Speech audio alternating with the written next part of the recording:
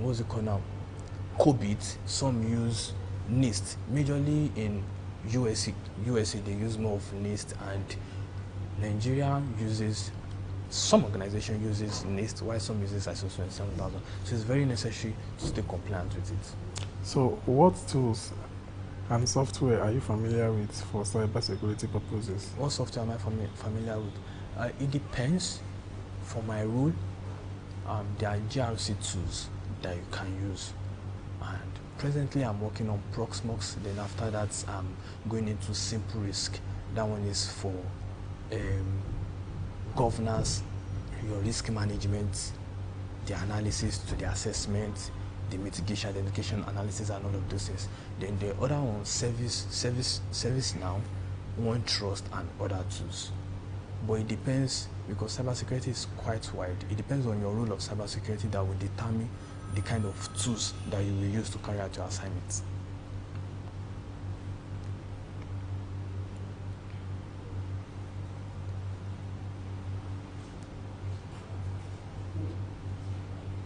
How would you educate employees or users about cybersecurity best practices?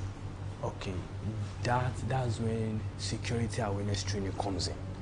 You train them, you tell them what cybersecurity entails, how to stay safe online. It's just basically educating and training the employees. Okay. Yeah.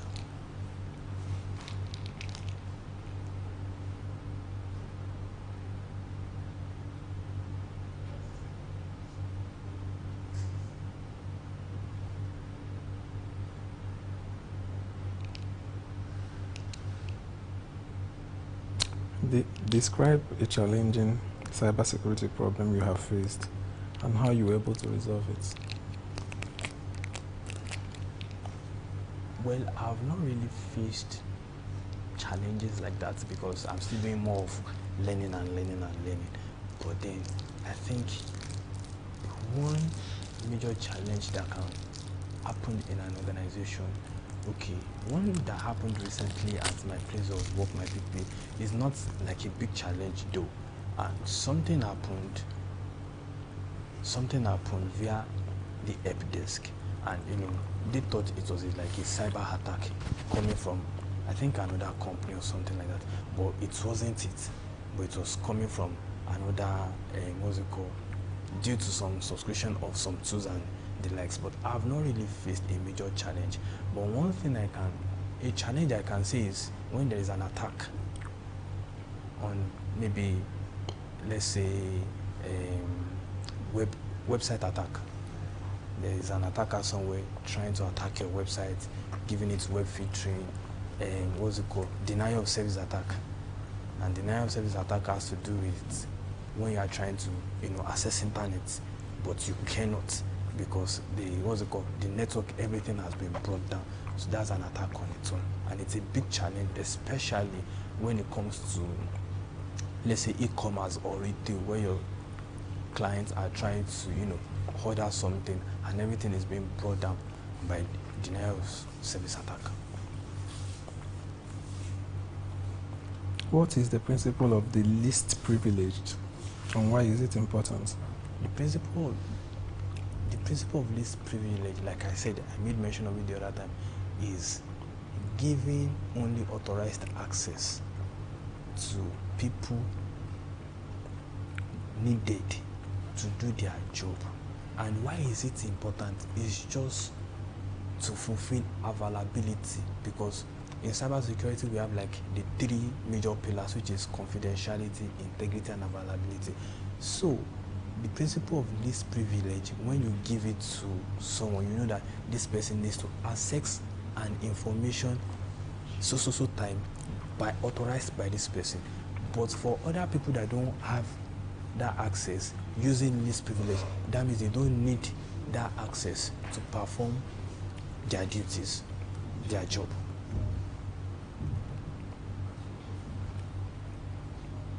How do you manage and monitor logs Come again? suspicious activity? Come again. How do you manage and monitor logs for suspicious activity? Okay, monitoring logs, I think that comes with security operation center. So part of their work is to monitor it, and I think most times they work 247, so it can be shift, but then they have tools that they use. But that is not my own line, so I cannot really expatiate. But it's another line for people in cybersecurity, that their line is security operation centers. They are the one that monitor logs and do all of the analysis that comes with logs. What is your experience with incident response and disaster recovery planning? Well, when it comes to incident response, my experience with it, okay, I will give for, personally I don't have any experience with incident response, but I have scenarios to give. Incident response team, for this incident that happened in Lagos, I think this building where a UBA branch is, the incident response team there will be the one to maybe contact the, what's it called, fire service people, so that they can respond to it very fast, appropriately. And under ISO 27001, under that framework and that standard, there's a part of it that says you should have contact with authorities. Fire service people, they are an authority. Police, all those military and every other person, they are also authorities. But when it comes to disaster recovery is just you put in plans in case, and in fact it's not just in case. In cybersecurity, an attack will always happen, but the question is when. It is not the question of if it will happen, the question is when it happens. So when you have disaster recovery in plan, it's just for you to be able to bounce back after an incident has occurred, so that your business can continue. So because when you have incident response, disaster recovery, and business continuity, these three go hand in hand.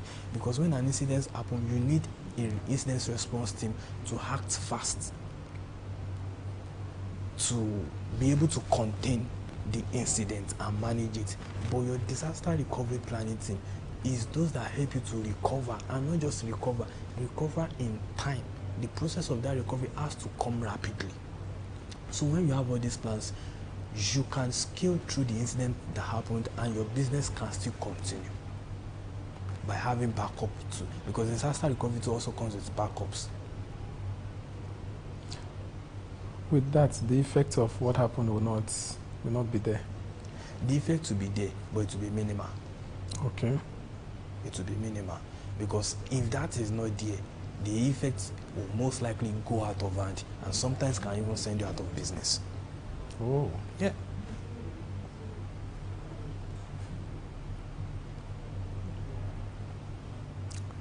So, what advice would you give to somebody who wants to choose cybersecurity? My advice that I would give is be determined, be resilient. There are times you feel like you are tired, you don't want to go again. I've been there, I'm still experiencing it. But you go again, you go harder, because you going harder, having the skill, having the knowledge, one day you will be able to use it to save an individual, save an organization, or even save government organizations. Institutions.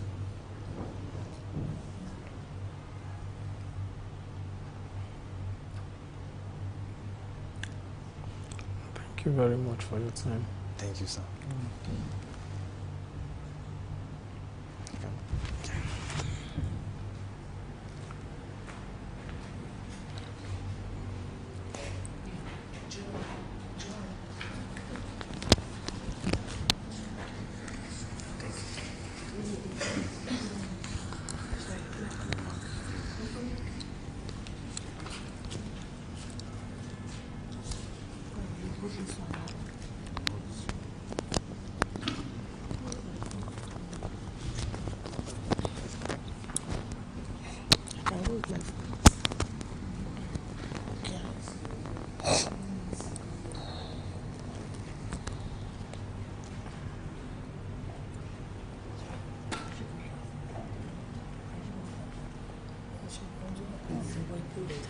Where will I put this?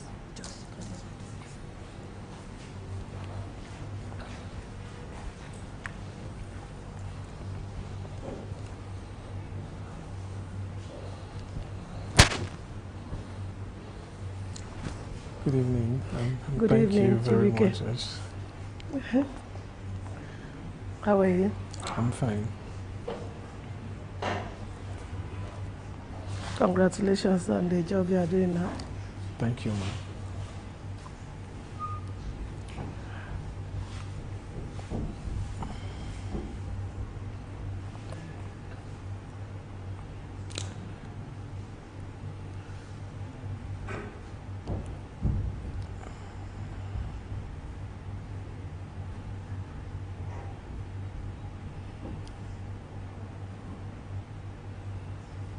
So,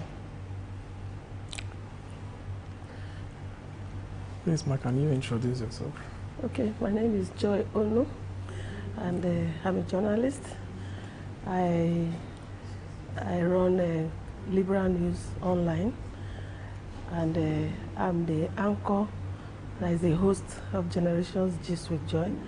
It's on YouTube, and it's also aired at Captain Television. So that's what I do right now. Outside that, I write. I'm a journalist, so that's just it. What inspired you to choose a career in journalism? That is a long story. Even from the time I was young, I have been really, really interested. I love what the journalists were doing at that time. And in fact, what actually inspired me is the act of storytelling. You know, I love to tell story. I want to hear the perspective where other people are coming from. I like how journalists put it that time, you know. They will be like, when stories are coming like this, we want to like read, especially Newswatch that time. There were those people who use our money that we'll take to go to school to go and buy Newswatch and be reading Newswatch. So all of those things put together made me want to like, okay, I want to be in this profession. So, and I made sure that I entered that profession. And my dad did not actually relent. He was that person that was like, if you want to be a journalist, be a journalist. And he made sure that I studied that course, which is mass communication.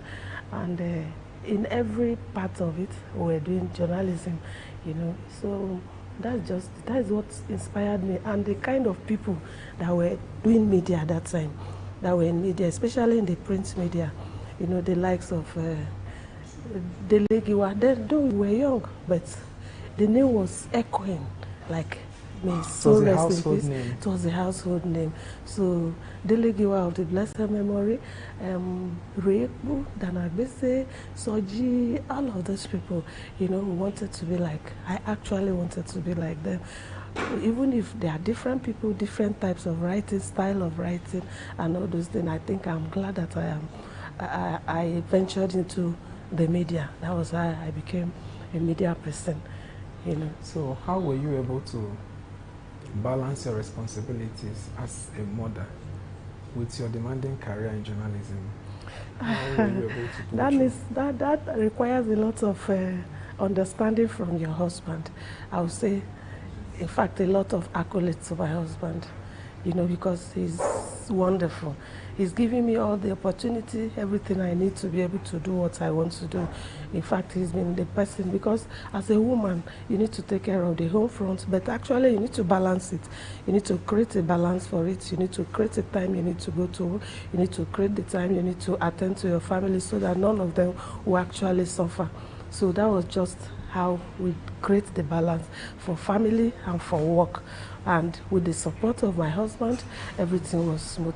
And everything is still smooth. We are still doing it. Even at this age, we are still doing it, and it's been supportive, you know. And people around us, the friends, the family friends, they have been supportive. Even colleagues, they have been supportive. So it's doesn't make it that difficult. Yes, it is challenging, but not too difficult. That's how it has been. So, can you share that significant story that has made impact in your journalism career? what? Can you share that significant story that has made impact in your career as a journalist? As a journalist, a lot too. Not even the writing aspect. I remember during the COVID-19, I was at home. Then I wasn't really practicing. So that was when Liberal News came up. we have to like, okay, do liberal news, we'll be writing. A lot of stories were coming up for COVID-19. You'll hear that from this social place, people are dying. There was a lot of fear all over the country, and that was when liberal news came up. We need to impact on the people. We need to talk to people to understand what they need to know, because though there were a lot of news, but I now formed a platform. As that is part of journalism too. I created a platform then on WhatsApp, because I told you I was in the village that time. I came home and we couldn't go back because of the COVID, go back to Lagos. Then we were staying in Lagos, so we couldn't go back. So I was in the village and I created that platform. Then we're getting small stipend sponsorship from people. So the 3 geopolitical zone of the state, we started airing jingles, you understand, about COVID-19. What am I trying to do? To create awareness, to create an impact for people to understand that there is COVID-19. However, there was a kind of where I come from, the government there does not believe that. How do you ensure your reporting stays both impactful and credible? Yeah, for print media, what else? Storytelling. You gather your news, fact checking. You need to check your facts. You have to be objective. You understand? So that is what makes it impactful. You have to cross-check. You have to use a lot of mediums, not just one. You look for the information, and for me, I don't even do sensational journalism. I don't want it, and it's not for me. It's not something that actually, if it sells, it's not something I want from my conscience. I want journalism development that is called. So if the boys are well groomed, the society will be better. That's an awesome submission. Yeah. In your view, Yeah. what is the role of media in shaping public awareness and driving social change in Nigeria today? Yeah, in my view, the role of the media, media is a driving force for information. The media is a driving force. The media is the mirror. You understand? It is the mirror where you speak out. It is the mirror where people can talk. Like, for example, if something is happening at the National Assembly and the media is not there, you won't say it. So it is the mirror. So if the media is positioned positively, like the media is doing today, because the media is doing so well today, So if it's with the help of computer digitalization and so on, the media is going places and is beginning to showcase. It's now beginning to act as the mirror that it is. It's beginning to drive the conversation, So, and it's impacting positively on the people. Yes, there is a snack about it. The social media. A lot is going on the social media. People put up anything there. They'll just think about something and just trying to malign people's character. They try to all sorts of things on social media. So that, I think, to me, that is the only area that needs to be regulated in the media. Outside that, the media should be the mirror. The media should be the one that impacts positively on people by putting out the information that is true and credible. So that is it for the media. How do you handle public criticism or differing options? Like, people always have different opinion. Mm-hmm. So when somebody is coming to your platform with a different option or opinion. Altogether. Yeah. So how do you handle such on your platform? You see, there's nothing you do in this world you don't have criticism.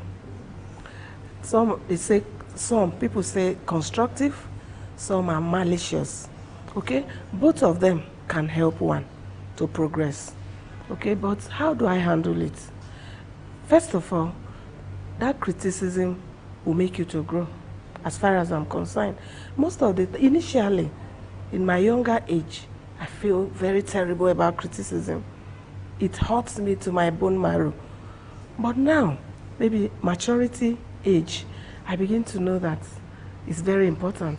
Some people don't even know how to put out their criticism. It's a vital key. Yeah. Or ingredient for growth. It's an ingredient for big growth. So some people don't even know how to put what they want to say to you. To them, they feel they are hurting you. For me, they are not hurting you. They are building. You now take the good, the bad, the ugly of those criticism, put it on the table, narrate all of them, try to sieve the bad from it, and take what you want from it. For me, it's not a big deal. It's not a problem. It helps me because if on this thing that we are doing, the media, the journalism, of course, this is what you hear, you see all the time. But if it breaks you down, then you have failed. If you want to grow, you don't let criticism break you down. You move on. Take the ones you could take, because without criticism, sometimes you may be doing something that is not proper, and you think you are doing the right thing. But if you have criticism, whether constructive or not constructive, you put yourself right on the right track. That is the way I see it. Who have been your key mentors or inspirations in your media career? I told you earlier, I said, first of all, I started reading Newswatch. For the women, there's Eugenia Abu, Ruth Benamesia Opia. These women were people I was looking up to. You understand?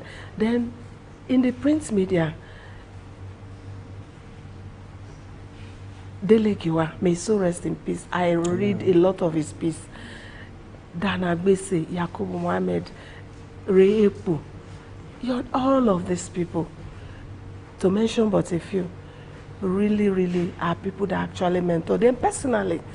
Somebody like Yakubu Mohammed was there for me. Like I told you earlier, my father, Yakubu Mohammed, he was there for me. You know, so he was like, you need to move on. He encourages me through all the stages of my life in journalism. Perhaps, you know, I worked in Newswatch also. So I was there in Newswatch, so I was learning all of these things. So in fact, he stands my mentor till tomorrow. He stands my mentor. Then secondly, when I came to Newswatch, I met Dana Gbese. He's fantastic. So that is it. What trends or cultural shifts do you find most exciting or challenging when engaging younger audiences in Nigeria? What trend? Let me take it again. Yeah. What trends or cultural shifts do you find most exciting or challenging when engaging younger audiences in Nigeria? The trend I find very exciting about the young people is their boldness. They are very bold. They speak out. You understand? Then the tech, though it is it's either negative or positive, they rely a lot on technology. You know, those days when you are writing, when you have to do some things, you use your pen and paper and you are writing from your head, you know.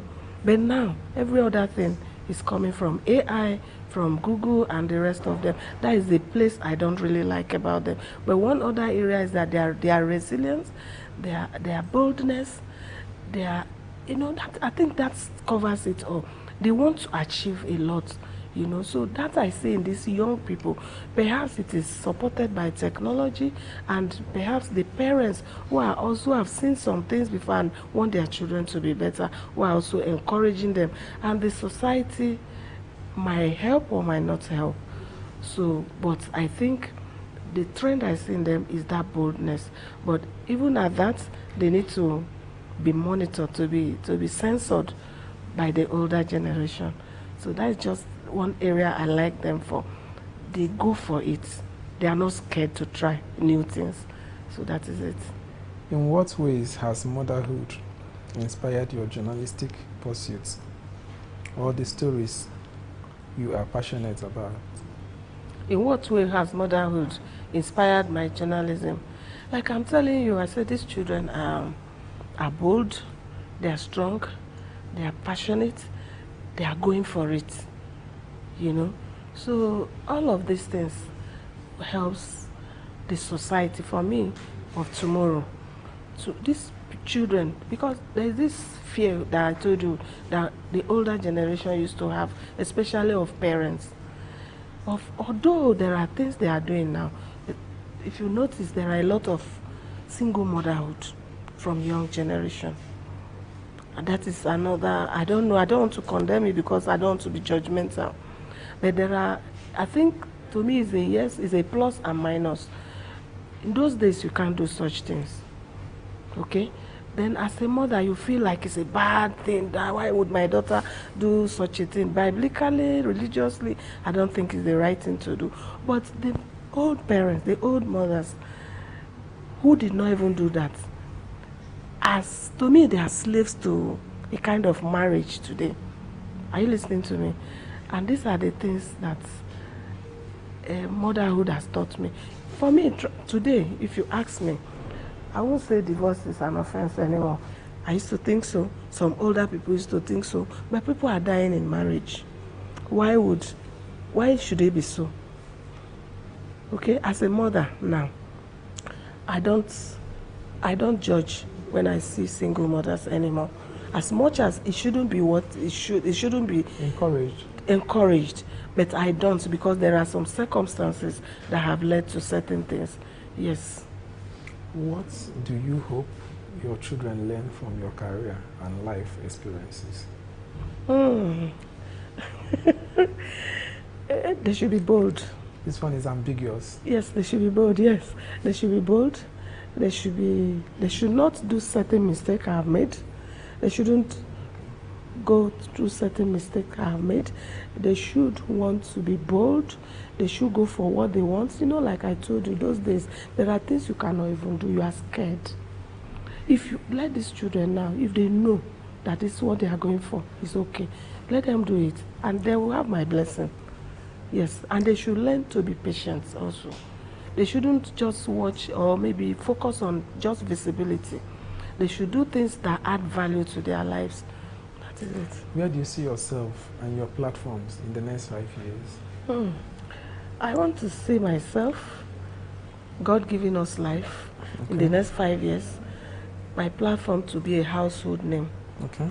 Like families should like go and watch Generations Gist with John or read Liberal News. You will see what you need to do there. I want that platform to be a household name where there will be reform in the society, where values will be added to the society by learning from what we teach or what we speak about on the platform. Because I bring people on that platform that add value. We don't just bring people just because they need to talk. We bring people that say things that add value to the society. What advice would you give to young Nigerians who aspire to build a media career or launch their own platforms? They should know, they should have passion for it. They should have passion for journalism. They should know the why they want to venture into journalism. They should have the, how do I put it now? They should know why they are there. They should encourage themselves to do it.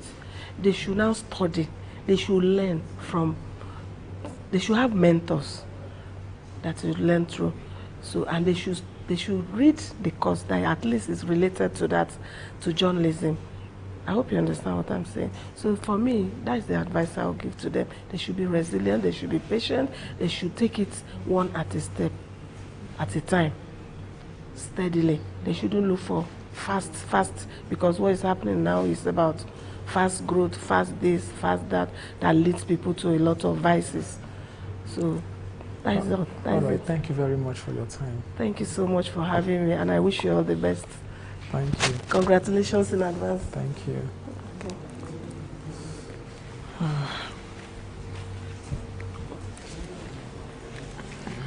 Okay. I won't talk too much. Okay, Jen. Thank you. Sorry.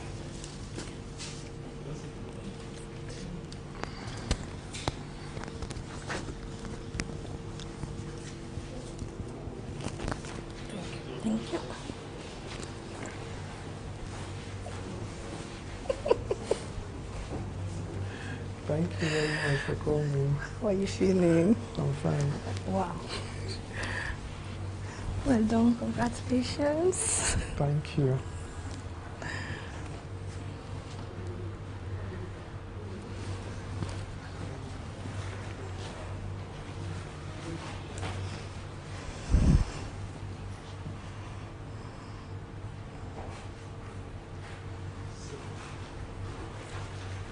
Thank you very much for honoring my invitation. Thank you for the privilege to be part of history making. You've been not just a figure, but someone who has played a very significant role in the media space. What motivated you to pursue a career in journalism? Wow. Motivation. Thank you for this question. In my case, would I say something motivated me? I think it was divinely ordained. My step was ordered into the profession. Way back as a young girl in secondary school, each time I sleep, I see myself reading a newspaper. And I was still in secondary school. And in my house then, we don't even have a TV set. But I see myself, so I told my mom that this is what I see every night. And I had to take pictures of myself reading newspaper. I still have, I don't know where the picture is today. But what I was telling my mom then, I told her that I see myself going to school. I thought it's all about school because of the financial constraint in the family. And it was not obvious that I could pursue a career, even go to the university. So my parents were just trying to see how I can go through the secondary school first. And then, so that was it. Then a day came. I first worked with Adamawa State Television, and I worked in a house where somebody saw me, teaching a young boy, like a tutor. And he said, "Where are you from?" I mentioned. He said, "Would you love to work in a media organization?"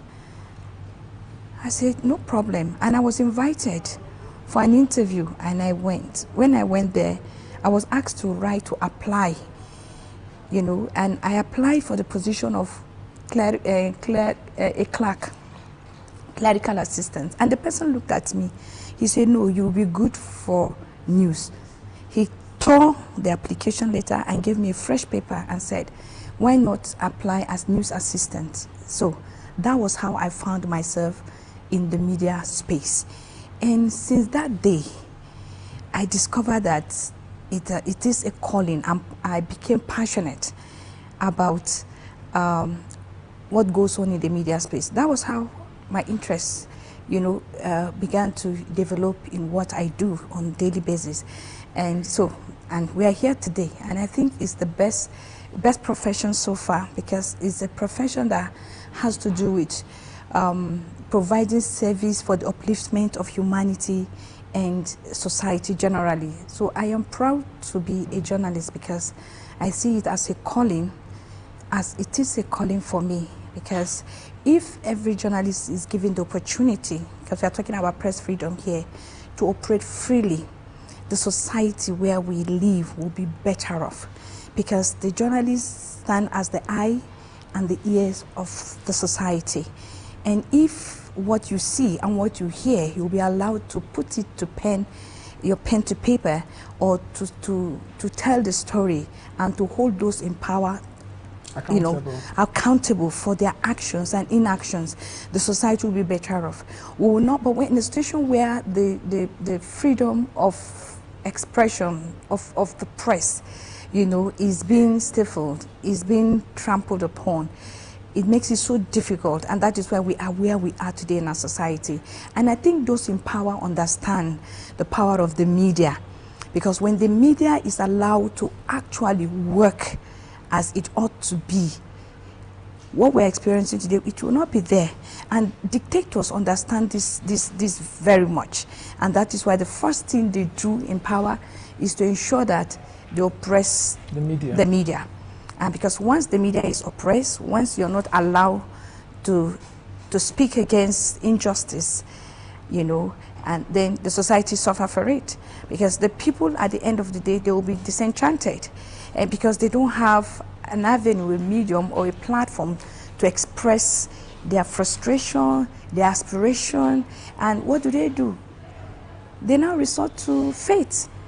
The ordinary Nigerian will now want to just see how they can wiggle their way out of poverty, out of lack, out of misrule and all that. So their attention will not be on demanding for their right, but the media promotes the right of the people, the human rights of citizens. The media stand to promote it. And so that is why the freedom of expression for the media is very critical, is very essential for the democratic experience in our country today.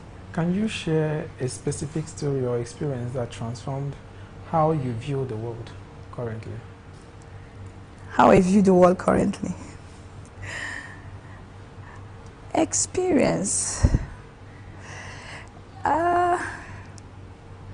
So many to share. The world is not is evolving. You know, what happened 10 years ago is not what is obtainable. People are evolving, things are evolving, so nothing is really static. And I think the constant thing in life is change. And so with the passage of time, I've seen that one needs to really one needs to diversify in terms of what skills you need to acquire, and then what knowledge you need to gain more, because the world is fast changing. For us in the media space, we are now in the era of digitization. We are now in the era of the social media, the internet. And for some of us that have been in the traditional media space, you know that there is a huge gap that you really need to build your capacity. You really need to expose yourself to the realities of the day so that you can fit in and operate optimally. So for me, that is the biggest change I see in my field of profession. That with the emergence of the social media, there is that need for me to equally expand my horizon by looking beyond just the traditional means of delivering news and all that. That today I really need to understand the working of the digital space, you know, so as to enhance my productivity and to meet up with the trend of the globalization. You've been a victim of intimidation and harassment in line of duty. How did that make you feel? Honestly speaking, to me, that was not even the first time. Okay. But what excites me about the last incident that happened precisely on 27th of August was the fact that we have a strong media voice. I have the Nigerian Union of Journalists, the Nigerian Association of Women Journalists, the Guild of Editors, all the big association and union came together and they spoke in unison. They spoke against intimidation and harassment. That was the game changer for me. That was the biggest achievement as far as all the harassment and intimidation that I have faced in this profession. I've been on this job for more than 20 years. I will share an experience with you. There was an incident where somebody walked into the studio and gave me a slap after taking the news. And because the person felt I did a story, I wrote a commentary that has to do with corruption, the attitude of people who are entrusted with leadership position, how when somebody is appointed or elected as a local government chairman, after 2 years, you know, the person that was maybe living in a rented house will now have fleet of cars and then estate and all that. And how even the followers, you know, also encourage corruption. Because if you are given an opportunity and you serve for 3 years and without coming out with some things, you know, things that are not even your entitlement to show for it, even your own people will rise against you. They will think you are a failure, that you had an opportunity to steal and you did not steal. Yeah. That report was well balanced, but there was somebody that felt I was directing that story to him. And sincerely, I didn't know, because he just finished his tenure as a local government chairman, and he was once a director in the state television where I worked. He was on appointment. He just finished. I did not even know that he is done with his tenure. And so he just walked into the studio. And after I finished taking the news as the caster, he gave me a dirty slap. And he said, whether you like it or not, I've been a chairman. When will you become a chairman like me? All of us in the newsroom were like, is this a movie? You know, but the union as well then, way back then, took the matter, and he was disciplined for that, you know, as my boss in the office. So it's not the first time you go on assignment, somebody will seize your camera and harass you. This year, when I was covering the free train ride, I had an encounter with a woman who attempted, you know, was abusing my cameraman. And I just tried to talk to her. The woman tongue lashed me, and it was on camera. And I was ready to take up the matter. But guess what? Highest authority had to intervene, and that matter died. And why I'm saying that this particular one with the NRC, you know, gladdened my heart, because the union did not pay attention to anybody. And I think it has opened our space, you know, such that nobody has believed that. Many must have taken a lesson from what happened. For the union to insist that the managing director of NRC had to come and tender a public apology during a global, a world press conference. I mean, what else would I have asked for? I salute the courage of the leadership of the NUJ at the national, and particularly at the FCT, at the council level. Comrade Grace Ike and the NAWATCH chairperson, they have really done well, because they started, they issued the first press statement, and before you know it, every other body took it, and it became a global issue. And for the man to be that humble, I think it has sent a very strong message to other public office holders. I don't think here in Abuja, because we are here in FCT, I don't think there's any public office holder today that will also want to dare to try doing that anymore. So for me, it's a battle for all. You know, they say an injury to one is an injury to all. So the success of that battle is for all of us, and for me, that is my my greatest achievement, you know. So it's what we face on a daily basis. Every profession has its own hazard, and I think for us journalists, this is what we face on a daily basis. You go for an assignment, the first thing is somebody will send an invite, an organization will invite you. You're not there as a gate crasher. You have an invite, and yet on getting to the venue of the assignment, they will demand you bring your this, even when you bring your ID, the security will be harassing you. So we face that on a daily basis. But you know, we have to take it as part of the hazards of our jobs, and that shouldn't deter us from doing our discharging our responsibility. After that, we became friends with the NRC MD. Today, anything on NRC, you know, on the railway, he'll be the first to send to me on my personal page before it goes out. He apologized, and work is going on. So my encouragement to others is like, we must we must be able to inculcate in ourselves some level of emotional intelligence. That even at the point of provocation, we should remain professionals. You know, when I came back from that assignment that day, the opinion, or rather, the agreement in the newsroom was that I shouldn't file that report. I should file the report of the assault. But and I say, what for? Other stations have covered it. It will not make sense. It's not everybody that knows what transpired on the field. Let's take our report, and then we handle that separately. So I think this is the way to go. We continue to do our job because we are professional. Nobody should push us to the point that we begin to behave like people that are not civil. So emotional intelligence is important in our job. Safety first. Safety first. On that day, what came to my mind, if I had decided to exchange words with the MD, the security men are there for him, not for me. Sure. I was the reporter. If I had opened my mouth to respond to all the insults, his words against mine.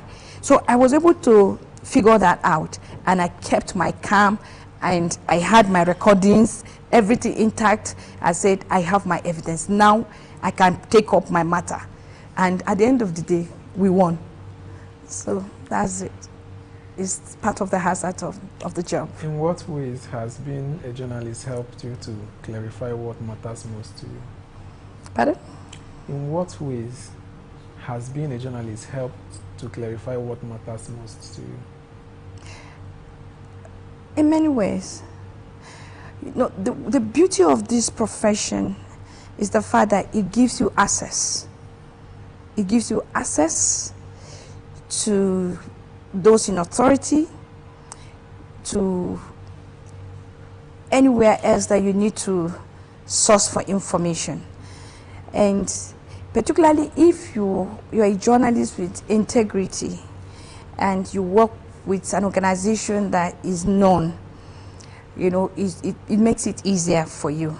And that is why for a journalist it's important that you build integrity, you have integrity in everything you do. And when you are known for, you know, like in every profession there are bad eggs. When you are known for blackmail and all that, anytime people see you, they don't see you for the right reason. As a journalist, you are not there always to be confrontational, you know, because you are there to balance it. That is why the issue of balancing objectivity and fairness in reporting is, these are ethical issues, and it's very important that you bring to bear in doing your report. So, by the time I approach the concerned authority, you know, introducing myself properly, you know, they open up and then you have access that any other person out there may never have that access. And it helps you, so you are the middle person there between you and the people, and it gives you access to actually, you know, to process the right information that will be in public interest. So to me, it is a unique privilege that the profession offers us as journalists. It gives you opportunity to open doors for you, for those that know what you represent, the brand that you represent. It works. Forget the fact that when it is time to carry out investigative stories, you know, you really need to go undercover. And that's why for the journalist, part of the quality of a journalist is that you need to be courteous. Anywhere you go, make everybody your friend. You can never tell where you get the right information. The security man at the gate may just be the one that will give you the lead to that story that you need, not necessarily the boss. The boss, knowing who you are, we definitely want to play some pranks. We'll be nice with you, telling you go, come tomorrow. But you see those people around that place, that information. If there is a fire outbreak and whatever, you just go, the people there, how you present yourself and interact with them helps to open doors for you, and you get the kind of information that you need for just the ordinary people. So you need to be broad-minded. You need to be friendly as a journalist. You need to be courteous when you talk to people, and you need to respect people. Once you have all these qualities embedded in you, it makes the job easier for you. You don't go to a place and just commanding people and, you know, asking, don't you know who I am? I'm a reporter with the Nigerian Television Authority, and you talk to people anyhow. You shut the door against yourself. People will not be free with you to release certain information. But when you are friendly and you know what you want, and you pursue the cause for which you are at a place, it opens doors for you, and you're able to do that. So on many occasions, it has the profession has helped me to step in and to do stories that elicit even positive feedbacks. So what skills or insights from your journalism career have contributed most to your personal growth? To my personal growth, personal development. The newsroom is a competitive environment. It is a competitive environment. Like I told you, I never bargained to be a journalist. I came into the profession as after graduating from secondary school. Right from secondary school, I started, after my secondary school education, I came into the profession. It is on the job that I went to school, obtained a diploma first, then I now pursued my degree and a master's degree. So self-development, because like I said, it's a competitive environment. So if you are the type that you're not a journalist is supposed to be curious. You are not hardworking. It's not for the lazy person, sincerely. Journalism is not for the lazy mind. You must be curious. You must be willing to learn every day, new things every day. They say you should be jack of everything. You should read practically everything that comes your way. Know little about almost everything. That is one of the qualities of a reporter. You must have nose for news, a knack for news. You must be that person that want to know what is happening around your environment. You know, so self-development and learning on the job has really helped me. Because of that, I had to go to school. I had to go to school to understand the basic and the rudiment of journalism. And so I studied mass communication. That gave me an added advantage. But I started as someone just a school leaver from secondary school. Okay. Yeah. What is your vision for the future, and how has your journalistic journey shaped your vision? My vision for the future, or what I hope to see for the journalism profession, for the future of the journalism in Nigeria, is particularly to see where we have independent, free-minded media organizations in Nigeria. And we have journalists that are independent in their editorial content, journalists that are unbiased. You're looking forward to that time, you know, which is possible. Is the advent of the social media, even though it has its own challenges. But we need an expansive media space where we have more independent, independent-minded journalists that will be churning out stories that will shape the society without being harassed, and to have a union that is equally strong and is speaking for the interests of the people more than in the interests of power that be. That is when we'll have a better society, when we have strong media system, strong media structure that believe in the Nigerian project and are working for the public interest rather than for the interest, for their own interest and the interest of power that be. That is when we'll have a better Nigeria. So for me, that is what I see. And personally, because as a journalist, your job does not end after you are done with either working for an organization. The journalism profession is one that opens you up. You can do a lot of things. So even I see myself even after my retirement, because I work for a public media organization. Even after my retirement, I see myself doing other things, you know, in the communication space that will actually outlive me. So for me, that's it. I see myself in the future also running a media outlet. I feel very honored interacting with victims of harassment in the media space, and I must tell you, we are achieving this together. It's going to make an impact, and we hope that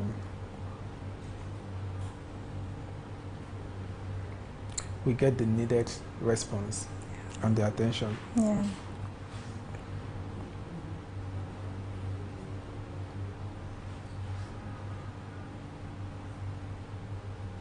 Can you share a specific story or an experience that transformed you in your career space?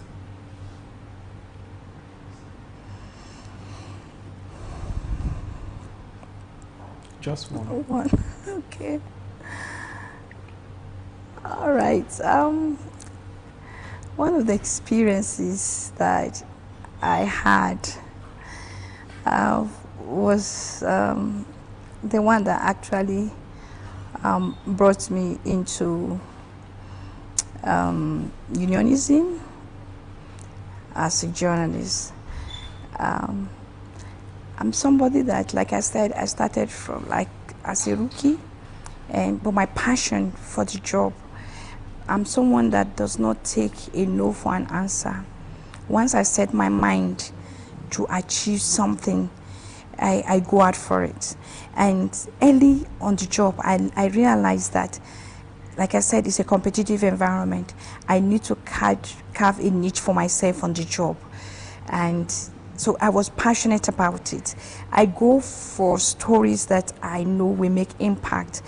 I am not the regular he said, she said reporter. Even when I'm assigned stories, I like these stories that that makes impact. For instance, doing human angle stories. And there was this story of a girl that I did. She was raped, by an alleged herbalist, a 2-year-old girl, purging tea in Adamawa State there. And the man tore her from her little vagina to the anus, to her anus. And the girl was damaged. And so I did that report. It was a report that actually generated a lot of interest, and that the girl was eventually flown to Egypt, where operation was taken for 5 years. The girl was on treatment. And so when they finally brought her, that story really, as I'm speaking, I felt so happy that I was able to do a story that saved someone's life. And I followed up on that report. The man was imprisoned. I don't know whether he has finished serving his jail time. He was in prison. And so I felt happier, seeing the kind of justice that was served to the man, and how this little girl, I'm sure by now, I don't know. By now she should be like 17 or so, because I'm talking about almost like 17, 20 years ago. So that story still resonates with me, and it says a lot about the power of the media. And I became like a local celebrity in that environment. As of then, you are just starting your job, and then you had the opportunity to do stories like that. Major breakthrough. So it was huge for me, and that was how I was lured into joining unionism, like joke. I now joined NUJ, from NUJ NAWOJ, and to the point that I became NAWOJ president. So, what advice would you give to a younger journalist who has been a victim of harassment or intimidation? Such incidents can be so demoralizing. It can. And I tell people that a lot of journalists are depressed, not because of the economic situation. A lot of them cannot get over the intimidation that they have faced in the line of duty. What advice will you give to such people? They need to accept the fact that these are some of the baggages that comes with the job. Because when you register that, in your mind, when it happens, it will not get deep into you. You will not think somebody is undermining you. You will not think somebody is looking down on you. Just take it as part of the hazard that comes with the job. Like every profession, they have their own dark side. So to me, that is my advice, because once you accept that reality, that on this job, be ready that somebody, you may be picked. Some of our colleagues have been picked. Some have gone to prison for doing their job. Some have been framed. Some have been blackmailed. It is that bad. But for the verbal assault, and even smashing of cameras and your gadget and phone and all that, the first thing they do is seize our phone. That was what the man was directing on that. They say, seize our phone, bundle this thing out of here. That was what he was telling me. He said, look at you. He tongue lashed me. But because I already know on this job, you need to be brave, you need to be courageous, and you need to be firm. Your emotional intelligence is very, very important. Even when you are faced, depending on who is harassing you, But when you are dealing, especially in our society in Nigeria, those in power feels they can do and undo. So you also watch who you are dealing with, and you apply emotional intelligence. It's not all the time that, it's not all the time that talking back and, fighting, will really help. Sometimes silence There is power in silence. But as a journalist, we also have our way of getting our evidence. No matter the situation, you must have some evidence with you, because eventually it will help you. So for a young journalist, get ready, brace up, because it will definitely come. If you are not being harassed, it's because you are not doing your job. If you are doing your job, if you're on top of your game, you will step on toes. And when you step on toes, they will come after you in one way or the other. We've lost some of our great, brave brains in this country to the activities of dark undercovers that we cannot, boldly say. So I think safety first, because you need to stay alive to tell the story. So we must not be overzealous about this job. So that you don't end up being the story. So emotional intelligence is very important. If somebody keeps insulting you, today it's very easy to gather evidence. Just press your phone and somewhere, just have something on you. Anytime you're going to assignment, be armed. Arm yourself with all the gadgets that you need. Your phone, you must have a good phone. Whatever you need to have, because you can never tell where it will happen, but then you need to stay safe. But don't take it to heart when somebody harasses you on the job. Just calm down and behave like a civil person. And if your life is being threatened, why not walk away? Just walk away and stay safe. Then you now fight with your pen from a distance. You fight from distance, and you get people that will fight for you. And you fought for me. I felt relieved. But I won't lie to you, I never thought anything of such could get, because to me, I thought I've seen the worst. This was just verbal abuse. But when I got home that evening, do you know, I stood by the mirror. When they say people get emotional, what do they call that? Depressed or whatever. Honestly, I've never experienced it, so I didn't understand. But when I got home, it dawned on me.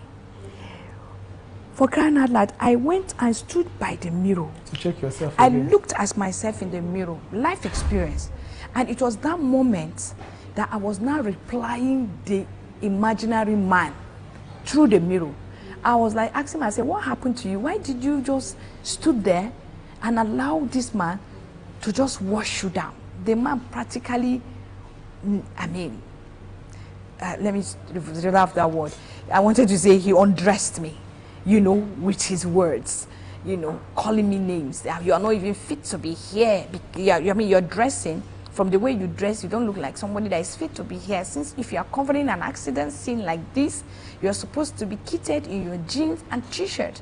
But look at the gown you're wearing, as if, do you understand somebody talking to you in that manner? But he doesn't know that as a journalist. It's duty call. Wherever you are and anything happens, you rush to that scene. When will you have time to say you're going back to change so that I will fit? It's not about what I'm wearing, it's about what I'm there to do. So that day I was not replying the man in the mirror. I said, why did you talk down on me like that? Am I your house girl? Am I your daughter? Am I your staff? And then I now realized I was talking to myself. I left that. I saw myself doing the same thing in the bathroom. It was then, the next day, I knew that something. And throughout the next day, I won't lie to you, I was traumatized. Because I was hearing the man's voice. He spoke to me in a high tone and harsh one, for that matter. Like, kept that woman out. So it was his voice I was hearing.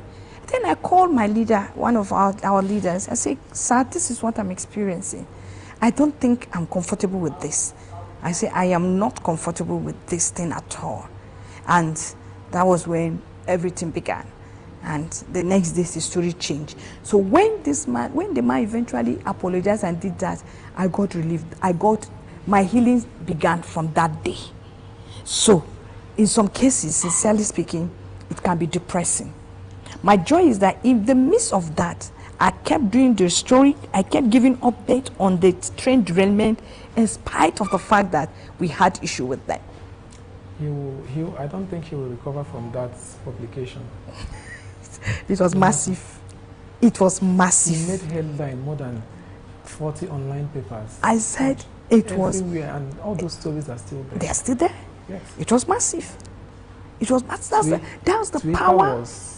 Was the worst. It was when it got to Twitter that he called somebody from the presidency and they started calling counsel. Yeah. So that's, you know what that tells me is the power of the media.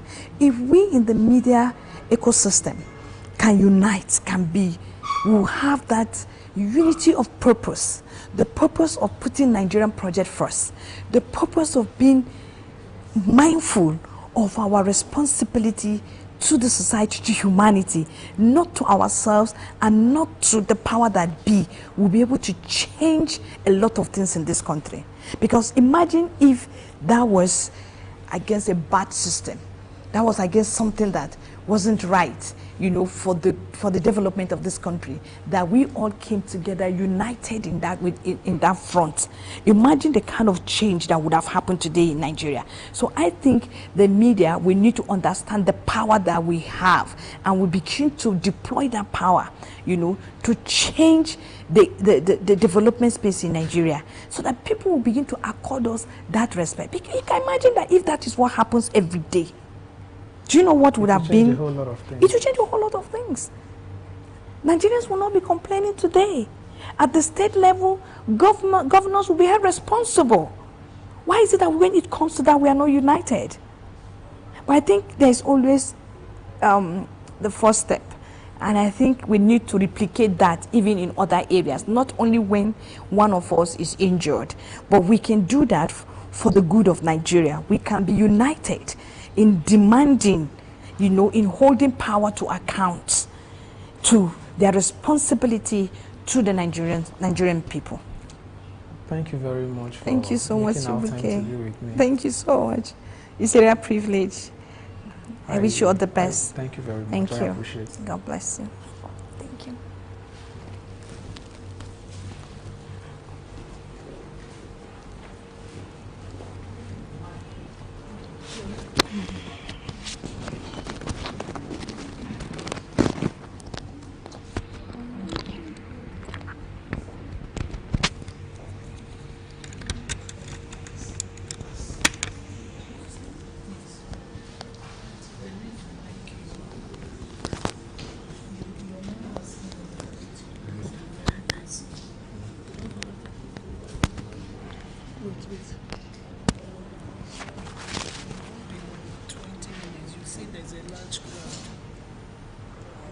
Hello.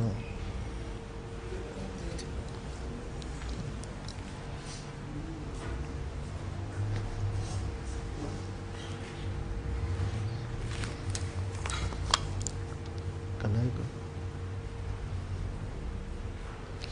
Hello. Good evening. Good evening, sir. Thank you very much for You're doing us proud. for being here. Thank you. Thank you.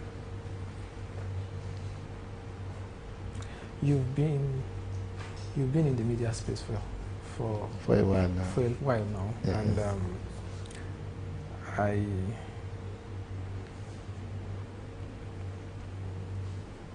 you are the Dean of Diplomatic Correspondence. Definitely. I am. But I would like to ask you a very passionate question. Good. Go ahead. How did your career in journalism help you develop your personal or professional vision? Say it again. How did your career in journalism help you develop your personal vision? Oh, great. Personally, like you said, I'm the Dean of the Diplomatic Correspondence. How does my journalism help me to develop my passion? It has to do with a passion. It has to do with something I really love doing. To even start with, I didn't study journalism, but it's an inbuilt skills and inbuilt ability that has helped me over the years. And today, then how I now became a diplomatic reporter is a different ball game altogether. It's by divine inspiration. I just slept one day, I woke up and I just saw that I'm going to be doing a diplomatic reporting, and I had to, what is all about, then that is when I get into it, and over the years, I've schooled myself in diplomacy. You don't report anything outside diplomacy. If you see me in sports, I'm looking at the diplomatic angle there. If you see me in wrestling, I'm looking at anywhere you see me reporting, I'm looking at the diplomatic angle. So this has been able to fashion my life, and this has helped me to conform myself to become a diplomat. Though indirectly, people even call me, my name is Raphael Diplomat. So this passion has shaped me into tailoring myself into the diplomatic school. How has journalism enabled you to see opportunities for change? How has journalism enabled you to see opportunities for change or impact? Oh, as the people with custodian of information, people who are built with responsibility, because the society trusts and depends on us, right? The society depends on us, and most of the information we pass out, it becomes something that people will run with. So when it comes about, we're now talking about change, I'm looking at the situation where we as journalists should be all encompassing. You should balance the narrative. I have a present slogan, balancing the narrative. So for us to be able to effect change, you must be able to balance the situation. Don't report from one side. Okay, this is like this. Why is it like that? You should be able to then relate it. Have to visit both ends. Yes, you have to balance it. When you balance this, and people see, for instance, now you are doing a good job here, like first time somebody is doing this, it's taking them. So it's giving us an edge. So when you take from here and you balance it, people now respect you, and certain things that come from you, the thing you say out, people begin to take note, and indirectly you become a change agent. Like in the diplomatic circle now, there are we all journalists, and you know this core of a thing is, but when you come to where I am, it's quite a different ball game. I've been able to change the landscape because of me understanding the terrain. So how has your career influenced the way you approach problems in the diplomatic space? Well, you have to first see yourself as a diplomat to be able to succeed in diplomatic reporting. I like that statement. Yes, to be able to succeed in diplomatic reporting, you must see yourself as a diplomat. And what is the diplomat? A diplomat is somebody who will tell you go get away without getting you offended. So they are agents who represent their country. So to succeed in this environment, you must be well read, you must be tolerant, you must be able to adapt, you must be able to understand the content. Now, if both of us sit on table and I'm seeing something from this angle, you're seeing it from another angle, as a diplomat, I will put myself in your shoe to see why are you reasoning the way you are reasoning. I will reason in your way and reason in my way, and this definitely will. This is one of the key things that make you to succeed as a diplomatic reporter. Do you mind describing a challenge that you face being a diplomatic reporter? There are a lot of challenges. Let's take it this way. The diplomatic circle is a closed circle. So breaking into it takes a lot. It takes a lot in the sense that there are some diplomats. In diplomacy, it's like a cohort. So they tell you this is Livinus, and by the time you are being introduced to somebody, it is the mark they give you that will circulate. And it's always, so you have to be very careful in diplomatic reporting. One, most diplomats don't easily open up to you. They don't easily, you can't access any information from them. In fact, it's difficult as journalists accessing information from diplomats. So this is a very big challenge. The only way you can achieve this is to begin to get close, reason like them, and understand the concept. You can't easily walk into a diplomatic country and get information. You can't easily, because they are here, diplomats are here in Nigeria to protect the interests of their country. So they are always careful. So working within them is a challenge. But with time, by the time they come to understand you, that you are not just a general purpose journalist, you'll be able to break the challenge, and it will just become as easy as easy. Diplomats are very difficult and they are very easy going, but it's difficult breaking through. But when you are able to earn their trust, then the challenges become so easy for you. Okay, as the Dean of Diplomatic Reporters, what does diplomatic reporters entail? Diplomatic reporting entails a lot in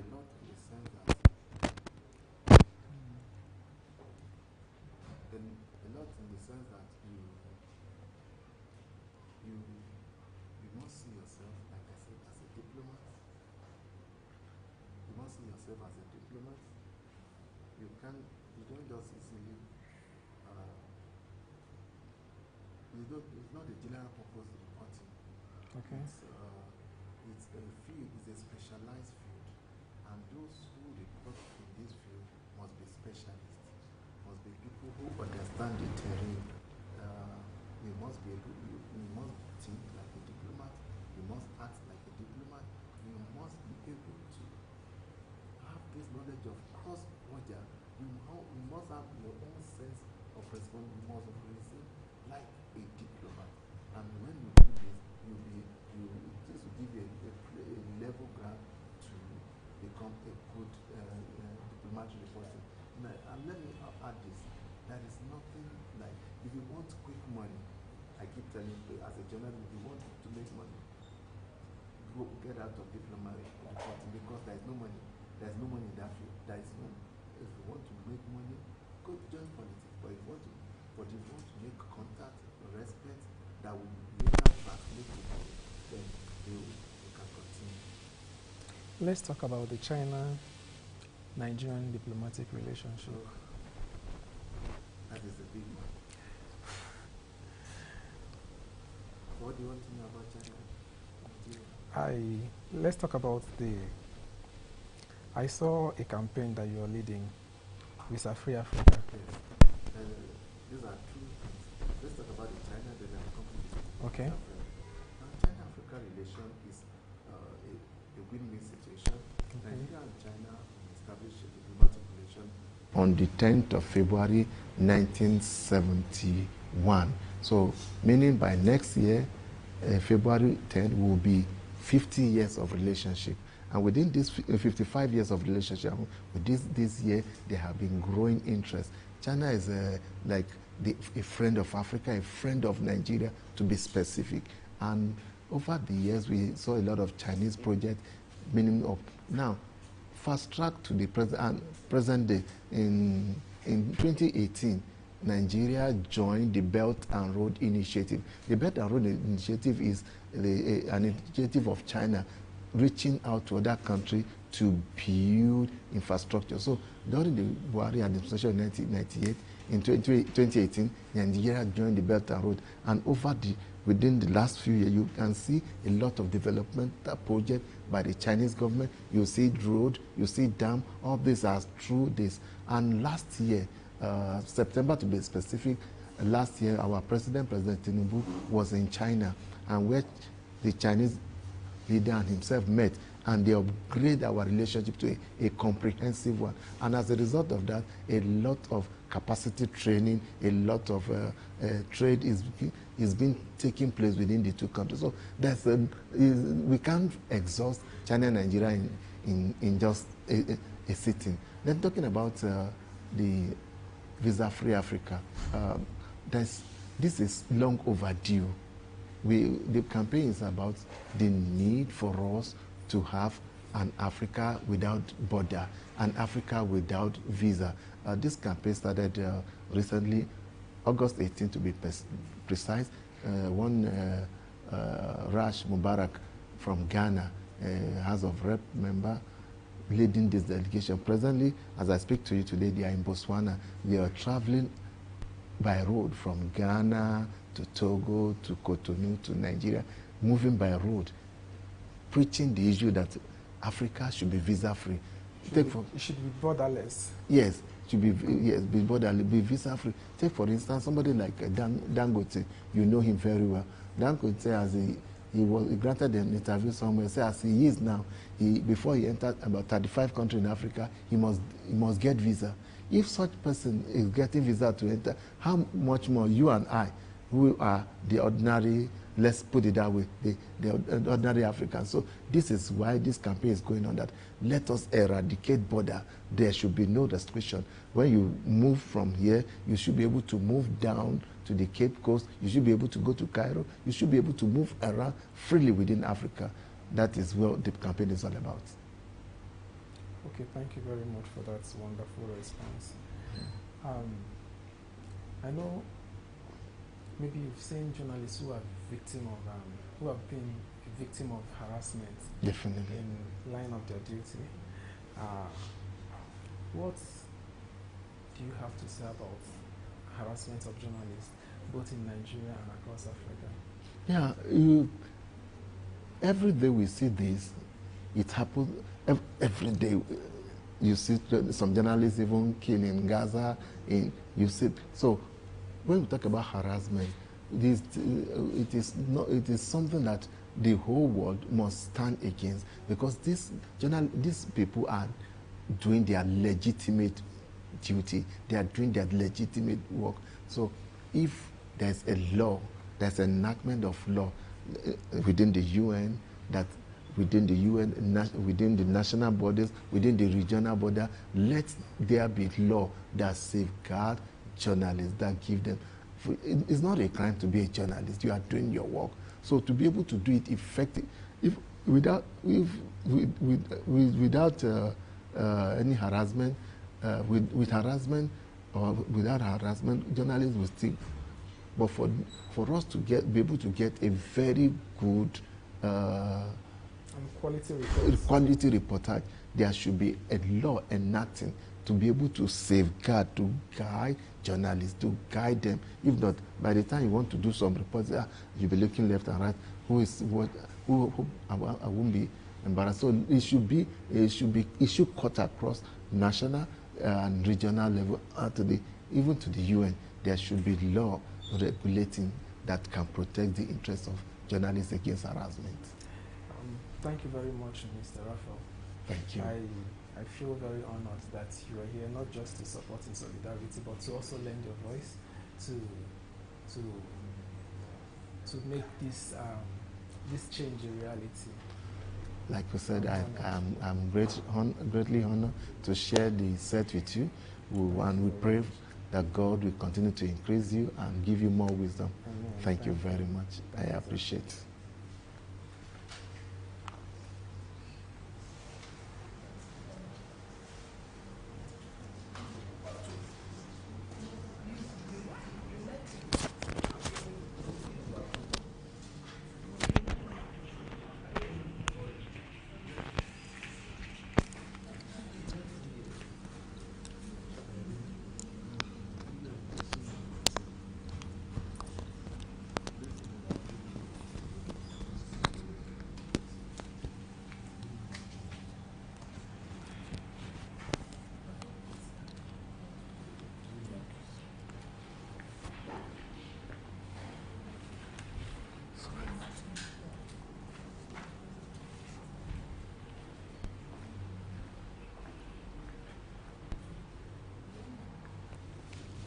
Good day, sir. Yeah, good day. Thank you very much. You're welcome.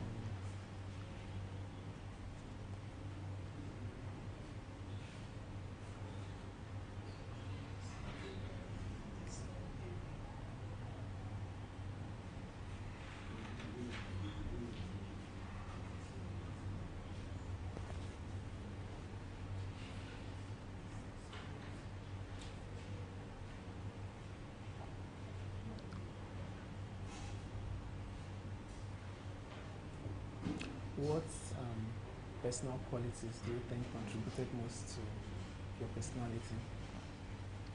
Okay. Actually, my name is Chinatungozi Dixon. I am the founder of Husband of the Widows Foundation International. It's a personal call. I'm passionate about the calling. And the calling is to take care of the widows and orphans. We move from state to state to take care of them. We provide food items for them, train them in skill acquisition. Some of them, we found out that their children cannot go back to school again because of finance. So we source for money and we make sure that their children will go back to school through the help of some good-spirited Nigerians. So, of recent, we just finished a program in Enugu State through the help of Nat Club International. We did a program with the widows, which the widows, all of them were kind of happy. They walk up to me and said, thank you for everything. Each widow, they went home, about 60 of them went home with a bag of rice, carton of Indomie, and cash. So what inspired you to choose that angle? You know, I've seen in non-governmental organizations, also Yes. NGOs, but this is a different objective. What made you choose that? Okay, if I have to be sincere to you, I have to be honest. My father, my mother is alive. My father is 77 and my mother is 75. But there's something, it's a personal call. One day I was cleaning my pastor's office. I heard a voice that said, go and take care of my widows. And that voice gave me a scripture in James chapter 1 verse 27. If you read Exodus chapter 22 verse 22 to 24, you will see. It was like that we should go and be a blessing to the widows, that he is the husband to the widows, that when we go there, anytime I have a program, that I should let them know that he is their husband. He is the husband to the widows, the father to the fatherless.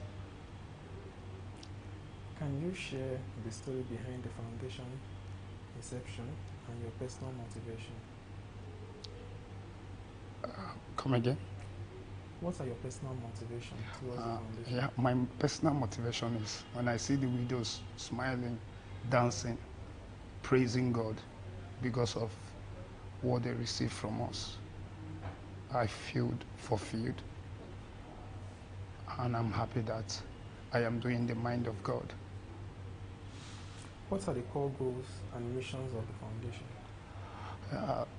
Is to have an inclusive society where the widows, orphans, and vulnerable people will be free from oppression and poverty. How does this foundation support widows and their families during their difficult times? Do you source them? Do you handpick them? Do you do your program based on recommendation? How do you get to them? Yeah, we have some widows that know other widows also. That anytime we have a program, let's assume we have a program in Abuja, we have our widows, and based on what we are planning for them, if we are planning for 100 widows, we'll tell our widows to help us and get other widows that we can reach out to. Okay, what are some of the most challenging aspects of running this organization? Finance, mobility. We also have office challenge. Can you share a success story or a moment that reinforced your commitment to this cause? Yeah, that's our program in Ohofia, Ebem Ohofia. That was 2015. When the Lord was like, it is time, or you go. I was looking for help, but I woke up to Forever Living product. I told the manager that we are having a program and we want to do it in Ohafia. The manager was like, okay, go and come back tomorrow. When I came back, I saw bags of rice, cartons of Indomie, cartons of oil, and cash. I was happy. I was very, very happy. How do you engage the community and raise awareness about the foundation's work? Anytime we have a program, we'll write to the chiefs or to the king of the community and let them know that we have a program for the widows and orphans in that community. And also we write to Nigerian police also. Okay. What are your future plans or your initiatives to expand this foundation impact? I believe God that one day we will do a program in Kenya. If we have more sponsors, we'll do a program in Kenya, other African countries, then have our own building where we will train widows on skill acquisition, how to produce liquid soap and other things. How do you personally stay motivated and resilient while working on this field? When I see them happy, I am happy, and it will be like a motivation to me.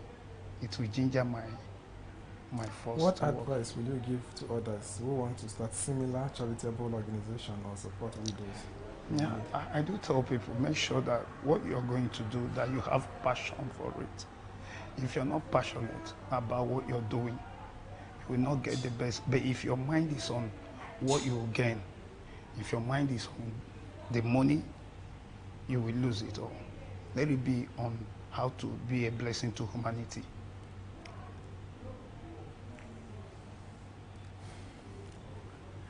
Thank you very much. Thank you, sir. Thank you, sir. I really appreciate it. Thank you, sir.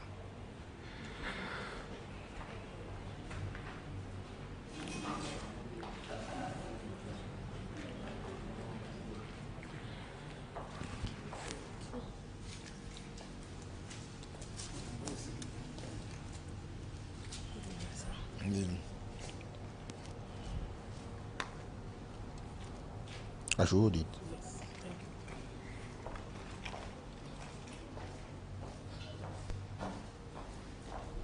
Congratulations, my brother. Good evening, sir. Good Thank evening, you very bro. much for coming.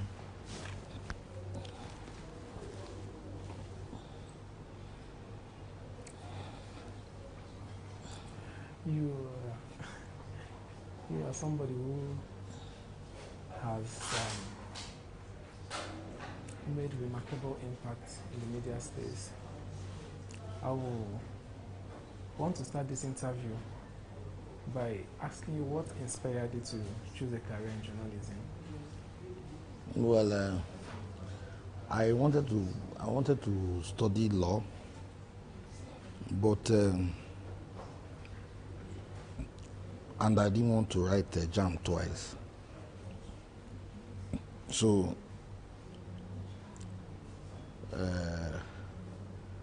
when I got admission to study mass communication, and when I got into school, the course became very interesting to me, and I started liking journalism, and that was how I developed interest and said I was going to practice the profession.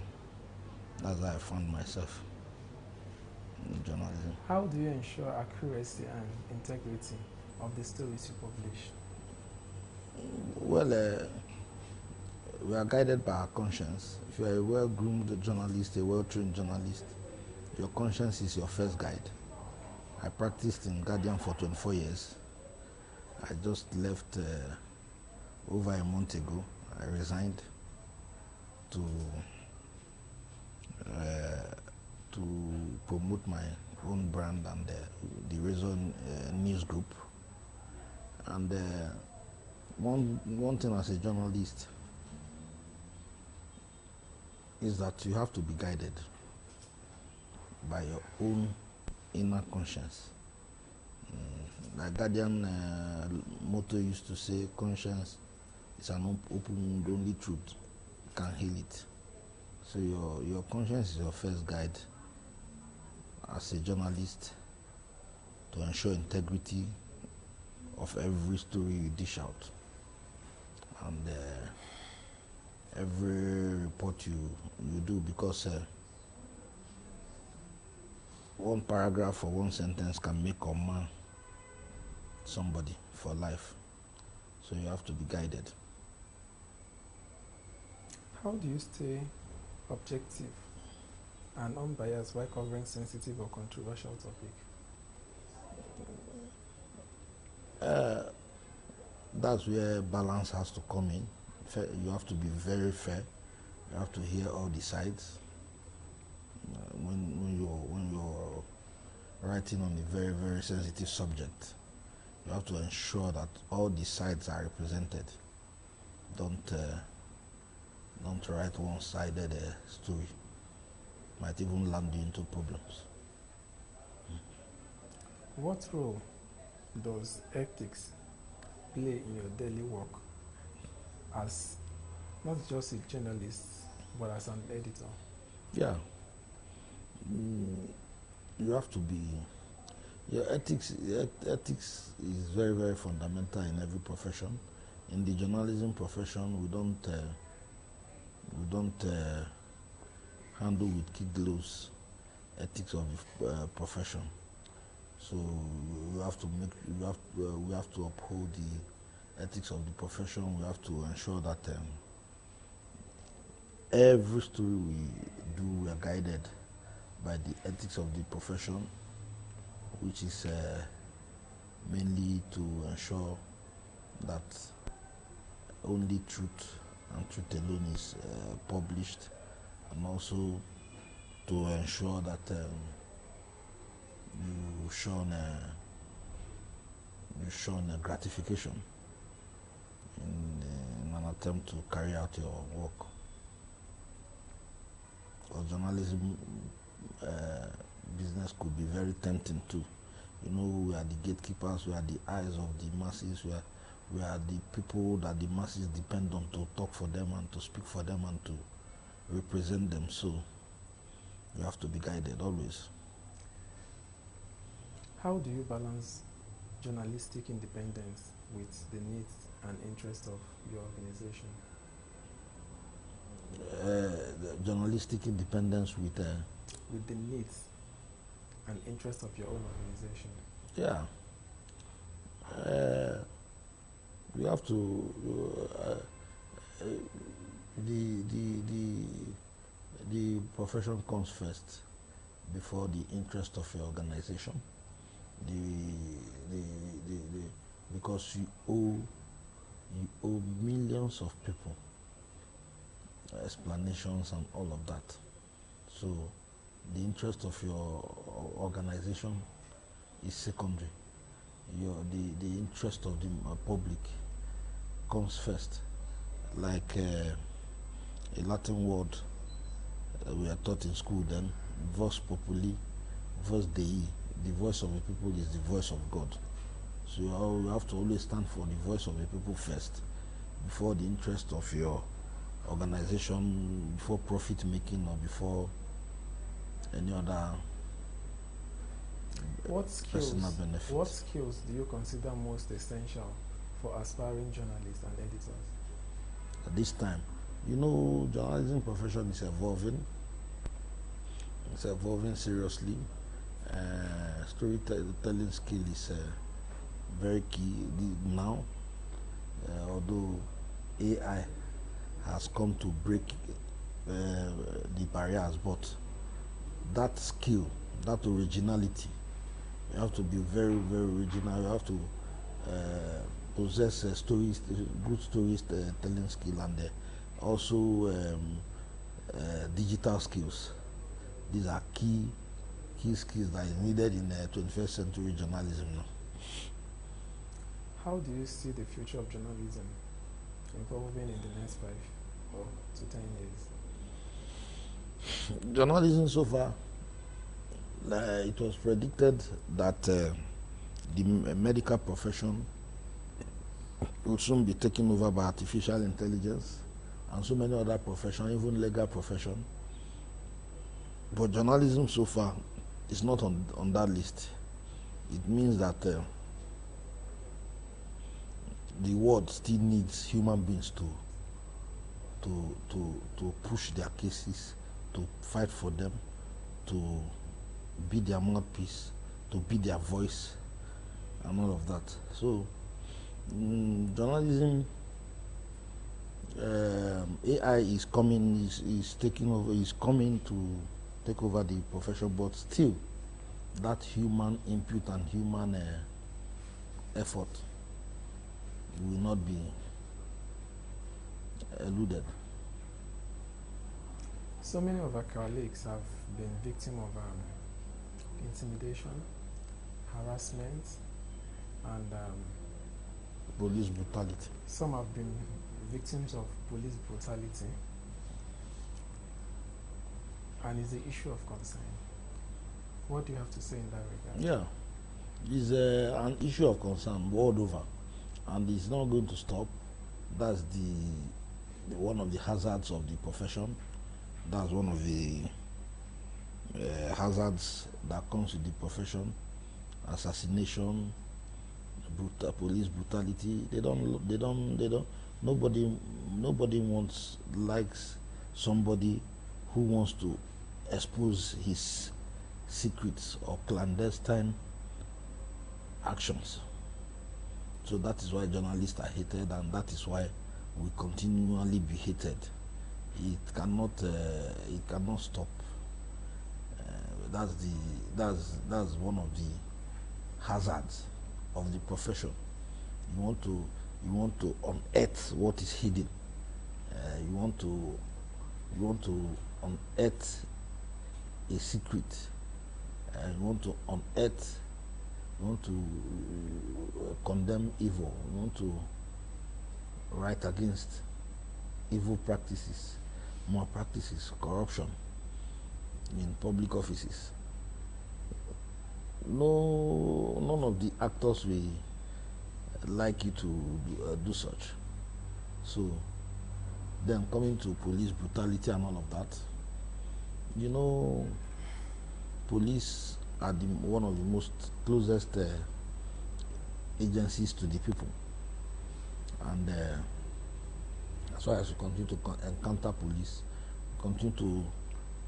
there will always be issues. And another thing is the new cyber law wants to cage journalism, but we don't care. We are still going to practice our profession despite those laws. So these are the things. As much as they try to cage us, we still try as much as possible to lend our voices, to do the right thing, which is lending being the voice of the commoners, the common man. Thank you very much, Sakot, for coming. I appreciate. Thank you for having me. You're welcome.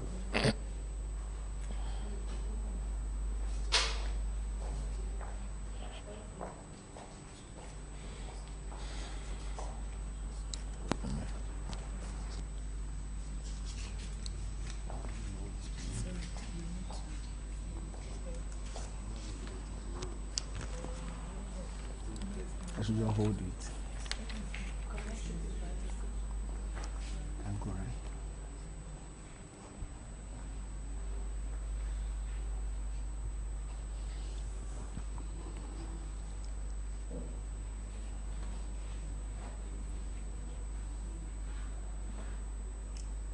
Good evening. Congrats, Victor.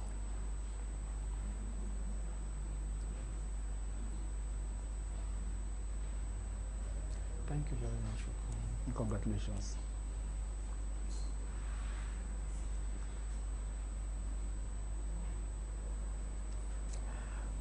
What motivated you to focus your journalism on defense and military affairs? Well, I think the upbringing I had was I was barracks. I was in a barracks and I actually grew up knowing family members who fought for the country, who sacrificed. And growing up, I saw that as a kind of motivation to also perhaps give my own quota to the society through the profession I so desire. Because growing up, I could remember very well, I was so passionate about television.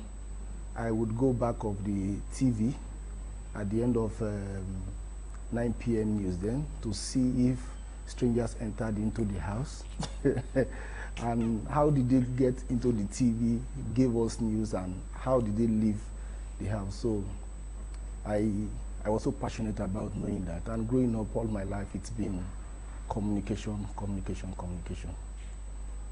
So how do you stay informed about such a complex and often classified field? Well, it's one is you have to be on your toe. Always you have to have your instincts working. You have to also have your intuition, because especially now that we have insecurity ravaging our society, there is actually no need emphasizing the fact that even as a normal human being, you must be up and doing. And also let me share that most recently, I very into development communication, and I went for a course in conflict resolution and peace building, so as to also have more knowledge about this profession. Because yes, exactly, because as one who is on the field, you must make sure that every now and then you up the ante, you increase your knowledge, you expand your horizon. So it's a challenging one, but again, in this era of misinformation and disinformation, as one who is a professional journalist, you must know how to decipher these two very scourge in the society, because you have the temptation of having the clickbait, and if you're not careful, you might disinform people or you might misinform people. And as journalists, I used to tell people, you are a mini encyclopedia. You should be a jack of all trade and a master of all also, because people see you as a go-to person. So that propels you to always search for knowledge, to always look where you can actually have more knowledge, because people also rely on you. Let me also tell you that there was a time at 1 a.m. somebody called me and asked me that, is it true that Nigeria will be splitting? And I said, why? He said, because I'm here and I'm arguing that it will not happen. But I told them I have somebody I can call, and the person is a journalist. And I laughed. I said, why? He said, because I know you should know everything. Okay, Mr. Collins, yeah. What is the biggest challenges that you faced well, in reporting on defense issues accurately and ethically? Well, the biggest challenge is the fact that you have the two sides of divide. You have the people on one side, you have the personnel on the other side, and sometimes you owe first and foremost the allegiance to your country, because I used to tell people that patriotism is the watchword. A country that is not safe for me will not be safe for my family. So there is no way you will not look at the fact that it has to be the country first.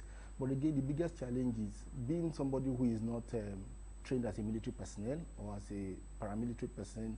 There are sort of information you might not have access to, and also there might be sort of some field you might not have access to, and that becomes a challenge for you, because if, for instance, you are doing an analytical of situations or operations, you must be equipped with those information. But again, some information are confidential, and you might not have access to them. So it gives you that challenge of how do you now give this information adequately and also comparatively to inform the people, and also not to use that avenue to inform the criminal elements in the society, because you must actually be wary of that your audience is complex. As you are informing the people, you also have the criminal elements on one side who also want to take out of this information to use it against the society that you are there to protect. How do you handle sensitive or classified information while maintaining journalistic integrity? Well, it's very tough and challenging, and I must tell you that as one who has been on it and also a long time in this field, like I said, you must have that instinct on when and how to divulge this information, because you know that there are people who are prowling on this information to actually commit evil in the society, and it's also your duty to inform the people. It's just like the local parlance that will say, if you see something, make sure you say something. The security is everybody's business. Let's not shy away from that, because it's collective. It's a collective. So even the little person on the street must know that security is my own business. I must also contribute my quota to ensure that we have a safe society. Because if, for instance, you think security is just for military or perhaps for the police, for instance, so you might not even have them at your beck and call sometimes. So if you don't play your own role, it becomes difficult. You might have been the victim before they even arrive. So it's very important that people know that, look, security is not just the work of the military, neither is it the work of journalists who divulge this information. It's also everybody's business in the community. We are talking about the family, that is the smallest unit in society. We are talking about the religious leaders, the traditional leaders, the youth leaders, the market women, and all what have you. We must all contribute our quota. I'm talking about sensitive information. You should know that your audience is complex, especially in this world of journalism. Your audience is complex. You have to look at those who are illiterate, that we have the largest number. We have to look at those who are elites in the society. So at a particular time, you must know the kind of information you should divulge. Especially in this era that we have, people just wake up, and the next day they tell you that fire is burning somewhere. Please send it to as many as 100 people as you want to see. And sometimes you check out, this might just be an incident that happened years ago in another part of the world.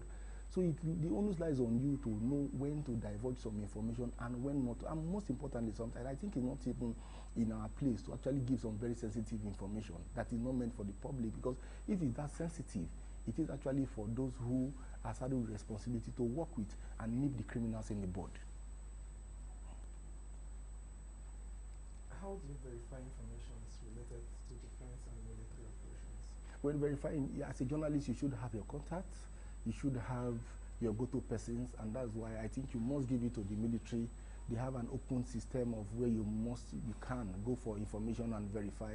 I think for now, you must give it to them also, that they have a very open communication policy. As journalists, you can call them at any time of the day to say, look, this information is what I want to verify, what is actually the truth of the matter, and they're always coming forth to give you those information. Not just military, every other paramilitary and uniform personnel that we have in the society, I think they're actually doing what they need to do. And with that, as journalists, you know that you are beyond just an armchair speculator. You should go out to verify information. It is your work to go to the field. It is your work to have the contacts of those who can call to ask for it. For instance, like I told you, somebody who called me by 1 a.m. and said Nigeria will split, that he wants to confirm. I should ordinarily know that he is actually getting a fake information. I don't need to call anybody to ask if that is true. But if, for instance, somebody calls me and says, look, there's a robbery incident somewhere, I should ordinarily have the access to the police relations person, which I do, which actually also he does, to say, look, this is what is happening somewhere. And he will tell you that if it is true or not, because nowadays, like I said, disinformation and misinformation is a scourge in our society. And many a times, these things are actually fake. That isn't happening. So it puts the people up in panicking, it puts the people in the panicking mode, and at the end of the day, nothing is happening. So as journalists, it's on you to actually verify this information and tell people that no. It's so saddening when you see, sometimes you see those who ordinarily you believe should know, even send you some messages and say, they said there is a fire burning now, the people are doing this, people are doing that, there is a chaos somewhere, and you ask yourself, where is that coming from? And like I said, you go and verify, and you see there is something that happened years ago in other parts of the world, and you ask yourself, why are we doing this in this country?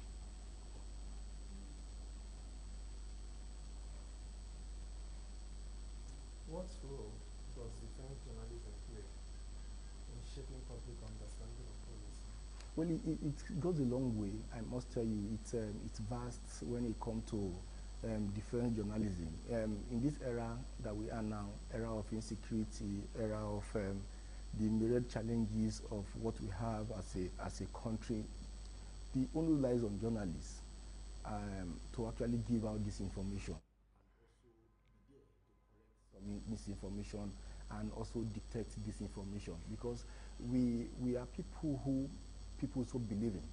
We, according to the Constitution, even the fourth estate of the realm, the only profession that is registered in the Constitution of the Federal Republic of Nigeria, it goes to tell you that, look, our job, our role in the society cannot be overemphasized. You cannot just bring journalism to disrepute. Now, in this era of insecurity, even before now, if we must have a very peaceful community and a society, we must be up and doing to make sure that we give out the right information adequately and timely.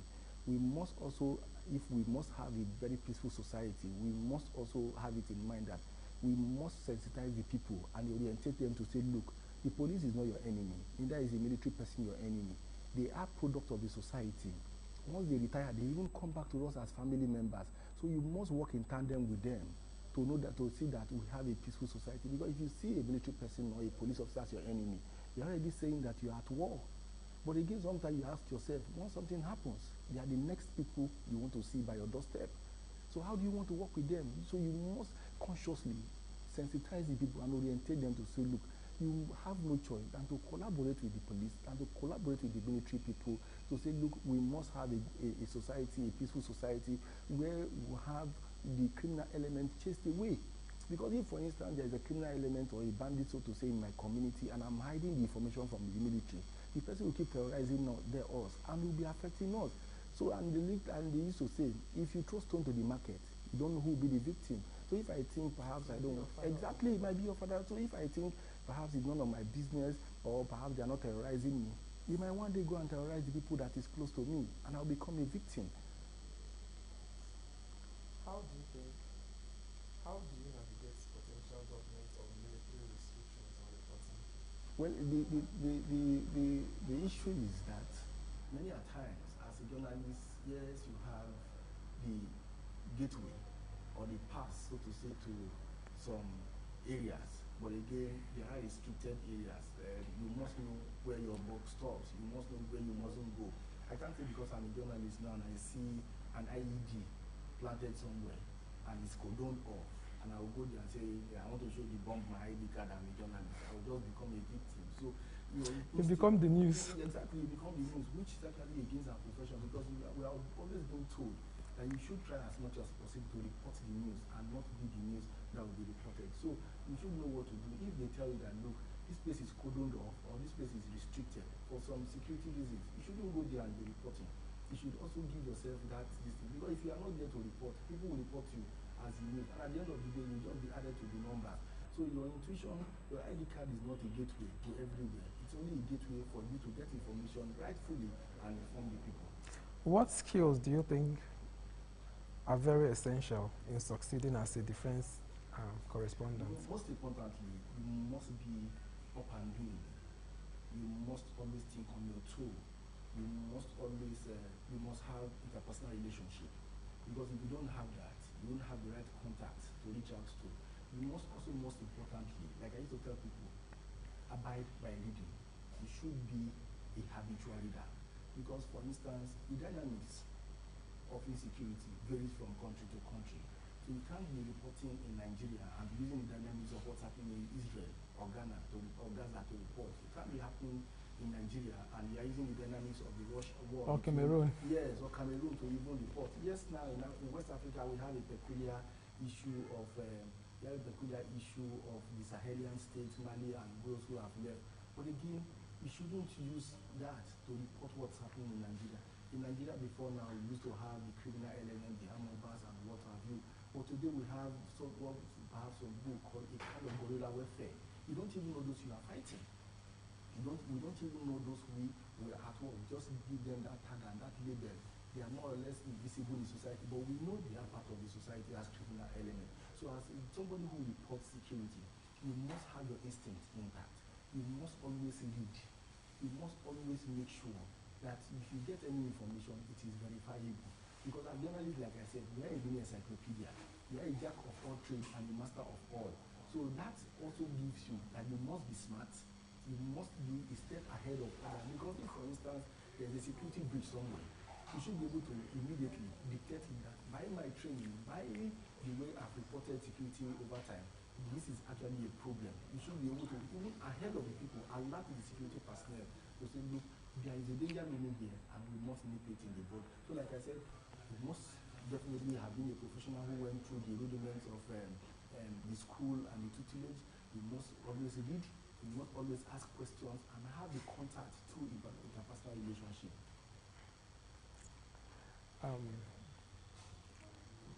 You may not have had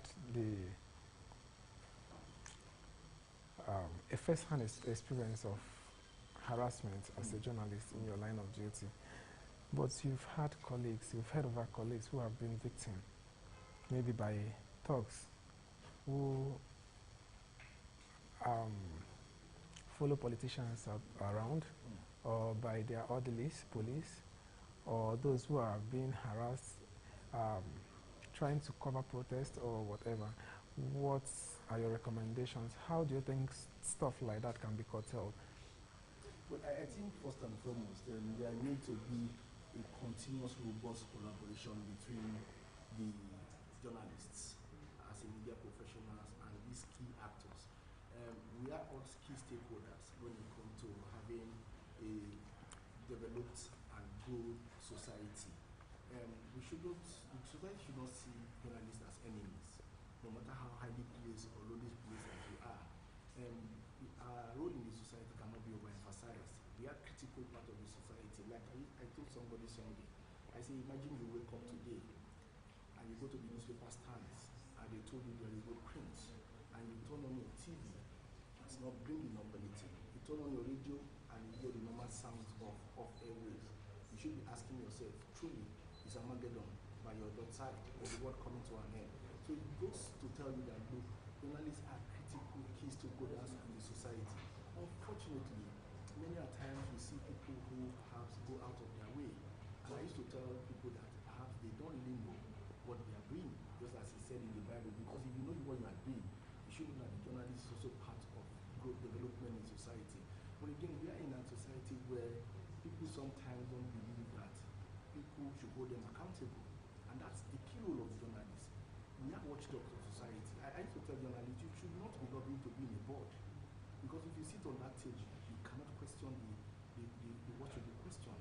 You are a watchdog of the society, so you must always stay where you can actually hold those people accountable. You can't say you are a member of a board or a member of any perhaps political settings and tomorrow you want to hold them accountable. No, they would have had some kind of dirty linens pasted on you. So, for instance, for this particular one, I used to tell people, we must continue to sensitize the people. And the onus also lies on the leadership of the NNJ to always bring this forward every now and then, to pounce in the ears and the consciousness of these people. Journalists are not your enemy. Because if you look at it, Victor, at the end of the day, they appoint journalists as their spokesperson. They appoint journalists as their media aides. So if you think the person, the profession isn't of value to you, you shouldn't be appointing the professionals on the field to come and perhaps launder your image or perhaps help you to reshape your brand as a person. And tomorrow you now send your talks, either knowingly or unknowingly, to fight the same set of people. But again, however, I think it also lies on new journalists to know our boundaries. If you are practicing, you must practice by the ethics and the rudiments of the profession. I've been in this profession for 16 years, and I can tell you that not for one day, either by sheer excesses or whatsoever, experience it. Yes, I know it happens, and sometimes I'm not blaming our colleagues for it happening. But again, the fact remains that we must at some point also know where we shouldn't be. We must at some point also know when we shouldn't report. So that at the end of the day, we'll be able to say, look, this is the worst fault. And because, for instance, if as a journalist you go out there and write something against the person actually has the right to come at you legally this time around, except the person wants to go SS. And if at the end of the day you are harassed or molested, you also take the person to court. But it is most important that especially the politicians know that journalists are not their enemies in society. Because at the end of the day, you need this same set of people to publicize the projects you are doing. Even when they go to the communities and they perhaps launch some kind of what we call elephant white projects. We also need journalists to tell them, we've seen politicians go to some places and commission projects. perhaps a running water, and the moment they are leaving, they are carrying the generator to go. And the journalist would have reported that somebody commissioned 10,000 liters of water. And if you go back, the community will now tell you that, okay, the day they were leaving is the day they went with the generator. So journalists should not be seen as people who are antagonists in society or enemies of the society. No, we are all key stakeholders in having this rightful nation, and that's actually very important. So it is also on us as journalists to say, look, we must know our boundaries, we know what to report professionally, and when you do that, there's no way people will actually come at you. But like we said, when you see perhaps a riot happening or you see a chaos somewhere and you want to go and report, you might be used as the news at the end of the day. Because even as journalists who report where there are crises, you have also the training on how to go about it, reporting those information. You can't see people fighting and you say you want to go and enter the media because you want to interview and do live report. You will become the live report at the end of the day. So as journalists, we must know what the profession says. The trainings will be taken importantly, because sadly you see some journalists these days, they don't really take the trainings they got importantly. And that's why I'm saying that the NGO also must do a lot in making sure that every now and then, the day you stop learning, the day you start dying, there must always that encouragement of training and retraining yourself. I, for one, I have told myself, and I have been doing it for the past 3 years, every year I must go for a retraining of 3 courses. 3 courses every year, including other professional. I am actually rounding up my master's at the MBA. So every year I told myself, I must have at least 3 professional courses as training every year before the year runs out. So with that, it keeps me up to date, either both locally or internationally. Because as journalists, you don't have boundaries. You don't have boundaries. You should be able to dissect and do a comparative analysis of what's happening in that country and what's happening in this country. I can't just wake up now and say, we are constructing road a kilometer for $6,000, but in India it is 500 naira. I must have those information at hand, and I can't do it if I am not developing myself. I can't do it if I am restricting myself to a particular place, because at the end of the day, they will say I am a local champion.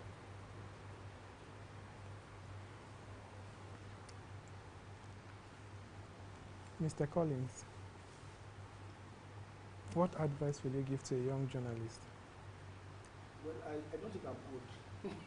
No. I don't think I'm old. You're old in the profession. Yeah. Yes. But you see a young journalist with only 6 months of experience. Yeah. The advice I'll give to young journalists is have a very deliberate mentor. I chose mentor for myself.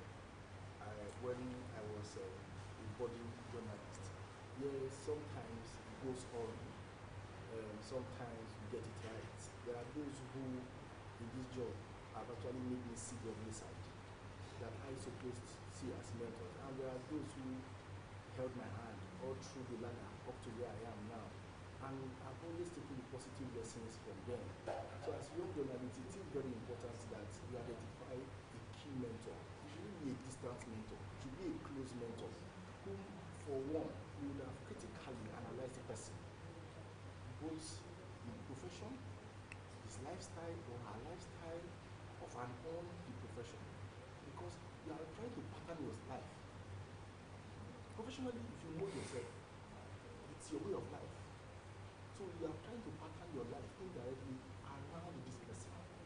So you must do a holistic analysis of who this person is before you say, okay, this is the person I want to take. And if you have the opportunity, meet the person. I have seen this and I have seen this about you. I have studied this about you. Please, I want to be on my team. I want you to hold me up the ladder. And you see, there are some who would gladly do. But however, I think it's also on the energy. And I've been saying it before now. It's not a gap. We don't have that mentor-mentee relationship. And that's why we see many times now our young journalists miss the way, they go astray. And that's why you see many times now the old journalists, when you don't retire as a journalist, when they are leaving the scene, there are not those trained young journalists to fill those vacuums. So we must consciously, as a professional body, have that bridge of a mentee-mentor relationship, where we can always bring those who have cut their courts, who have left their time, their sands in their mark sense of time to always bridge with the young journalists that are coming up. Take 5, 10 journalists that are revered in the society. Go to our training schools. We have the NIJ, we have the IIJ, we have the universities. Let them go and talk to them. Let me tell you something, Livinus. It will shock you that I went to a school, I was invited to a school to speak to mass communication students. And I gave them an exercise. I asked sincerely, first question, are you studying mass communication by accident or by passion? I got 78% of by accident in statistics. How? Why? Young. I can't stay home any longer. Out of that 78%, after 3 years in school, I got 48% of who have now sunk themselves into the profession to say, look, I think now I am not here by accident. Initially I was, but now I'm no longer here by accident. Consciously, I have a passion for this, and I want to carve a niche for myself. And it will shock you that the remaining ones, the remaining 22%, told me that they're just there for the certificates. It will shock you because that one told me that after the school, they want to go and be fixing eyelashes. Somebody who is studying mass communication. And one told me that after the school, he knows that it will give him the opportunity to speak well and talk to people. He already has his store waiting for him, what he wants to do, that it's going to be business. This is a bridge, it's a gap. Because if out of 100%, we have just 48% who are saying passionately now, I have discovered that this is my calling. What happened to the remaining 52%? It's a problem, it's a challenge for us. So we must consciously take it upon ourselves as journalists because we must not lose it. People handed it over to us. And if we lose it, it will actually be bad for us. So everyone, individually or collectively as a body. Because we're also handing it over to other people. But again, the question is, what do we hand over to people? What do we hand over to people? Somebody will tell you now because the person has 200 megabytes to access Facebook because you are a journalist. And that's why you see some politicians hiring quacks because the person knows how to, it will shock you that now we are even saying there are those they call social media influencers. Yes. They are not mass communicators. No. They aren't. Why did the NIPR come out to say this before you hire any person as a spokesperson? The person will go through the registration of the NIPR. That is what we should do. That is what we should do.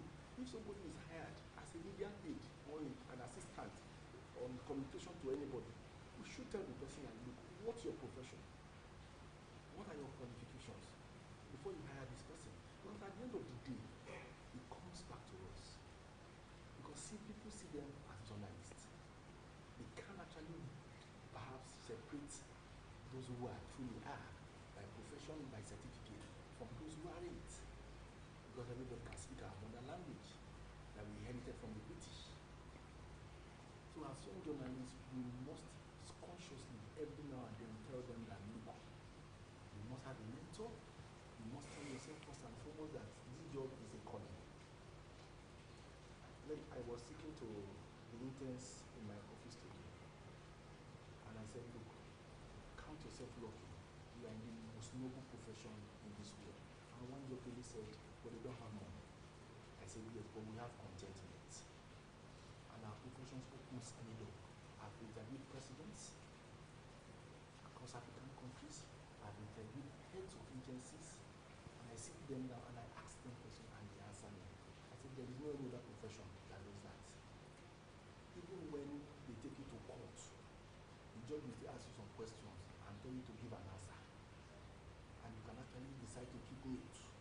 The judge will now give his verdict on that mute. But if a journalist asks you a question, keeping mute is already an answer to your question. I said, that is what the job does for you. That is what the profession does for you. So by the time you know that it is not all about making money in this profession, it's about the calling to be part of the critical development in the society. You know that you have a tax in this work that God has sent you for. Thank you very much, Mr. Collins. It has been an awesome experience interacting with you on this stage. We pray that the issues of press freedom that with this we'll be able to make a bold statement like I told people. I've been saying it. I've witnessed it firsthand. I was once a victim, so I know what it feels like, you know. But one of my guests this morning, I was telling her that it's not for me. At least now I have a few numbers that I can call if I run into any issue. But it's for that young guy that just graduated, a graduate of mass communication from one of these universities. And one of the most frightening thing to do these days is the way media houses treat journalists that they employ. You employ a journalist, there is no startup kit. All you do is just to give the person, like the council chairman said when I was interviewing her, you employ a journalist and you just print an ID card and give to him, and you tell her that this is her meal ticket. And every day you expect her to report in the office and bring stories. So those are the things that, no matter how you try to fight for press freedom, you also look inwards. So we'll continue to lend our voices, and we'll continue to amplify the call for press freedom.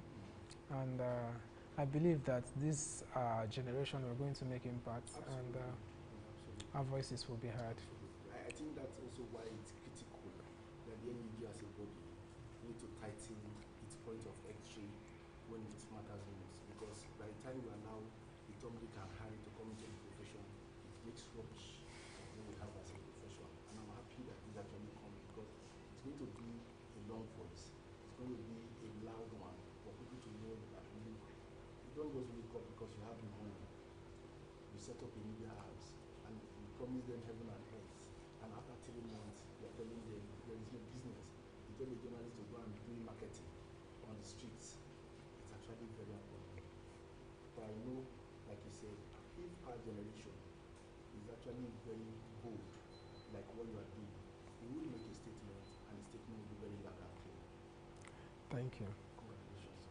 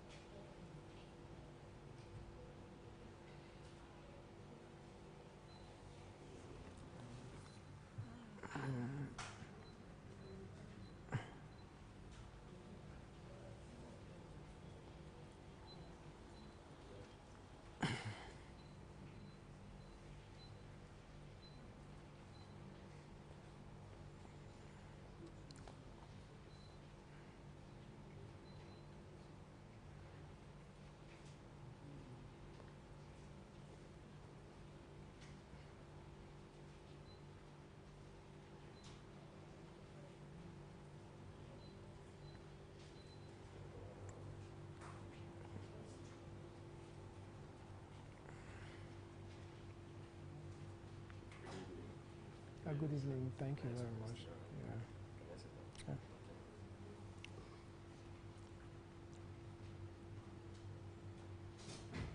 Can you briefly introduce yourself? Can you briefly introduce yourself? I'm okay, work with an associate of everyday practice. So we deal on practice and buying, selling, just cyber servicing. Everything cyber servicing.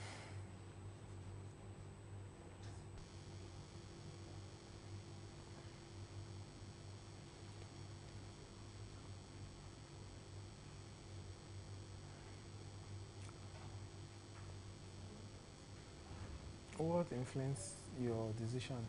So, What influenced your decision in choosing a career in the realtor? a lot of things. Okay. First of all, I would say the housing deficit in Nigeria. Nigeria is having an estimated 30 million housing deficit, which means that almost 30 million people lack shelter. So somehow, someone has to come in to solve that problem. We shouldn't just keep everything or just say the government will solve these problems, just the government. After all, we are all the government, right? So someone will solve that problem. And that's exactly one of the reasons why I came in, to solve the problem of housing here in Nigeria. And also, create wealth. Over time, we've seen real estate industry creating wealth for individuals, not just in Nigeria, everywhere around the world. Of course, the best investment to make on it, let's say, is yourself. So, creating wealth and solving the housing deficit. What role do you think journalists play in the real estate business? Journalism play a lot of roles in real estate business. I think building mindset, first of all. People need to be aware, and how do people become aware of the trends in real estate if not journalism? You understand? So journalism plays a very high role. I will give journalism 70% of whatever happens in real estate. For example, there are a lot of things happening in Abuja's real estate industry right now, from the Abuja City Walk to a whole lot of things.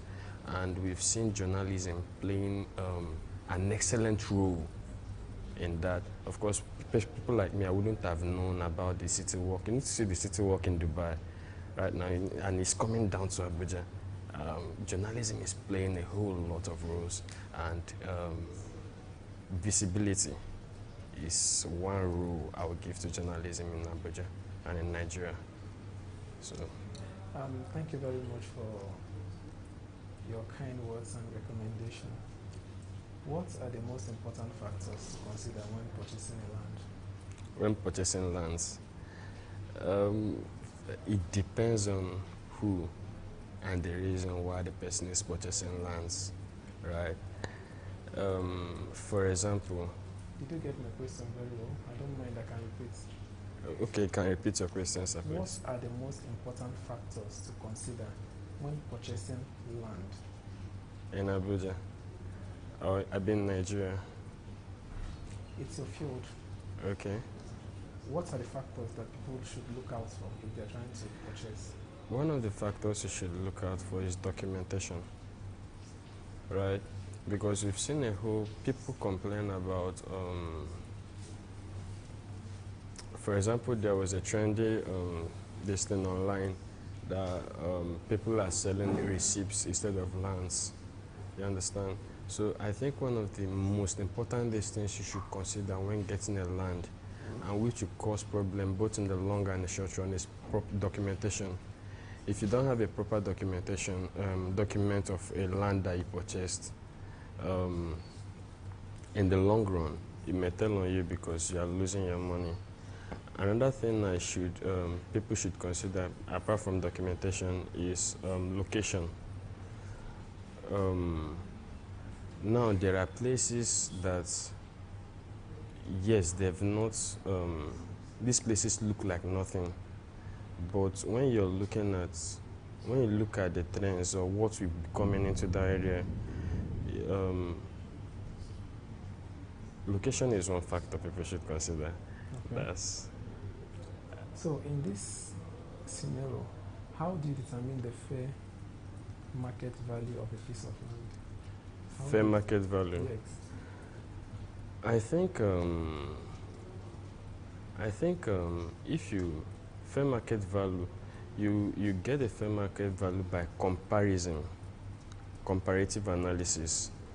For example, if you want to determine the value of property here in Otako, of course you know that Otako is among the first phase of development in Abuja, and you know the value of land in Abuja here starts that's the first phase, seem to be more has the highest appreciation and in terms of value, right? So if you want to get a property here in Otako, for example, you just compare what are the prices of other houses, the land here in Otako, right?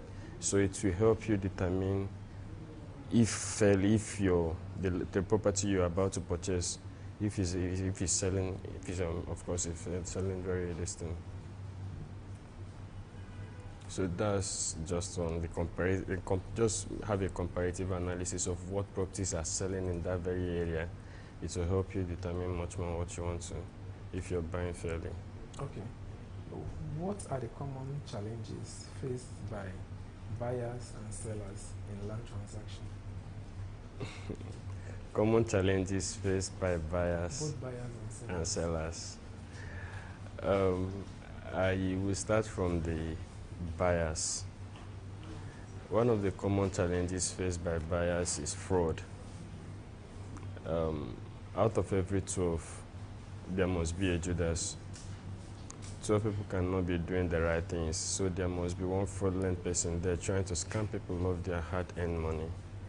And buyers should be aware of this. This is a big challenge, and buyers should be aware of this. There's always someone there who is coming there to take something out of you. So how do buyers solve this problem?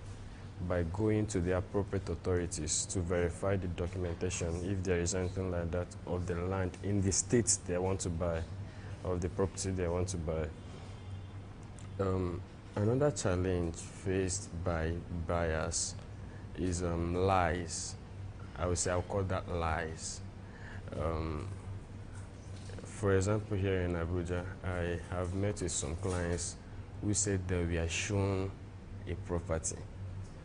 When they went for fiscal inspection, they were shown a property, but upon purchase, when they wanted to build, they were taken to another place.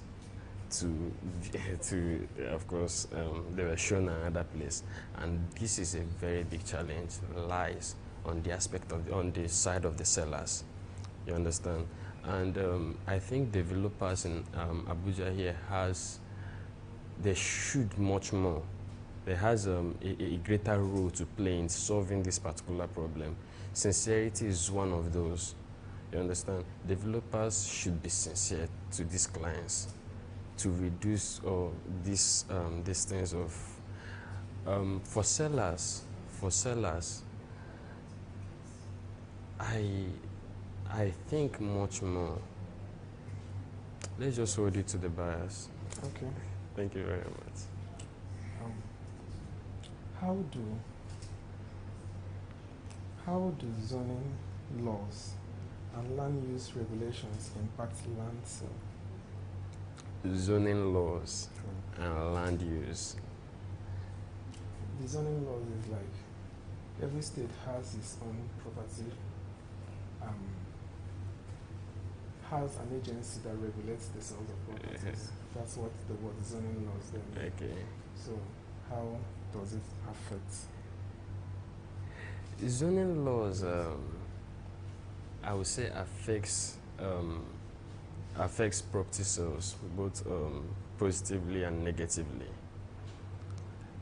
In fact, positively, 100% positively, because when it comes to mitigating fraud, zoning laws actually play a very huge role.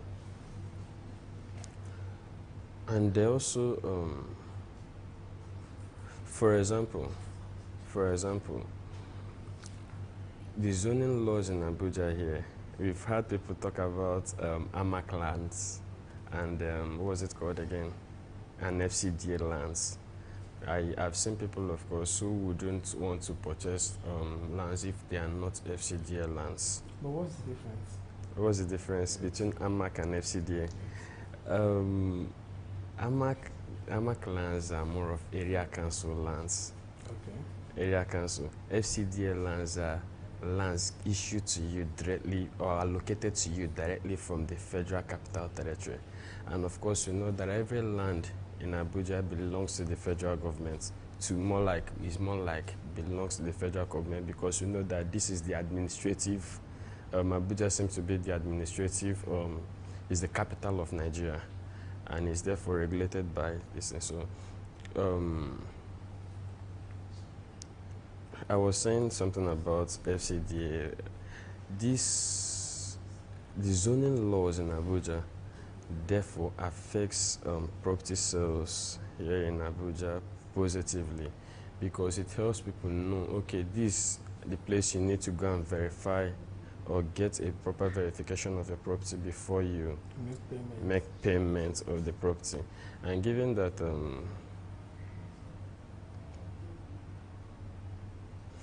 okay, can you recap that question, please? Okay. How do zoning laws and land use regulations impact the land sales? Okay. Now, the zoning laws, for example, Sometimes can affect the pricing because all these zoning laws comes with some kind of registration and certifications. Some of them ends up being capital intensive on the process. So that moves us to number 6. What should sellers know to prepare their land for sale? what should sellers know to prepare their lands for sale? One of the things I think sellers should know, especially in Abuja, is they should know where their buyers are. They should know who their buyers are, and they should know when to meet their buyers. You understand? For example, if you want to sell, let's say, this very hotel that is hosting this great event now, you should know that your buyers are not, you should actually know where to meet your buyers for you to sell to them properly. You understand? And another thing I think sellers should know. Can you recap that question, please? Sorry for the second. What should sellers know to prepare their land for sale? To prepare their lands for sale. Okay. One of the things, another thing sellers should know is get their documents. Get their documents updated, up to date. Okay. For example, I keep bordering on this documentation because I think that's one of the biggest problems here in Abuja's, the real estate industry here in Abuja. And given that I've seen a lot of people who have been scammed of their hard-earned money here in Abuja because of the seller wasn't able to get the proper documents. I've also seen people sell properties to people, and others come with the documents that that are a kind of higher than the document they were given initially. I don't know if you understand. Yes. For example, I actually met a client who was asking for if I have the minister's consent for the property. I was like, why are you asking for the minister's consent for this property? Now the woman was like, he met somebody that has, what's it called? That has his proper documents, ROFO, the FCD ROFO, blah, blah, blah, blah, blah. But when she wanted to make payment for that very property, she saw another client who has a higher document, which means that one of the documents was cloned. One of the documents was cloned, and this other client has minister's consent and already has building approval for the land. That land actually has potential problem or problem in weight for anybody who purchases that property. You understand? It has problems, that's very big problem in weight for anybody who purchases that property. So I think the seller of that property wanted to transfer liability to the buyers, to the buyer of the property. So before you sell your property, if you want to sell right, if you don't want to scam people, if you want to make sure that your documents are up to date before going that route. Okay. Does land location influence the price? Land location, of course, 100%. You cannot compare the price of property in Asokoro, for example, to the price of property in Kuje. Now, Abuja's development is is in phases.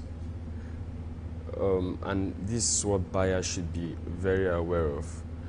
From the phase one of Abuja's, Abuja started developing in the year 1991, sorry, 1991, that should be December 12th, 1991. And it was pre-planned, and the development started from the first phase. The first phase includes places like Asokoro, Gariki. In fact, the first phase incubates or hosts the three arms of government: the administrative, the executive, the judiciary, and the legislature. Yeah. So that first phase was planned just to host the government body. Now down to the second phase. The second phase now includes places like Jabi, Otako, the Otako we are now, and other locations. Now you cannot compare the price of housing in the first phase from price of housing, the housing in the first phase, to the price of house in the second phase. For example, there is this house currently in Maitama now. The land alone for that house is valued at about ₦1 billion. The land alone, not just talk about the house. The structure on it, not talk about the structure on it. Now, meanwhile, the price of land in Kuje right now, you can get land less than ₦1 million. So you cannot compare the price for land in Kuje to the price of land in Maitama. The difference is much, the gap is much. Okay.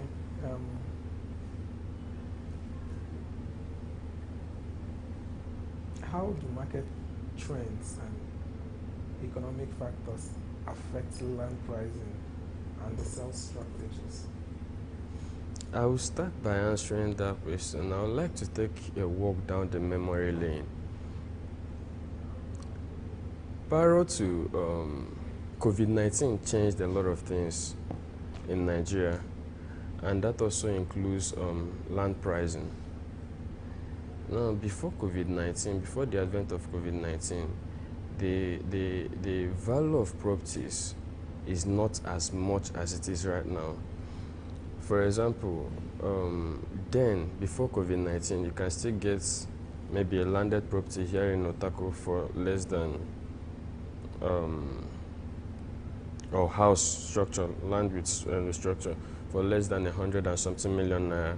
But before that, but after that, because of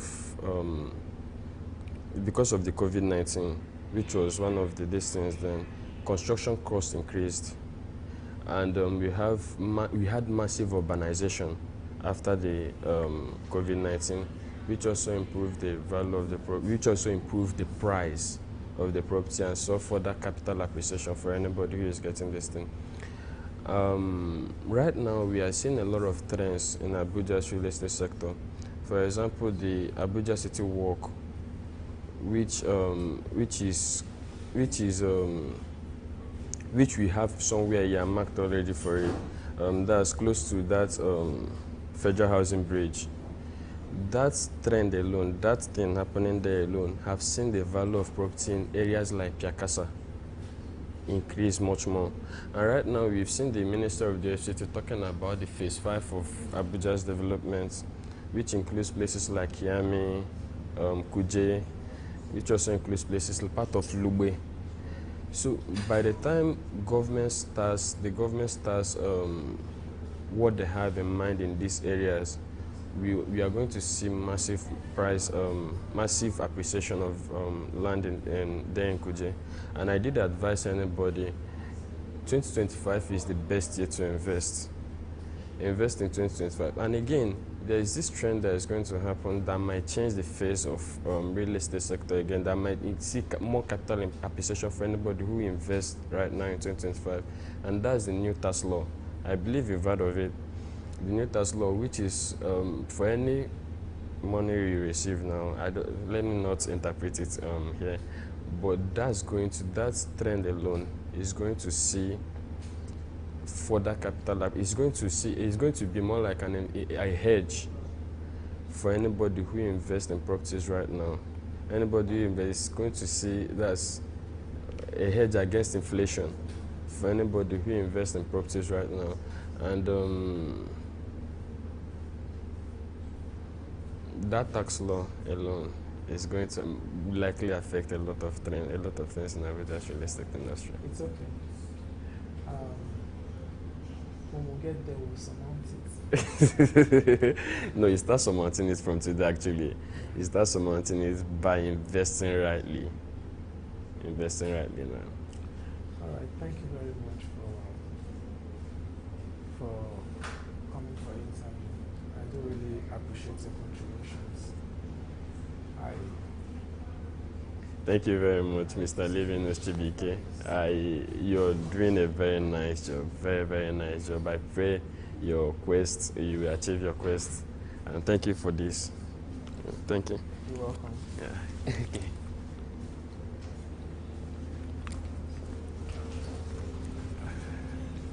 Yeah, you're welcome.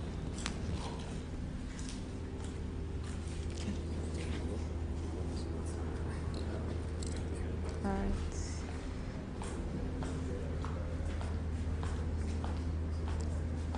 Good evening. Good evening and welcome. All right, thank you.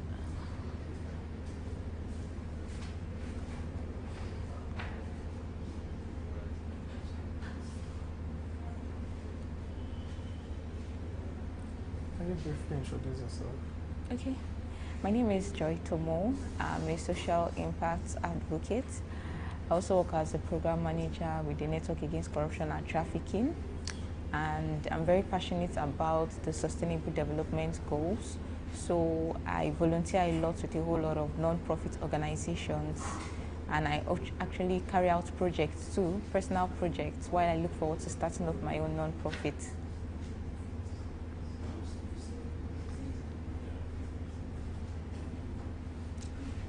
Social impact advocates. Yes.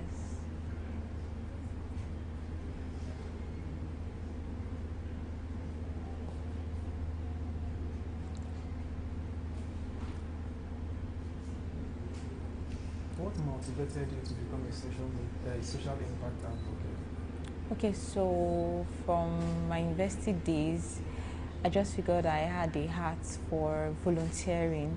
So I started off as a volunteer, and it opened my eyes to see that there are a whole lot of things that needs to be done. There are a whole lot of impacts that needs to be carried out. And I also realized that impacts, no matter how small, make a difference. So volunteering sets me on that path to start contributing the little quota I can, and this led me to start doing projects yearly. So for every year I have a project that I personally do alongside other volunteering activities that I have done. And currently where I work to is also a CSO, it's a civil society organization, so I'm very passionate about it, and that's why I enjoy my job, because it allows me to impact lives, no matter how small. Can you describe a project or initiative that you are most proud of and its impact? Okay, so one that I'm very, very proud of was, I would date it back to 2019 when I served. So I came into Abuja and I stayed somewhere around Chikoyi in Abuja. So there was a time I passed, there's this school in Karo. It's opposite Karo Market, junior secondary school. So I passed through the school and I entered the school. I was surprised to see that a school in Abuja did not have furniture in the classroom. So the class was empty and the students were sitting on the windows, some were sitting on the, like, using stones, and I'm like, in FCT, like, a school like this exists. So I'm like, I have to do something about it. So I started crowdfunding, I spoke to some friends, I served in FRS, so I started speaking to some of the staff. They're like, this is a project I'm doing, I would like to donate furniture to these students. And I was able to, it wasn't so much, but I think we were able to get like 20 chairs and decks for the students. And some people were also like, okay, you can have these writing materials too. That was how I gathered it.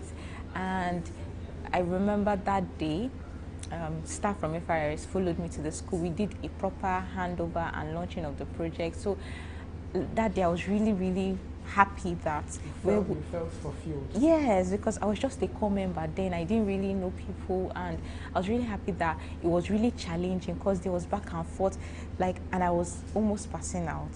So I'm like, I need to do this before I pass out, and it was really, I was proud of myself because getting the funds was quite difficult. Even the person that was doing the project said, that's the carpenter now. It was like, he's not going to do it again, he's not going to release the funds, but everything played out well. So what are the biggest challenges you face when driving social change?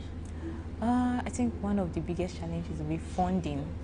So for people like us who are not fully registered, because I'm not registered as an NGO, so funding, we have to rely on crowdfunding.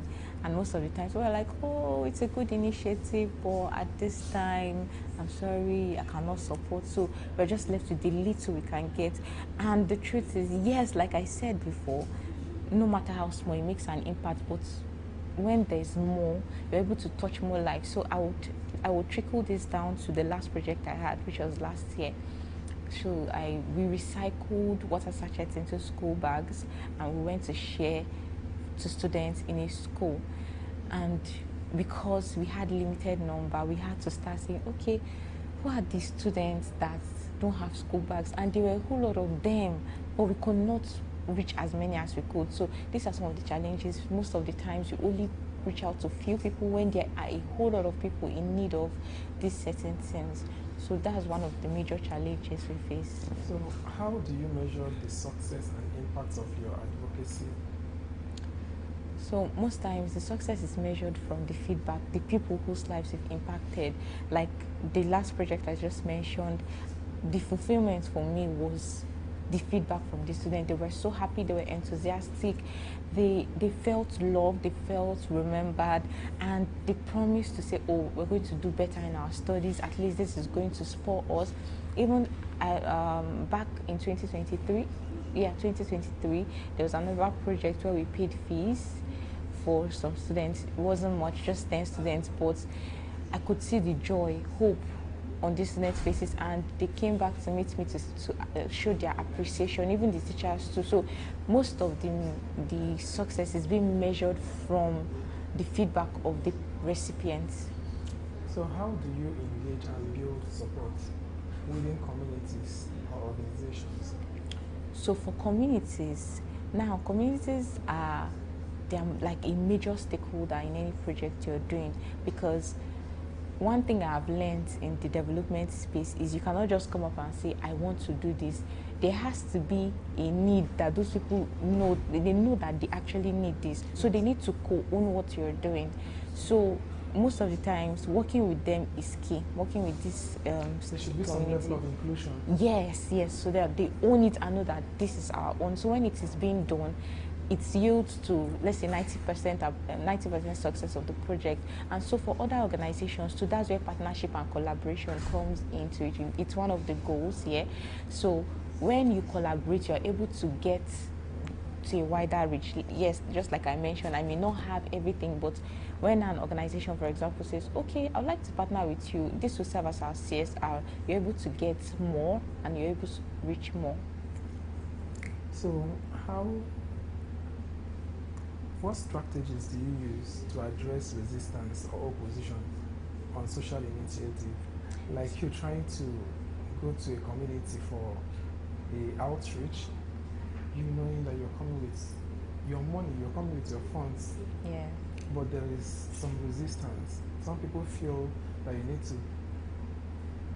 There are some communities that you go for initiatives like this. They used to even tell you to pay, that you're coming to take pictures. When you encounter stuff like that, what do you do? So this is where there is the need for them to see that this is for the good of everyone. And that's where dialogue comes in. So most of the times when we're doing an entry into a community, we go to the community head, we talk with the community head, and we make them to understand what we're trying to do. So when this community chief or head keys into this, it's easier to bring in the youth, bring in other stakeholders in the community. And that is why for this entry, it is always very important to go to the community chief first. They are the ones that now make it easier for an entry. And then when we also explain what we're trying to do, another thing I missed out on is understanding their own need and pain points, because when you're able to understand their need and pain points, you're able to know how to bring in whatever you're preferring, and so it makes it easy for them to be part of it and co-own everything we're doing. How has your approach evolved over time in response to social and political changes?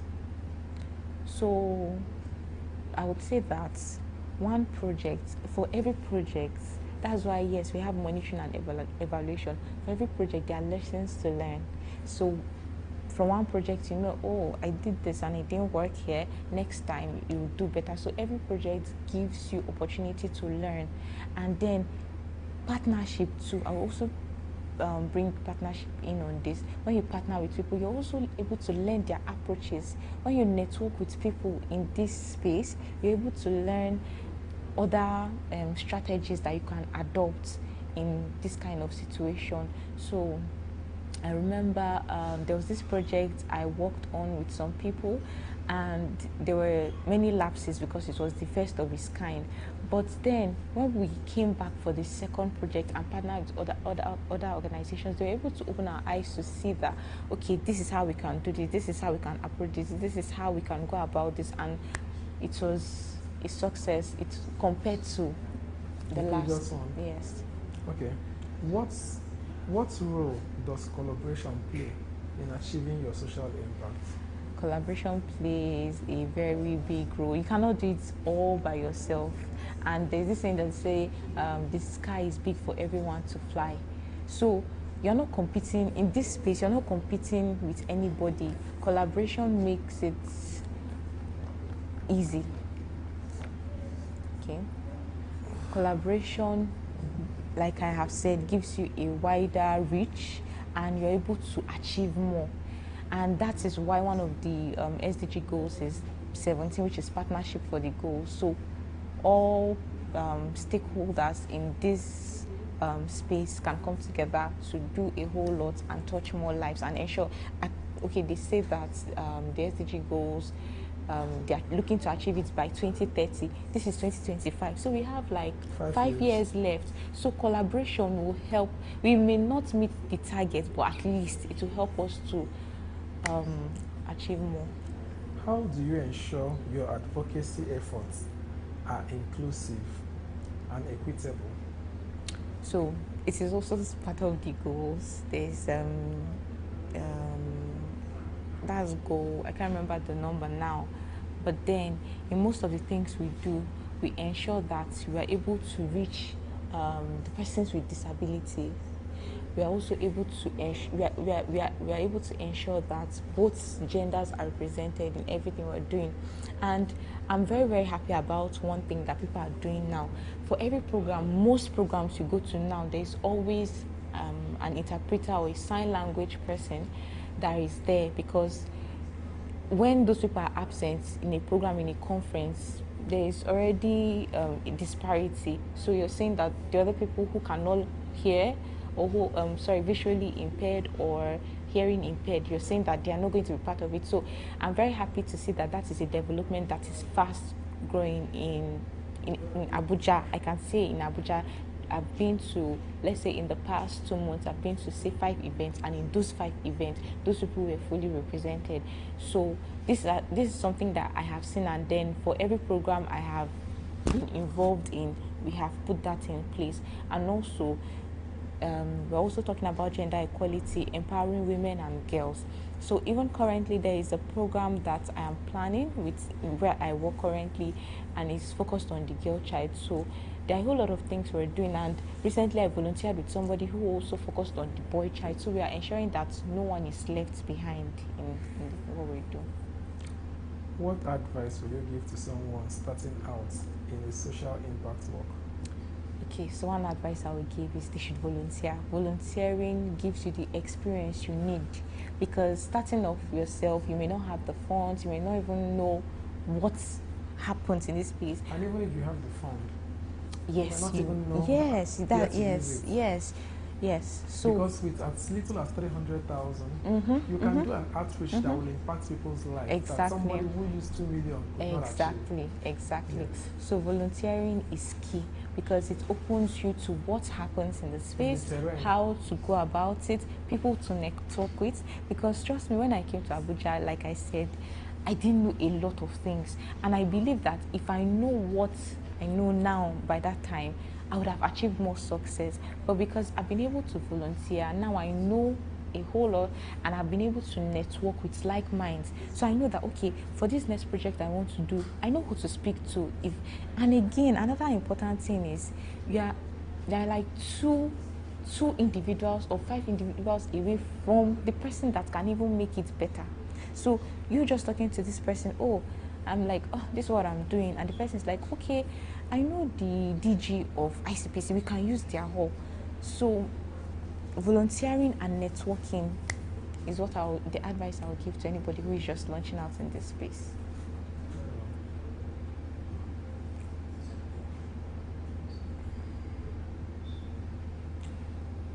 As a social impact advocate, what role do you think media plays in a movement like this? Media is very, very essential because, number one, there are a lot of stories to be told. There are a lot of projections that need to go out. For example, you go to a community that, I've seen pictures of communities that don't have access to clean water. It should be out there because some people don't even know that such places exist. Some people are just living their lives, they have access to borehole, they have access to water board, and some people are drinking dirty water. Like, some people will never believe it. People who are in the privileged areas, they will never believe it. So the media has the role to bring out all of these things. In this time and age, there are people who still live under such circumstances. And then also the impact too should also be projected to show that, yes, these are the issues that are lying there, but then this is the little we have done. There is still much to be done. So the media has that role to play in ensuring that these are the realities of people, and also to show that there is still much work to be done. And the media too, I know that they are, like they say, they are the fourth arm, or how is it being said? So they play a very vital role in this space. Thank you very much for your time. Thank you. I wish you success in your endeavor. Thank you. What the project that you're carrying is not for the heart-fainted. You need to be convinced. It takes a lot for you to ignore your own needs. You're very passionate about something. Sometimes you even ignore your own needs, forgetting that you've not even had something. But because you want to put a smile on somebody's face, you see that you derive so much joy seeing somebody smiling. Even when you go home to go and eat without food. So, but I pray that God will continue to reward you, and He will announce you. Thank you so right, much. I also wish you all the best too. Thank you.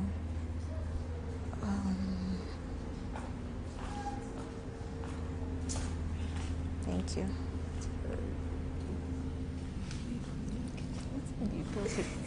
Video of me when I'm talking. Take video of me. As you're talking. Eh? I just told you. Oh, God have mercy. Hi, good evening. Good evening.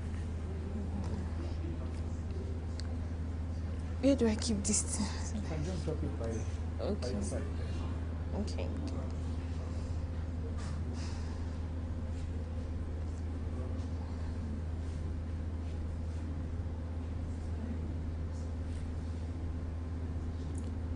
Can we meet you? Sorry? Can we meet you? Oh, okay. My name is Esther Tomo, and I'm a core member serving here in Abuja.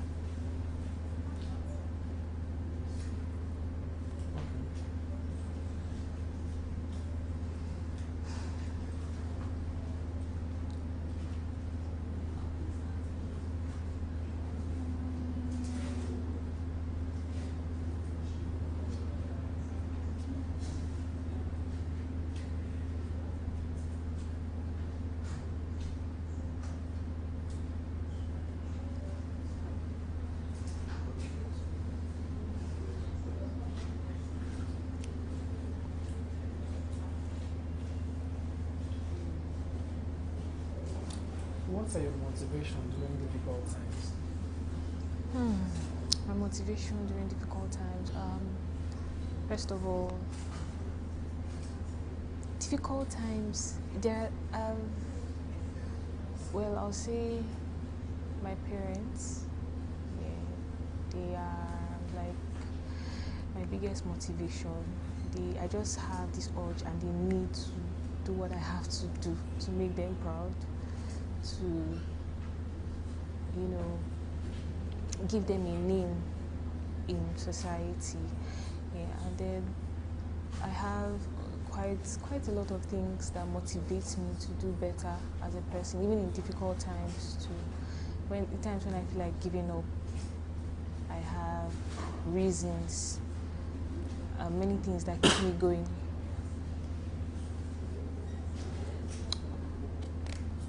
I have people that are looking up to me. I have people that are strongly behind me, so I cannot disappoint those people. As a core member, what are your experiences so far here in Abuja? Hey, let me start from camp. My experiences so far in camp, because I just came out from this last batch as in batch B, stream 1. First of all, my experience in camp was, I wouldn't say one of the best, but I made the best out of it. I had fun, at the same time I was stressed out, and it's something I've not done before, something I was not even really prepared for, even though I know I've heard stories about camp, but then I was not really prepared. And then going into camp, I experienced the good and the bad. Yeah, in fact, I even experienced heartbreak in camp, not from men generally, but disappointment here and there. But above all, I'll say I had fun. Then coming out of camp, in fact, my expectations, I thought, coming out of camp, it was going to be easy. In fact, I thought the whole NYC thing was easy, but my experience and everything changed. It was different from what I imagined coming out from camp. First of all, my PPA, I was not even accepted where NYC posted me to. In fact, that day, there and there, they rejected me, so I had to start looking for another place. That was an entire struggle, because I reached out to organizations. They kept telling me they'll get back to me, trying to navigate. And again, I'm a bit new in this town, so trying to navigate my way, the cost of transportation, cost of living, I was just not prepared for all of that. But so far, I'm grateful for the experience. It is shaping my mindset to better things. It is helping me grow stronger. It's helping me mature, I'll say, because if I don't have all of these stories, I don't think I've lived life enough. So, what is that one thing that you're most proud of accomplishing? One thing I'm most proud of accomplishing. First of all, it's my bagging my degree certificates. Yes, for me, I feel it's an accomplishment, especially from where I come from, my family. We're all graduates in my family, but then I know what it took for all of us to get to that point. So I'll say that is one of my biggest, one thing I'm really proud of. And there were other things, other goals I wanted to achieve before the end of 2024, last year, that I beat myself to it, and I said I was going to do it, and I did it by the special grace of God. I got some certificates from well-known online platforms. I did some trainings, and then what else? And then, yes, of course, the NYSC, the camp experience alone, I'm proud at the things that, because I have a medical challenge, so going into camp, they said there are certain things I cannot do, but I did them and nothing happened to me. So I'm proud of myself for, challenging myself regardless to do certain things.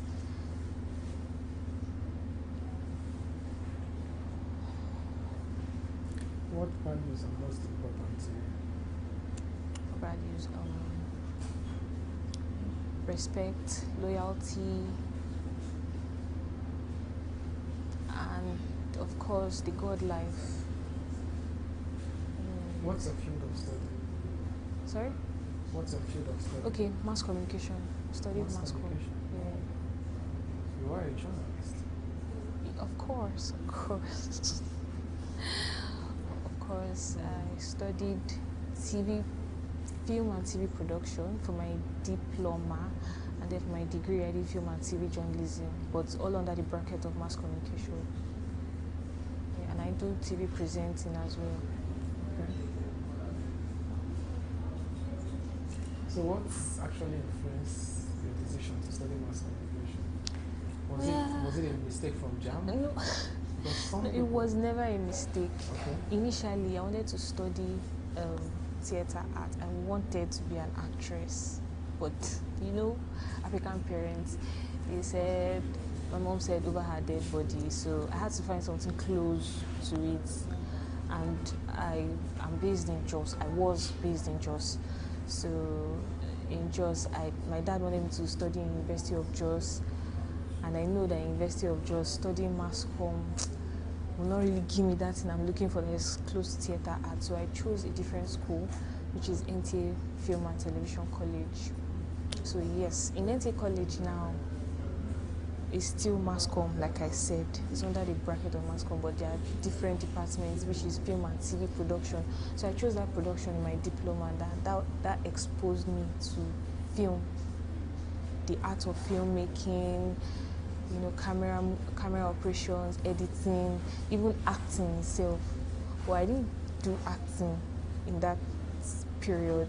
It was when I graduated, or when I went for that to do my direct entry, my degree, that I switched to journalism. Then there was still production, but when people saw that I liked to be in front of the camera, because when there was any group project, they would always call me. So that was when I started bringing myself out more to do even acting and presenting. So doing mass comm in NTA College was what I found close to theatre arts, because I still did everything in theatre arts. But everything they do in theatre arts, we still did it in NTA College under my department. So, choosing now did you choose journalism as a rewarding career, or you choose it because you just want to be on the screen?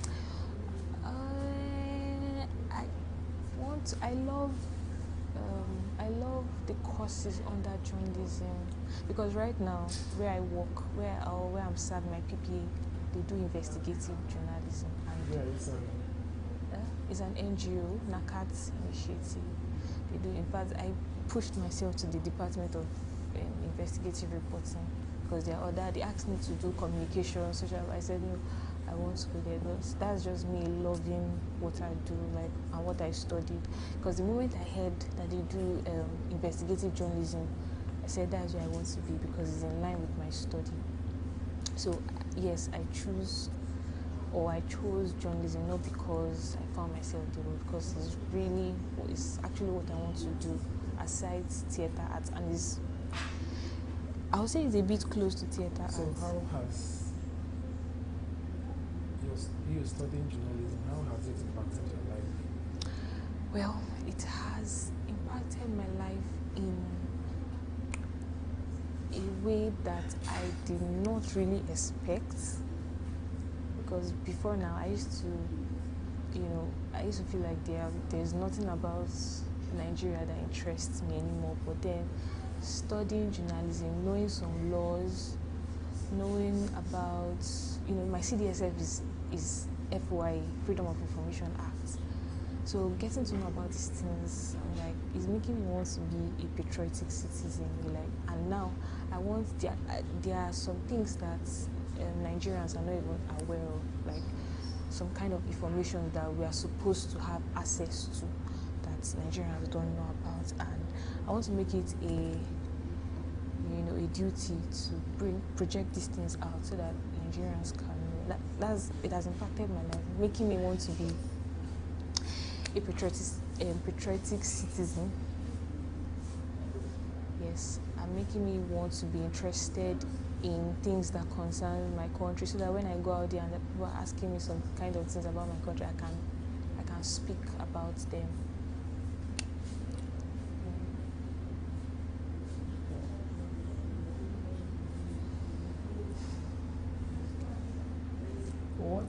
What roles does technology and social media play in advancing women voices and stories in journalism? Please, can you come again? What role does technology and social media play in advancing women's voices and stories in journalism today? Okay, I think before the advent of technology, women have always been seen as the weaker vessel. Yes, and there's this oppression that comes with just being a woman in this society. So before technology came, women hardly speak up about most of the things they go through, like how we see women talking about their experience in an abusive marriage, domestic violence and all of that. But before technology and social media came, you hardly hear a woman talking about her ordeal in a marriage. In fact, they will stay in that marriage. But today, now we have women coming out through social media to speak up. In fact, social media has helped women escape lots of abusive marriages, domestic violence, and all other oppressions that just come with being a woman. You see on social media some women come up to say this so and so is happening, something is happening to them, and then you see people coming to intervene, all thanks to technology and social media, the access they have to social media. What advice would you give to somebody who wants to study mass communication? Okay. Be prepared for, first of all, have a strong mind. Yes, because Nigeria today can easily sway journalists, especially that brown envelope. If you are determined to be accountable, to be fair, that's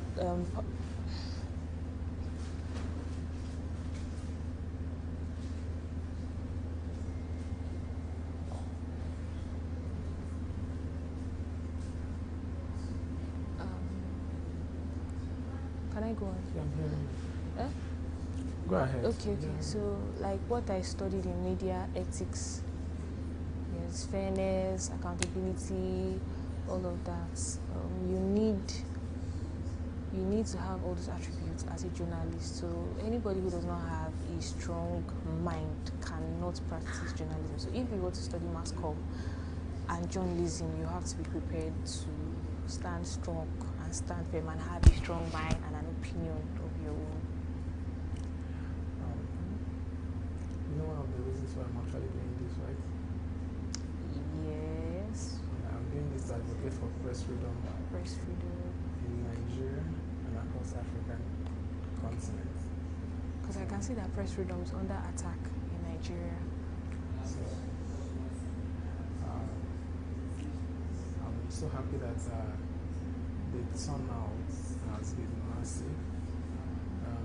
Journalists has been, most of the major guests I've had since I started has been journalists. Some of them who had first-hand experience, those that has been intimidated in their line of job, maybe on the process of discharging their duties, they've been able to come tell their stories. So, and I want to use this opportunity to also thank you for coming around. I feel very honored, and I believe that we'll be able to make a difference in our own time. Yeah, I hope so. Thank you. I wish you all the very best and success, and I hope that this will go worldwide. Thank you.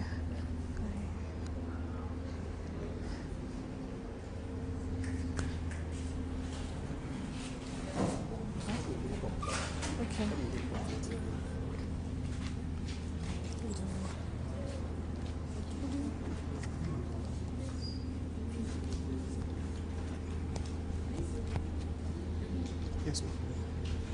hold it on my hand?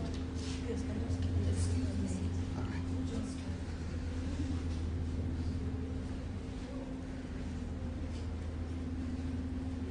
My bro.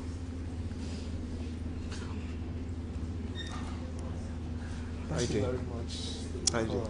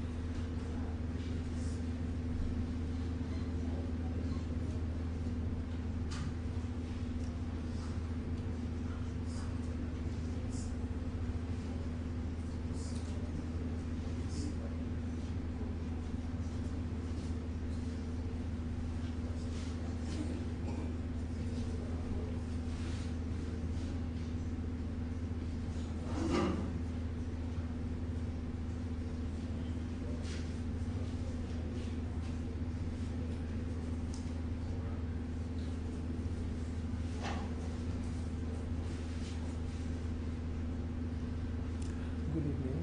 Good evening, Mr. Victor. Thank you for being here. Thank you very much, sir. What really motivated you to pursue a career in journalism? Yeah, I would say it happened in between my educational development. I actually wanted to study law. So when I couldn't get the admission, I was offered mass communication. So I saw it as divine providence. And along the line, I fell in love with what God gave me. And that is how I found myself in this profession called journalism.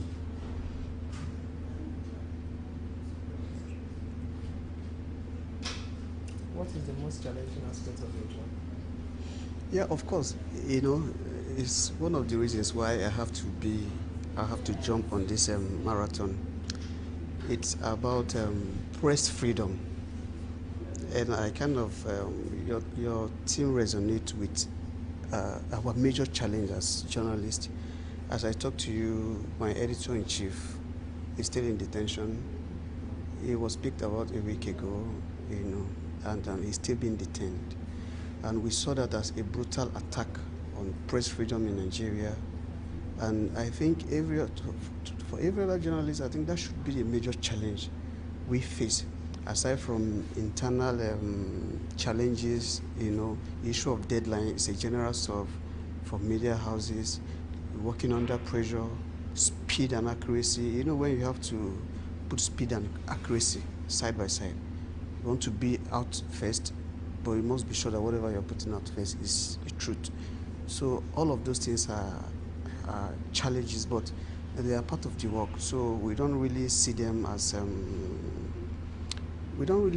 something that should weigh us back. But the issue of press freedom is something that is draining, something that demoralizes every journalist, and it's a major challenge we face in today's journalism world, especially in Africa and Nigeria, to be precise.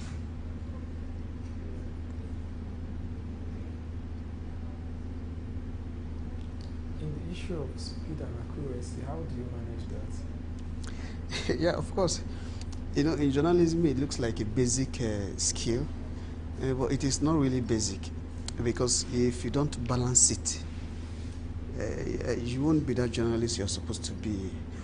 So how we work with it is that, in as much as if you put it two side by side, you should know that one is superior to the other, even though both are important. And so if you bring speed and you bring accuracy, you should know that as a journalist, it is accuracy first. So it doesn't matter who is out before you, even though the person might get the viewer, the readership. if you are bringing out the accuracy and the detailed account of the event, you will still be honored for that. You will still have that credibility. And so how we manage that is that in as much as you want to be outside, you should also be careful that whatever you are going to put outside is the true situation of, is the true representation of whatever you're reporting. And so anytime we're working as journalists, we just have both of them on our heads. And so you try to balance them. You made mention of your editor-in-chief. What led to his arrest? Well, I wouldn't want to mention his name and give details surrounding the event, but from what we learned, it is issues bordering on cyber stalking. Of course, you know that this recent act, we maybe as journalists we may need a lot of clarification on cyber those on those cyber acts that were enacted recently, but I'm not sure if he will speak on that base. But of course, it gives some of these people that want to hide under political powers to manipulate journalists. It gives them, for me personally, I feel it gives them more power. It gives them more ground to try to weigh us down, to try to close our mouth from saying what we were supposed to say. And what is it? The truth, and nothing but the truth. So he's been held for cyber stalking. Was he picked for alleged cyber stalking? Sorry. Was he picked by the police or DSS? Well, I don't have much information on how the arrest took place, but it's definitely the police. And then I'm not sure if the DSS was part of it, but of course it's the police. It's the police in Abuja here.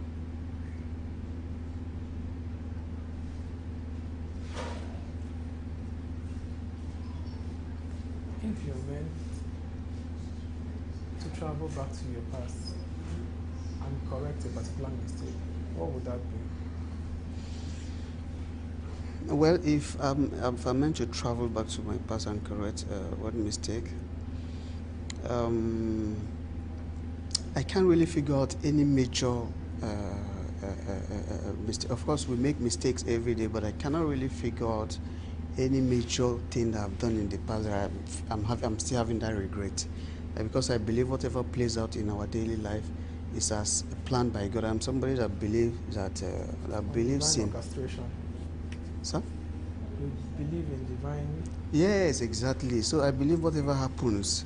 In fact, I'm somebody that even believes that destiny is stronger than love. How do I mean?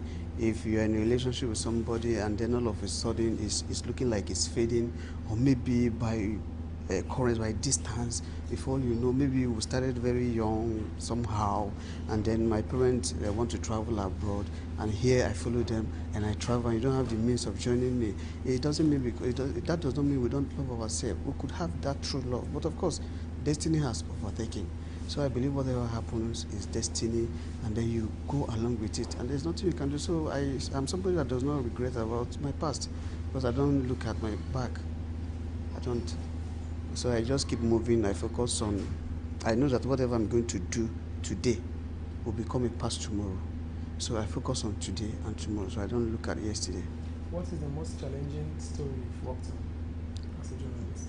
Okay, one of the most challenging stories I've worked on as a journalist is, in fact, anytime you're working as a journalist and it has to do with somebody that is being killed, somebody that is allegedly killed over something, it is one of the situations that is very, very difficult for you to unravel, because you were not there how it happened. It would have even happened at night, and when you come, people can only give you eyewitness. They will just say, the last time they saw the person here is this. So one of the most challenging stories I've ever worked on was about a young man that died, that was killed in Kogi State.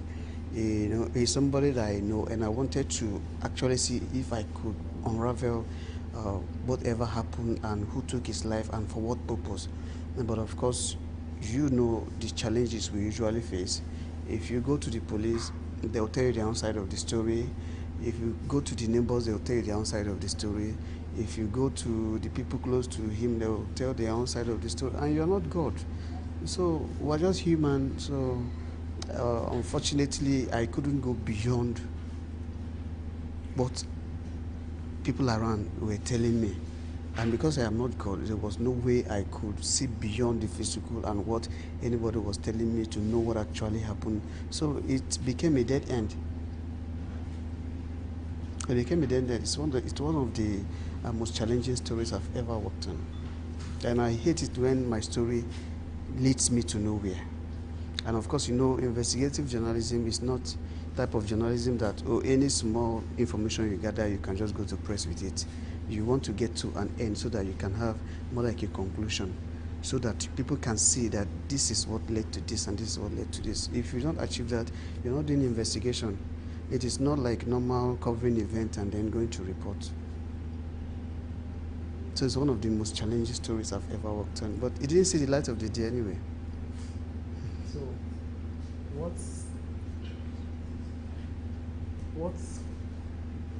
was your proudest moment as a journalist?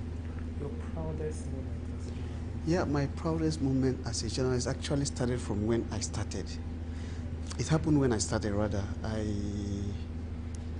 I was still undergoing youth service when I did a feature story about the Ibegu tradition of Ogugu in Kogi State.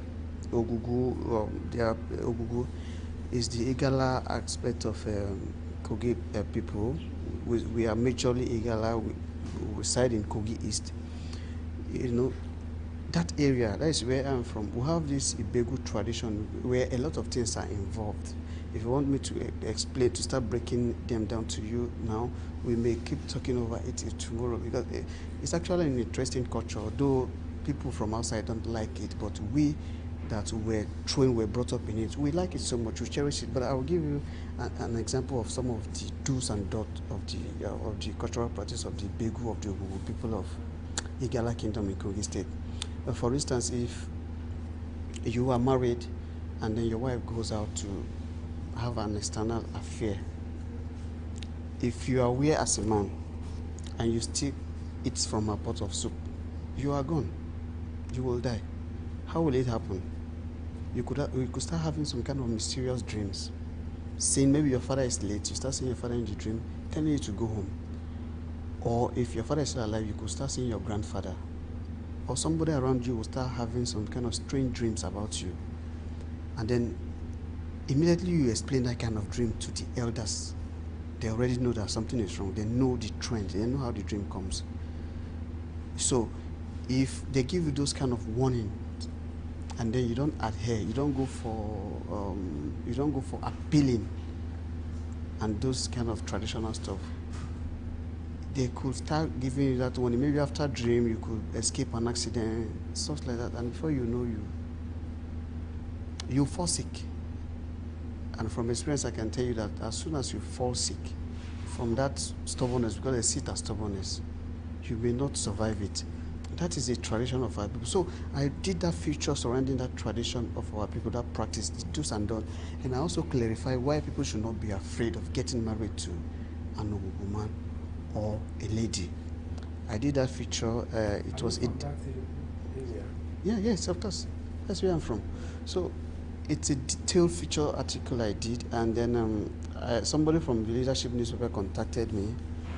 When I shared the feature story with the journalist, he told me that, this is an interesting feature article. He worked on it and then we collaborated. Because I was not with them, there was no way I could have it published, without it being sponsored, kind of, And then I collaborated with the guy, and eventually we had it published on the leadership newspaper. In fact, it took center spread, and it ran into about 2 pages with my byline. I was still a core member, so I saw that as a major stride. And then the most interesting part of it was when I took a copy of that newspaper to my community chief, because I actually interviewed them on some of those issues before I went to the press. And so when the food was now done, I brought it back. I brought a copy for them. And then my dad had some visitors the day I came. And when I showed him, he was now showing the people. And some of the people are like the elites from our community So they say, oh, he's a journalist. Yeah. You know, my father was very proud of me, and I think that was one of the last major event we had before he passed on. So I'm still proud of that situation. I'm proud of that outcome of my journalistic skill. He died a proud father. Yes, I'll take it like that. Because he was very happy about it. He was very happy about it, you know. So I still see it as... In the issue of harassment of journalists, what's your take? Well, I know that as so long we are humans, you know, there's no way we can do without interest, be it political interest or what have you, because most times the harassment comes from political interest and power tussle. But of course, you know, somebody says, I think there's a popular statement that says, where my nose starts from is where you have the freedom to fling your hand. You understand? But make sure it doesn't get to my nose. And so I believe people should people should recognize our freedom. That, oh, even though you are a politician, even though you have money, even though you are a chief in your community, this is a journalist.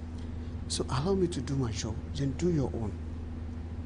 So I believe with that mentality, and with the mentality that we are the fourth estate of the realm. So if we don't perform our role, you too, anybody that is oppressing or harassing us today could also become a victim of some of those ills or vices we are writing against today. And so what if it becomes your turn and you become a victim? What would you now do? How would you now call on journalists to come and rescue you? And so because situations like that are abound, so long we live as humans, I believe people should have the understanding that journalists are like precious eggs. We shouldn't experience, even if they should, it's not to the level we are experiencing today.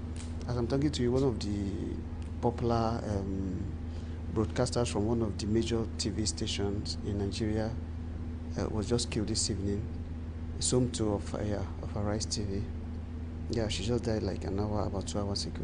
She was killed in an armed robbery at her residence in Katampe in Abuja here. And when I was trying to work on that story, I went to social media and I saw people alleging, I saw people asking questions, could it be assassination? Could it be something else? How? People were just asking questions, how? How did the armed robbers? Why is it she? Do you understand? All of these things is born out of because we face this harassment every day. People now say that if anything happens to a journalist, it will not be far from issues of that nature. Do you understand now? And all of these things are coming out because we face harassment every day. People know how we face harassment every day. And so if anything happens to any of us, people will say that, oh, it's coming from that angle. Even though it might not be coming from that angle, but because of the situation we found ourselves, people still believe that it's coming from that angle. And so I think the issue of harassment is really demoralizing, and is something, I don't know, even if we call on government, it's still government agencies, government tools, government bodies, government messengers or errand people that are harassing us most times, you know, as far as journalism is concerned. So at this point, I don't even know people we should call on to, but I think our security agencies should be able to honor the crucial role we play in the society and protect us and give us maximum protection. The judiciary should also protect us. The judiciary should at all times stand with the media, because whether anybody likes it or not, we are the fourth estate of the realm. And if we are being held in high esteem. She was killed by armed robbers. Yes. At early hours of today. Yes.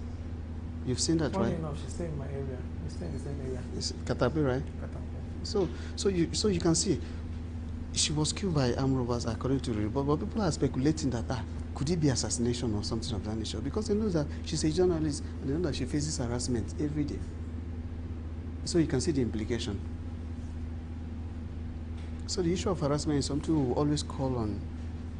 We'll call on security agencies, because if we call on government, it's government bodies. Most times we face harassment from government people. And even the security agencies that we're calling on them, most times they also harass us or have nobody to call on to, because we cannot call on God. Most of the intimidation harassment that journalists experience in line of their duty comes from two people. Government and security agencies. Not even government, security agencies, and thugs that moves with politics. Yeah, they are government tools, government errand boys, government messengers. So who classify them as government? It's not a problem. I feel very bad for some of them. No, it's a very sad development. It's a very sad development. We just hope, just like Arise did say, we hope the security agencies are able to do their work very diligently, follow it up with deep investigation and unravel whatever led to her untimely. She's just 29. Whatever led to her untimely death, and then bring the people behind it to book.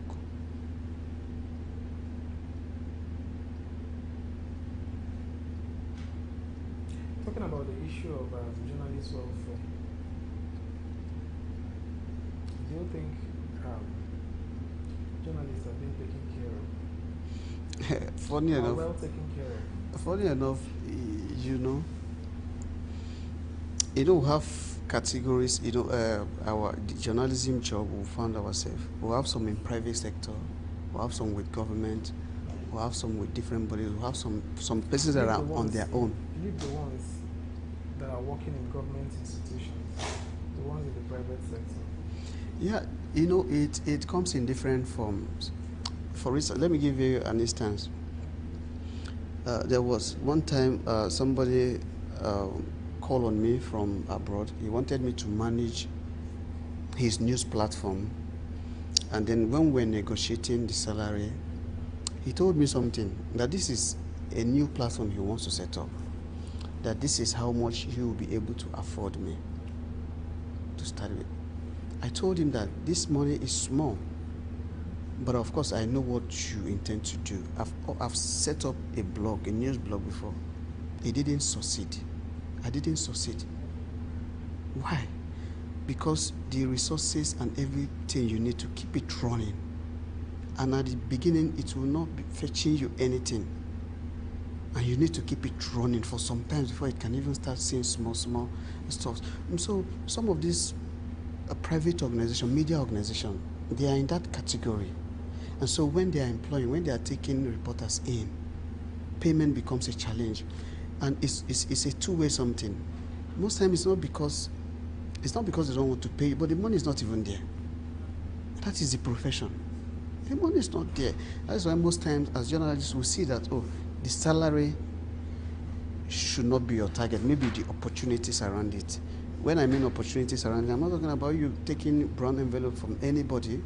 But of course, as you're moving around doing your work, of course you are achieving your primary goal of being a journalist, and you want to create the ills in the society. That's number one. Secondly, you're networking, you're meeting new people. So you might not be making the money maybe initially or at the beginning, but from the course of you doing your work, going about, you meet people, you network, and then you come across other opportunities that you could make money and even fortune from. And so I wouldn't say journalists are well paid, and I wouldn't say they are not well paid, because I've also tried to be an owner of a media platform before, and I know how it feels. However, the established platforms, we have so many established platforms here. I wouldn't want to start mentioning them, but of course we've seen reporters, colleagues from those platforms still complaining about payment and all of that. I think those are some of the platforms that we can actually frown at.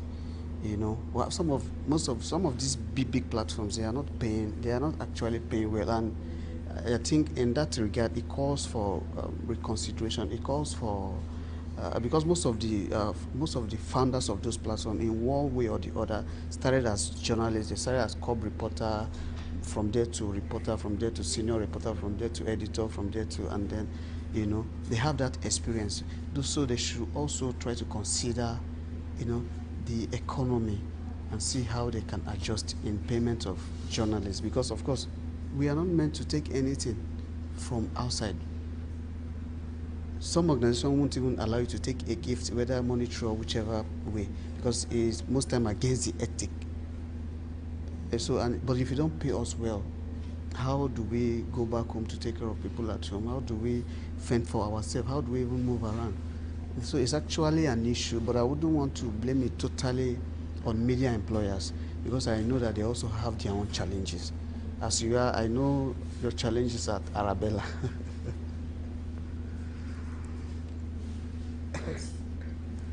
I've never owed a salary. No. It's not about owing. It's not about owing. It's not about, but I can tell you that if there's a doctor, if you go to all these hospitals around, check how much a doctor is being paid, and then check how much you are paying your reporter. I pay my reporters 80,000. How much? 80,000. So the doctors take that. The doctor of my mates from school. I know lawyers who collect 40,000. Okay. Well, for lawyers, I wouldn't say that. We have subscriptions. Yes. They don't cover any bits. They just collect subscription and publish. So that is why I said. In your experience, what is the most underreported story? I think the most underreported story in Nigeria is still, I feel, is still job and contract racketeering. Okay. That has been my beat lately in where I work, in the media house I work with. And I'm beginning to see that a lot of Nigerians don't even know how this thing play out. A lot of Nigerians don't know that a lot of things are play out in terms of contract awarding. How do you deal with criticism or backlash related to your stories? No, of course, I learn from them. I'm somebody that appreciates criticism. And so when I see one, I pick what I need to pick. I pick the sense in whatever comes up, and then I run with it and see how I can adjust and improve on myself. And so if I don't take criticism, there's no way I will grow. So I accept criticism. When I write something and people say, oh, you should have written it this way, I look into it. What skills are essential for success in journalism today? I think beyond writing skill, creative thinking, and ability to multitask. Because today's journalism is another dimension entirely. You know, a lot of things are moving fast, so you cannot be using the old way to measure up. You will not meet up. So you need to multitask yourself and then be creative in your thinking. In the fight against censorship and press freedom, what is your recommendation? Well, what I would recommend is that I think, because it still boils back to the government and our security agency, I think they need to understand that there are implications, that the world is looking at us as a country. Nigeria, the world is looking at us. So if they are caging the press, the world is also seeing it, and it means the country will miss out on some opportunities. So let there be fairness, let there be transparency, let there be openness. And if there is this transparency, if there is fairness, it's still for the betterment of the nation and for the people. So I'm advocating that, I'm calling on all concerned bodies and authorities that let the press be totally free. Let them be totally free to operate. But of course, on the other side, the press should also operate within the confine of the law, so that we won't fall into trouble. You cannot be committing libel and be calling it journalism. You can't be blackmailing and be calling it journalism. So it's a two-way thing. Thank you very much, Mr. Amajarai. Thank you, Mr. Victor. Thank you for having me. Thank you very much. All right.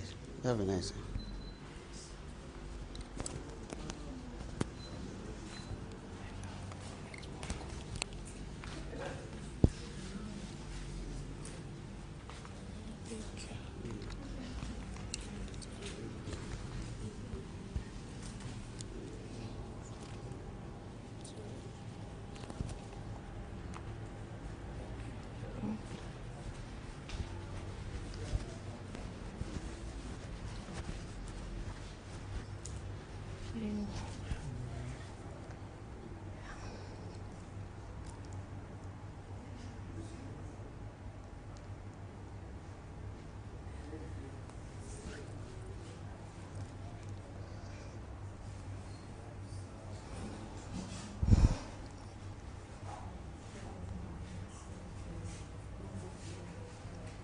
can you briefly introduce yourself? Okay. My name is Joy Dibia. I'm a real estate investment advisor and associate with Everview Properties Limited. I help individuals and organizations make informed,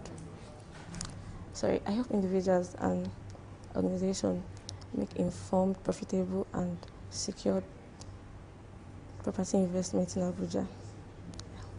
It's okay. What's the future of real estate in a thriving economy? Sorry? What is the future of real estate? The future Of real estate. future of real estate In a thriving economy. in a thriving economy. Okay, I would say it's the expansion, the development that keeps going year in, year out, every day. It's no news with the development and that is ongoing in the real estate industry, how a particular location is being appreciated because of the development that is ongoing there, the things they are doing, the infrastructural development, the expansion. So the future is actually bright. So, what distinguishes your real estate company from others in the market? Okay. What makes it different? What makes the difference is the process. We as our company, we that as realtors, I work with our, it's a process we walk you through as a client, right from when you show an interest in our property, down to going for inspection and making a payment and ensuring that your receipt gets to you, your land document gets to you, and if you want to build, to our engineers are always there to supervise, and we that help you to, we that sold the lands to you, we also help you to supervise. And if you even want to resell, we'll help you to resell, get people that wants to buy. So we are always there for you. We don't just sell the land and leave you to go. We'll walk you through the process, no matter how long it takes, for lifetime. We are always there for you. So, how do you ensure a smooth buying and selling experience for your clients? In a situation where somebody comes in and buy your property and wants to resell it, how do you ensure a smooth buying and selling experience for your customer? First of all, when you buy and you want to resell, let's say you bought the land 2 years ago and then you want to resell. What we do is we'll go and make sure, we'll go back to that place to confirm the current price of the land, the current value of the land, and then we tell you that this is it, this is the current value, how much it has appreciated, and then we'll start looking for people that want to buy, because there are always people that wants to buy land.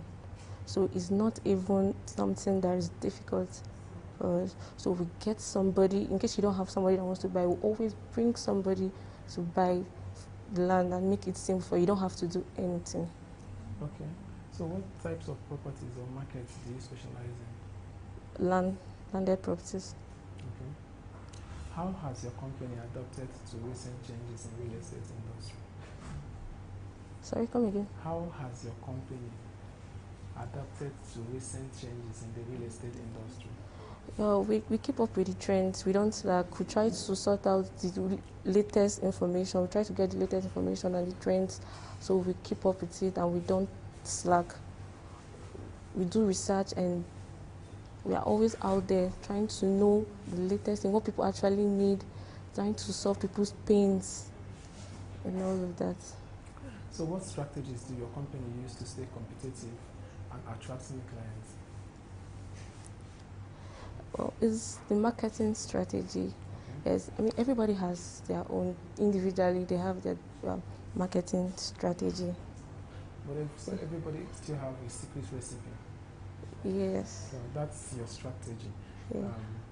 How do you incorporate technology and digital tools into your services? Anyone that you can mention? Through content creation. Through content creation? Yes, we do content educating content, telling people why they need to buy this property, why they need to invest, and the return on investment that is going to give them. Okay. Yes. Okay, lastly for this section, what role do you think that journalists or the media plays in the real estate industry? I would say they create awareness and they make that they send information. They create awareness and they pass information, making people to know what's happening in the real estate industry, so they don't fall into scams. Yeah. Okay. All right. I think that will be all for this section. And Okay. Thank you very much for coming. All right. Thank you.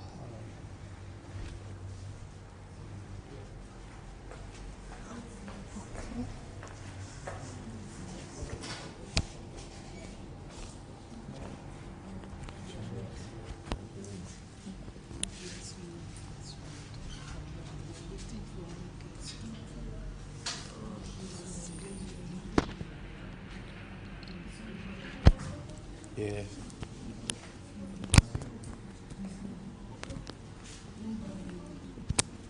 Oh, really?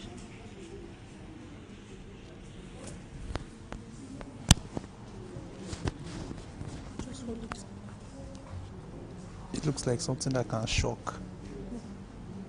Can shock me, right?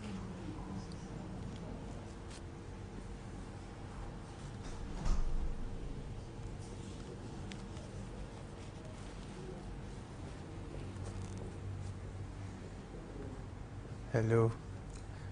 Yeah, Mr. Livinus. Good evening. Good evening.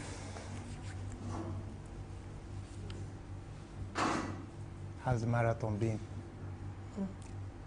Fine, we are pushing it. Yeah, it's good. Can you briefly introduce yourself? Okay, my name is Ahobanda Jeremiah Onyimka. I'm a chartered project manager that is into real estate. Okay. Yeah. And I'm an associate with Everview Properties Limited. Okay. Yes.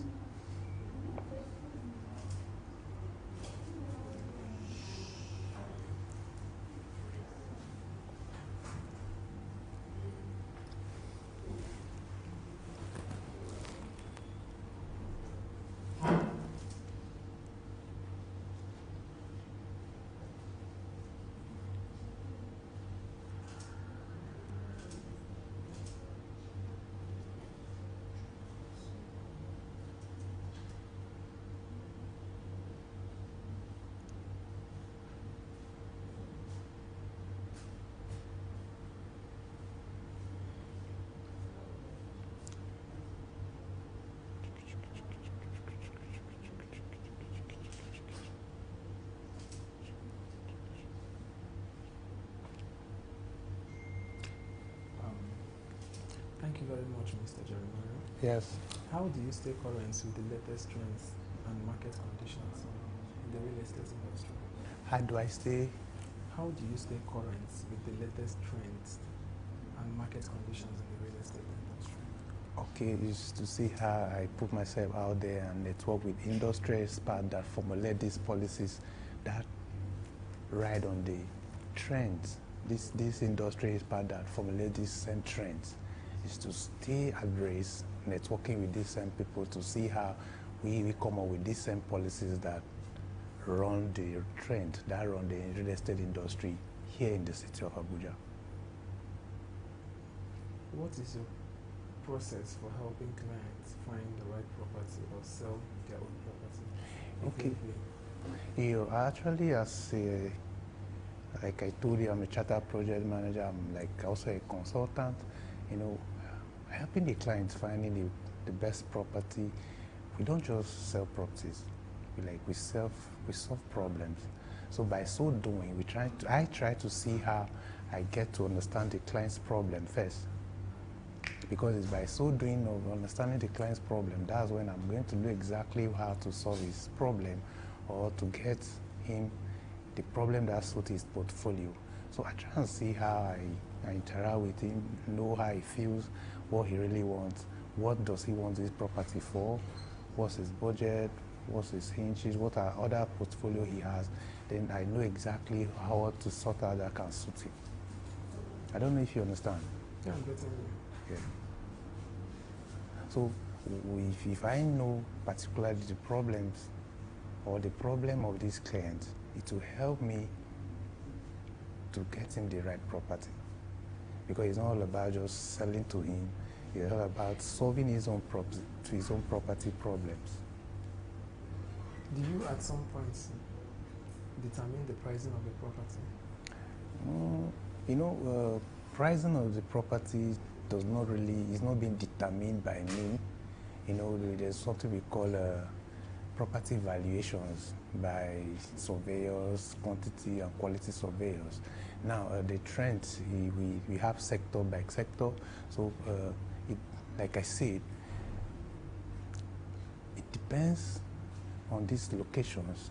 There are locations that are fully developed, highly residential areas, commercial areas, agricultural zones. So property prices or property valuations are being carried out per locations. Locations varies. Activities that have been happening in different locations varies from other locations. So these determine the pricing, and the governing, or should I say, the agency required for the accreditation of these locations. When, like, for instance, here in Abuja, we have FCDA zones, we have area council zones. So because the FCDA title document has a higher longevity of ownership for 99 years, while the area council has a shorter duration of 49 years. So it determines. So when properties who are being fall in highly developed area in FCDA zones are automatically higher in prices than other properties that are being located in AMAC zones, in area council zones. So it depends where these locations determine the pricing and what is happening in that same location. Not just the location alone, is the location developed? It might be an FCDA area, but if it is not developed, you will discover that even if you get properties in most area council areas, then maybe the pricing might fall in the same range, or maybe a little bit higher. So it doesn't really depend on being in FCDA areas, but that same place has to be developed. It has to have proximity to development in a short period of time. Can you share a challenging transaction you find that you successfully managed, if any? Okay, a challenging transaction that I successfully managed. Yes, transactions where, for instance,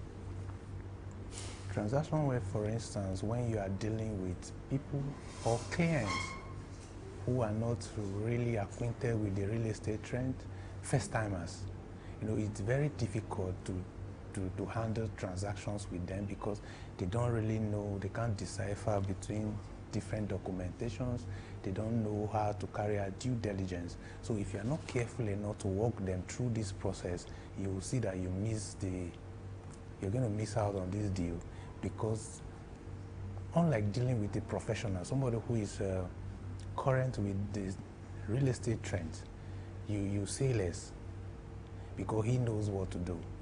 He knows about due diligence, from site inspections to maybe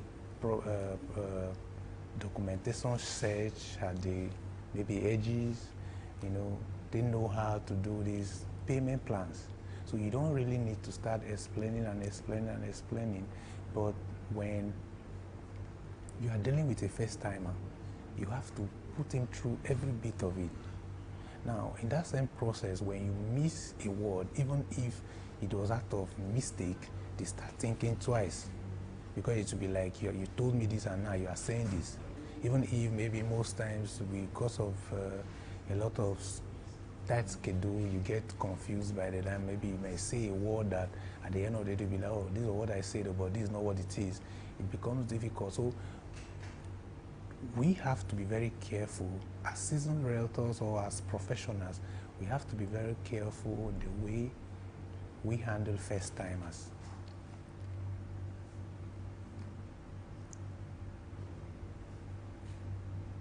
What marketing strategies do you use to promote? Okay, currently now, you know, we are on digital age, so everybody who real investors out there are online. So market strategies we do mostly on online strategies, running of ad, creation of sales funnels, hosting of seminars for corporate executives and industry experts to see how you walk them through, because the offline marketing strategy is a little bit saturated. So we try and see how we harness the benefit of online. How do you handle negotiations to achieve the best How do I handle what? How do you handle negotiations to achieve the best outcome for your clients? Okay, the best negotiation to see the best outcome for my client, we try and see how, because like I said initially that we are solving problems.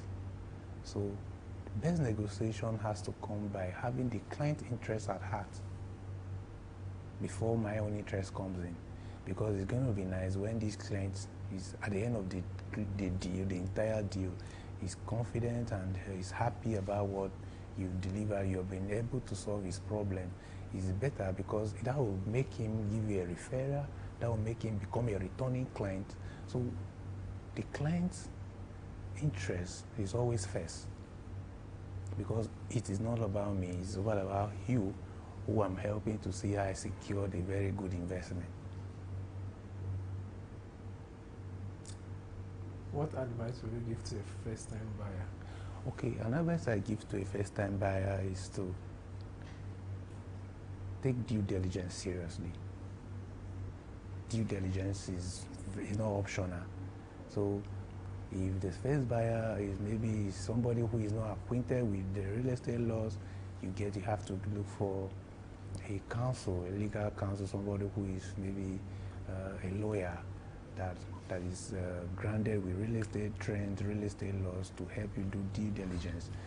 The advice here is due diligence, because as a first timer that doesn't really know how it works, due diligence starts from visiting the site, citing the documentations, going for search, and at the end of the day, you close your deal. While closing of your deal, you make sure you get the genuine documents. Genuine documents. So, how do you build and maintain your client's relationship? Okay, like I do tell many people that when somebody buys from me, he does not buy just because of the company. He buys because of me. So even before the deal is being closed, I think there's a relationship that is being established. Because basically for myself, it's not all about selling to this person, it's about solving this problem. So when you're solving someone's problem, you can only solve someone's problem that you are passionate about, you want to have a relationship with. That's the person that you feel, okay, this person has a problem, let me solve it for him. So you have to build a relationship, because whenever there's any inch in this transaction, you'll be the first person they're going to reach out to. Because it's going to be like, it was Jeremiah who brought me to this company, it was he was the one who brought me to this property. So we try and see how we do a background check too on these clients, to know who they are, where they come from, the family, where they are close to, and you try and see how you build a relationship with them, because his investment is with you. Okay. How has technology impacted your work as a real estate consultant? Yeah, technology has really impacted the world. Back in the days, when we acquire a new site, you go out there to the site to do mapping with surveyors and all that stuff, but the work has been so easy. Like if you give me a coordinate of a particular layout, we can just be here and map out the structures here, or should I say, map out the beckoning with devices. So technology has actually helped us a lot. You know, there are sometimes that when you go to edges to do research, they'll give you 1 week, 2 weeks, but with technologies, it's just getting the name of that district and coordinates. And when we put it on the system, the layout comes out and you know if it is real or it's fake. So technology has actually helped us, even in marketing. Like there are sometimes that before you reached out to prospects, there was no even means of reaching out to diaspora clients. But with the help of technology, everything is working online. You can be here and acquire a property in the US. Someone in the US can actually acquire a property here in Nigeria effortlessly. So technology has actually helped us a lot. I cannot overemphasize on that. So what inspired you to become a real estate consultant? Okay, back in the days. Is this something you're passionate about, or yes. you accidentally? Yeah. Actually, I didn't do anything concerning real estate for my first degree. Yeah, I did marine sciences, and in my first degree, I actually did, second degree I did zoology and environmental biology. But along the line, I was somebody who was used to sites. Like I have families that were there building, so I was always on site, learning from these engineers, like managing the site. So as time goes on, and I start seeing passion in it, I do get money from it. I know how to make money from site. So I discovered that land is something that doesn't get expired, even if the building is bad. When you demolish it, you can start building. And when I started making research, and when I was out of school, I was like, okay, what's really happening? Why are people really making money? And I found out it was real estate, and it aligns to what I do. So I had to take on a postgraduate course to do project management. So there's not going to be like, okay, I'm into real estate, but I can actually design and implement, see project to the finishing level. So it's something I'm passionate about. It's something that I want to, I've started, I want to grow in it, and one day become a compound name as a developer. So, what do you enjoy doing outside of your work? Okay, what do I enjoy doing outside real estate? Yeah, okay, I do painting and screening. So most weekends, if I'm not at home, I'm outside, maybe in some space like this, trying to see how I clean it up, painting and screening. I'm an artist too. Like I draw, I paint on canvas. Yeah. And most of the times, I'm one of those persons who loves empire, like having a kind of empire. So I engage in such activities, books like that. I engage with people who manage, how am I going to put it, people who manage a lot of resources, and try to see how I learn from them, ask them how they do it.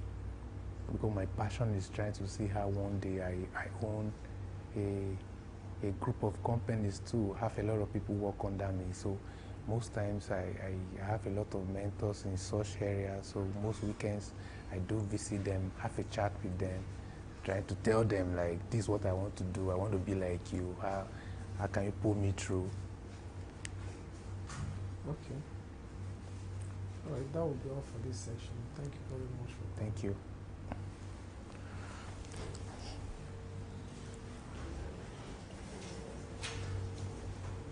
Thank you, Mama.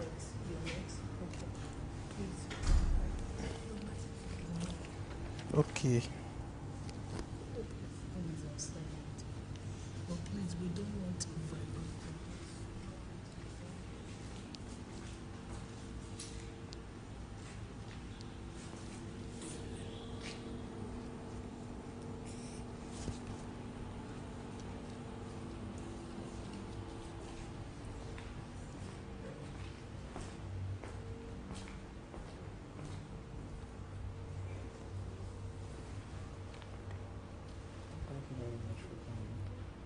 Mr. Victor.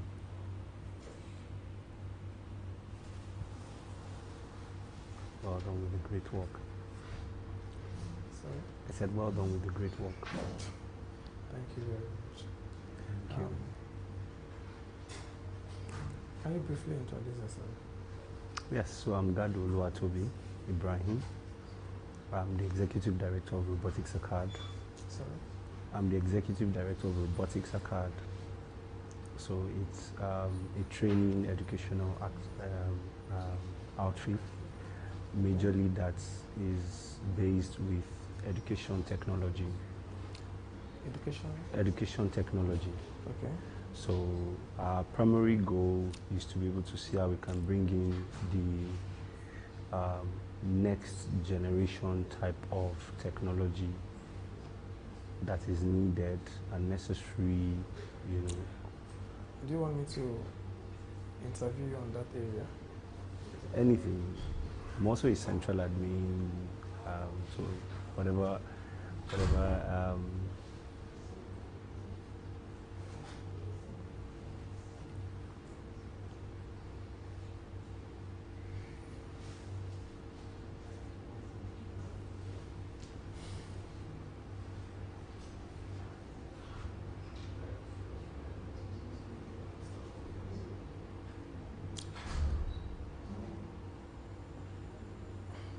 If you're ready, I'm ready.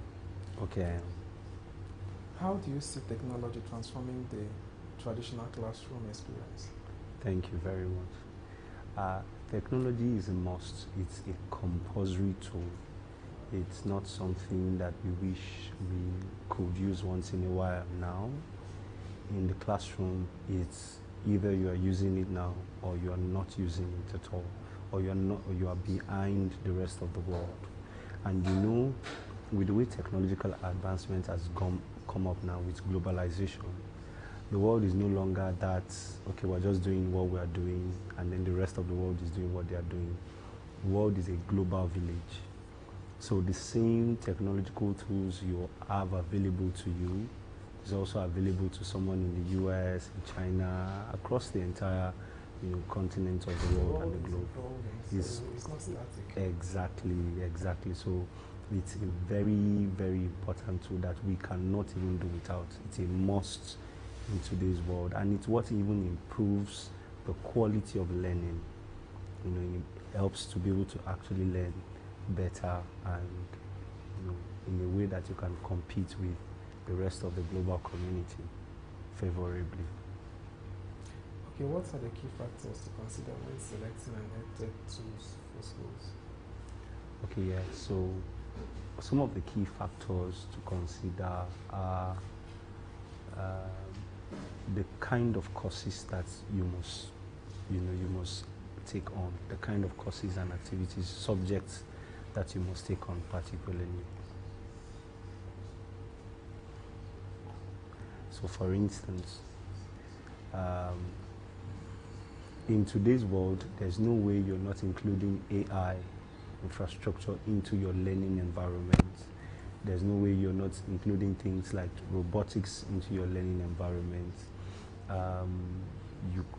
Coding is no longer something that is set aside for just the people who are science inclined or who are computer science inclined. It's now a basic tool that everybody must know. So the particular type of subject is very key and very essential. You must pick the right subjects that fits relevance in the present age and even in the future age. And relevance is a very key thing to consider. Most of the classroom experience that people have now is not necessarily relevant for the workplace. Most of the classroom experience some people had 10, 20 years ago did not prepare them relevantly enough for the subjects they had. I'll give you an example of a personal example, if I can. So my first degree is computer science. I have an MBA. And I remember that when I got to study some of the courses we did some courses that some people I know did in the 1970s, the same courses. And those things in coding were not even relevant anymore, like they were so outdated. I couldn't use them in any present work field that I was in. So people around me then, and people who also studied similar things that I studied, if they were going to be relevant for their present day environment and workplace, or add value in the things that they could do, they had to come out of the classroom and now find relevant skills to learn. So you had spent 4 years, 5 years, 6 years in learning in tertiary institution, and yet you're still not adequately prepared. So it's very important that you are able to pick the right subjects, you are able to pick the right technological tools, even the basic tools of making internet available, learning through the right teaching tools. We also have what is called the educational learning system. That way it allows you to be able to monitor the progress of each child the way they are learning, rather than just assuming that the teacher is paying attention to all the children and giving you, sometimes we are, as humans, we have biases. So a teacher might like 5, 10 children, but may not be very okay with the learning process of 2 or 3 other children. But with these tools, with an education learning system, it allows each child to be able to do a lot of their assignments, activities online in such a way that you can see where, you can note where their errors are, where their mistakes are, and then you can easily help them find their footing and grow differently and be ready for the opportunities that life will bring their way even as they progress. Can you share an example of a successful implementation of educational technology that you've done? Okay, yes, I can, and I think the easiest I even want to use would be this educational learning system I'm talking about. So there was a learning institution that we had to help deploy a system like this, and they wanted an information management system initially, but as we went on, we deployed an educational learning system like this for them.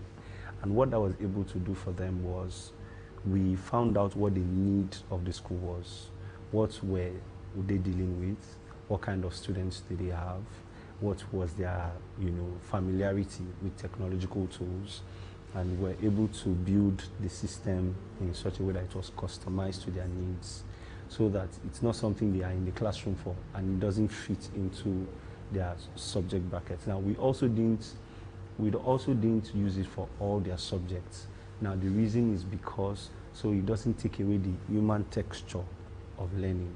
So learning is still very human, it's still very feasible, and by the time we were able to deploy this in subjects that matter, so in mathematics, in quantitative reasoning, in some other courses. In fact, it even helped us to be able to deploy things like robotics, like AI learning, as early as late primary school. Late primary school would be year 4, year 5, or in some educational systems, year 6. By doing that, they were already ready with things that people had to learn when they got to the tertiary institution. They didn't learn it at the same capacity, but they were already engaged with that information. They were already doing coding systems without necessarily knowing how to code. They were already building web designs and web graphical systems without necessarily knowing how to do the rigorous activities. But what this did for them was that by the time they were going to get into higher levels, they didn't need to start from the scratch. So, and after 3 years, they already have the right foundation. So we checked back after 3 years. What we found out was that in the technological space, for them, when they went for competitions and when they went for engagements, and even in the exams that their children did, their students did, they turned out to be about 73% better than they used to be about 6 years before then. So they were able to check it and find out, wow, this was very helpful for us. The kids were more confident. Then, this was the best part for me. that stigma of the fact that, okay, anything this technological, anything that has to do with technological advancement or anything was just for science students or was majorly for boys, girls were staying away from it. All of that was no longer part of the picture. So you found a lot of girls, you found a lot of people who were not even science related, wanting to be part of the entire exercise and doing excellently well. Excellently well. Then some, you know, we also, another thing that was really great about it was that it was easier to now find out the natural skills of the students. So you could find out where people who were very antsy, anytime they just found things they could build, they just naturally had a way around building things. So it was easier for guardian and counselor to guide them rightly, not because of what their parents thought were good professional courses, but because of their natural skill sets and where they found, you know, they could give better value. So it was a beautiful experience in that for that institution. What challenges have you faced in integrating technology into educational settings? I think I can write like it's you know, it's a whole we could talk about this for hours, but I think I will just pick a few things that we have faced. So in our experience, having done this for more than half a decade, in our experience, the first thing we had to battle with was the acceptance. So getting people to want to decide to change, to say, you know what, I'm willing to be able to change and come into the scope of things. It was really difficult. So instead of us to just be able to say, we have this that could be useful to what you're already doing, let's, you know, see how we can implement it for you, we first needed to do a lot of sensitization. So we needed to do a lot of awareness and start educating both the educators and, you know, the guardians, the parents, the people who had kids. Then we also had to inculcate the kids gradually into these processes. So it was very challenging because many people knew that this was for, you know, necessary for the future, but they didn't agree that it was necessary for us around this part of the world. Felt it was maybe something that was useful in the Western world, and it was not yet time to get into it. So it was really a difficult thing to manage. But as time went on, when they saw, you know how you see, you know, the bigger people in your industry start taking on things that you wouldn't take. So, and they saw how well they were doing with those things. They started giving openings for other players within that industry to say, wow, if they're already doing this and they are making a lot of progress, we have to be part of the players. So a lot of parents started getting into getting on board. A lot of educators and educational institutions gradually started getting on board. And now we even have some progress because the government is gradually also getting on board to see how they can jump in to make policies. And because the policy is the end goal of this, is to make deployment easier, faster, and even advantageous to the learners themselves, much more even than anybody else. So. Okay, so how do you ensure that educational technology are accessible and inclusive for all students? Yes. To be honest, that will take a lot of non-profit activity. Okay. It will demand a lot of non-profit activity. I've traveled, I've had the experience of traveling in the north, in the south, and I've seen a lot of schools, even top-tier schools, that are supposed to be the preparatory places. They are not even anywhere close to beginning these things. And if you are going to do it as a business and run it for them, to deploy for them, these things are also quite expensive because we don't manufacture most of these things. Capital intensive, thank you very much. So, and we do not manufacture a lot of these things within our present environment, as it were.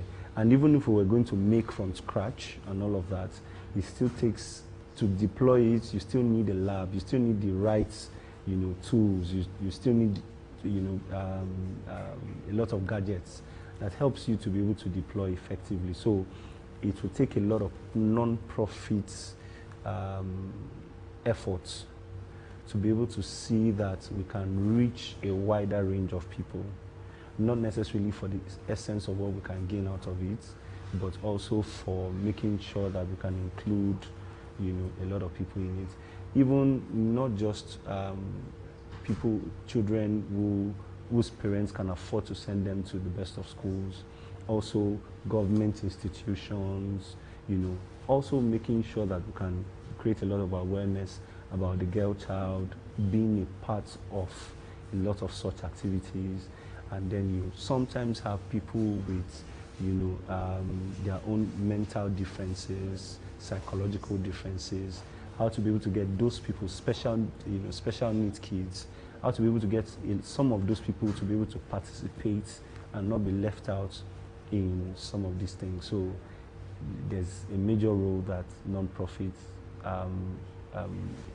engagements will play to that. So how do you train teachers and staffs to effectively use this new technology? Oh, that's a great question. So we actually have a methodology to be able to train teachers in such a way that is sustainable. So we knew that this was going to be a problem. In fact, it was a challenge also for us, because if you are the only one who knows how to deploy what you know how to deploy, you are going to have a problem with the other educators who are not interested or who don't have the skill sets that you have. So most times when we try to deploy or when we have to deploy for an organization, the first thing we do is actually train their other educators. That's the first thing, that's the first place we start from. So we train their educators to be able to know how to be able to use these things, or what to do, and then we create a back-end support. So we don't do one-off trainings. We create a back-end support in such a way that we're also working with them to see this actualized. And then when they have questions or challenges, they can easily call us, we can walk through it and find viable solutions with it. So we don't believe in just saying, okay, we've done our best and we can walk away. We don't think that is sustainable in its effect. But when we are able to say, okay, you know what, you can reach out to us, we can help you deploy. So we even help them also create curriculums that are specific to their needs. Because sometimes most of these curriculums are from different cultures, different environments, and they may not necessarily fit the learning environment of, the new user, exactly. But so we see how we can help them customize this thing to fit the experience. So, and then we also try to get them to use native materials, original content, so that the creativity process is increased, both for the teachers, the educators, and for the students as well. So how do you address concerns related to privacy and data security in educational technology? Oh, another great question. So every time you teach technology or you use technology, especially things like AI, robotics, and a lot of those other tools, coding and the rest of them, one of the things that is compulsory as a professional in that field, and even as an educator to be precise, is that you must teach about the ethics. You must talk about it, you must train about it. It's not something that can be overemphasized. There's an ethical way to use this. Because if you do not put that into the entire structure of what you do, you would have given people room and license to want to try. They may not even do it on purpose. They may just come into a place where they just want to explore something out of order. So ethics is part of the entire learning process. So do not get into somebody else's gadgets, do not use somebody else's. So those are part of ethics that is mandatory to be created in such a way that privacy is sustained, people are not, both students, teachers are not overlapped and everything. And then there's monitoring. There's monitoring. So we don't leave it close-ended in such a way that there is no monitoring. We allow it to be in such a way that the administrative structure of that learning institution has the ability to monitor everybody's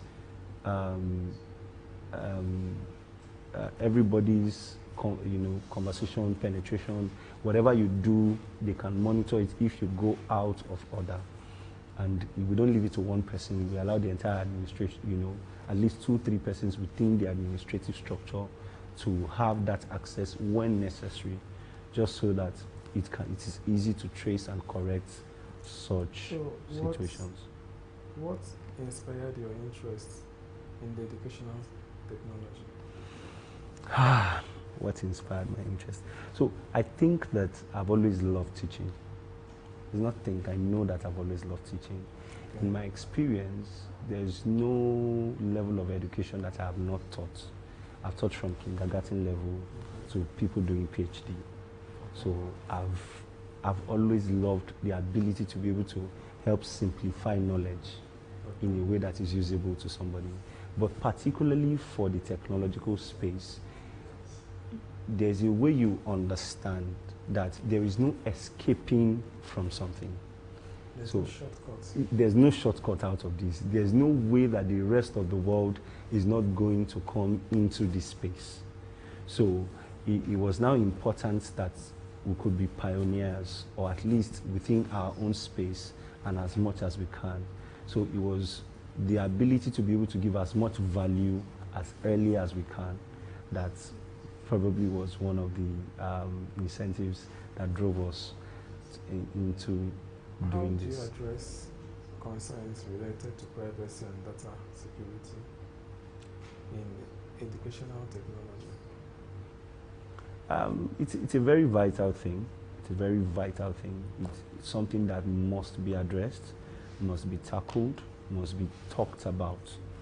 And one of the primary ways by which we set out to do this is that we, like I said earlier, we ensure that the conversation is part of our activities. The conversation is, it's in the training manuals, it's in what we do, and then we also make sure that we have a monitoring process about it. We help you see the defects of it. We help you see how wrong it is, because it's not just, it's one thing to be like a first person looking for who to catch and waiting for them to do wrong. But we don't want to be that. Rather than that, we want to be the people who channel them to say, listen, you can channel this energy you would have used in this other way. Actually, you can channel it rightly. You can channel it by helping sure that you can protect people's security, ensure we don't get into people's privacy, but rather so you can, and there is a lot of pay, a lot of reward from that. We have a lot of people who are ethical, hackers, who help ensure that people's websites or people's app or people's applications, web applications and online applications are not broken into, and they get paid a lot. So when they see that, okay, if I actually practice this the right way, the incentive is even better and is safer than practicing the wrong way. So it helps with jigging the right mindsets in making sure that doesn't go well. They don't even channel into those areas. And when we see people go out of stand, and encroach in privacies and all of that, we try and address it as properly as possible. Particularly also, we've had cases where it was not even just the students who were learning or participants, it was the educators. The educators were prying into privacies of some of the participants in a way that were not fair, and we don't play with those things. We make sure that we bring it into the attention of the right authorities, so that everybody also who is involved in that knows that this is not something we joke around with. Protecting everybody is very paramount to us, so that it doesn't affect the quality of culture of learning that we are all about making sure that people can gain. Okay. Thank you very much for that. Thank you. Wonderful section. Thank you very much for having me. I look forward to having more of this meaningful conversations. Thank you very much. All right, thank you. All right. All right, sir.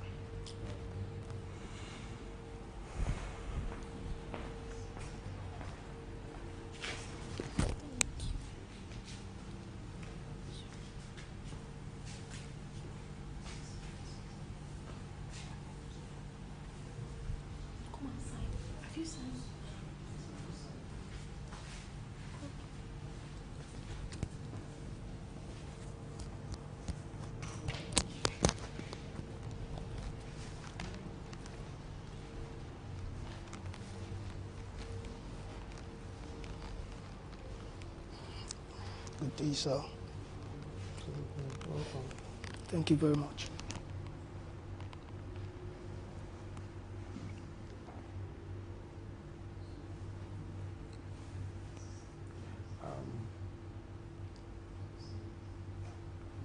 Mr. Dixon, do you want me to take you on career interview, or which area do you want to discuss? Basically, I'm here for, I'm representing Zims Koto, so to say. Okay. So Zims Koto is a fashion brand, and I think I would like to talk about that. About fashion?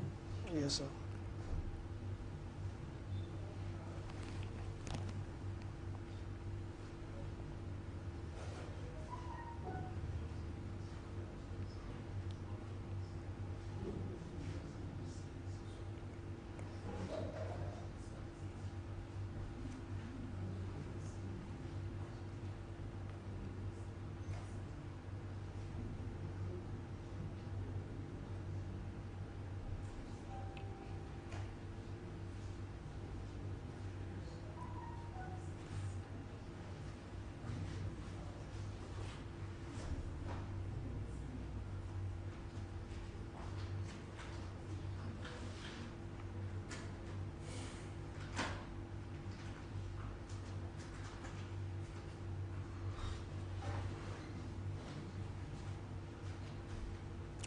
What inspired the founding of your fashion brand, and how has your vision evolved? Okay. Firstly, Zims Koto is more than just a fashion brand, so to say. It's like a movement. Now, it started off when we were kids, so to say. We were, yes, the clothes we wear is clothes that you get to sew clothes that are so bigger than you, and then you have to grow in it and all. And then over time, we felt like there are some things in the fashion industry that is not actually right. So we started looking at it, possibly how do we make this something unique to our own self. So it started off with family funding, so to say. So from family funding, we reached out to friends and relatives, and then from there, personal funding. Pushing the dream, it's more like a dream, not just a fashion brand. Showcasing that you can achieve whatever you put your heart to do, because then we wear clothes and the clothes is too big, you feel like, I need something that fits me, but you are forced to wear that, and we feel like, okay, when we get bigger, once we have the capacity to do this, we can change something. And then that's where we started. That's where the dream started off. So instead of having foreign ready-made clothes, we are thinking more like, let's do something that is in Nigeria, made in Nigeria, and by Nigeria. So, how do you differentiate your brand in a competitive market? Yes, now fashion industry, so to say, there are lots, anybody, as they say, Tom, Dick and Harry, that says, okay, I don't have anything to do. The next thing they look at is fashion, because they feel like once you go on machine, you have the capacity to sew. But it's more than that. It's more than that. The competition, yes, is so vast, but then we focus majorly on streetwear and traditional wear, streets combined with tradition.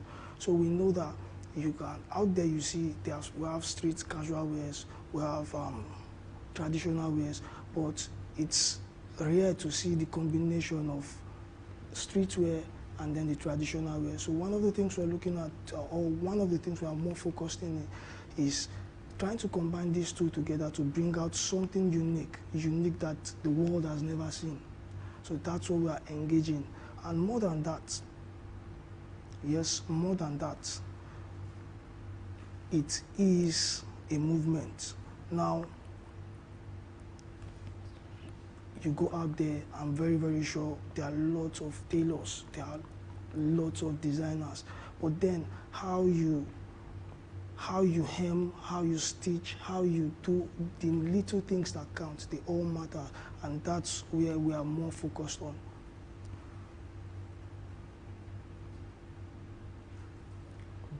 Okay, so let me give an example. Take for example, Vigil, the founder of White. You know, he came from kind of a combination, so to say, and now we are looking at that as a yardstick, so to say, okay, now that is not in Nigeria. We are in Nigeria. The terrain of Nigeria is different from the terrain of Ghana, Canada, and the likes. So anything we do here within our range, within our jurisdiction, we try to engage in a way that we know that this is something that should fit Nigeria. It should fit the weather of Nigeria, it should fit the people of Nigeria, and it should marry everything that is about Nigeria. Okay. What you're putting in, is it from your brand? Yes. Now this is more like a sample.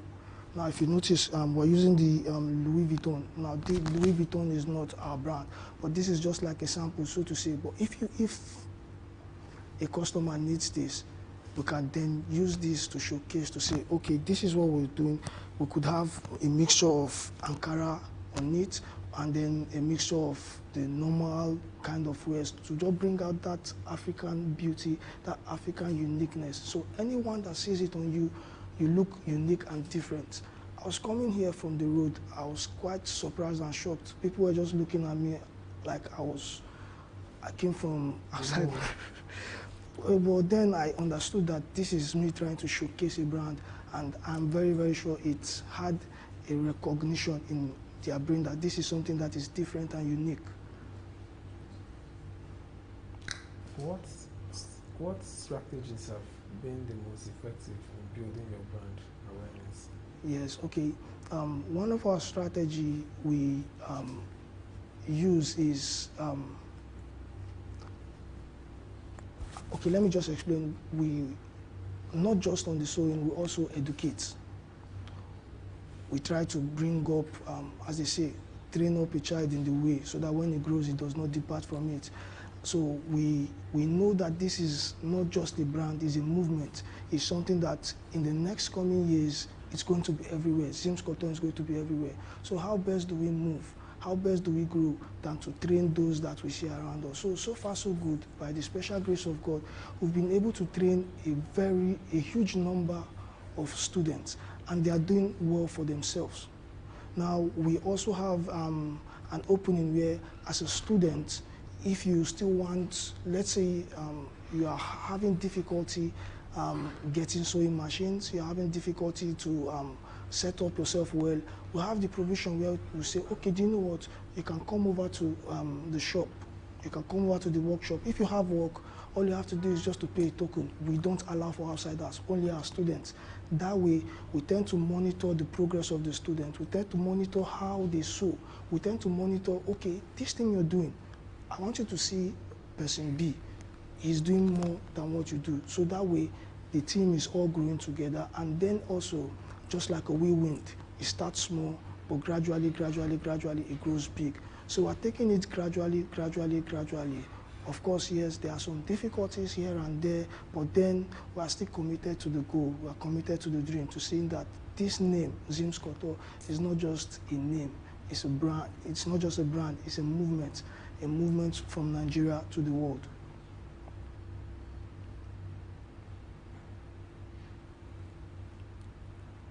How do you stay on top of the current fashion trends while maintaining your unique style? Because what you're trying to introduce to the market now is quite unique, it's different. How do you maintain staying on the top of current fashion trends? Okay, now I might not, there is no, this is not cast in stone, so to say. A trend is usually formed by somebody. It's usually formed by an entity, so to say. The ability for you to actually showcase that vision properly gives people the ability or the option to say, oh, I like this, I want to be a part of this. And once you have a huge number of individuals, it becomes a trend. Of course, we know in fashion, trends actually do circulate. There are some wears we wear today. In the 60s, it was like top notch. But then in the 80s, it was no more, but now it's here. So these trends, they tend to revolve. But amidst the revolving, there are little changes. Now, Zims Koto is not for anybody, it's not for everybody. That is just the truth. Majorly is meant for the believers. That's how we see it. That's what we say, believers only. Now, for us to be at the top of the trend is to always ensure that we give our clients the best quality, not just the best quality, giving them that quality while actually showcasing their true self, their true nature. Now, when you get to wear Zims Koto, you get to feel like, wow, I'm comfortable in this. I'm cool with this. And then if you're someone that, let's say you're not comfortable or you don't even have the well-to-do in terms of engagement and all, by the time you put on Zims Koto, you'll be so shocked and surprised. You just have that flair. People going out there, they see you and they are like, wow, I like what you're putting on. Where did you get it from? I like what you put it on. Where did you get it from? So Zims Koto is not just for everybody. It's for believers only.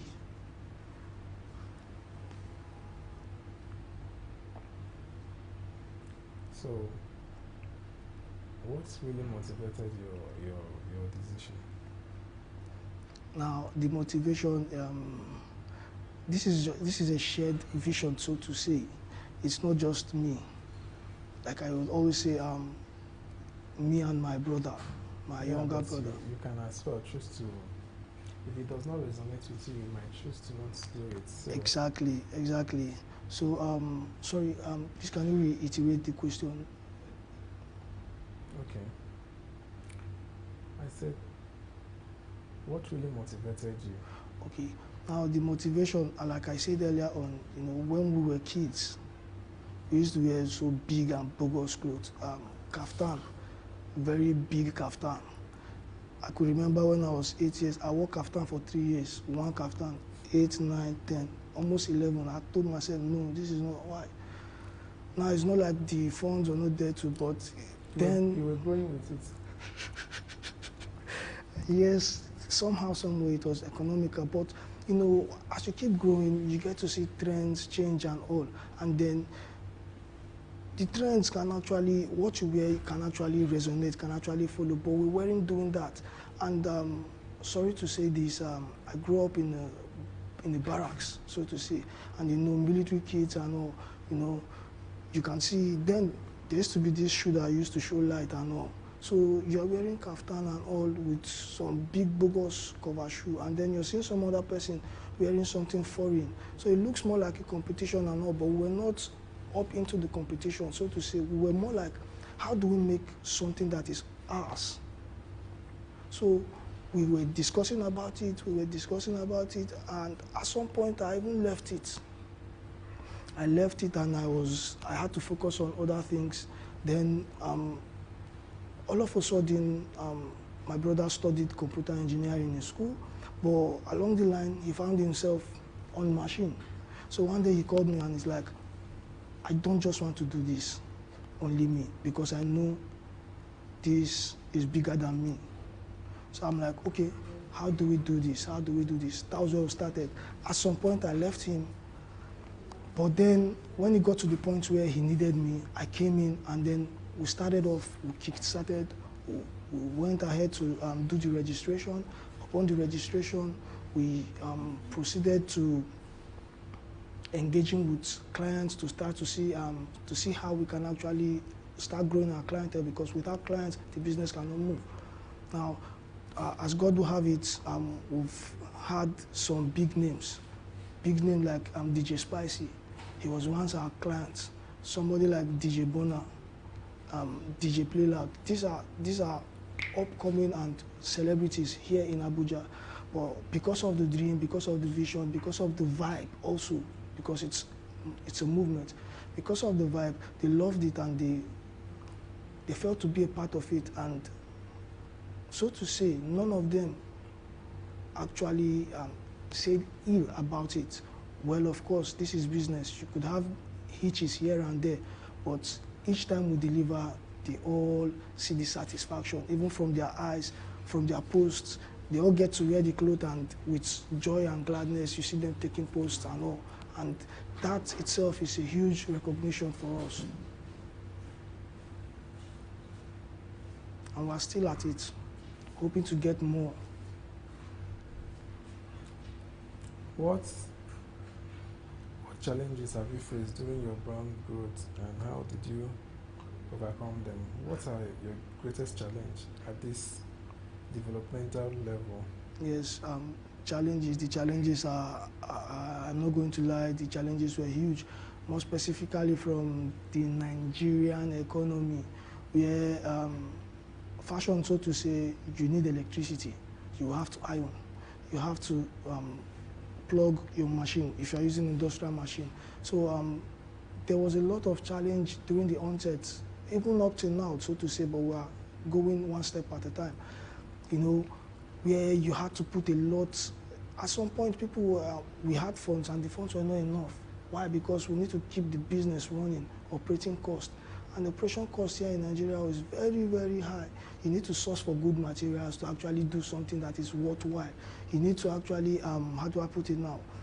Yes, your materials, you need to get materials in bulk if you want to actually gain or earn. Because going to the market, buying bits and brittles, it's not actually helping. So those were some very, very huge challenges. And up till now, we are still facing some of these challenges, but by the special grace of God, we are trying to see how we can actually evade some of these challenges, challenges of electricity, challenges of getting good quality material, because sometimes you go to the market for research, you see materials and you say, this material is good, keep it for me, next week I'm coming to buy. By the time you order the material, you'll be so shocked and surprised that what the person is bringing is not even what you saw. So that has been a huge challenge. Sometimes we get materials and the material is not even up to the standard to do what we want to do. So with that, we have to now go back to the market personally to do, and it's been so frustrating. But how do we do? This is business. We just have to do it one step at a time. How do you incorporate sustainability and ethical practices into your fashion line? Yes, sustainability, so to say. Now let me, yes, sustainability and ethical practice. Yeah. Now, we'll try our possible best first to see that our clients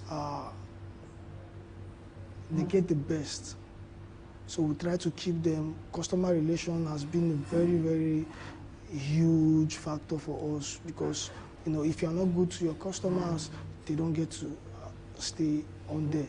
So we try to engage with our clients, and we convert our clients to customers while we still look for more clients. And then also, one of the things we do is we have every fashion house, we always have these pieces of materials.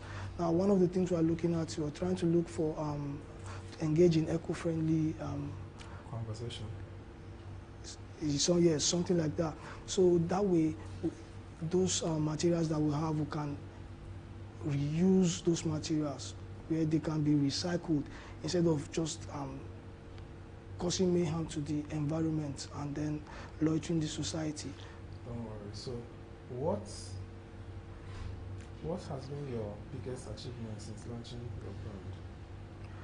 Now, the biggest achievement, the biggest achievement, so to say, is for us, it's that we've been able to launch a line of clothes. Now, that line of clothes has not been out there fully, but we've used it to test the markets properly to see how individuals, most especially new clients, to see that they like, they love, and they receive or accept this line of clothes. And so far so good. The turnout, the turn-up has been so massive. Even when we opened our first outlet, it was super amazing. Most persons that came in were like, wow, I like this, I like the material, I like the fabric. How did you guys come up with this? How? And that, for us, the testimony has been one of our biggest, our biggest outlet, so to say.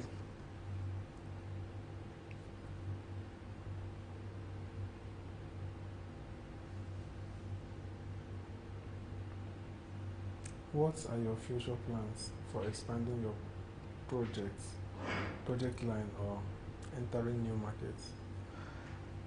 Yes, our future plan. One of our future plans, so to say, is trying to ensure that we have outlets, not just in Abuja, because right now we operate only in Abuja. Zims Koto is made for Nigeria by Nigeria.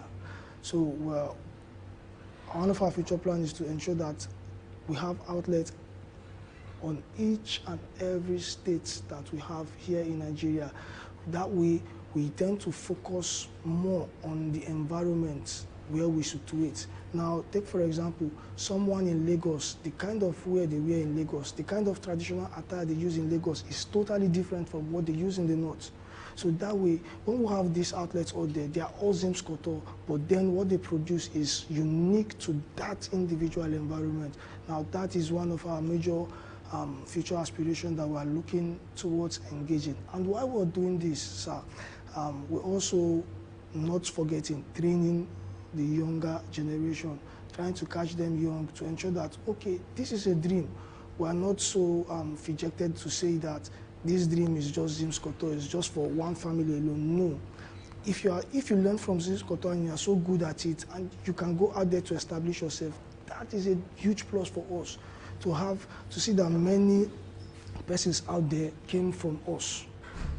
So that itself is a huge plus for us. So that's, yes, I think those two now, for now, are our major aspirations. Okay, Mr. Dixon, you have, the way you've presented your brand is quite impressive. Thank you very much, sir. I hope to see you at the top. Thank you very much, sir. And thank you for the opportunity. You're doing a good work.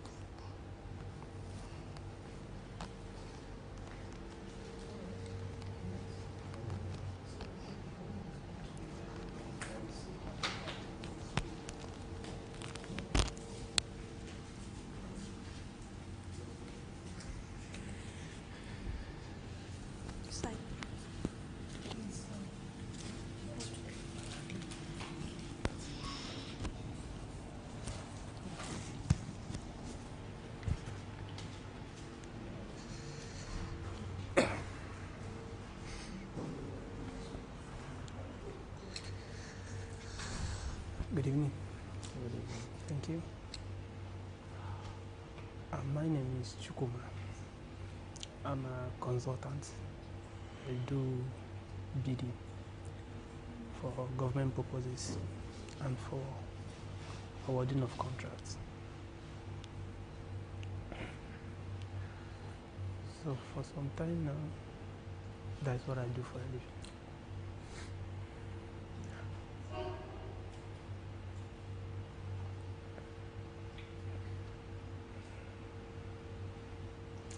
What really motivated you to go towards that direction? What motivated me actually is the profitability in the business, because as Nigeria is growing as a nation, there are need for development, infrastructural development. So, and when it comes to this stage, the government agencies, they can't do the job on their own. They need the private sectors, the engineers, and for that reason, they need bidding purposes for it. Can you describe your experiences working as a consultant and the type of projects you've handled? Okay. I've handled the construction of school, secondary school, back here in Abuja, Gwarimpa. Okay. So the challenges I faced then, the construction is when you are awarded a contract, at some point, the market value of the commodities you are going to buy, it will start changing. Sometimes, if a bag of cement is sold for 9,000 when you quoted for the work, when you are awarded the job, maybe a bag of cement will be like 10,000 or 10,500. So the instability of the market price is a major challenge when it comes to construction. So what methods do you use to manage clients' expectations and ensure that they are satisfied? In some cases, what we do is, because in bidding, they make it that you are supposed to earn 25% profit from whichever work you're doing. So they make provision for it. So when it gets to the point that the commodity price has risen, so you go back to the ministry and then go to their procurement and explain some certain things, then they will make their own findings. From there, they can decide to increase the money for you. That is the only way. That is why sometimes you see abandoned projects, because the price that was quoted for and the current reality of price is not the same. So some contractors will just make do away with the money that was given to them. That's why you are having abandoned contracts here and there. What strategies do you use to manage multiple projects? When it's in multiple projects, that's why you have different staffs in different areas. So what you do is you just have to do the supervision work. You don't have to be everywhere at the same time. But all you have to do is you keep an engineer there that will be supervising the work, how it progresses from stage to stage. Then you as the contractor, it's now left for you to visit your site every day to know, okay, this is what is happening, this is what is needed, this is the stage we are in, and the next stage we are about to enter. So you make provision for your next stage before you get there, so that you don't muddle up things for yourself. How do you communicate complex ideas or recommendations to clients, sir, who may have technical backgrounds? I hear you, sir. How do you communicate complex ideas or recommendations to clients who may have technical backgrounds? Okay. Some clients have their own expertise, just as you do. So when you have an issue or you have a recommendation, it's left for you to make a recommendation to your client. Then your client will have to do his or her own consultations from his own people. Then, if it's okay for him, he will tell you, okay, I will heed to your recommendation based on whatever he or she has been told.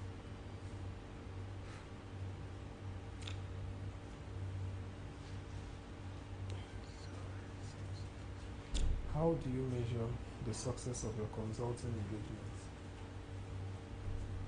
How you measure your success? How you measure your success of consulting is like me. I haven't done for private organization. I do majorly for government organizations. So how you measure your success is your ability to get more jobs. Because the more jobs you get, that is the more money you make. So if you don't get jobs from the government, then you don't make any money. So for you to measure your success, or for somebody to give you a job to do, that means you have history of what you have done before. Because I cannot give you what you have not done before to do. So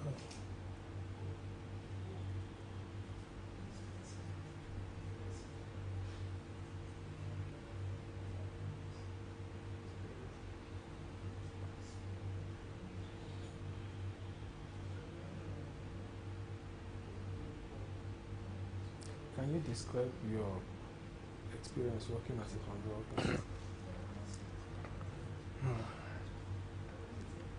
yes, because my experience working as a consultant is, there are some good experiences and there are some bad experiences too. Now, the bad experience in consulting, especially when it comes to government agencies, is the lobbying of the job. That is where the problem comes. You need to lobby for the work. At some point, it gets to a point that it gets to, okay, you need to know somebody before you get that job. But the good side is it exposes you to new things, to new way of life, to new experiences.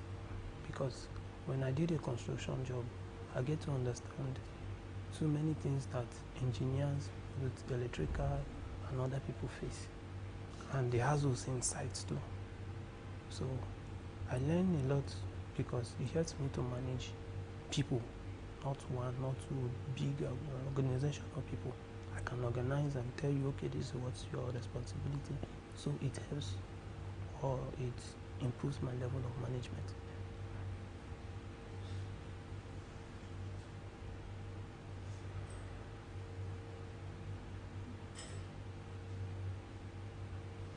How do you stay updated with industry trends and best practices? How will stay updated is, there's publications that are made every month through the federal tender journals. So that is how you get to know, okay, this is what you are expected to do. This is what you are expected to do. So they drop publications every month. So as a consultant, you are expected to buy every month, whether you are bidding for it or you are not bidding for it, so that you know, okay, this is what is trending and this is what you are expected to do.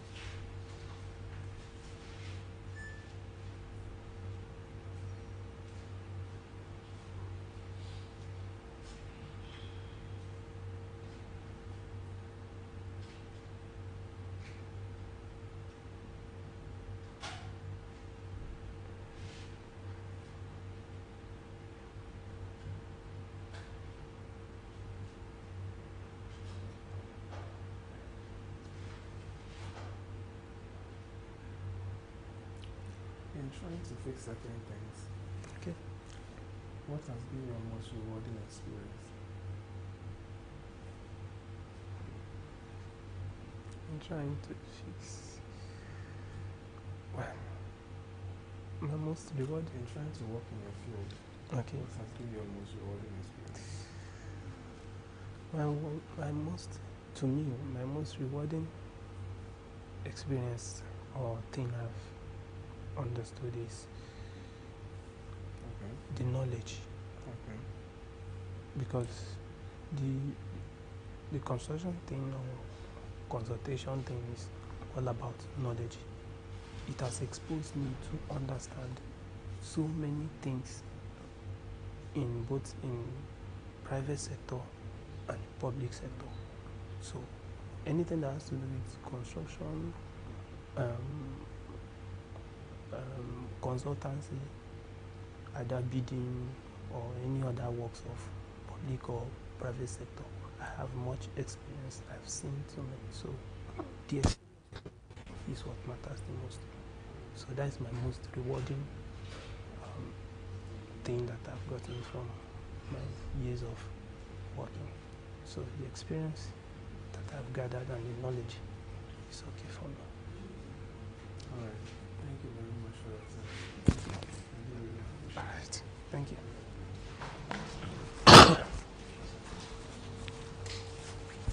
Okay.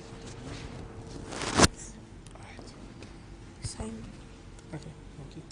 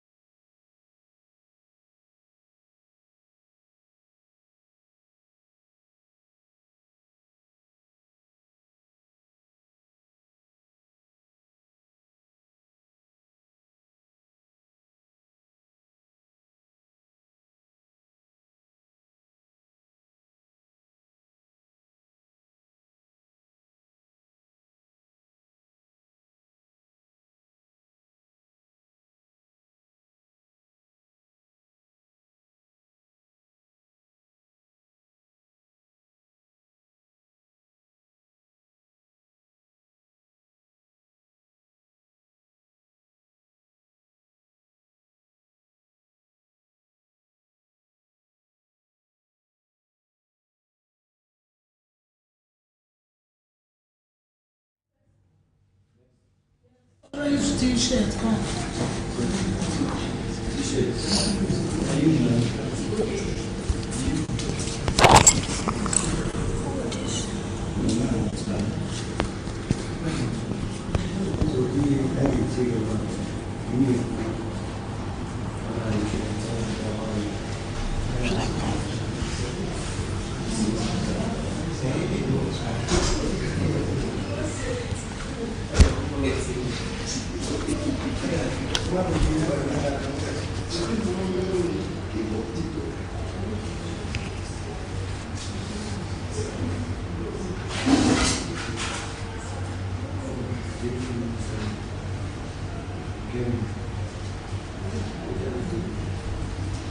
Yeah, thank you very much for coming for this interview section. No problem.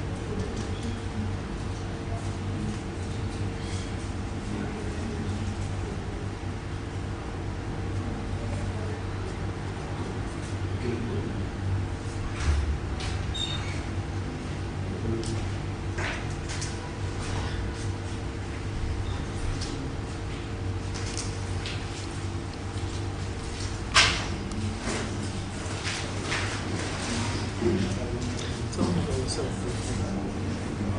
My name is Livinus Wisdom. My name is Livinus Wisdom. I'm age 16. I have a profession, guys. I'm a papa. But I also help my mother to run her catering business.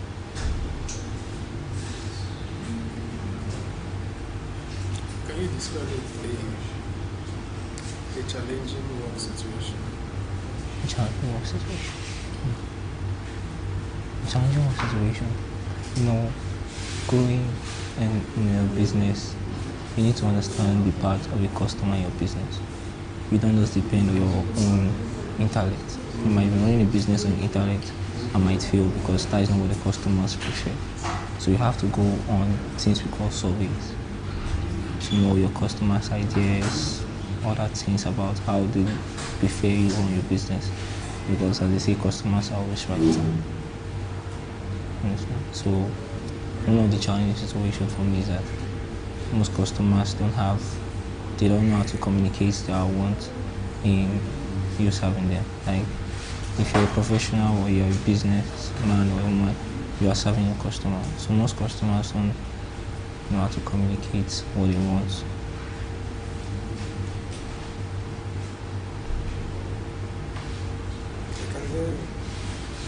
Yeah, that is one of the challenges. That is one of the challenges in business, my business.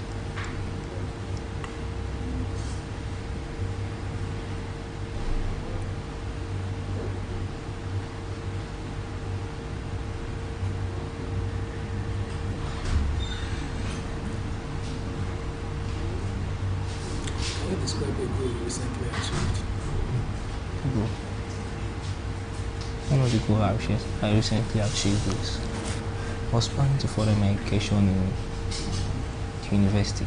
So my goal was to pass my WAEC and my JAM with a very good score, which I really did. I passed with a very good score.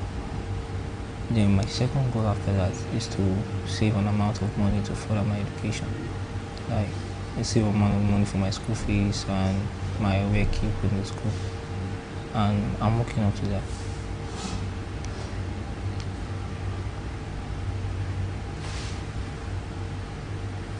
What qualities help you succeed? So, What qualities has impacted your life the most? the most qualities. Qualities that impacted my life the most is quality of value. Value. Yes. Once you have value, there is a quality that stands out. Value, integrity, and other things. Because people say that, like the seniors in our society nowadays, they say respect and some other speech of respect. But respect is giving you have value. Our modern world these days don't respect age, but they respect value and integrity. So that's one of the qualities that really impacted my life.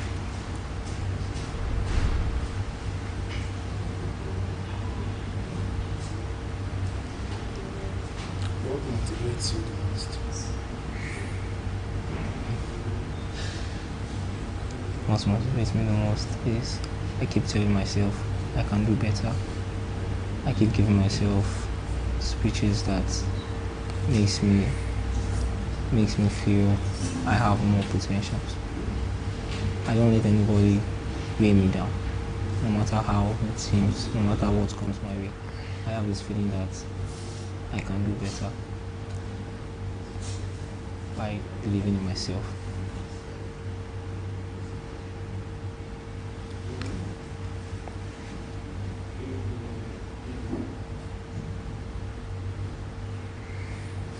How do you handle setbacks in your personal pursuits?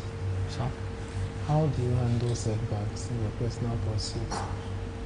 Setbacks. Most of the time, I try to see what created setbacks. I try to see what I did before the setbacks came. And knowing the problem is halfway to knowing the solution. So I get to understand what's brought about the problem, how I can get around to solve my setbacks. And by doing that, I can tell you that it's a very good way to settle your setbacks. Like when I know I have a problem of smoking, let me just utilize an instance, and I know that is a problem. Yeah, that is one way to solve my setback. I know that is my problem. I get to know, I think I will find ways to tackle that problem. So maybe I ask a friend, I'm a cigarette addict, how do I go about it? That is knowing my problem first. And he tells me, oh, there's a rehabilitation center, so, and yes, I get there and I know what I will do to my smoking addiction. So knowing the problem first helps me tackle my setbacks.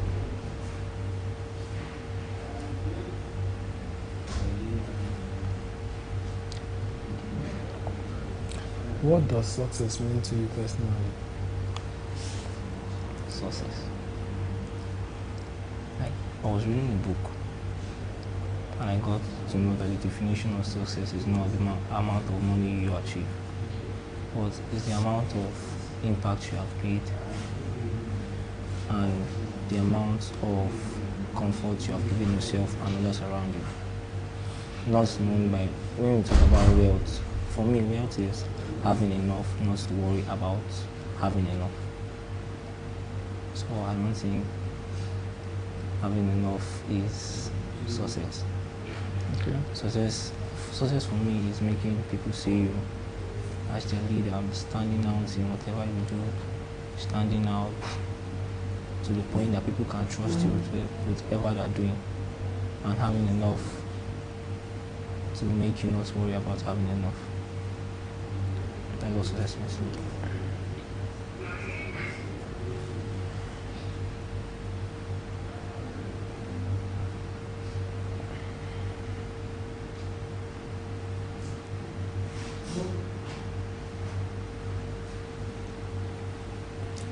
How do you plan to grow personally? How do I plan to grow personally? How do I plan to grow personally? I plan to grow personally by looking at people that have gone before me, like my elders and models. Looking at them, I look at myself and say, what do I want to get from them? Okay. If it's in a part of knowledge I want to get from them, I study them from their lifetime, what they did, how they did it, and I get to sit down and say, this is the way I want to put it, in a way that will fit me, because I don't think copying a person is a good idea, but you can emulate that character by putting it in your own understanding. So if I sit down and I say I want to grow in knowledge-wise, I look at people who have really, really gotten far in knowing things, in knowledge, wisdom. I look at them and I read their story, I read their biography, I read everything about them. I go on researches and I find out that this is what they did, this is what they did. And I sit down and say, how do I do this? Because the way they live their life, the environment they live is not where I am. I'm in a different environment. So I get to put it in my own environment and the way that fits me, and I understand it, and I can do more. Yeah. When you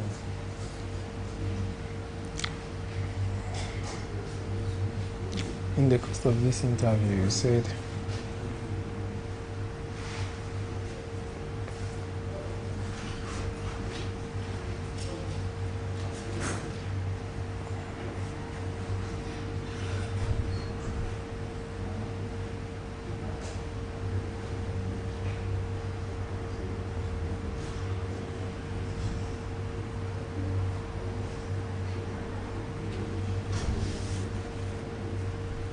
what personal qualities do you have that you actually think with that it can help you succeed? One personal qualities I have that I decided I must have is a good relationship with other people. Because when you have a good relationship with other people, both of high standard, of low standard, it makes you go far. Like, for example, let's just say I have a good relationship with the low standard. They see me as somebody who is higher than them. Even though I'm not higher, they get to give me their opportunities because of the relationship I have with them. Like a friend who is home in school, and I have a good relationship with him. Not the fact that I'm giving him money, but the fact that I have a good relationship with him. He tends to see me as someone who is more better than him. And when I have a good relationship with a high standard, he tends to see me like somebody who is trustworthy.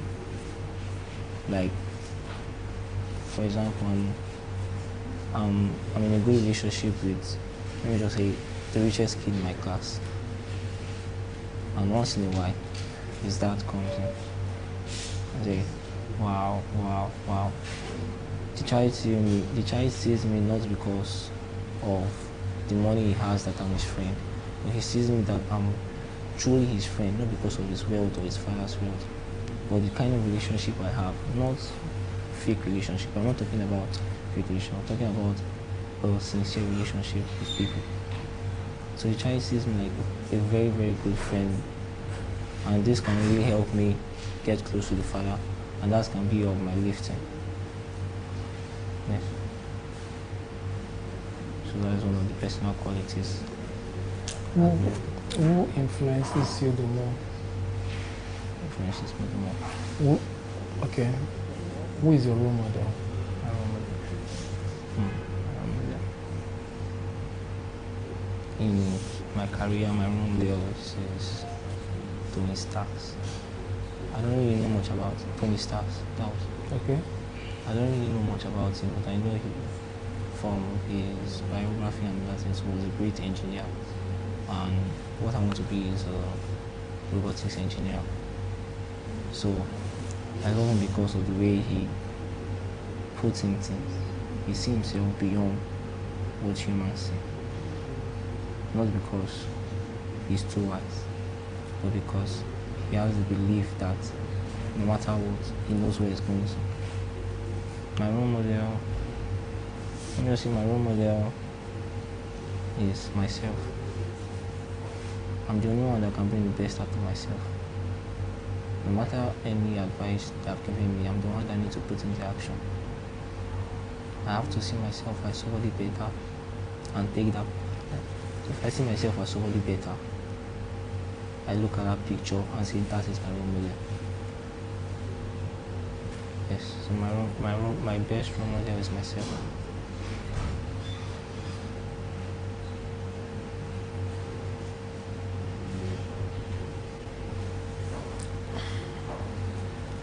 In this whole, what's your highest academic qualification? Senior secondary school. Okay. So I finished this year. And you see, the middle part of this year, I finished my senior secondary school. I was writing my WAEC and my JAM. Okay. It wasn't easy though. I had to go through some processes. Like when I was in just 1 to just 3, I hardly read. Like, I was a playful boy. I won't lie. I played all the time. So when I entered SS1, I was like, I won't be the same again. So I started to read from primary, because the primary school I was in, my father was a PTA chairman. So even though I read, I did not read. They gave me second, third position, and it was really not good for me. I have to show you that some schools they don't grade you on what you can do. They grade you on who you are with, like your relationship with people. My father was a PTA chairman, so he just gave me second, third, even though I passed, even though I did not pass, because my father was a PTA chairman. And once in a while, my father comes to the school, he dashes people money, he participates, he contributes. So that was what was enabling them to give me that position. So I entered JS1. JS1 I was lousy, JS2 I was lousy, JS3 I was the same. Until I entered SS1, I said, no, with this, I'm not going to be like this. I have to stand up to a level that I have to be with the top, I have to be better than the top. So I started reading from my primary, JS1, JS2, JS3, and I read and I read and I read and I read. So at night I sit down, I open textbooks. I sit down and I open books in front of me, I sit, I read. I make sure I understand every single thing. Even though I don't understand, I make sure I get some things right. And that really helped me, reading in the night, listening to teachers. And I got a good grade in my secondary, in my senior YA results, and my JAM results.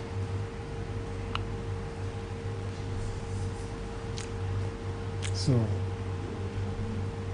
what's your plan at the moment? Like I said earlier, one of my goals is to further my education in the higher institution.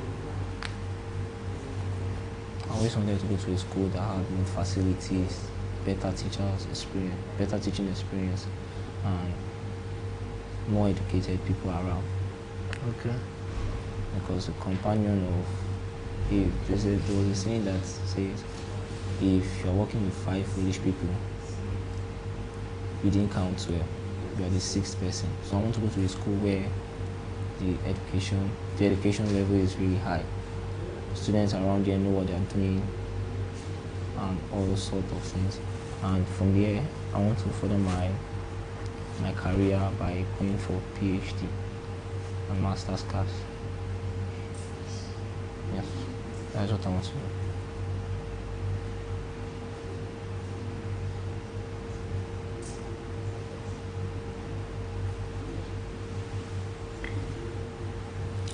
What role do you think that media plays in a democratic society?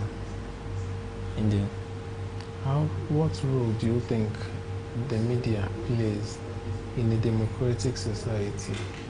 The media. Wow.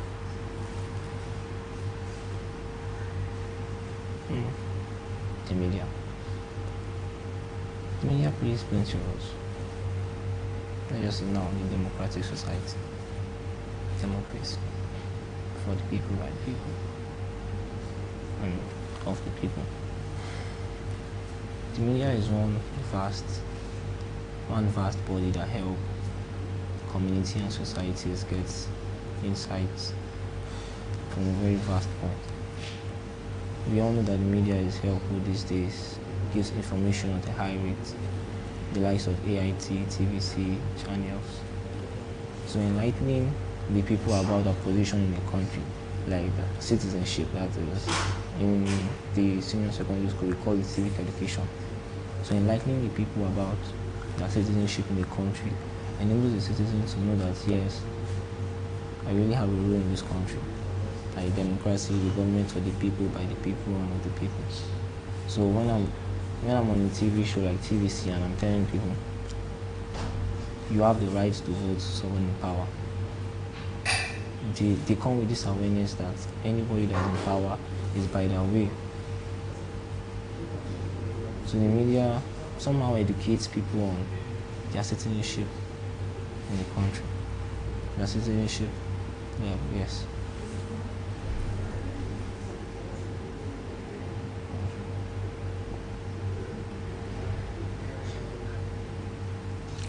What are your aspirations in life? Aspirations in life.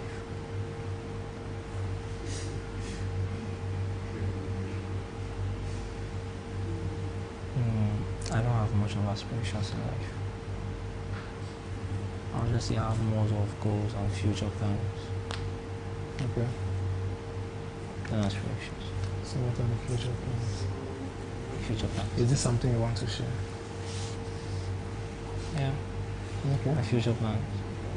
I think after I'm done with my secondary school, I'll be going to the higher institution. When it comes to the higher institution, I have to buckle up.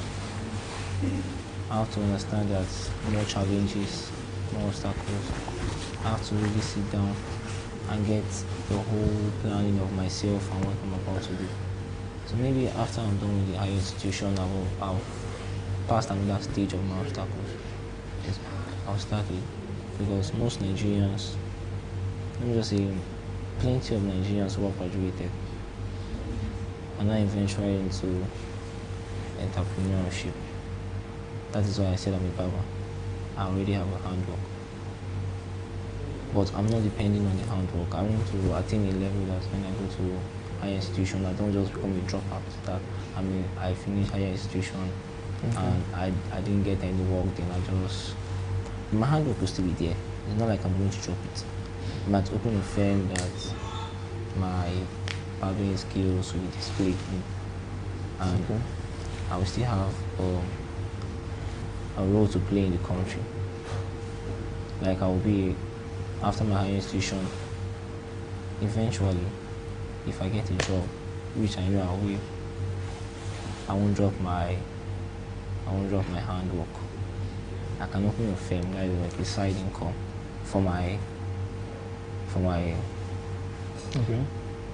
skills to be displayed. And after that, I would love to make relationships, rich relationships, that maybe if I'm gone, my children will benefit from this relationship, and my families too will benefit from this relationship. Yes. And live a peaceful and happy and enjoyable life. Yes, that's what I want to do. It's okay. Thank you very much for your time. No problem. Thank you.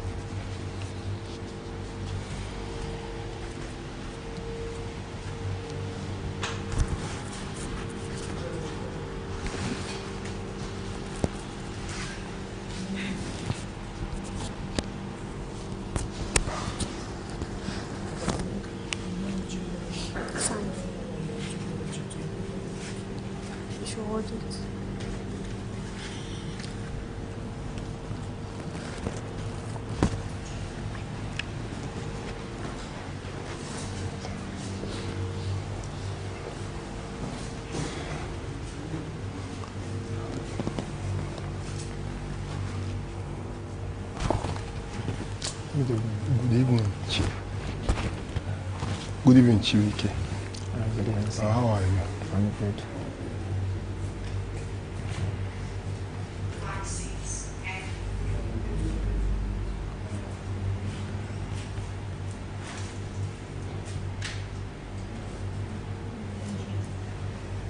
Can you briefly introduce yourself? My name is John Francis. Okay. Male Livinus Chibuike. Okay. I'm from Enugu State, a Nigerian who has lived almost every part of Nigeria. Born in Edo, former Midwest. Grew up, bred in Edo, live in Kano, live in Lagos, and live in Abuja. I'm a politician, a businessman, okay. Former presidential aspirant APC 2019. So, would you prefer I ask you questions on politics or business? Talk about politics. Okay.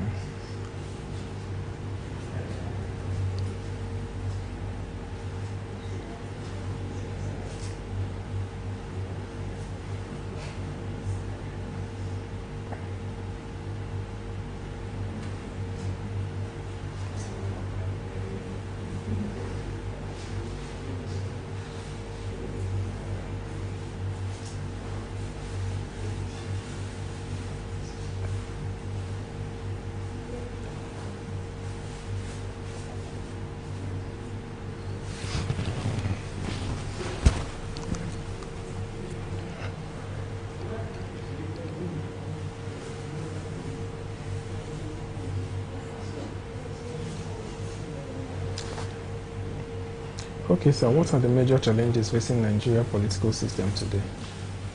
Well, the major challenges we are having is insincerity. Insincerity on the part of the governed and the governed, both the leaders and the followers.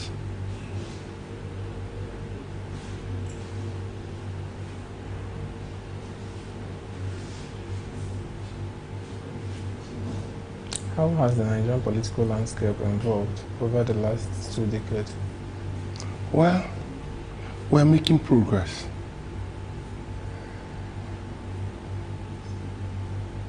Okay. We're making progress because for the past two decades, about 20 years now, Yes. 1999 to 2025. We won't look at it that way. There's nothing like democracy. If we have progress in democracy, that means we are making progress. So we are making progress. What role do political parties play in Nigerian democracy? They play a lot of policies. They canvass, bring leaders, bring prosper people, bring people to command, contest for election. They come together, work together, and make sure they bring somebody who will be acceptable by the people. How does ethnicity influence Nigerian politics? Well, it influences Nigerian politics because so many people want to vote for their own person, somebody from their own tribe or their own religion or thereabout. But the truth is that it's not affecting so much because every Nigerian wants the best. You may think it's the major decider, but it is not. Majority of Nigerians want the best. So whether it's from your tribe or your religion, it's immaterial to them. So it's not fair, it's about 20 to 35%. Majority want the best.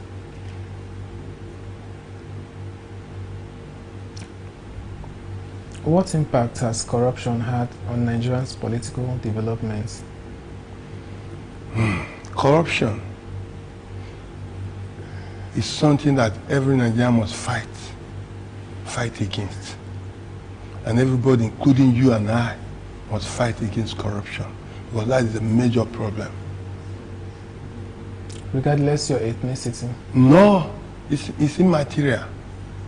Because even in the church, we have bad pastor, we have bad reverend fathers, So if the man is corrupt, whether it's a pastor or not, or imam, or native doctor, it's immaterial. An evil man is an evil man. So it's immaterial. An evil man is an evil man. Corruption is the cankerworm. It's not even ethnicity, or it's not even tribe. So it is corruption. So our problem in this country is corruption. Till we sit together and fight against corruption, we are going nowhere. Even we divide this country into 100 countries, we are going nowhere. As long as corruption still thrives. Yes, stands. Corruption will destroy every part of the country. Okay. How effective are Nigerians' current electoral processes? Let me tell you something. If we want to be sincere to ourselves, the election process it continues advising. Even when some people feel they will not accept it. But right from when we were kids, from Shagari, time, MPN, MPP, PRP, UP, and the rest. You know, most of our president has been majority accepted. You know, after that, when the military came in, for some time, PDP took over. I know everybody knows that majority of Nigerians were a member of PDP, and the PDP was all over. When people felt that PDP were no longer satisfying them, they voted for opposition. So the election is working. But the major problem, which I have to say here, already be on record, that the problem is, the election problem is governors, especially local government election. Local government election, there's no election like local government election. People will just sit down, in the offices, governors will write those who will become the next chairman. And you see, for this country to become something tomorrow, that's what we talk about corruption. The governors, they don't even have conscience. Like in Kano, if you look at Kano, that has close to over about 40 local governments. And each of the local government, there's no one who don't have up to 10 wards. Check 10 wards times 40. 10 wards times 40 is about 400. And all those wards, one party, the sitting governor will make sure that all is being won by one party. It's evil. We are saying it, let the world hear it. The problem we have in this country are governors. You know Okada riders. The Okada riders you have in Enugu is the same you have in Lagos, the same behavior you have in Kano, in Maiduguri, in Port Harcourt, and the same behavior. Now, it is unfortunate, but I have to say it here, that the governors behave like Okada riders. If you have problem with Okada rider in Abuja, they're all rascals. If your brother, the same brother is riding Okada, he miss you, they will kill you. They don't even ask what happened.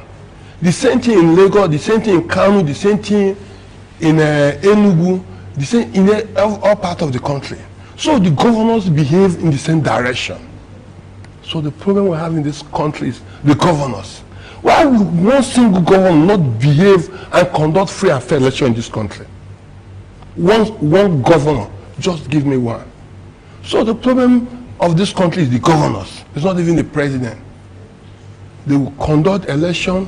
They are in charge of everything. They will just sit down, write all the words. It is evil. So the governors are the origin of corruption in this country. Till we fight them, the country will not move forward. Thank you very much for that submission.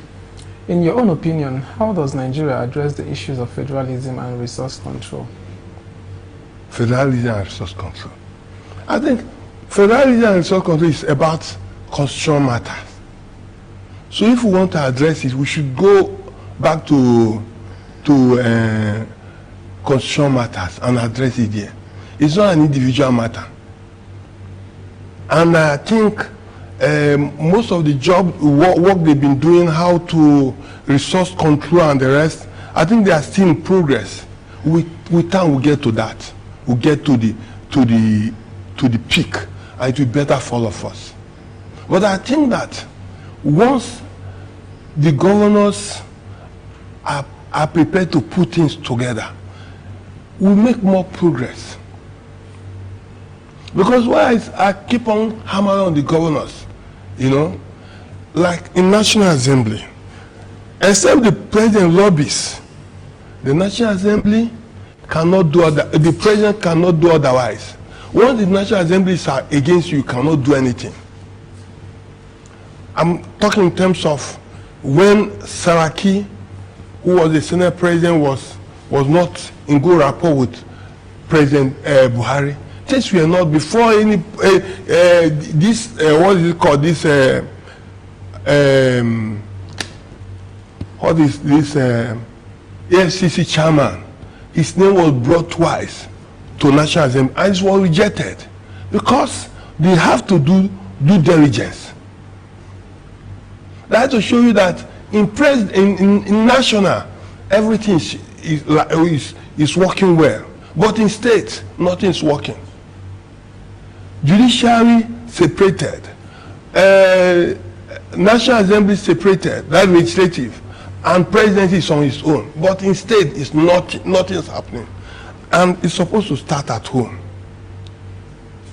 So what I'm saying is that it's all about judicial matter. So we have to go back to constitution. When you said we need to go back to constitution, is it on the federal level or on the state level? I've told you, you say resource control. If we feel that we are not doing well in resource control, we have to go back to the constitution. The constitution will make the amendment. If the National Assembly approves it, we work on it. If Mr. President is not doing badly, every president we have had in this country, Shagari, Jonathan, Obasanjo, all of them follow due process.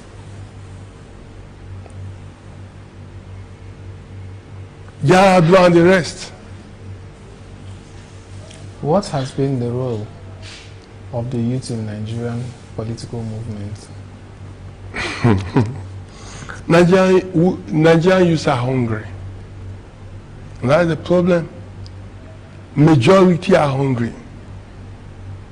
And till we're able to make sure that every youth in Nigeria has good work to do, they will act effectively. So many people are hungry. If you are hungry, you don't coordinate well, you don't think well.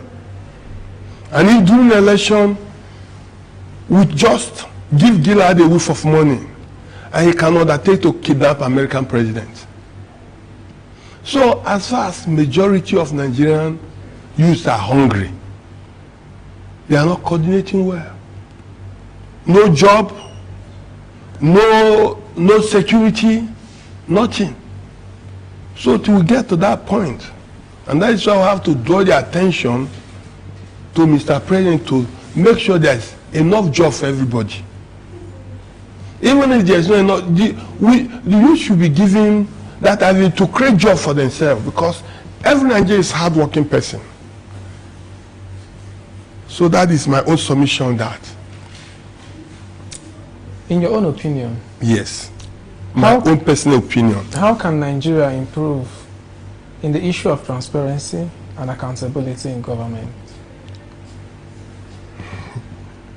Look, I think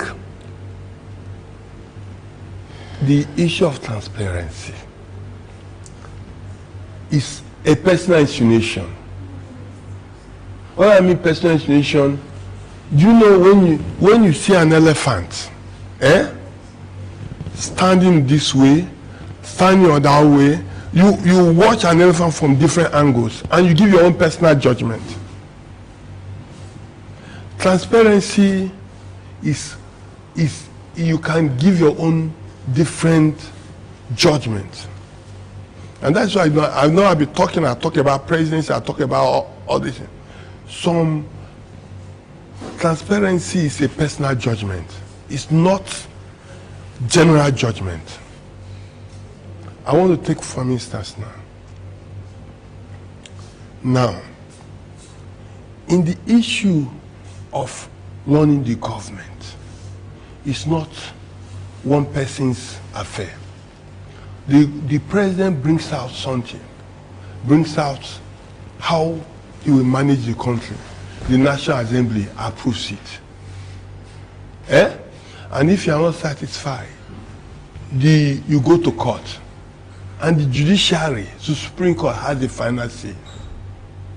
Now, you talk about transparency. What the president need to do, especially maybe awarding contracts, doing so many other things, he must bring it to limelight so that everybody, every Nigerian Every organization will have their own personal contribution. But if you do it, behind the door, that means you are not transparent. So for we to move forward, everything about the government must be transparent, because we have voted for them as servants, chief servants. So the president and his team must be able to tell us what they want to do and how they want to manage the government. Then it is left for us to accept or not accept. In Nigeria, when you talk about the issue of governance, one of the major problems we have is the issue of accountability. Yes. Nobody wants to account for anything. I don't believe that. In a democratic society like Nigeria, we're still battling to, we are still battling with the issue of press freedom in a country like this. Let me now tell you something. Do you know that a journalist was killed? What's the time? A journalist was killed at the early hours of today. I'm just hearing that now. Yes, a journalist was killed at the early hours of today. Her name is Somto Chukwu. She works with Arise News. Okay. She was killed this morning, today, at the early hours of today, in her house in Katampe. These things are happening. They are not. It's happening. It's happening in real life. Journalists are being killed by security agencies, by politicians and their thugs. A lot of things are happening. So, constitutionally, journalists are supposed to be the watchdog. Good. They get information and they disseminate between the government and the people. They hold the government accountable, pointing out the ills in the society where the governments are not really performing well, so that the people can now have access to the information and now request that this area should be touched. This is the area these are the things that you promise us, these are the things that you're supposed to do for us. But in a situation where a journalist is trying to carry out his or her duty, and you have to choose between being alive, it's better to stay alive than being the story yourself. You're trying to cover a story and you end up being the story.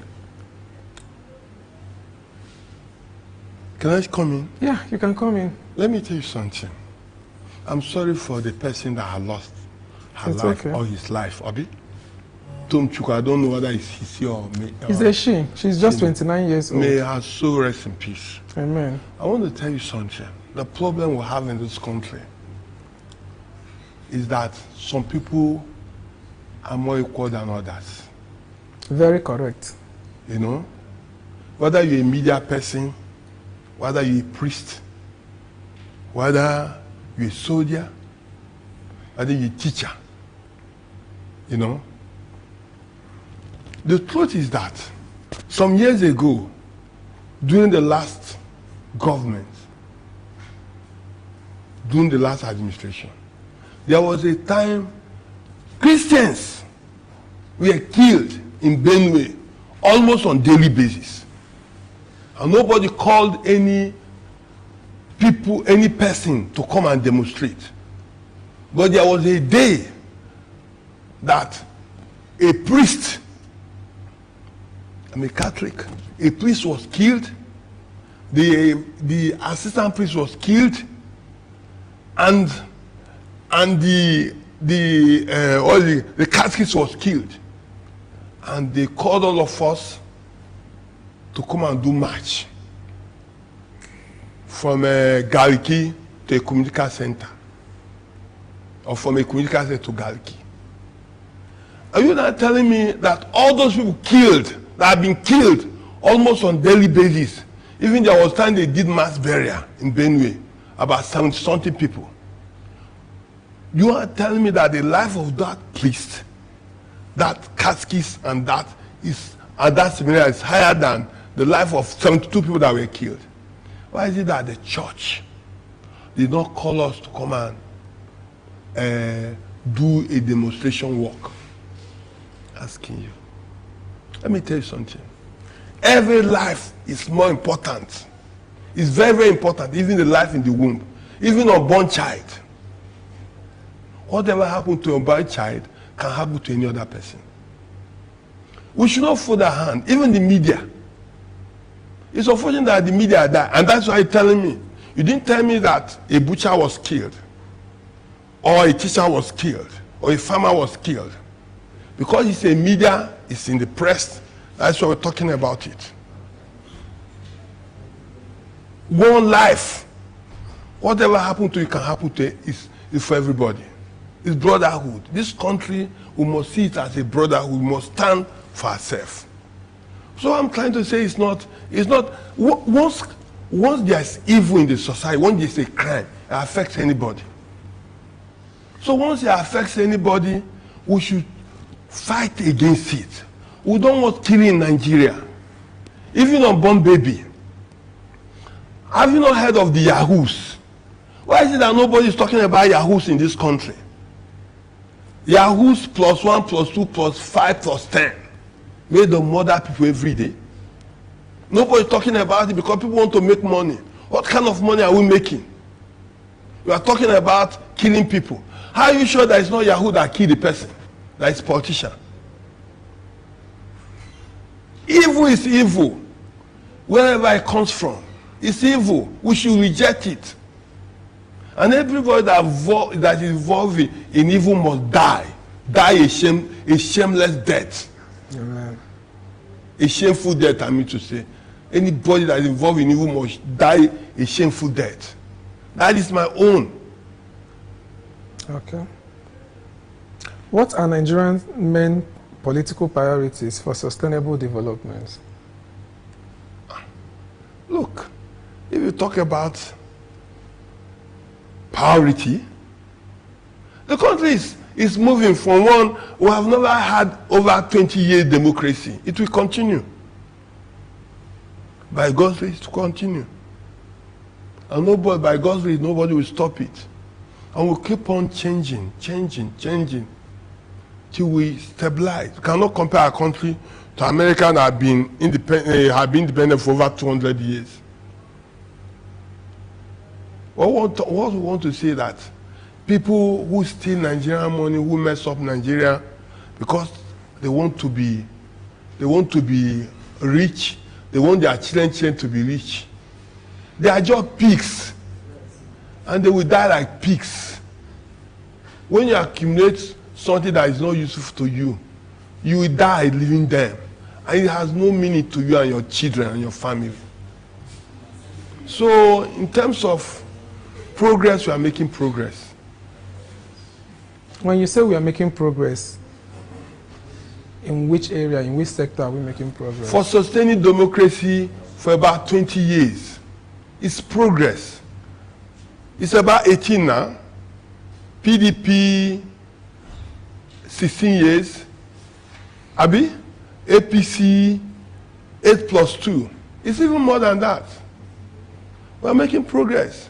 Democracy is the best. When, as a young boy, we had free education. I was in a Bende State. We had free education, free books, everything free. Every October 1st and every children day, they cook for us. The government cook for us and give us food and give us textbooks.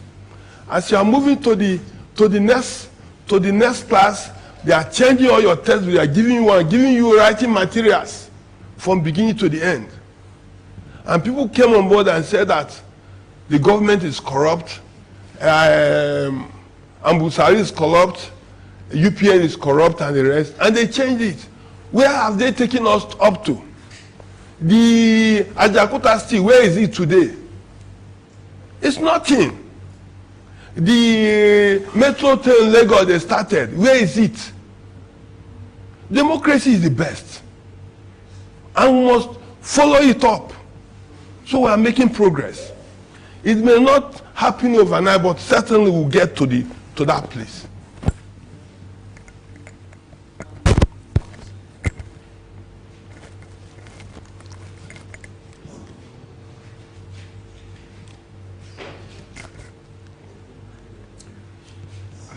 has Nigeria handled our political power transition historically? Well, we had from independence, we have having shortcoming, disappointment, and the rest. But since 1999, we are making progress. At times, people may say the election is not free and fair. But I personally am among the people that believe that you cannot win the election where you are not popular. No matter even if you carry the whole army in Nigeria to come and rig election against the people's wish, you will not succeed. So we are making progress. We are succeeding. We have to keep it up. And let every Nigerian make sure you register and vote. It may be in your favor, it may be against you. And let every politician work harder. When PDP was saying it is 60 years, they never knew that a time will come when they will not become popular, and another government will be on board. This last election was keenly contested. Just imagine 3 presidential candidates, struggling. All of them won about 12 states. It has never happened. So they should work harder. Work harder. And make more sacrifice. Because leadership is all about sacrifice. How effective are Nigerian anti-corruption agencies? Well, I think if SEC man and ICP man was here, they will say it. But I still feel that these two organizations are the tool of presidency. If I just have to be sincere about it, because when Buhari became the president, Rivers State government wrote against Amechi on corruption, and it was not acted on, and so many other things. So if the president is against you, there's nothing you can do about it. So I cannot say that it's effective. It is the federal government that decide who to run after, to run against, especially if you're a special case. That's how I see it. Okay, a lot of people are actually of the opinion that institutions like INEC, EFCC, ICPC should operate independently. You go through the ranks. Look, let me tell you something. Even you that is sitting here now, if you become the governor of tomorrow, your party will win the whole local government. I still believe that our president, Nigerian president, right for independence till now is still the best. So just forget about that one. We have had the best president. Do you know in America, all the states that Trump is not is ruled by Democrats, indicted Trump and sentenced Trump? Are you not aware? So this thing is not about Nigeria affair. It is worldwide. So just leave this thing. We've been having best president. Our presidents have been human beings, not animals like the governors we've been seeing, who will conduct election and one party will win and nobody will say anything about it. So our president, whatever they are doing to our own level is acceptable.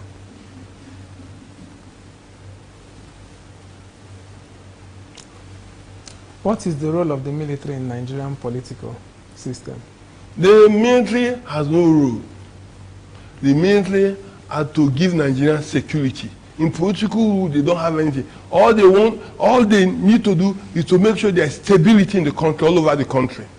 And they are doing their best.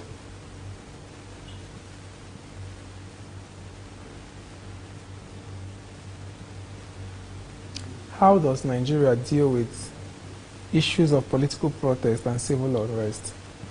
They are doing, we have NSAS, we have bad government, we have so many protests. But sometimes all these things are being done under sentiments. So if the government try to manage it, there's laws approving and disapproving protests, depending on how you want it. Now, say for instance, you are doing protest. You say you don't want to go to work. You are doing protest against government. And you are blocking the road. People who are going to work, who want to end their... Some people, if they don't go to work, they don't go to market, they don't go out to sell, they won't be able to have food to give to their children. And somebody will come out and block the road. You should not go out to go and look for food. If you want to protest, you can protest, depending on what you want. And I don't think the government has anything to do about it. But the major problem is that you carry your own problem because you want to protest. You block the road. Now nobody should go out. You block federal secretariat. You block everywhere. You block the park. Your problem is not my problem. I may be looking for small money to pay for my children's school fees. I don't have. And I want to go out as a mechanic, as a butcher, as an artisan. You go and block my way. It is the right of the government to defend me and make sure I go and do what I'm supposed to do. So the government is doing their best. There's a place in very close to Hilton.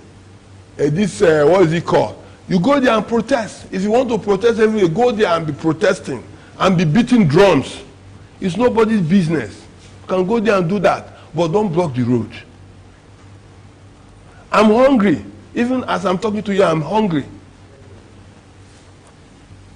So if I'm going out tomorrow morning, you come and block me not to go and look for something to eat. So the government is managing protests as best of my knowledge.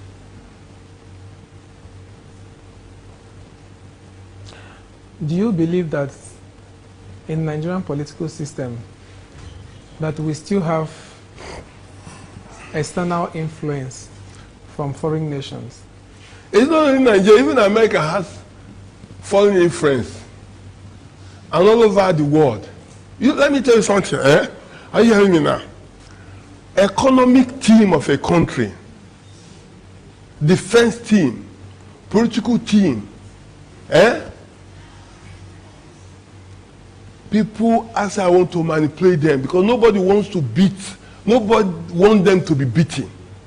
So yes, Nigeria has influence outside. For instance, like a football team. You know that you are going for competition to go and bring World Cup. And you allow other people to use you. Who is a fool? Chibuike. Who is a fool? It's you that allow other people to influence you. So if Nigeria doesn't want other people to influence them, they should sit up. How can Nigeria be importing cars, furnitures that offices will be used, using our own hard-earned money to import furnitures and cars that councillors, legislatures, state legislatures, House of Assembly, that federal House of Rep, and senators, they will use our own hard-earned money to go and import it. We will have cars and furniture factories in Nigeria because we want to please the foreigners. And you say, we are being influenced 100%. So if we want to make ourselves a great nation, we should look inside, look inward, and make sure we become great. We cannot be saying we want to become great, everything we are bringing, even weird, even shoe, everything, we are bringing it from outside. All our cars, all the cars that National Assemblies are using is imported. All the furniture is imported. All the offices, federal offices, state offices, local government offices are being imported. If they don't import it, they won't have money. So we are being influenced. That one is dull is truth.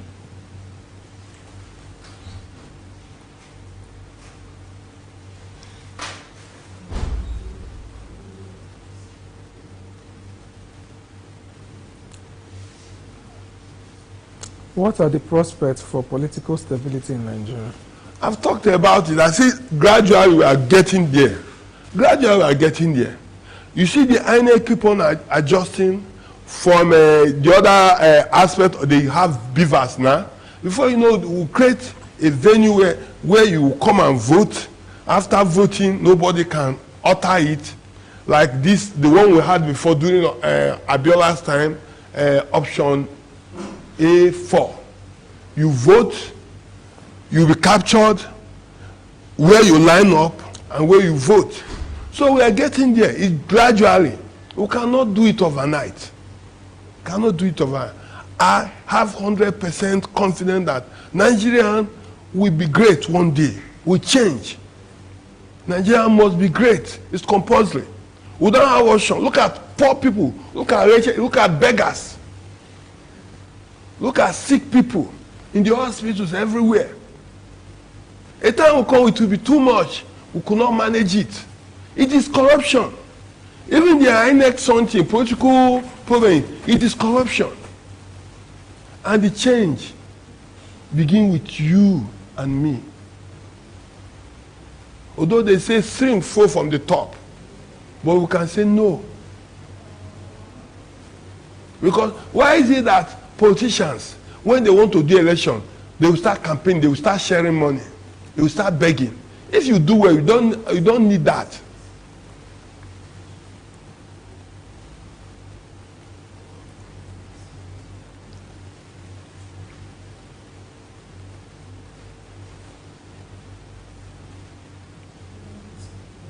When you talk about politicians that share money when they want to do election,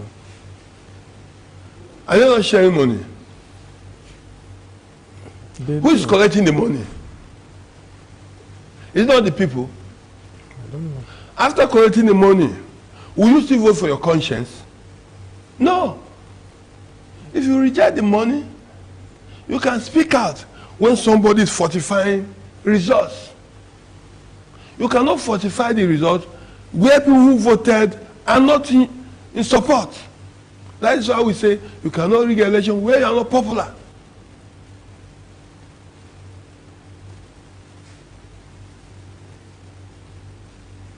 So the corruption is a corrective matter. You and I are involved.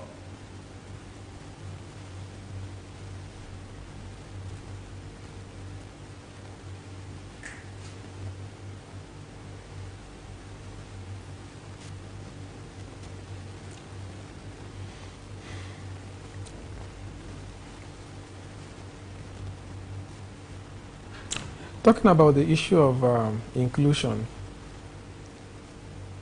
do you think women participation in politics, that we are there already? Well, look, I want to tell you honestly, you know, I think in our religion, men want to dominate. So nobody will go and carry woman and put the woman in the office. But any woman that makes enough effort will get there. Because women have their majority in this country. But you know that the women don't like themselves. It is very, very rare for a woman to vote for a woman. It's a fact, a known fact.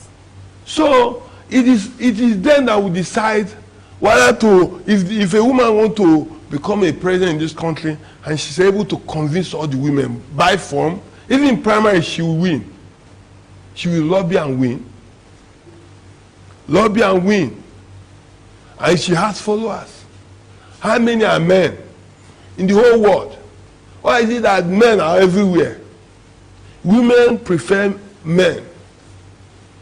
Because sometimes the women feel that if they vote for their co-person, the woman will be so thorough and want to make sure that she gets to detail of everything, and they don't like it. So inclusion is their business. It's not your business. So if they decide to make themselves present tomorrow, we'll clap for them. They are good treasurers. They can manage the country like Ngozi Okonjo-Iweala, Dolaku, and the rest. We have so many of them in the country. But why is it that none of them has contested for governor and we voted for them? Even one contested, one seller, she had only one vote that she voted for herself in primaries, PDP primaries.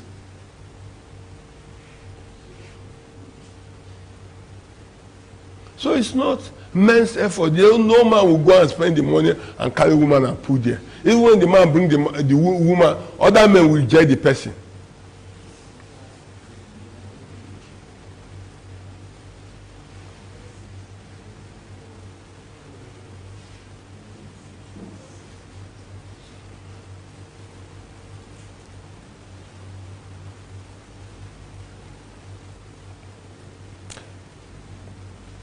If you're meant to choose between the PDP and the APC in the next election, between these two political parties, which one will you comfortably vote for? Do you know I'm an APC member? Want me to do anti-party? But well, that is not the question you ask me. The question you ask is which one will I vote comfortably? Let me tell you something. PDP have their own gift. APC has their own gift. Now, the origin of PDP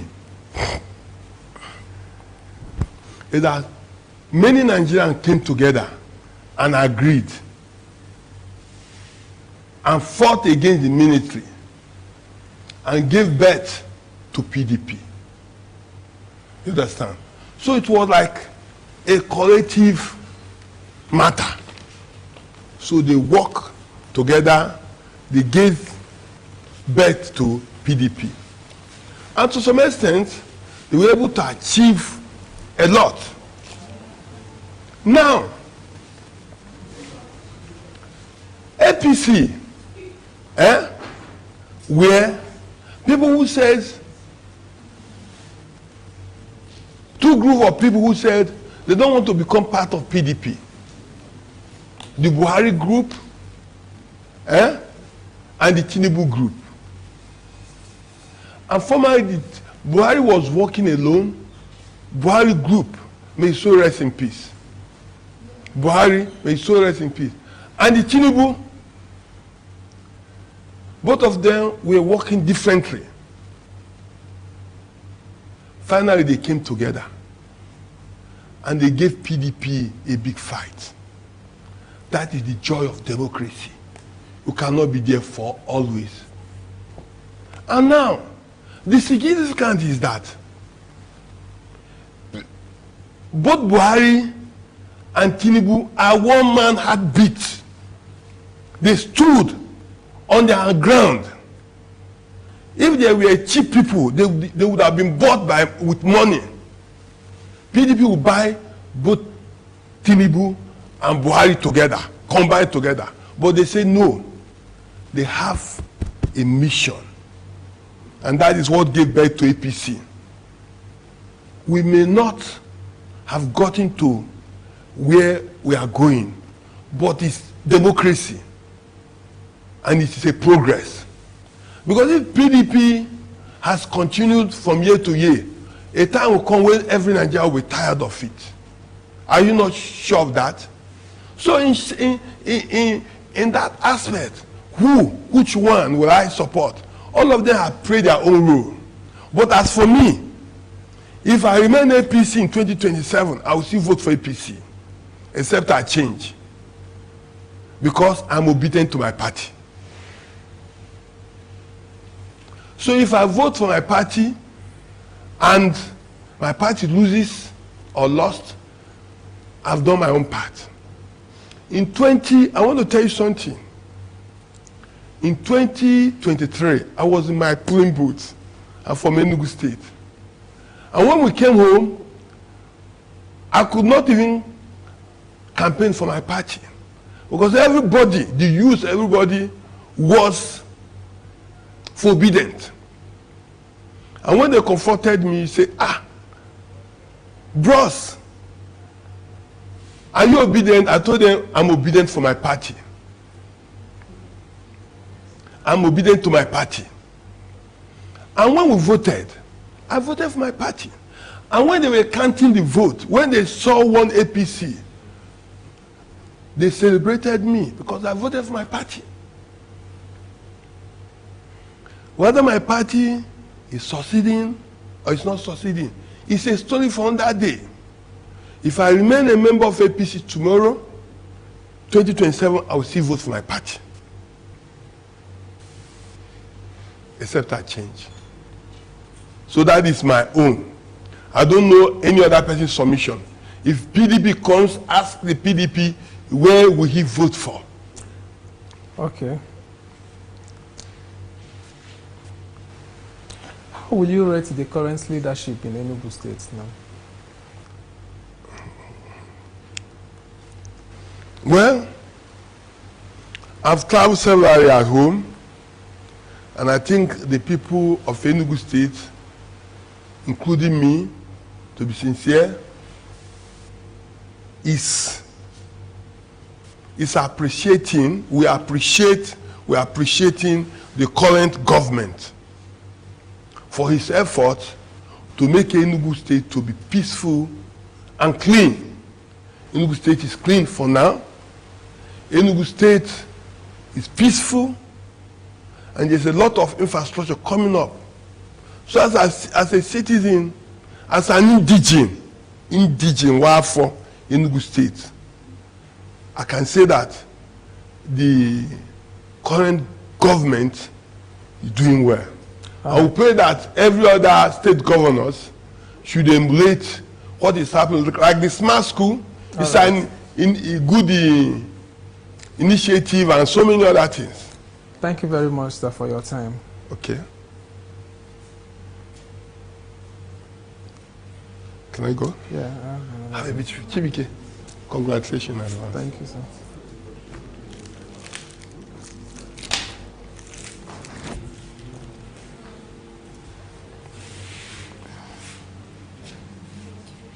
How are you?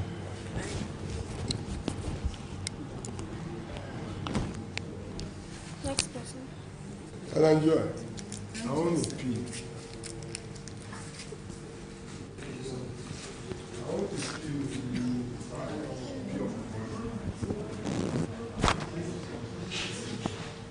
Hold on.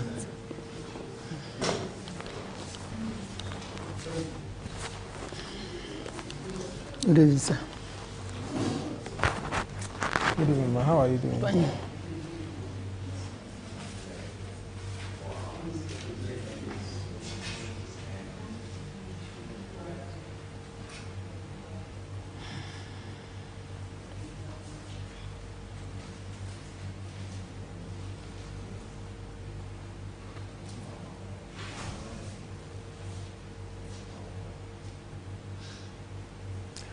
How has the removal of fuel subsidy affected your business? How did the removal of fuel subsidy affect your business? Affect my business, so everything costs. Because now food that you sell, even in market, I make I come that time, people food I can't go back. Everything costs. Even though this food will be sell, nothing they will just they manage. Even though not the one way my children go eat. Even though only transport they collect the money. Because no day when they spend 10,000 naira for transport, going and come back. Because I from Karimo, they come this side. But before the fuel subsidy removal, how much were you spending? Sometimes they spend like 5,000 going and come back. But now you spend 10,000 on Now it. 10,000 I spend. That 10,000 I don't put the one where I carry go market in the morning, go buy things while they cook. Now to come here in the evening, if I dey go around 12 o'clock, but sometimes after 12 in the night, 5,000.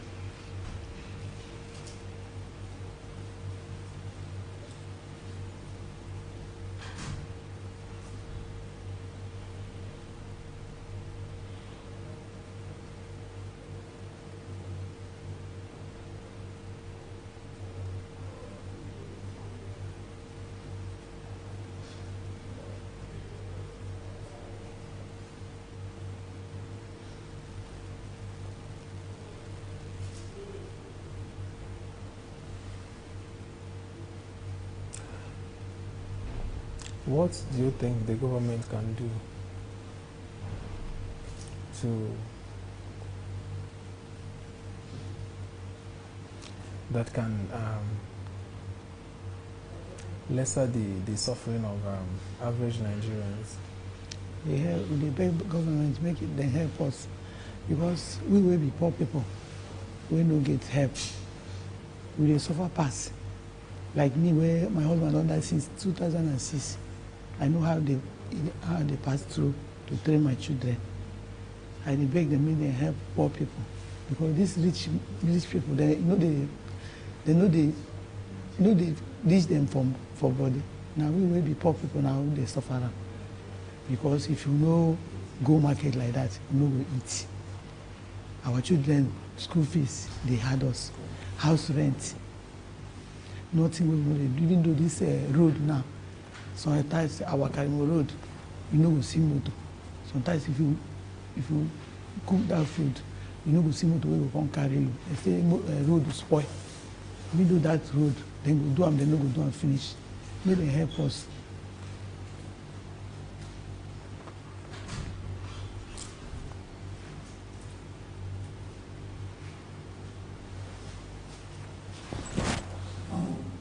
How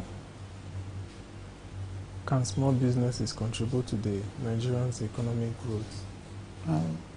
How small businesses they contribute to the economy of this country? You know why they do like that? A food business.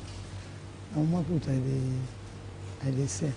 Like evening markets. Now I dey for my market. Now from that market, I from on this side. I just dey manage. I don't get money for shade. Why we go rent big shade? And make I dey say corner road. Even though that corner road is tight for task force, they come disturb us. Even though for night, sometimes they come around 10, sometimes 8. You go see task force, and if you no pay, they go carry your car put for road for motor. You no go know the place where they carry and go. We dey beg government make they help us. So like anytime. And they come here around 5 o'clock. So anytime when they come, like how much do they collect? Sometimes I dey give them 1,000.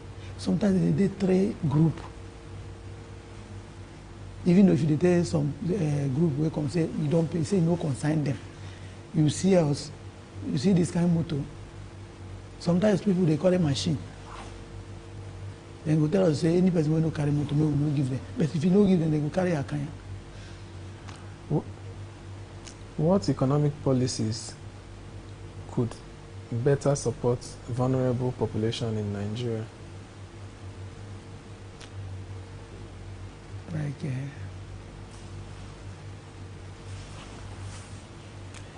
wetin be the area where you think say federal government will do something wey go better for people wey dey for streets? We still dey beg them. We don't know this road. When they do that our road, because that road now they make this fuel, they go up. Because these transport people, if they know say road no bad, like Karimo, we they pay 200. Now we they pay 500, sometimes 400. When they help us for roads and make food come down, make they reach us hand because everything they higher. When they help us.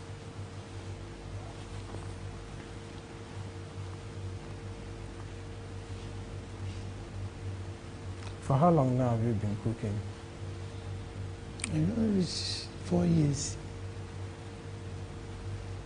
And how is the business so far? I thank God for Jesus. God is doing miracles. Even as something costs, I see the same thing when me and my children they manage. We say gain there and too much, but anyhow, I thought I'm bad pass. I thank God for that one. Because everything they cost, I know we compare that 3 years when I started and this year. The other year it better pass this year. But anyhow, when they see something when they chop, they manage.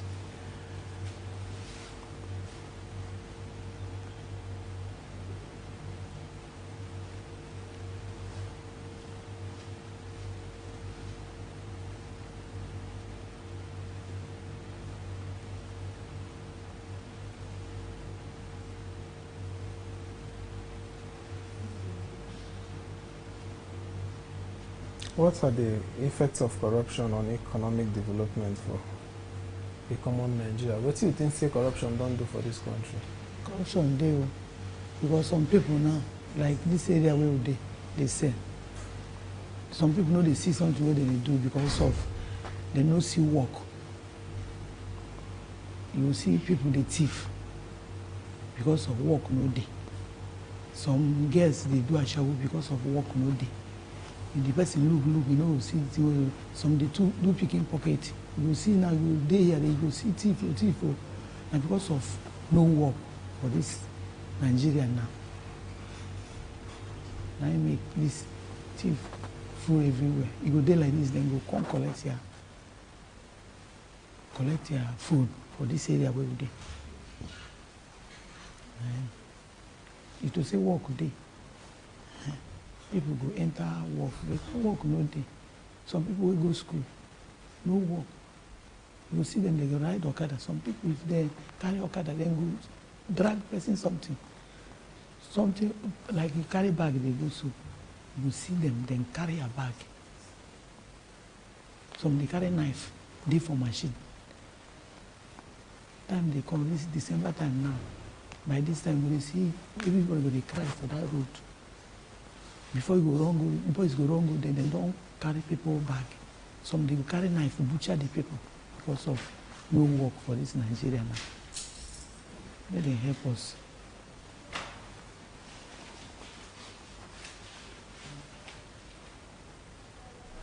Wetin be the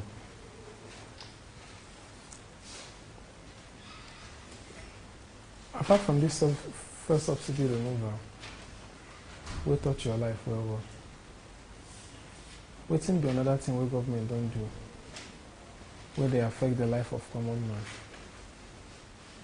For this Abuja now, where we dey, government try because this road where some roads now they don't do am. Many houses they don't build am. Some place they don't develop am. Then they try, government they try, but let them help us more again. They try.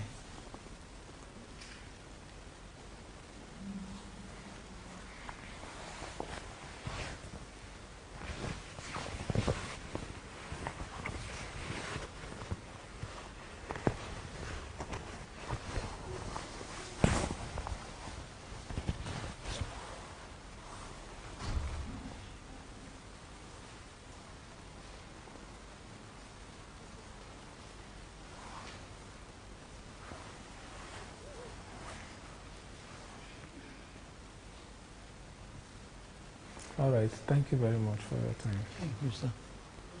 God bless you.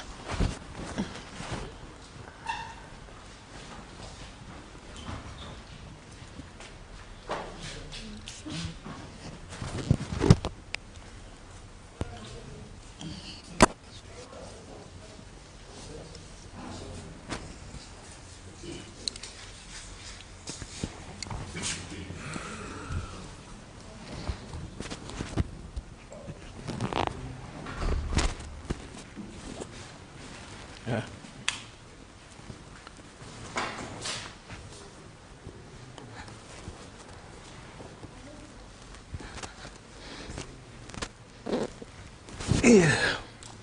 Good How you doing? sir. You're good? Yeah. Good. Can you briefly introduce yourself, sir? All right. My name is Livinus Chibuike. I am a broadcast journalist with a flair for community reportage. I'm currently the national president, National Apex of Cashew Farmers, Processors and Marketing Cooperative Limited. And I am a cashew master trainer and facilitator. I'm into multimedia, just broadcast journalism, and an advocacy for an advocate for the rural community. Okay. Yeah. It's a pleasure having you, sir. It's a what? I said it's a pleasure having you. Thank you. How did your background in community reporting shape your farming advocacy? Well, like I said, I'm a journalist, and I had a flair for community reportage, where I did talk about the threats, the opportunity, and the rot in the rural community. This has actually gone a long way to shaping it, because so many results has been achieved in the process of the report. Especially, our reportage is in line with the Sustainable Development Goal, which is SDG 1 to 17. And what we do normally is to use the SDG goal number 17 that talks about partnership with NGO, individual, as a spirited individual, corporate organization, and government to put together all of this. So in the process of this, so many changes have happened, so many reports have been accomplished. Where there is no primary school, they had primary school. Where there's no water, they had water. Where there's no road, they had road. Where there's no light, they had solar lights. Where there's no health center, they had health center. So the community report has actually shaping my report, and it has also given me the opportunity to do more. But it was in the process of that we came about Cashew Matters. Cashew matters because it's the diamond from the three, if only you understand what cashew stands for. Cashew is one crop. If you know, cashew is the only crop that the name starts with cash amongst all crop. So from the seed to the table, everything about cashew is cash. So Nigerians should take advantage of it and make the best out of it. But we have not. And all we have been doing over the years is to see how we can just export the raw nuts, which is not good for us. Before now, I come from Kogi State. And Kogi State happens to produce one of the largest producers of cashew. But before now, we had cocoa, coffee, cola nuts, and cashew. But because of the lack of access to market, farmers got angry and cut off all their trees, the cash crop, especially coffee, cola, and cocoa. But we don't want cashew to go that way because of the benefits that is involved. Cashew has about three main benefits: the economic benefits, the health benefits, and the environmental benefit. All of this, we have not taken advantage of it. Cashew has over 42 products. Nigerians don't know. All we know is just to chew the kernel, which is not good enough. And all we know is to export the raw nuts. And until we begin to put together the value chain in cashew production, when I mean cashew production, it means that cashew production, processing, marketing, and other value chain, Nigeria will not make the best out of cashew. So in the nutshell, we've done the best for this industry through my community report. Why is it important to amplify farmers' voices, not just statistics? Why not? Who feeds the city? Why not? Who feeds the government? The rural farmer in the rural community is the one feeding everybody. But nobody takes care of the farmer who is in the rural community. We make policy to be better for the people in the rural community. We don't do that for the people at the rural. We make policy to make things better for the people at the urban center and neglecting the rural community. Yeah, the voice is important because if you don't do that, then you are also part of the problem. The people at the rural community are the ones who make sure that they feed you. They put in their energy, they invest their money, they invest their time to making sure that you have food on your table, but yet you decide to forget them. So it is important, every one of us here, including you, you're from a rural community. I'm sure your father or your grandfather or your great-grandfather are farmers. And over the years, this is what they've done to train everybody around you. So why is it that we must neglect them? It is in this rural community, they don't have anything called infrastructure. In this rural community, they don't have road, no lights, no hospital, nothing to show.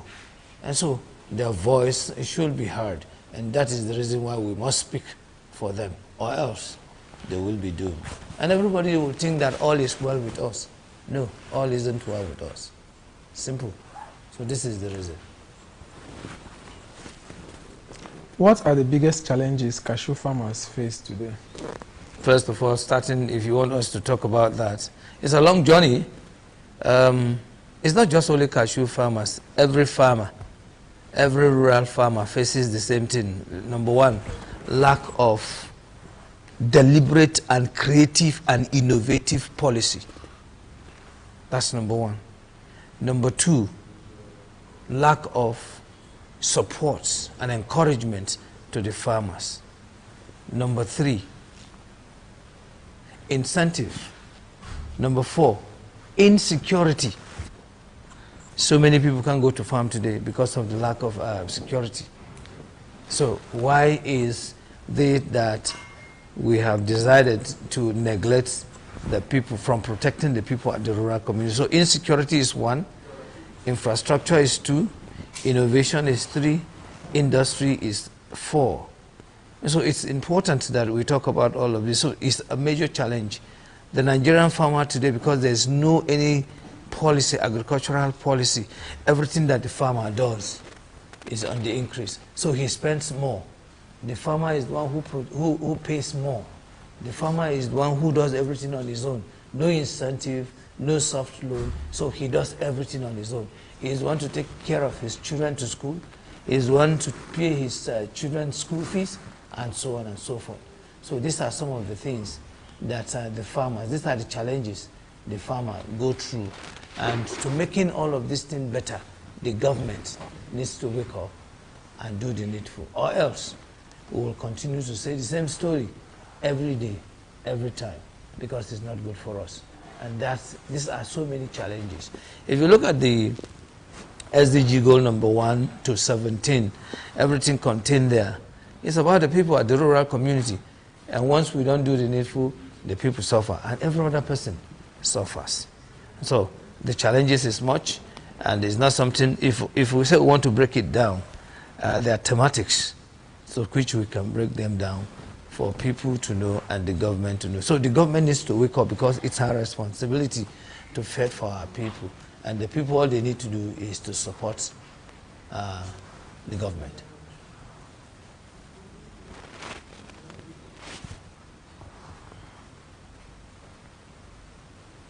How is your cooperative empowering farmers and reducing middlemen exploitation? Oh, fantastic. That's a good question. First, before now, you should know that the reason why most of our farmers suffer is because of the people at the middlemen, who from time to time decide the fate of the farmer. And what we have decided to do is, because first of all, our cooperative is backed up by the federal government. We are monitored and supervised by the Federal Department of Cooperative. So we are guided by the principle of cooperation. And it's what you bring in that you get. So it therefore means that we're working on to making sure that we have what we call roadmap that will lead to policy development. Now this policy development will now give us that idea that we need to have a board, for example, Nigerian Cashew Board. This cashew board will now dictate the price. There should be a balance where the man in the village will be able to tell how much is cashew this season. So the middleman cannot come to him and tell him that it's 5 naira when he knows that it's 10 naira. So we're doing a lot, we're advocating for that, and as I speak with you, the roadmap is ongoing. The federal government is working on it, and we are all working together to making sure the first round of the roadmap is done, and it's a continual process. And by the time we are done, every farmer will be safe and be satisfied. Moving from starting from next season, cashew season next year, most of our farmers are bringing their cashew to the warehouse. That is cooperative's warehouse. And once they bring it, what do? All we need to do is to tell them, gentlemen, this is the price, because what we are doing is to buy at a premium price from the farmer. And so that whatever we make is just to keep the cooperative going. The most important thing is that our farmers are happy. They're happy going back home. Because if you go to the rural community, most of them don't work with government. Not to talk about local government, state government, or federal government. And that's where you have the bunch of the people. And so what we intend to do is to see that all of this works. And starting from next year, there's going to be a lot of success story. How can agriculture and cooperative tackle unemployment and poverty? Like I said, cashew. From the seeds to the table is all about cash. 92.8% of the workforce in cashew is women and youths. It therefore means that if we put all in our efforts at every stages of cashew, production, processing, marketing, everybody has something to do, to go home with. So it has the capacity, it will have the capacity to provide jobs for the youths, from farm maintenance to harvest, to warehouse, to market, to processing, and of course, to the table. Everybody in this value chain has one thing or the other to do. One, if you are not an input supplier, you are a service provider. If you are not a service provider, you are a marketer. If you are not a marketer, you are a processor. If you are not a processor, you are a producer. If you are not a producer, you are a researcher. If you are not a researcher, you are a nursery producer. So everybody has a role to play. You can also be an input producer,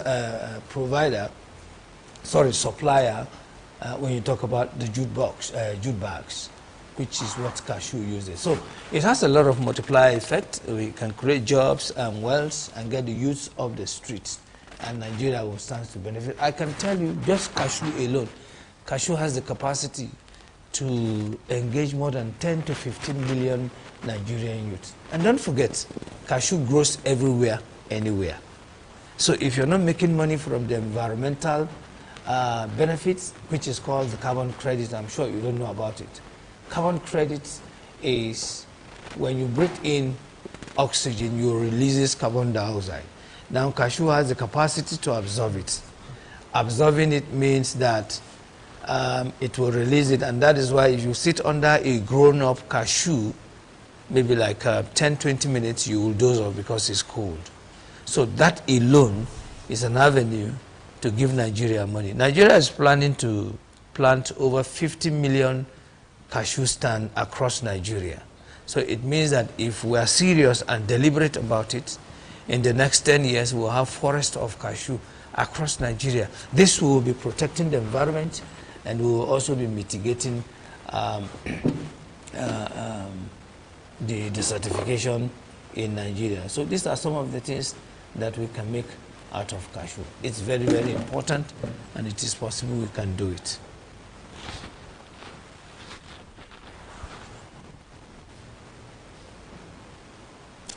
What role should youth and women play in transforming the cashew industry? Deliberate support for them. The women, we have able-bodied women, able-bodied young youths who are willing to work, but we must encourage them too. If you don't encourage them, definitely they will not do anything. Today, we see agriculture as if it's not something that is important.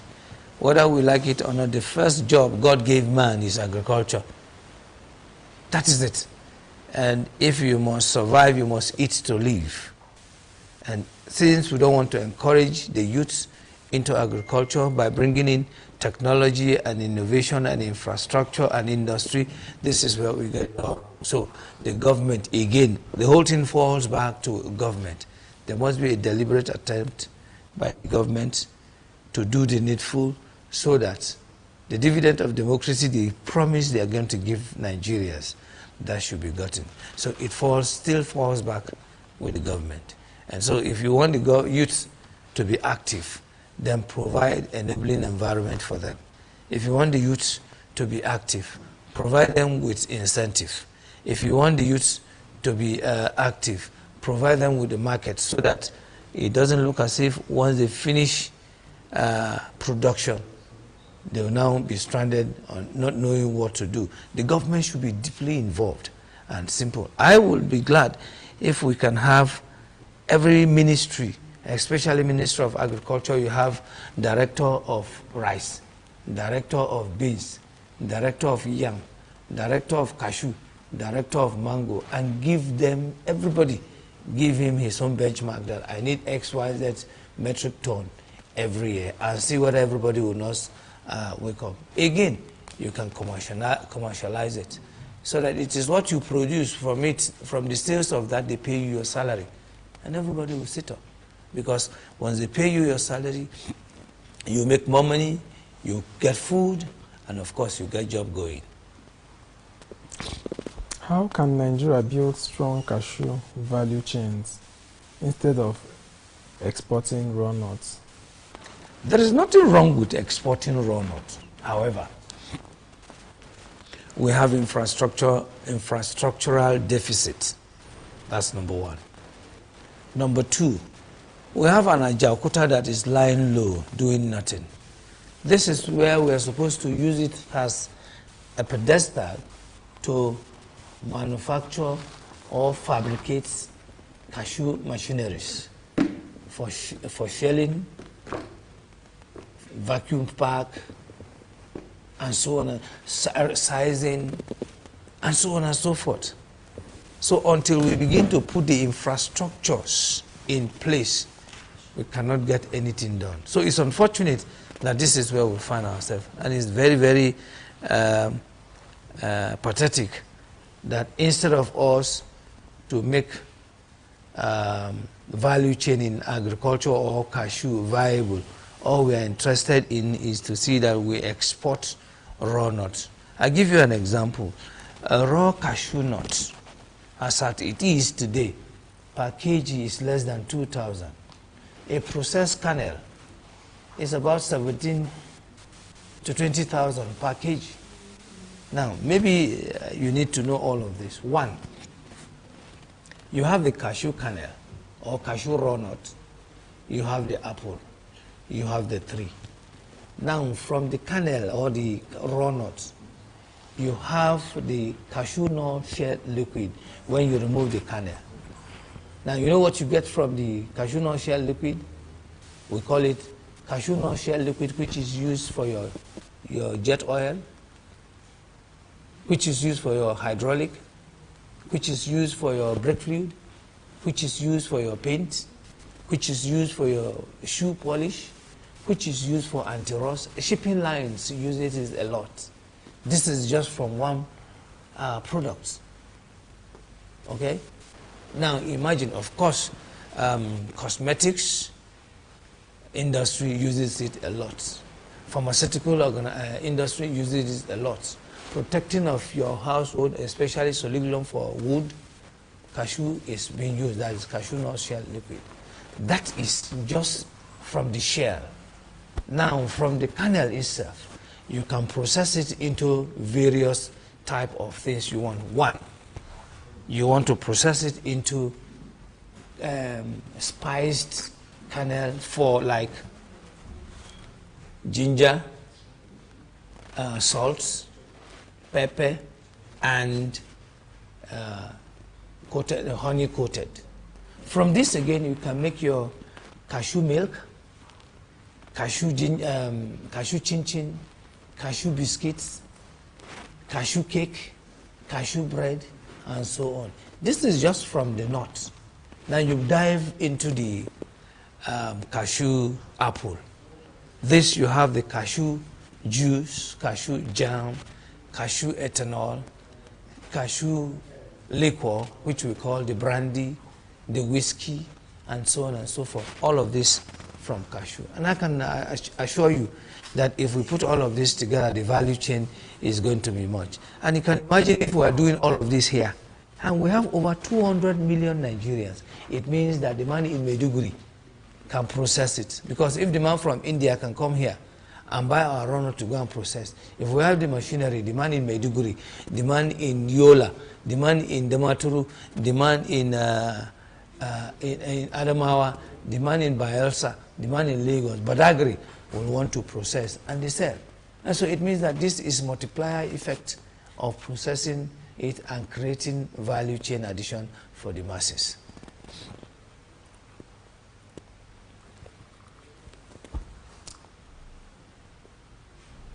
What urgent policy? What urgent policy changes? What urgent policy changes are needed for cashew and agriculture? There is nothing like urgent policy. We need a holistic policy. Nothing like urgent policy. Holistic, because it's a chain reaction.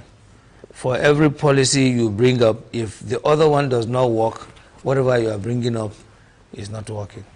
So you cannot tell me that we need any urgent policy. Recently, when this government came, they said subsidy gone. We know all, we can feel the effect of the subsidy gone. So what policy are you going to do without taking cognizance of that? Where farm implement has increased, transportation has increased, warehousing has increased, everything has increased. And so it's a holistic, deliberate attempt to have a good policy that will work for everybody. Is it the processor? Is it the producer? Is this the marketer, the exporter? Virtually every value chain must be carried along. And it must be a deliberate attempt that all stakeholders need to sit on the round table to making sure that we contribute in having. So there is nothing like any urgent policies. It must be a holistic policy so that everybody knows his challenges and everybody knows how to provide solution to all of this, and this will make it better and all of us can be carried along.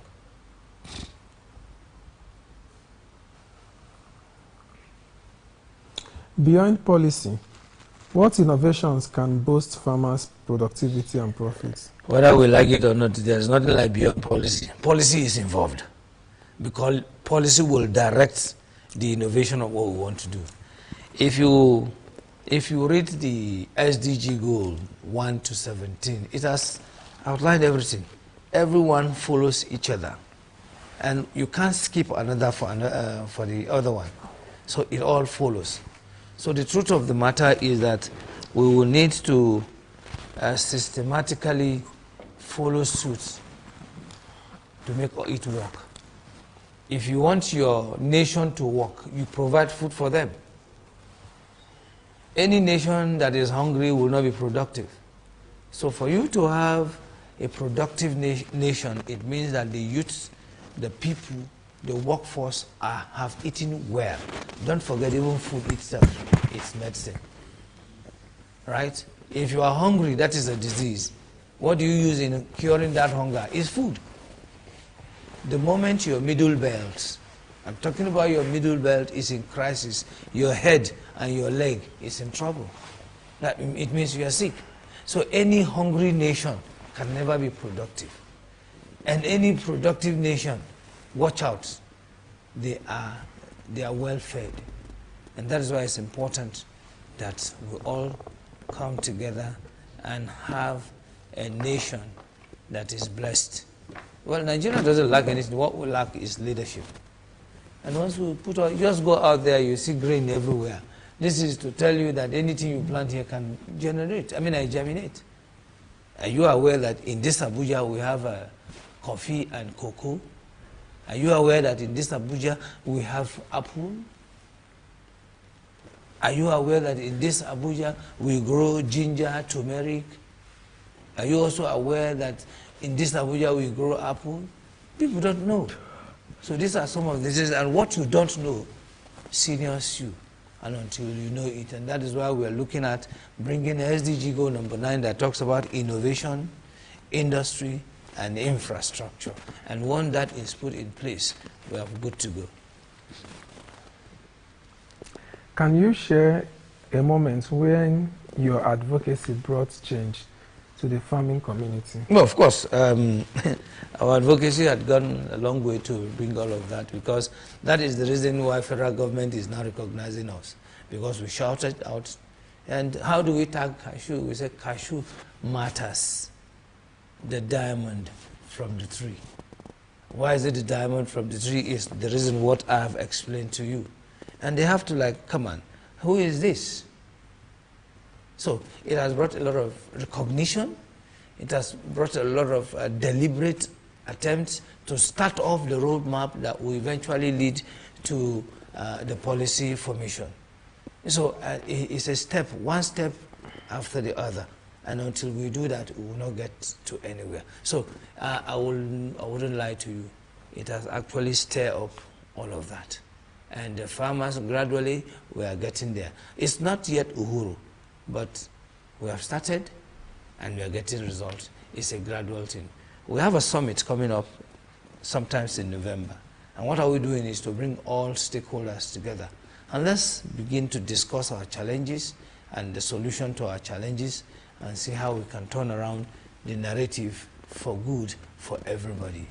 The government will benefit, private sector will benefit, individual farmers will benefit, corporate farmers will benefit, investors will benefit, everybody will benefit. It's simple like that. What are your expectations for the National Cashew Cooperative Summit?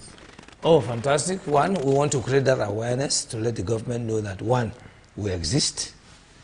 Two, we want to let government know that we can also contribute in the development of the sector.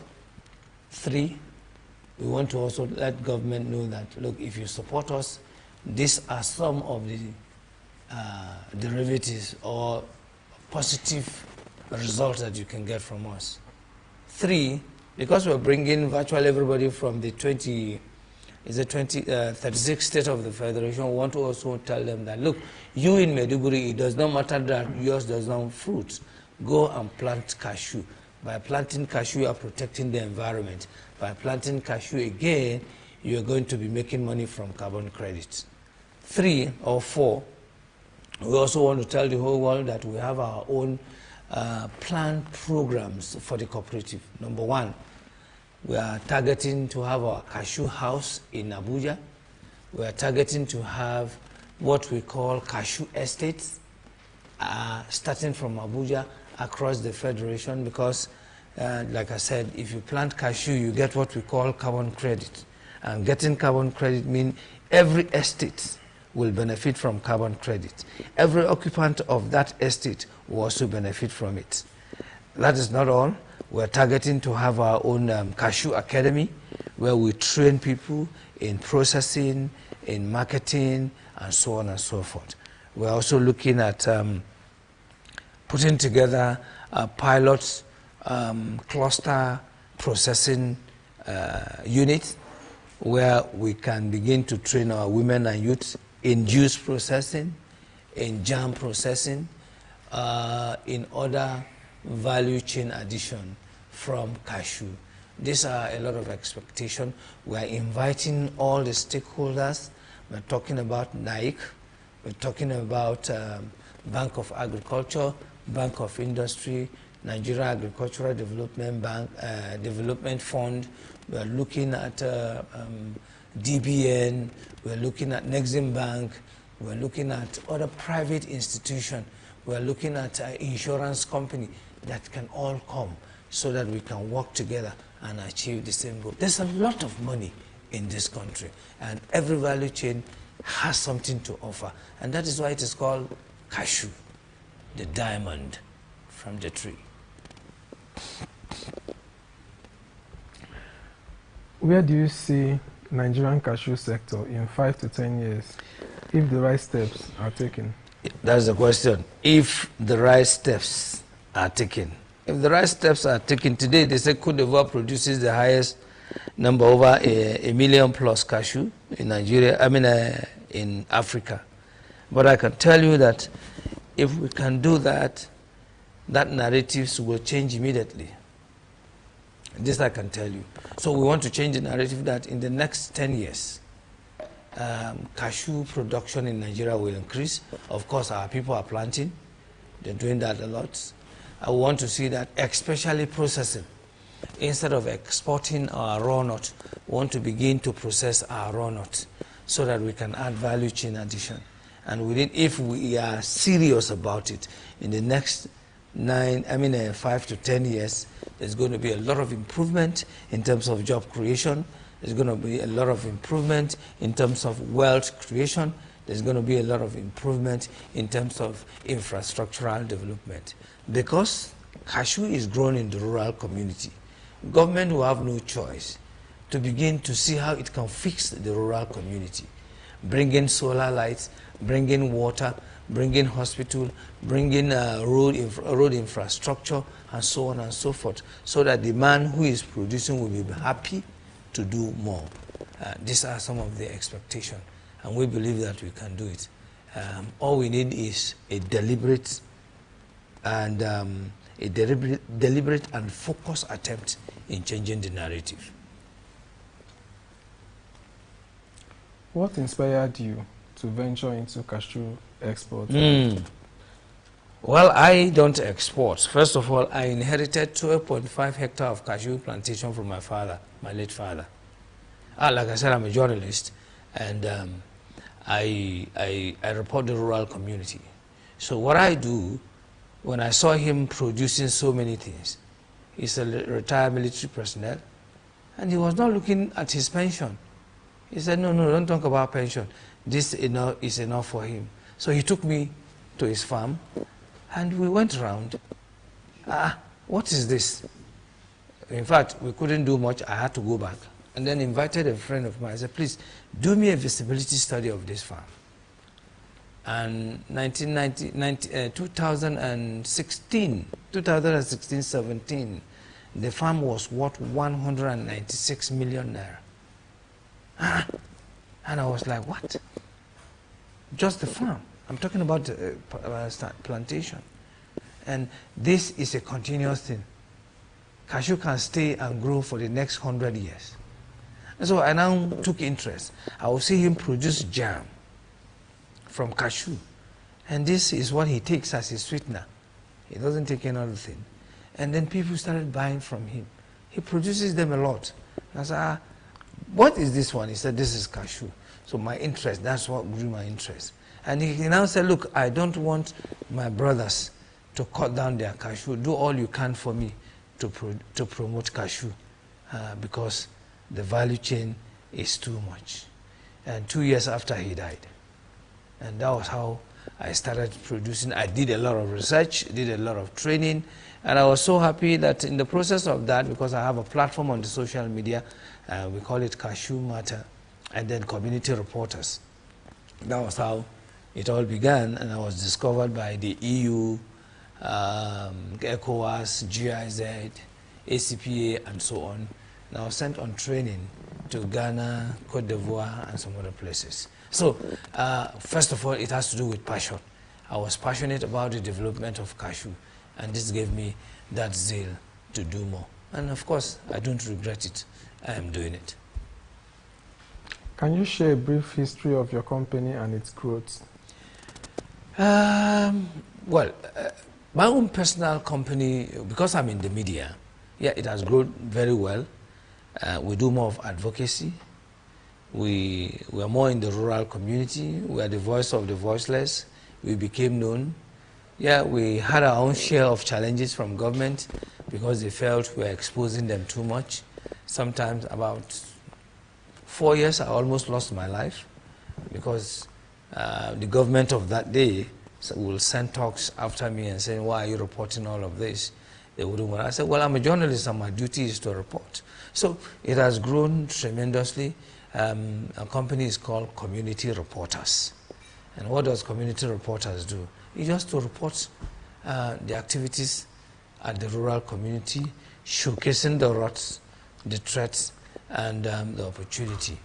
A lot of people, liken it to an NGO. It's not an NGO, but it's an advocacy platform where we say it as it is, unedited, and this is what metamorphosed into promoting cashew. And today, we also have what we call the National Apex of Cashew Farmers, Processors and Marketing Cooperative. Marketing Cooperative is less than a year, and as I speak with you, we have covered wide. A lot of people thought we are even more than a year. And so the progress is tremendous, and we are happy that we're making progress.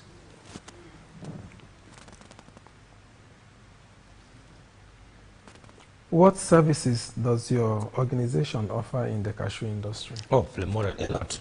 First, production. In fact, to be a member, these are the categories of membership. One, as a producer, as a farmer, processor or aggregator. You have marketer. You have input suppliers. You have service provider. You have investment or an investor. So it's vast. It's vast. It's vast. So depending on what you want to produce, provide, or what you want to offer. So it's vast, and that is why it cuts across. And because we work in tandem with each other, everybody depends on the other. Of course, if you are a processor, without the producer, you cannot produce anything. If you are a marketer, without the producer, so the primary producer is the foundation or the bedrock of our cooperative. And that is why farmers are given high regard, because you want to invest. If the farmer is not producing, what are you going to invest in? You want to supply input, what are you supplying input for when the farmers are not producing? And so farmers first, and that is why it's key, because cashew is cash and is the diamond from the three. How do you source your cashew nuts? Through our member farmers. Simple. Because they already know us. All they need to do is to bring it to the warehouse. We aggregate it, of course, where the road, especially, they are bad. We bring in bigger trucks that can ply the road. We aggregate it probably in one of our leaders, because our cooperative is also divided into national, states, local government, and then the unit level. So, and all of these have leaders that that work for the people. So once we know that your own area, your road are bad, we ask them, aggregate it probably to a primary school, and then we bring in a truck to come and move them to the warehouse. And we make our job easier. What makes cooperative different from others is that we know ourselves, we work in tandem with each other, and then we also protect ourselves. For example, if one is sick, you don't need to be sick and lose out. Yes, you are sick, we make sure that we take care of your farm, and then make sure that we harvest, sell, deduct our expenses, and give you the rest so that you can be carried along. You are not supposed to lose out. The same thing, we are working with National Health Insurance Scheme, so that our members at the rural community can have access to health, and so on and so forth. Legal, insurance, access to facilities, and so on and so forth. These are some of the things we do there.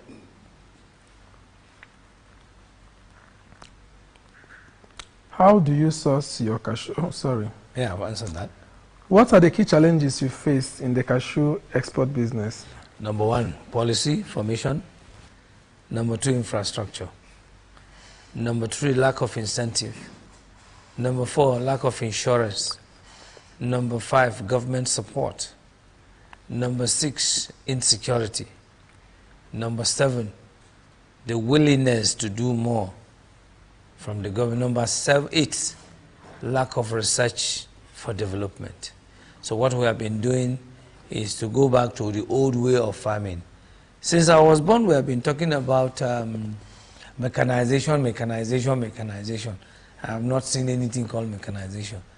They will just bring one tractor, plow one place, tomorrow again the old tractor will scatter. And then we go back to the same way we are doing things. We have vast land to change these narratives. And so these are challenges, they are much. The farmers are not encouraged. The farmer is the one who invests his money, invests his time, invests his resources, everything he keeps investing with nothing to show. And that's why our farmers, in other climes, you hear farmers are rich. But in this part of the world, our farmers are poor. It's not good enough at all.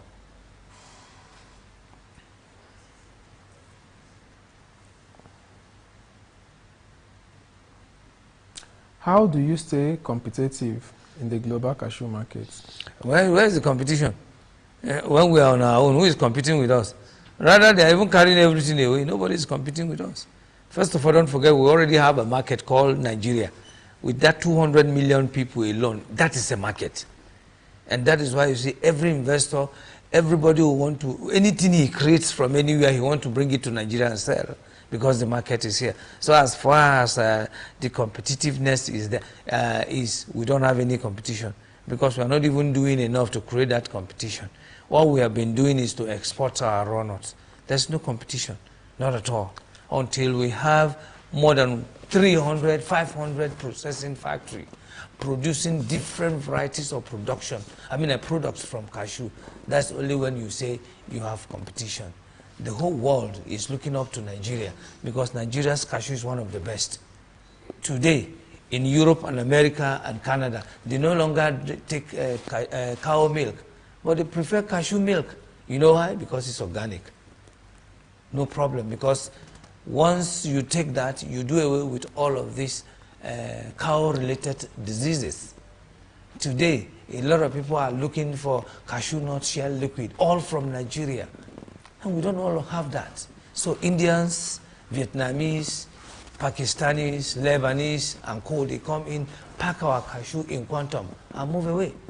And so if we have a Nigerian cashew board, all of this can be stabilized. If we have a very good policy, all of this can be stabilized. So I look forward to seeing that in the next dispensation, we have more than 1,000 processing factories across. And this is where the cooperative is important. Once we have machineries, at the rural community, 10, 20 people are put together to process. So you can imagine in every polling unit in Nigeria, you have youth, women and youth processing. Don't you think aggregating all of this is going to mean a lot of opportunities for Nigeria? So for now, there's nothing like competition. We are not competing with anybody. In fact, rather we are even competing with ourselves, because we are not doing the right thing. It's simple. Can you describe your target market and customer base? Well, because we are more into raw nuts, our customer base are more of the foreigners, the Indians, the Vietnamese, Turkish, Lebanese, and co. Well, we have some few processing factories coming up. We hope that they can sustain it. We hope that the currency will not discourage them. We hope that they will be able to put all of that together and face the challenges ahead. If not for now, we'll just continue to export. And because we have one of the finest cashew in the world, the whole world will be coming to Nigeria. And if we are not doing anything, well, we'll be the loser at the end of the day, because so many countries are also thinking of developing their own area, especially Cambodia. Cambodia is working hard to making, Cambodia is a neighbor to Vietnam.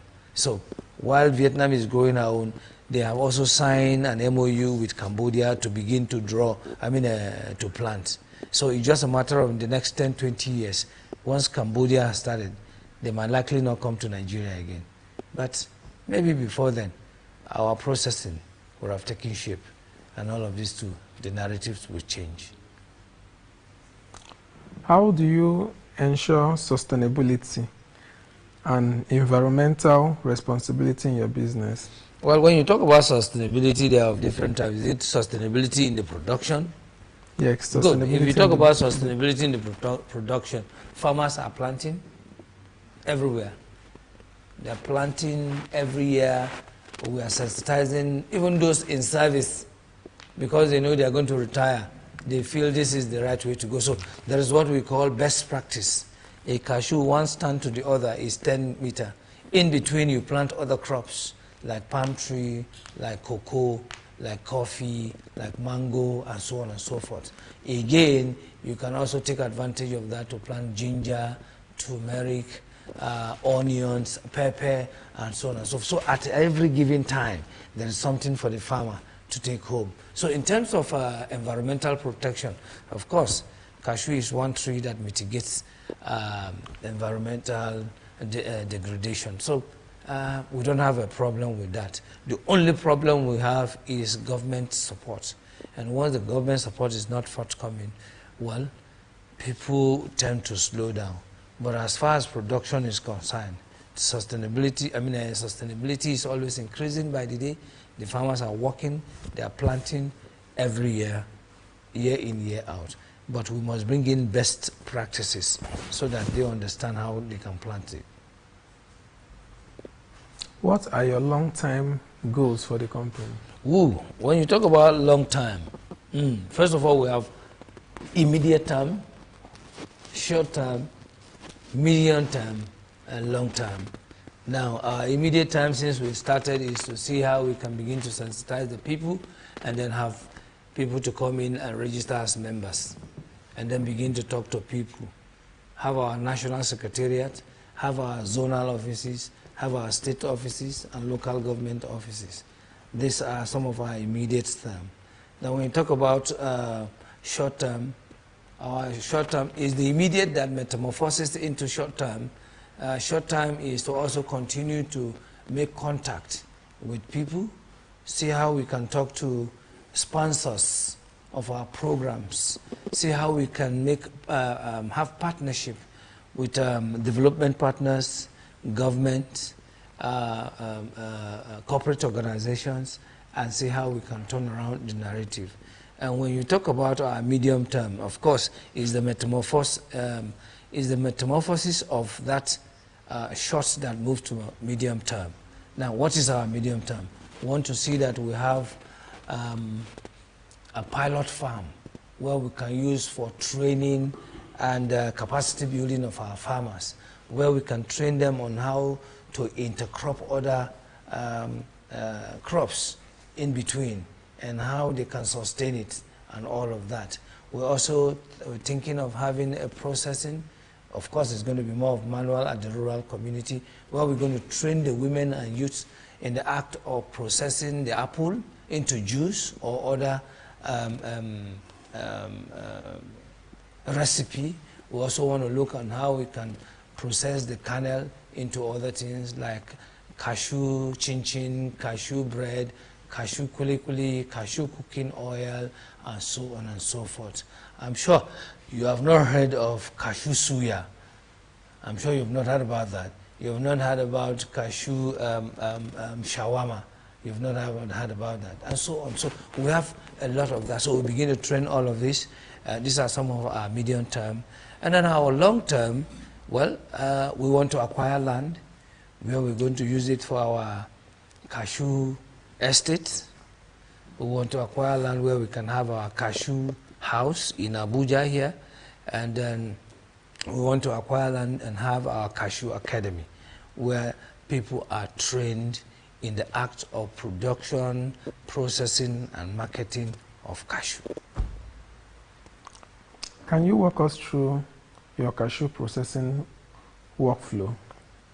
And when you talk about workflow, again, Like I said, we're not doing more of processing right now. We do more of production. Now, when you talk about workflow, it means that from the farm, to the warehouse, you clean it and sort it out, and then you size them ready for cracking. Now, because the machines are put together in a way that they accommodate the sizes of the cashew, that's when you begin to crack. Now, you have everybody who takes the documentation of what you are bringing. In fact, from entrance into the warehouse, somebody is standing to weigh it. How many tonnage of cashew raw nuts did you bring? It starts from there. And then you move in, how many tons do you want to process? How many people are going to be involved?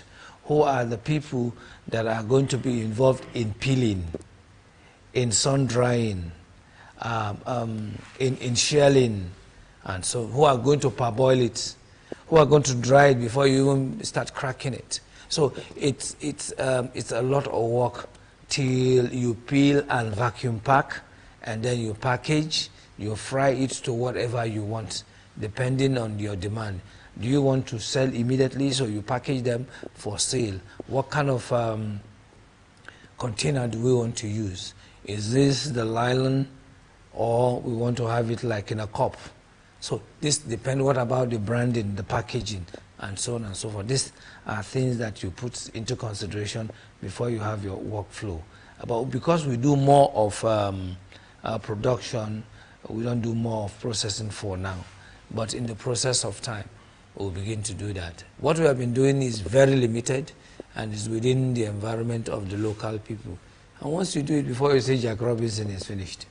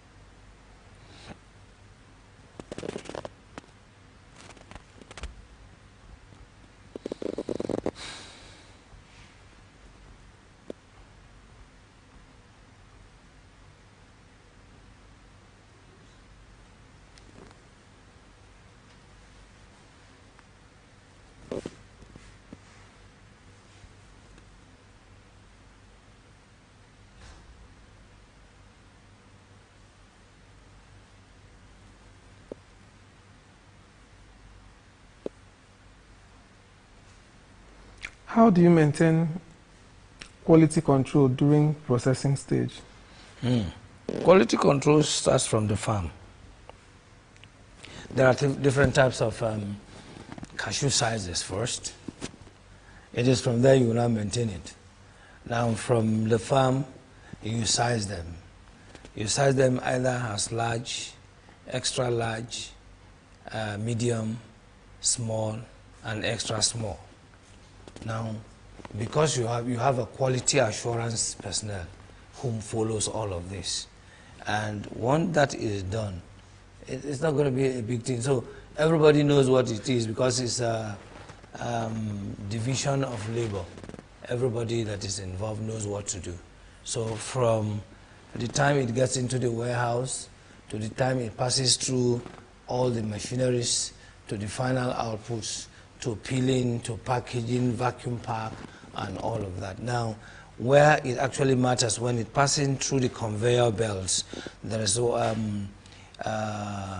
metal detection lights or X-ray that browses through it to bring out impurity, stones, nails, iron, and all of that. And by the time you do that, once they discover it, you just find out that the whole conveyor belt will just stop. And until that is removed, nothing moves. And so then you vacuum pack, and so that it does not get spoiled.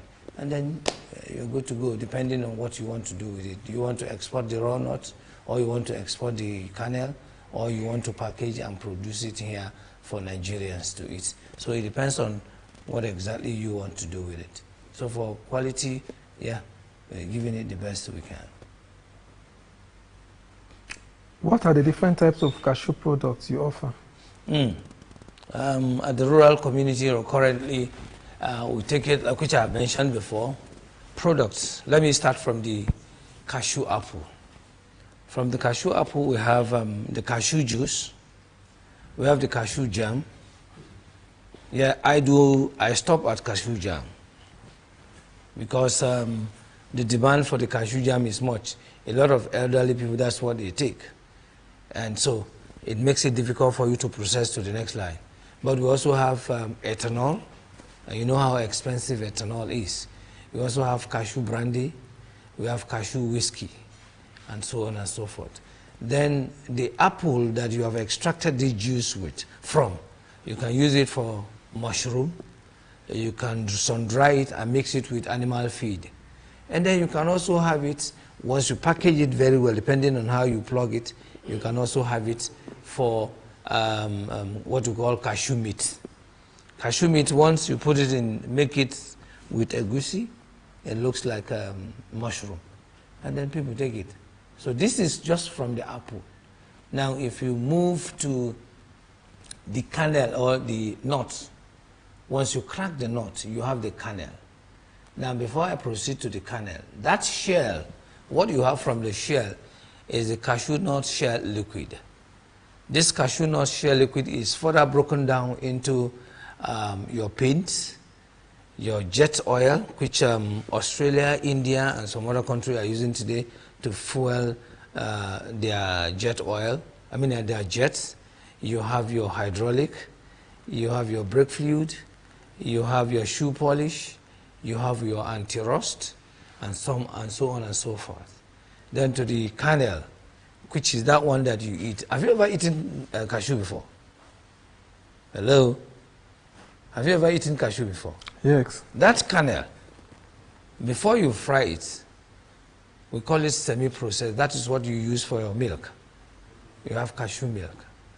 You have cashew chin-chin, cashew bread, cashew shortcake, cashew biscuit, and so on and so forth. So we produce a lot. And then the final of, when you remove the cashew nut shell liquid, you have the charcoal. So nothing is thrown away from it.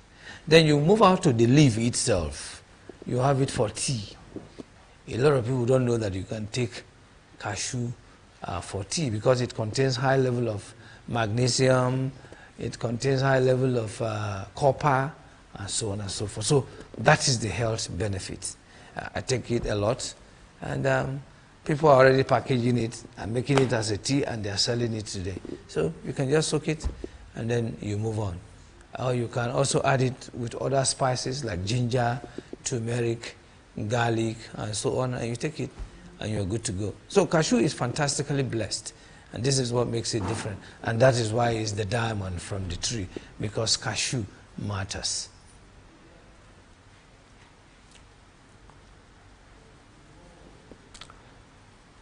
Can you describe your packaging and storage procedures? Well, when you talk about packaging, well, most of the things we do, what the kind of packaging we do currently are either into like something like this bottle, which is blown, and we put them inside, or in a cup, or in a foil. These are the kind of things. So the procedure is that, first of all, the bottle is clean or washed and blown so that there's no dirt in it. And then you package them inside, and they are sealed, kept in a dry place, and you're good to go. There's nothing really much to do there. The most of the work is on the farm, and then when you begin to process it. So these are some of it. Again, before I forget, one of the products from cashew is the nectar. The nectar is used for dye, clothing of your dye. And then the tree itself, the big ones are used for canoe. A lot of people don't know that it's also used for canoe. And they use it just the kuli-kuli, cashew kuli-kuli. Once you remove the cooking oil, what you have is the kuli-kuli. And they use it to spice suya with it. And you can imagine how sweet that suya will be. So this is what makes cashew different from others. So the packaging is not really much. No much work to be done in it. Okay. How do you ensure food safety and compliance with international standards? First of all, well, when you talk about, you say, I hate this issue of international standard. Nigerian standard, okay? Let's start with Nigerian standard. Everything international standard. Okay, Nigerian standard. We are not taking anything outside here. We do our thing and chop it in the village. And that is why you can never see anybody who is producing cashew in the village sick. You know why? We know our problem. Nobody will see that and go and eat that. So we clean it up. We expected all the hygienic staffs and all those who matters to come into and tell our people, do this, do that. But in our own little way, we know what is clean. We know everywhere must be clean first. Your environment must be clean. The machines must be clean. Where you are working must be clean. The clothes you are wearing must be clean. Where it's necessary, you wear nose masks, you cover your hair, you cover your leg, and all of that. We know what to do. Most times we rush to bring in international standard. We think concern us international standard. Are we international? We be Nigerian. We could do our thing in Nigerian way. And that is why anywhere we go, because we are already used to our Nigerian way, we excel and we do better. Bring the international standard here, they will fail. But allow us to do it in our Nigerian way, we will excel. So we are always quick to say Nigerian standard. It's just like this issue of dollar. We think concern me with dollar now. Can't we spend our own naira here? Any little thing they say we are comparing our money with dollar. We think concern me and dollar. Am I in the US? I'm in Nigeria. So they should drop all of those effective English that has not done anything good for us. And so for international standard, we know they export. We know they export our own processed cashew. Now here with the chopper. If you go to the road, you see young women, young boys selling it, and people are buying it, and they are happy buying it. The one they call international standard, when they bring it here, is always, there's muco in it. They are not good, we're not well packaged, and we have been complaining of that. If you eat our own local one, you will not want to leave it because it's well done. Thank you. What are the benefits of processing cashew nuts locally versus exporting raw nuts? You're adding value now. Once you process cashew at the rural community, you're adding value.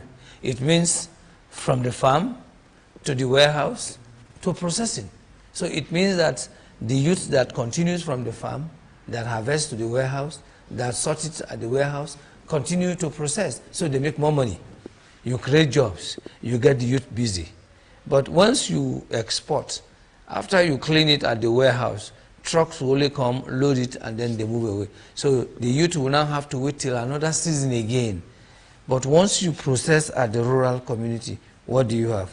You have the youth busy processing them so that they can have jobs. Everybody likes to be busy. Nobody wants to be an idle person.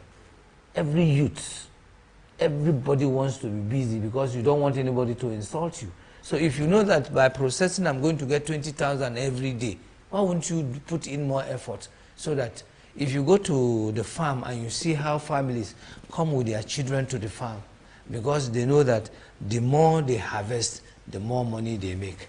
So these are some of the things that goes with it. So it's better we process locally if we have all the machines. So you can imagine, I don't know the number of our, our polling unit in Nigeria, over 20-something thousand.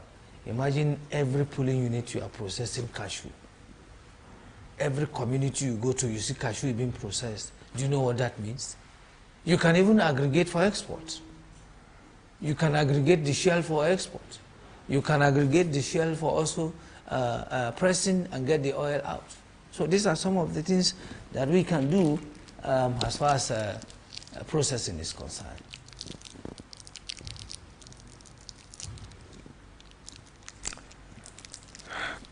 Can you share any innovation or improvements you have made to your processing techniques? Well, for now, not much, because we're still using the manual. Apart from using solar, and then one technology we have used is to use the local oven. It's just like roasting bread, baking bread. That is sweeter than the machine. And so people prefer the one from the oven than the machine. You have this feel of the nature in it, and it tastes better. So I think we've been trying to see how we can get away with it. Most people say, I don't want this one, I want that one. And we have been comparing it with it. So, well, for technology, not much has been done, apart from using, improving on our own local way of processing. That we have been able to do, and we're still doing. How do you handle pest control and contamination prevention? Pest. Now you're talking about on the farm. Well, pest. The diseases that we have been having are foreign. And the Cocoa Research Institute that is saddled with the development and research of cashew has been doing the best they can to making sure that they're protected. One of our challenges is the beetle. The beetle is like a caterpillar. They're always in two. Once they enter your house, your farm, overnight you see what they will do to your farm. You think a lot of people came there to work. So, well, they have been getting a lot of chemical for it. But what we do, because our own is organic, we go after it, especially during their mating period. That's where they are very, very destructive. So we go after them to bring them out and then destroy them. Apart from the new ones that we begin to see, nothing much is affecting our cashew. The only challenge we've been having is the climate change issue. Climate change that alters the flowering time, the fruiting time, and the harvest time. That is the only challenge we have been having.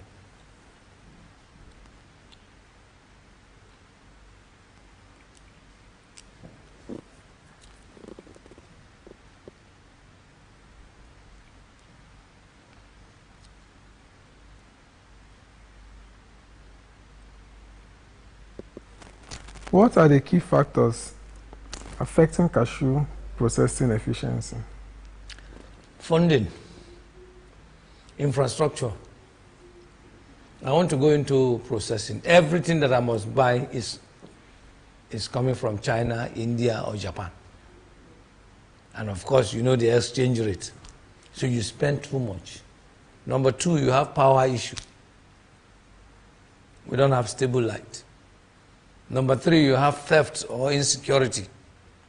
And then number four, the know-how of the people who can sit down and work with you. Then number five, as soon as you establish your factory, then you and government will start contending on tax. Agboro will come with their own tax. Local government will come with their own. State government will come with their own. Federal government will come. Even when you have not started processing. This alone is too much. And so that is why it is very important that we have a policy formation so that it will take care of all of this. Can we say, all right, let us have one tax? Instead of, they said land, pay for land. They said fire, pay for fire. They said this, you pay. They said bring this. They said bring that. And all of this, all is demanding.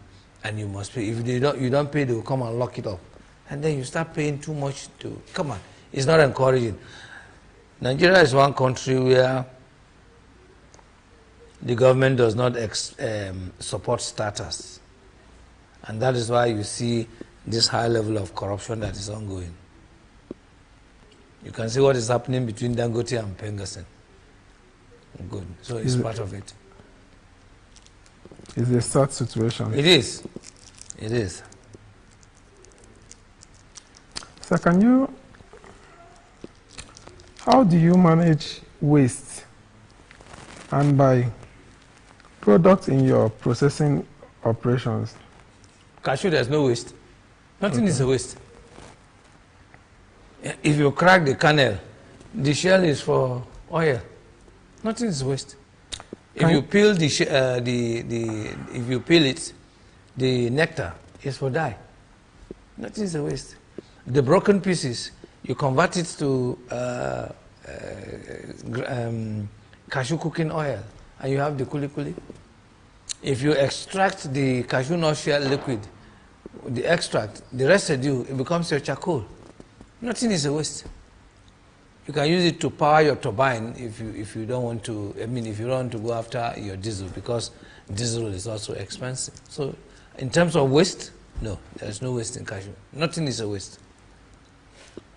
If it is on the farm, when you prune, those sticks you use, you can take them home for your firewood, or you can turn it to mulch, and that will eventually become manure on the soil and make it beautiful. So there's no waste.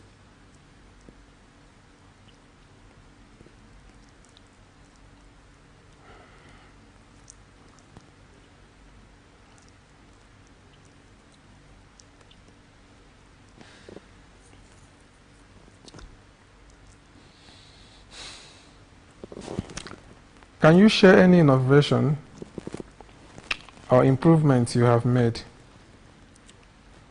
through your processing techniques? For now, we've not done anything apart from using the normal mold that we have been using. For now, nothing, no technology, nothing. Even our research institutions are not properly funded, so they cannot even help us. The one we have tried to bring, all of them are what do you call it now? They are not properly used because there's no fund to maintain them or to take care of them. So for now, there's nothing like technology or any innovation, nothing. How do you navigate complex logistics and transportation issues? We go navigate to whether complex, no complex, we go navigate. And that's what we do is just for us to aggregate in one place and pack to the warehouse.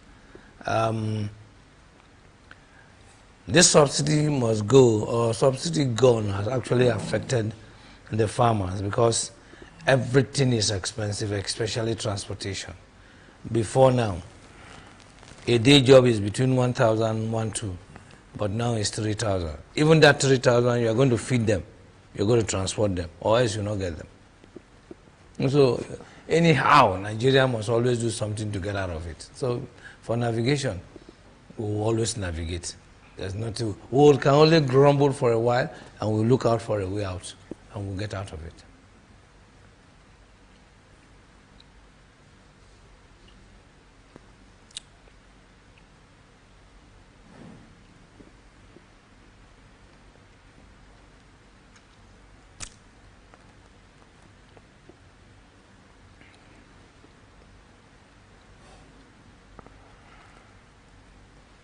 How do you ensure timely delivery to your customer? Well, it depends on the customer. Once we know the quantum of what you want, we aggregate by spreading the aggregators to different locations. For example, if you say you need 5,000 metric tons, that's about 166 trucks. So it means that all our members across are going to be put on alert. And then we give ourselves deadline that between X now and this time around, everybody brings it. So that's what we do. And we monitor it. We monitor for compliance. We follow up. And then we give, in terms of delivery, we can guarantee you that every week we deliver you a truck. And so as we are working to deliver the first truck, the second truck is already getting prepared. The third truck is getting prepared. So as one is going, the second is getting ready. And that's what we do. And our members, our buyers have never been disappointed because before we start, we enter into an MOU with you. We're going to do X, Y, Z, but if you pay this, you get this immediately. And that's how it works. Because the farmers over the years have been disappointed through the activities of the middlemen. And they have decided, no, if you don't pay me, I will not deliver. And that is why anybody who brings his money is the person they want to sell to.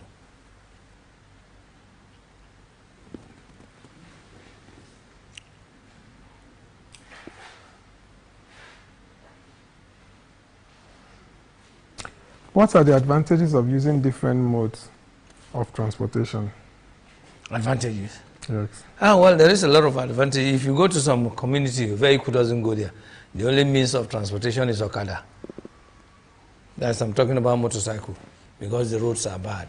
And even the Okada, the charge is high because fuel in the rural community, for example, where you are buying 900 naira per liter or 850 in town, in the rural community there is no filling station, so people come to the town to buy and then transport it down. So you are buying a liter 2,000. You understand? So if you buy a liter 2,000 and your cashew bag is 5,000, so the guy will want to carry 2 bags so that he can make some money. And because the roads are bad, as soon as he drops it, he goes to the mechanic to fix it. So there is a mode of transportation depending on your area. If it is the areas where the roads are bad, you use Okada. If it is areas where the roads are bad, some even use donkey. Carts, they use carts to drag it out and so on. So depending on your area, and that is the only change. That is why we are advocating for the development of the rural community, especially in terms of infrastructure.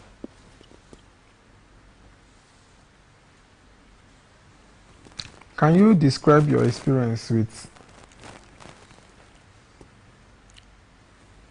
Sorry, I've taken that before.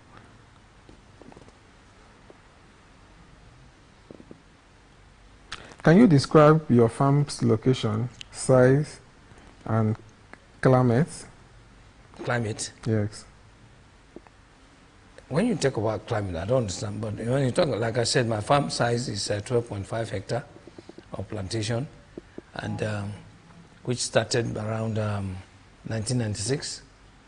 It's all grown up, but maintaining it now is a problem because the machine we use, the pruning machine we use in maintaining it is so expensive that we can no longer use it to prune our farms. We call it farm maintenance. So the economic of production has increased. So everything has been also distorted. So in terms of that, for climate change is a problem that is bedeviling everywhere as we speak because of pattern of the weather, pattern of rain, pattern of harmattan. Cashew doesn't like too much sun, neither does it like too much of wind. Once it's moderate, it produces well. Especially during flowering, it does not like too much of sun or harmattan. It likes a little bit of humidity, and before you know it, once there is a bud, it has escaped. What cashew tree varieties do you cultivate? Well, cashew varieties, what we have are the tall ones. The Brazilian jumbo is not really good for our soil. And then Indian dwarf, yeah, is good. But we have not started because what we have been using, we are trying to be careful in mixing them. Some you see them producing well, but our own native one we have produces more than the one they are introducing to us. So most people prefer to use our own local or native one. In any case, cashew was brought to us by the Portuguese to protect the soil, to protect the schools, to protect it from erosion and all of that. But it's in the process of time, researchers discovered that there is a lot of benefit from cashew. If not, nobody knows that cashew can be this economic viable.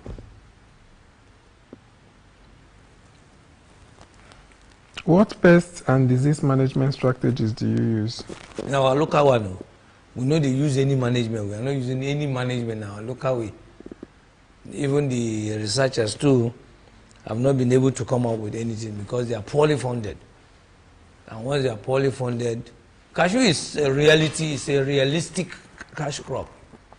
You don't lie about it. If you lie about it, it will affect you badly. We have not managed anything. And thank God, because we have a very good species and climate, it does well. And we have not been able to manage it. All we do, they will pack pest and put it in the board. How do we control it? Where is the chemical? We don't see anything.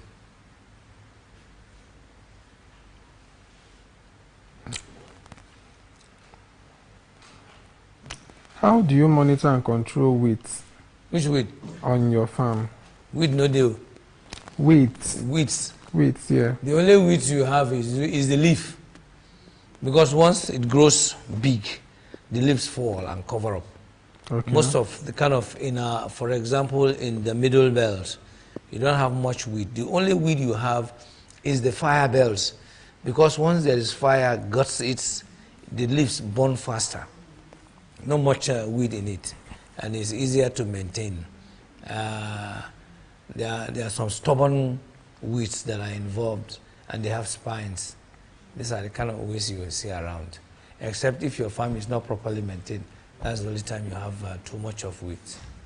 But again, if you have machine, you can mulch them and turn them to manure.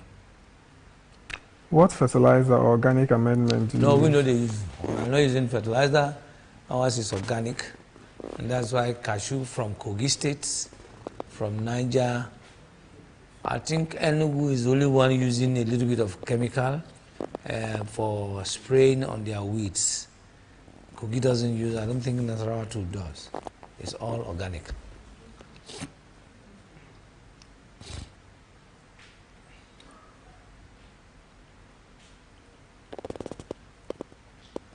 What is your average cashew yield per year? 2 point average? Yes. Well, from our own farm, not until we started having climate change issue, we're doing 30 tons. 30 tons. From 30 tons, it reduced to 25, goes to 26, and then it fluctuates. And I think this year it went to about 28. So we hope that if it is better again next year and proper maintenance, maybe it can be better. What factors affect the cashew yield and how do you mitigate them? Number one factor is climate change. Number two is fire. So what we do for fire, because for the climate change, there's nothing we can do. We are not human. I mean, we are human. We can't control it. But for fire, what we do before, maybe like now, farmers will begin to cut the fire belts to protect it from hunters who will set fire in the name of trying to get rabbits or cats. Rats. So we clear the fire belts. And another one is theft. Because a lot of people are now lazy and they know that there's money in cashew. They go and steal overnight. And then again, we also have the Fulani issue, who allow their cattle into it. Because cashew is sweet. They chew the apple, and then when they get to the aruga, they pull down. And you see Fulani washing and they're bringing it to sell in the market. Well, this almost sparked some issues in some of our members' place. And the simple question is, where did you get cashew from? You understand? So these are some of the challenges we have. And the only way, the one we cannot really control is the climate change. Because we don't control the weather. So how do you manage cashew tree health during the flowering and fruiting stages? You don't even touch it. Because you will not want it to fall. This is the right time to begin to protect, to prune them. Okay. Once it starts flowering, you don't touch it again. Because when you touch it, it's like you are shaking the flowers and they all fall and they will not produce. So we don't do any management. The only thing we do is to protect it from fire so that it does not get into it and burn all of the cashew. Cashew, because of the high level of maintain, even the green tree you see standing, if you're on the farm and it catches up with your farm, or garano, or else you are dead, to just kill you.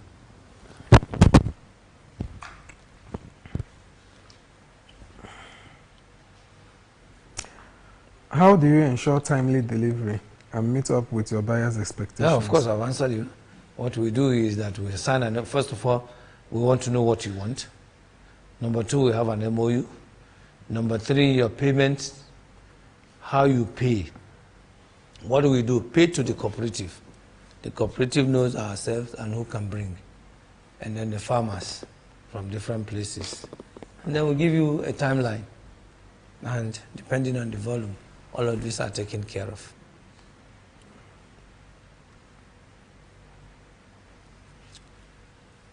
What are the key challenges you face in marketing and selling cashews? Do we really have challenges? No challenge. Cashew is a diamond from 3 people who wants it. And so once they know you have it and your cashew quality is good, they come and buy. And even if it is your cashew quality is not good, they buy it for use it for cashew nut shell liquid. And so there's no challenge. All you need to do is to tell them this is what I have. And then be sincere with yourself.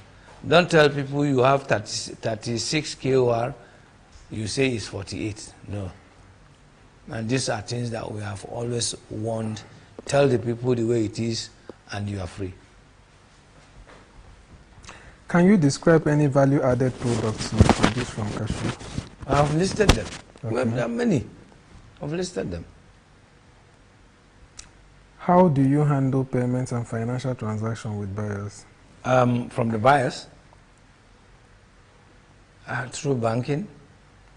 But most of, our rural community now begin to get used to electronic banking now, using the fintech banking, because most of our conventional banks are not in the rural community. So the fintech are always there. And then the cashless policy have also made things easier for our people. Instead of carrying cash, you just transfer to them, and then they know that they have their payment. It's simple, seamless. What are your plans for expanding your market reach? Well, we are not reaching anywhere first. Make we finish with the inside house. We are not reaching anywhere. Once we finish with us, then we begin to talk outside. We have over 200 million people who want to see how we can reach out. We plan in one plan, go there. When you never finish inside. We don't forget we are cooperative. And cooperative has to do with the people at the rural community. So we are not going anywhere. Make we finish the rural community first. What are your biggest challenges? What are the biggest challenges you face as a cashew farmer? Incentives, support, soft loan. As we speak, like I said, this is the time to maintain the farm. Everything the farmer has done over the years, for example, last season, you borrow money to maintain your farm. You borrow money to harvest. You borrow money to transport. Then when you sell in the market, you now come and pay all the people you borrowed from. And then you are left with nothing. From this money, you want to take care of yourself first. From this money, you want to take care of your family. From this money, you want to take care of your children. From this same money, you want to take care of their health. So we find out that at the end of the day, the farmer does not have anything. So he goes back again to borrowing. So you can imagine if the government has an incentive for the farmers, if all our equipment are subsidized, just common file that we use in filing cutlass is now 2,800 against 200 naira. Cutlass that used to, the good German cutlass used to be 3,500. It is now 12,800. How many will you buy? The roads are bad. Petroleum is not working. Petroleum are expensive. Transportation is expensive. All of this all boils down to the farmer. So the challenges are much. And the only way we can get it done is for us to have what we call, what do you call it now? The policy formation. A deliberate, creative, innovative policy that will address all of these issues.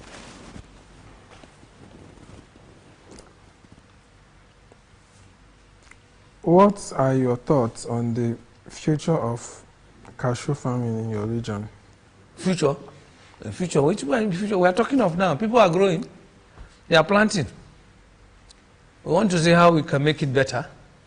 We want to see how we can get the government support. And that's why the cooperative is coming up with our own roadmap through Federal Ministry of Trade, Federal Ministry of Agriculture.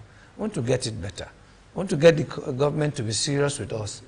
Just like we are serious with it, they should get serious with us. So that together we can join hands and, change the narrative. Can you describe any government support or initiatives for now? Cashew farmers? No, none for now. None for now. We are battling insecurity. We are battling, what do you call it? We are battling with cost of transportation. Everything is against us. We are battling high cost of inputs. We are battling with thefts. We are battling with lack of processing. We are battling with lack of infrastructure. Everything we are battling with it. How do you balance economic, social, and environmental consideration in your farming practices? Okay, we get our timetable now. You get time to go to farm. You get time to go and relax. All work and no play make Jack a door boy. We know how to manage it ourselves in our own local way. We want effective English, then they talk. We do our own in a local way, and we are doing it very, very well. There's time for everything that is arranged. We have communal meetings.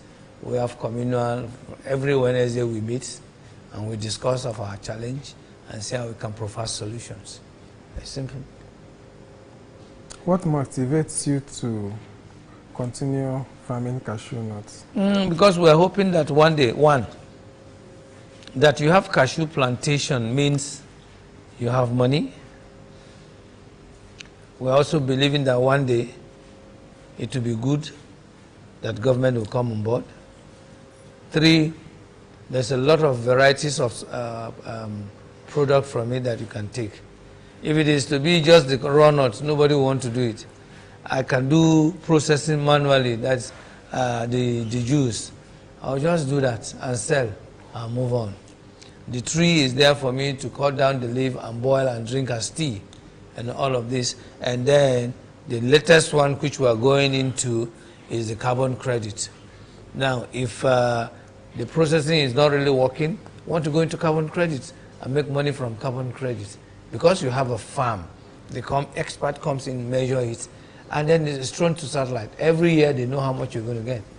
So the motivation is the money you make from it and some benefits you make from it that keeps you going.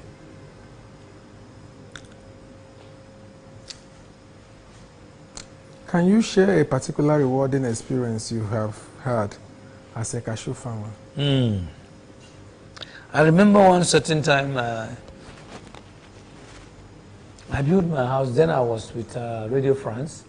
I couldn't finish my house. And my father, 2016, he sold a truck of cashew for 6 million and finished my building. Fantastic reward. And that's one of the motivation. Wow, so if this man can do this through cashew, then I must be involved. It's fantastic. Many people in the rural community, those who have cars is from cashew, those who send their children to good school is from cashew, those who build their houses is from cashew, those who marry more wives is from cashew, the young ones who wants to get married is from cashew, and so on and so forth.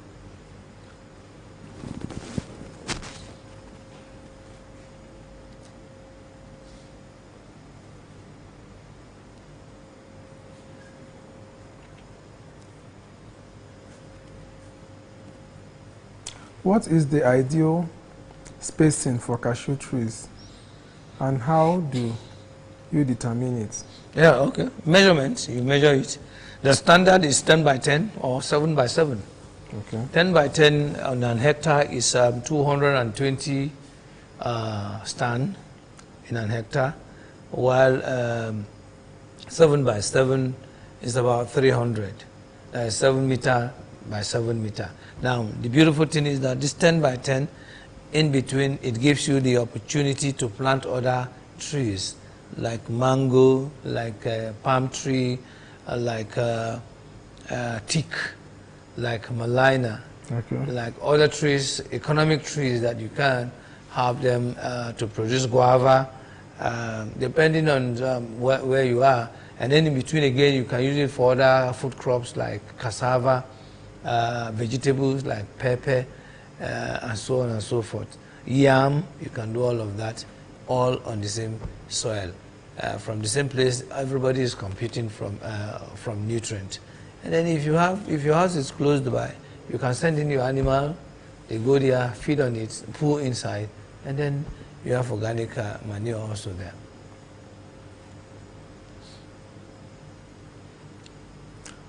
What are the different methods of propagating cashew trees, and which one do you prefer? We have direct planting of the seed, while we have nursery before transfer.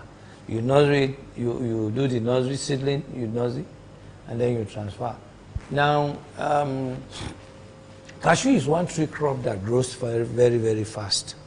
Now, if you understand how it sprouts, the moment it sprouts, look at where the rainy season is high. So you begin to nurse it towards that, and then you transfer to the plant. So by the end of that season, it will have grown. But in places like the north, you can also irrigate it by using dripping method through can that you can use. But any of them is good depending on your area. If you are in an area like Middle Belt where the rainfall is good, you can just transfer it to the farm straight. And before the end of that rainy season, it will have grown. And cashew doesn't die easily. The only thing that will kill cashew easily is fire. Every other method is good.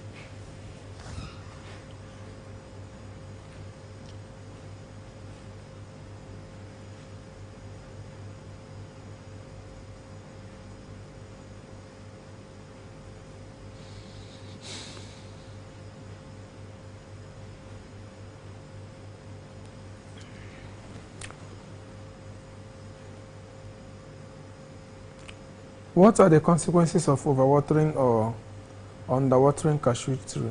There's no consequences because itself, the body of a cashew is it has a lot of water. Like I said, it depends on where you are planting it. Up north, yes, it will take a lot of water because it's almost dry. But from middle belts down south, you don't really need water. It will tell, you will see it as it's growing, just like you have it in Abuja here, which people uses it to reclaim land. Just plant them anyhow and you see how they will grow faster. It's simple. It doesn't take any, there's no consequences. Cashew has the ability to regulate itself from absorbing too much of water or to increase more water to itself.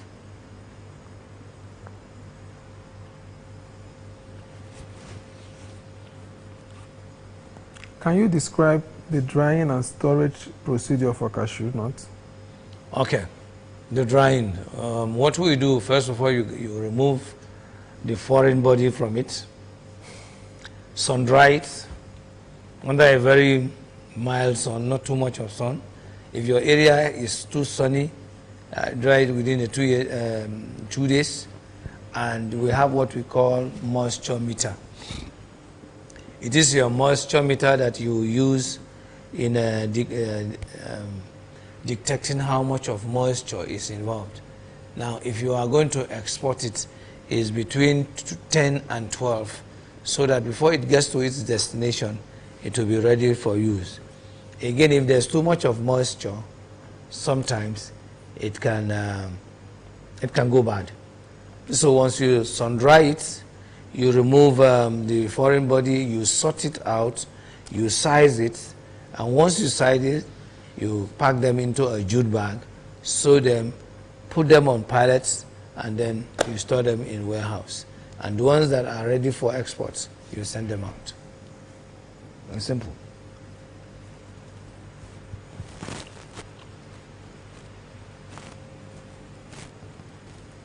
What are the benefits and challenges of using a mechanized harvesting equipment? We don't even use it, so we don't even know it. We don't use it, we don't know it. All we do, how we harvest and we allow it to fall every 3 days, especially when it's matured and ready for harvest. Depending on the size of your farm, you go there every 3 days to harvest because they are falling down. That's the only way you can harvest.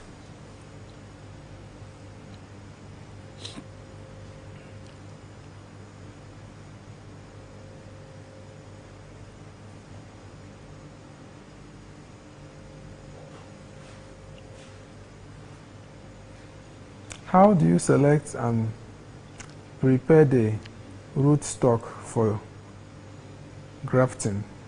The what? The root stock. Oh, okay. First you get it from, there's what we call a Zion bank. The Zion bank is where you cut it from, and then you look at this one fruits very well, and this one doesn't fruit very well.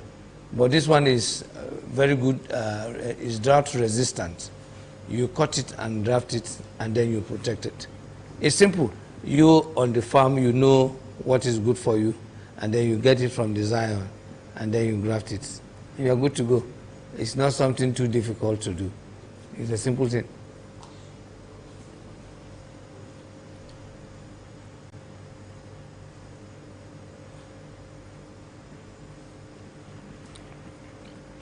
What are the key factors to consider when planting cashew seeds or seedlings? First of all, the soil. The soil matters. The environment matters. The climate matters. Is it a raining area? If it is a raining area, then don't expect fruits. Is it a salty soil? It can grow. That means you want to plant because you want to get carbon credits. Cashew thrives in sandy, loamy oil or sedimentary sandy oil area. And that's why you see middle belt is good for it. And with that, you can do a lot about it. And I believe that you that is planting, you must know what exactly you want. There are some people that are just planting because of carbon credit. Then, for example, if I'm in Bayelsa, and because of the soil texture, I don't expect it to fruit. But once I plant, I know that I'm going to benefit from carbon credit. The same thing in Lagos. There are some areas in Kaduna, areas in Bauchi, areas in Taraba, Tabgun, for example. Cashew grows there. In Bauchi, the same thing. So you must understand what exactly you want to do. And again, this is where we're calling on our research institution to wake up to their responsibility and see how they can begin to do research. Why is this one good here? Why is it not good there? And we are all on the temperate region. So maybe, is it because we are not planting? What if we are planting? How do we make sure that this grows here at this time? There are some that produces twice in a year. Very early, in the early of October, it has already fruit. And then again, sometimes, some start about July, and then some start about October, depending on the area. Like this time, because of climate change, it's growing in some places. But how good it is now, this is what we need to determine. And we believe that the research institution should wake up to our responsibility.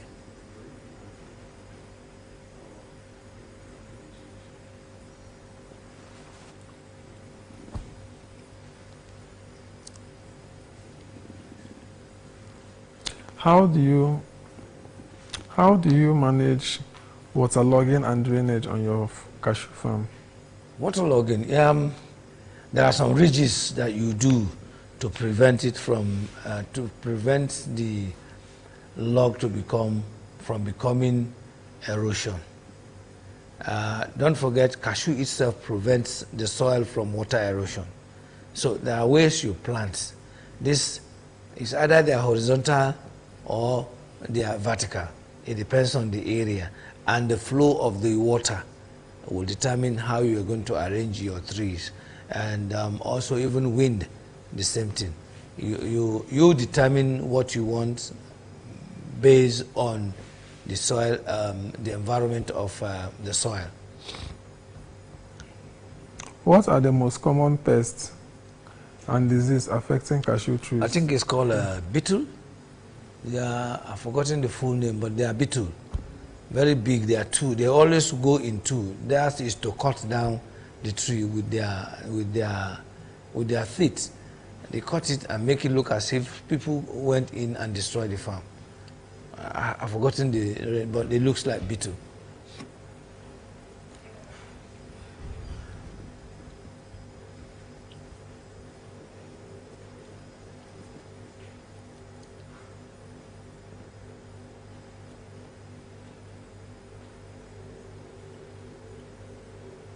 What are the benefits and challenges of using biological control methods for pest management? When you talk about biological pest control, you see the chemical that is involved becomes a residue, and that once they are in it, they become dangerous to human health. And that is why most cashews from Nigeria are organic, no pest, nothing. But there are some foreign bodies that are coming now, and we are being advised to use organic paste, you know, organic fertilizer, everything organic, so that it does not leave residue that will intend to become cancer to the body and all of that. We're working hard, and that is what the institution are also doing to prevent it from happening.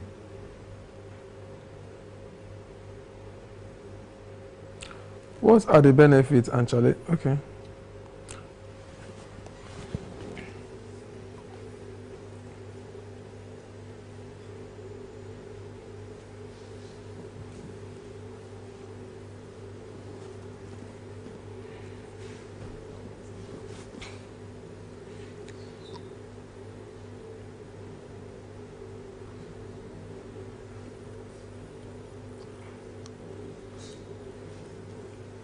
Can you describe your harvesting techniques and tools used?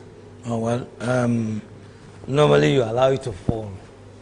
Once it falls, then you remove the nuts, put the apple aside, and then you pack them to get them sun dried. And that's all. Harvesting is not much of work. That's the simplest way. You allow it to fall. You don't shake the tree. You allow them to fall, and then you pull it out. You separate the nuts from the apple. And if you leave it within 3 days, the apple will rust and dissolve into the soil and become manure again.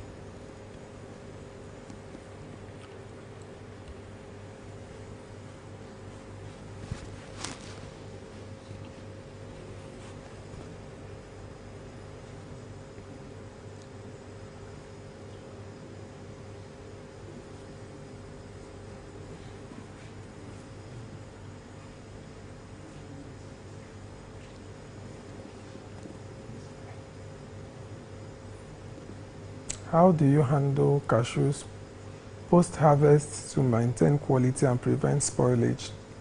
And first of all, the environment where you work must be clean and dry. That's number one. Number two, where you sun dry must be clean, dry, and no wet. Number three, you must put your warehouse must have a lot of aeration where there's big windows, so that there can be cross ventilation. Number four, you store the cashew after sun drying, store them in a jute bag, and then pack them to the warehouse on the pallets, each in turn and spaced, so that there can be space for movement and aeration. How do you market cashew to potential investors? Like I said, cashew doesn't really need anybody. Just announce to the people. Before now, you would have gotten your market, your contact and connectivity, your off-takers. Once they know it, they will just be requesting. And others will even use them to get to you. Drop it. Thank God for social media. You can use social media to announce your products. You can use the conventional market to go and sell your products. And then you can, for example, on our own website, we have a lot of organizations we are partnering with that also introduce and sell our cashew to buyers or off-takers. So it makes it easier for us. And this is simply how we market it to the people. What are the different methods of propagating cashews trees, and which one do you prepare? I think we've answered it before. The whole thing is scattered. The question is finished.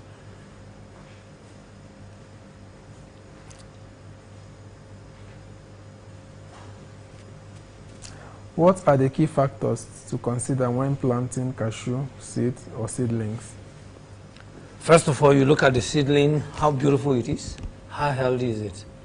The soil too, how healthy is it? The soil, how prepared are you? And what are the spacing? Are you doing grafting or you're planting directly? These are things that you consider before you begin to propagate. For quick sprouting, some people, pour them inside water and leave it for about 5 hours, bring it out and straight to the farm. This makes the body swell quickly and then it sprouts. But some again, they nurse it and then transfer it to the farm.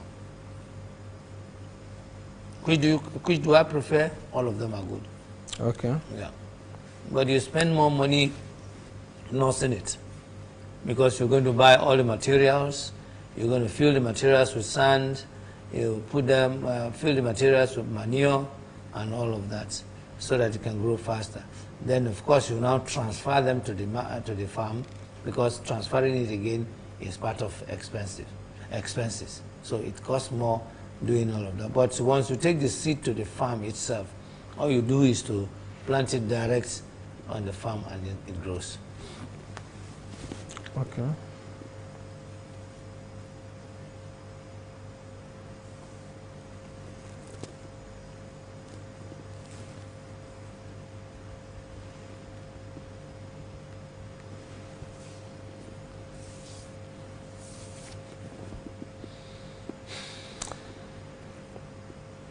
Can you tell me the potential in cashew markets? Yeah, when you talk about potential, in what way now? Because the market is large, depends on what you want to market, depends on the product value chain addition that you want to be involved. Like if I'm an investor that is coming in to invest, yes. Can you tell me the potential? Of course. First of all, I want to advise you that is coming, what exactly do you want to do? Do you want to be involved in production? And if you want to be involved in production, what kind of production? I don't want to be involved. If it do you want to be involved in the production of nursery? Do you want to be involved in farm production? Do you want to be involved in processing? If you want to be involved in processing, what aspect do you want to be involved? Do you want to process just the shell nuts? Do you want to process other value chain like the kernel and some other products? Do you want to go into the production or processing of the apple into jam alone or juice or ethanol or anything you want? So it is now left for you. Do you want to go into providing services or jute bags?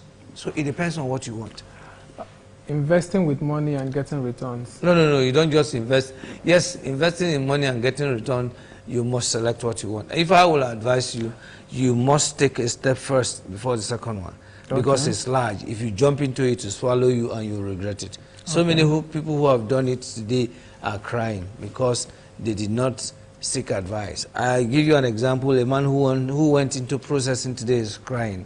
And when I went to visit his factory, I noticed he was only concentrating on the production of kernel, semi-processed. So I asked him, what are you doing with the shell nut? He was just looking at me, he said, what can I do? I said, so you're not processing the oil? He said, how? So are you making money? He said, no. I said, this is where the money is. Because a liter of it is between $70 and $90. So all this that you have piled, imagine you have processed all the oil, you will be getting close to 1,000 liter. And 1,000 liter times $70 or $90, that's a lot of money. And he was like, wow, nobody told him all of this. I said, no, somebody told you cashew is good and you jump into it. Okay, can you just tell me possible areas that I can invest? Production. Okay. Processing of shell nuts. Processing of kernel for export. Processing of the apple because the demand is very high. Processing of cashew, kuli and cooking oil is also very high. The demand is very high. Then production of nursery for people to buy, especially when the time for planting is ready. So it depends on you. What do you want to? Okay, I want to be involved in the supply of jute bags. Jute bag is another way of making money too.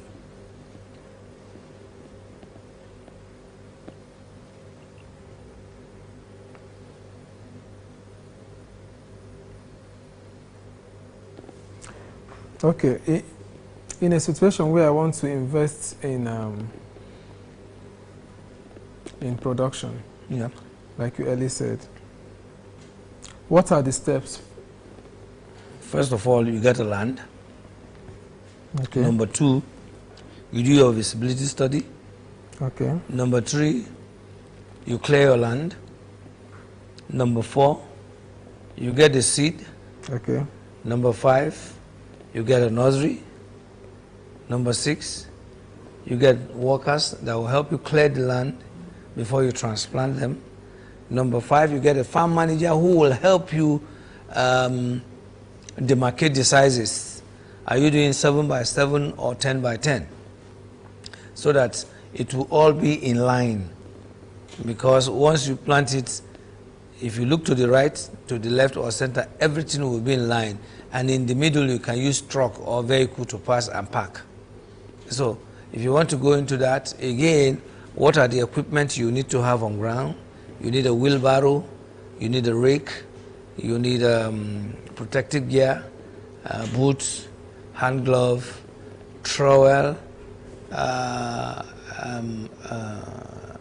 trowel, and then a peg. Okay. All of this is very key and important for you. The land, is the person going to buy it outrightly or hire? It depends on you and it depends on who is giving you. There are some that will lease. There are some that will tell you, okay, I am giving you this land, you plant this thing, you will take 60%, I will take 40% of the proceed once it starts. So it depends on who owns the land and what they want to do with it.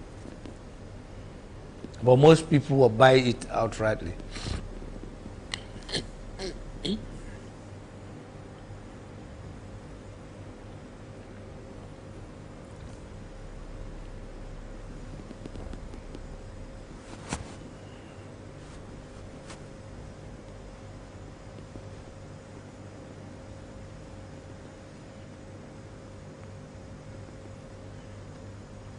Can you describe your drying and storage procedures?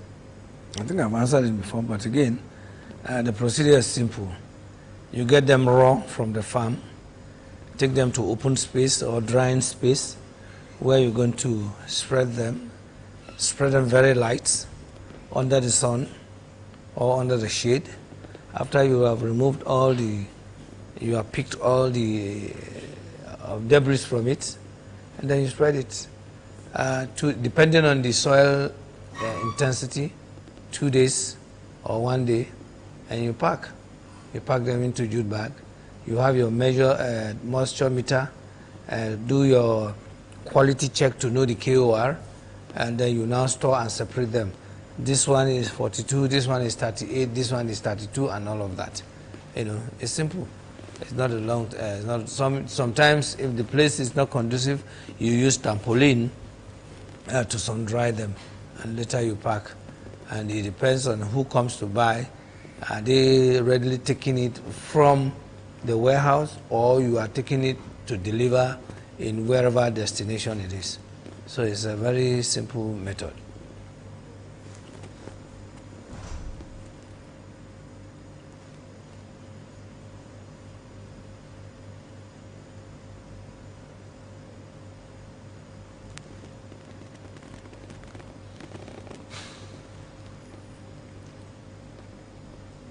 Let's say I decide to invest in cashew farming.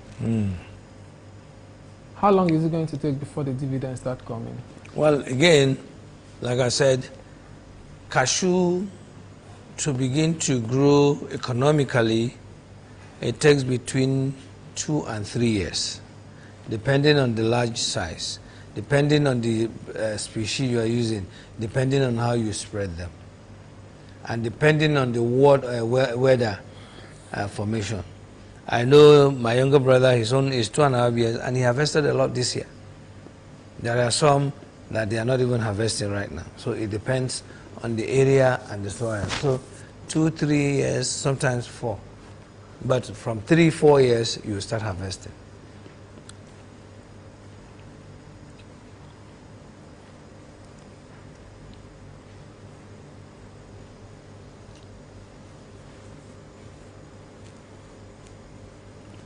And what are their survival chances? Well, even if there's drought, the only challenge that cashew has, which is glaring, is fire. Once it germinates, cashew has the potential to be drought resistant. The moment it germinates, it can stand. And then another thing that easily kills it again, termite. Termite kills it, yeah. But the most important challenge is fire. Yeah. So what most people do, as soon as they plant it, they plant leguminous like in it. They do egusi, as a melon, so that they can protect it from weeds. They will harvest it and also plant betel seed or sesame seed and other things. Some do cassava until it becomes so matured and is big. Then they take advantage of that and leave it to grow alone.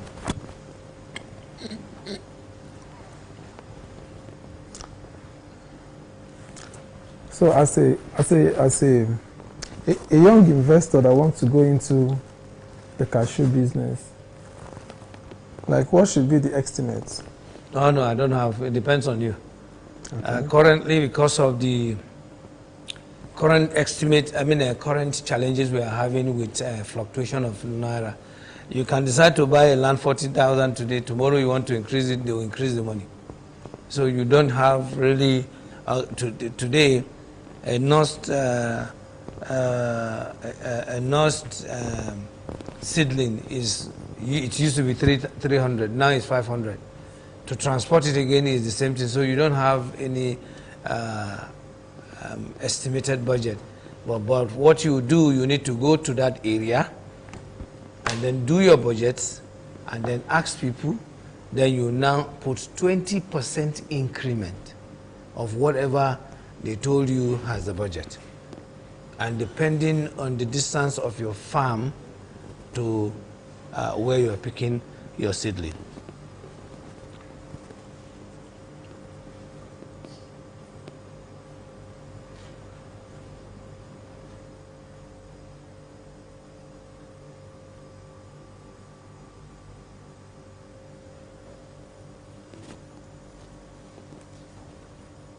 How do you estimate cashew production for a given season? Well, if you put down records, that's why it's good to put down record. This season, this is what I got. Last season, this is what I got. You expect it if the climate is good, because of the record you already have, then you know that you're going to do better. Especially you get to know that if the flowers did not fall off on time, and once they become bored and have a lot of burdens on it, once you do that, you will not have much challenge. It will tell you whether I'm going to do extra tonnage to what I have before, or I'm going to maintain the tonnage I had before, or it's going to reduce. So record keeping is important.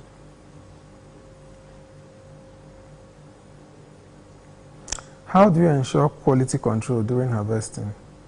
How do I?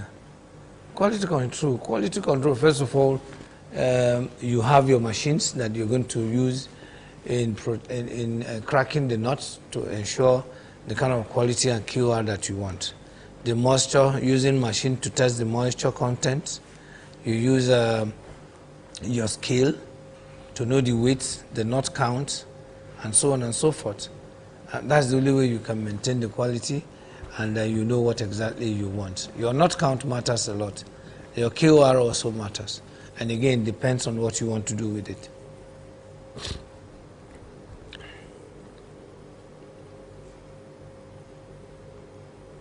Is the health of the cashew tree complex? Yeah? Is it a complex cash crop? No, it's not. Very, very easy to grow. Once you drop it, start growing, that's all. It's either you prune it or you allow it to sprout anyhow. But once you prune it, it grows taller and then, create a kind of canopy. And that's why people like to sit under it, because it's cool.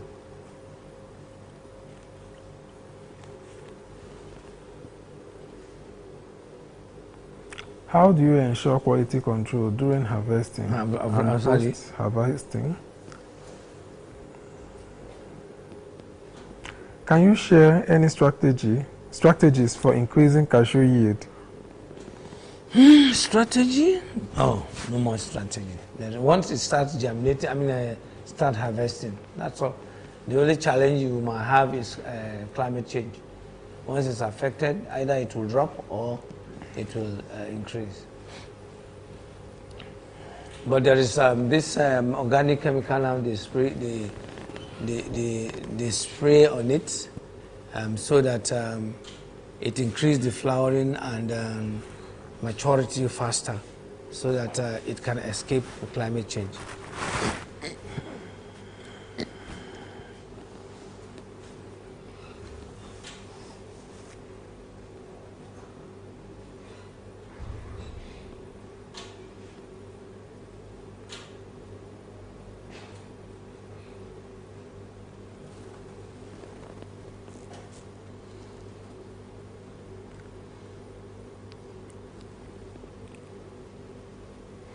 Oh, okay. This one is different. Can you describe your supply chain from cashew farm to buyer? Supply chain, not much.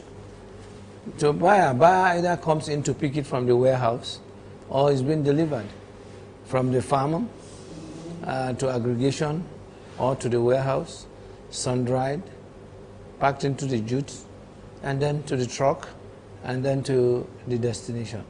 So some are picked up while some are delivered at the destination. That's just the supply chain.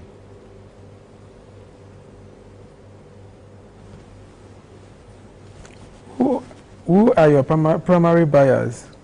Processors. And how do you negotiate prices? Is that? Who are your primary buyers and how do you negotiate prices? First of all, there's what we call, there's supposed to be an international market price, which cuts across. That is what you use in measuring it. Once you know it, for example, we don't expect cashew to drop below 1.6 million next year per ton. So if it drops, then something is wrong because you will have to convert it into dollar because it's priced via dollar, just like you have your crude oil. How do you ensure timely delivery and meets buyers' expectation? It depends on you, how prepared you are to put all of that together. Once you aggregate on time, there's no need keeping them. You pull out and deliver them to the owner, and you are free. But most times, some people like to be mischievous. They will want to go and sell it to another person because probably they're going to make more money from that person, and then delay your own. But again, what we do, we work with our cooperative. Our members, even the farmers too, bring to us, and then all they aggregate, and then we just come and buy. By aggregating, we make their transportation easier. The money they will have paid, they won't pay again, we're going to pay, and then we make it easier for everybody, and then we move to the warehouse.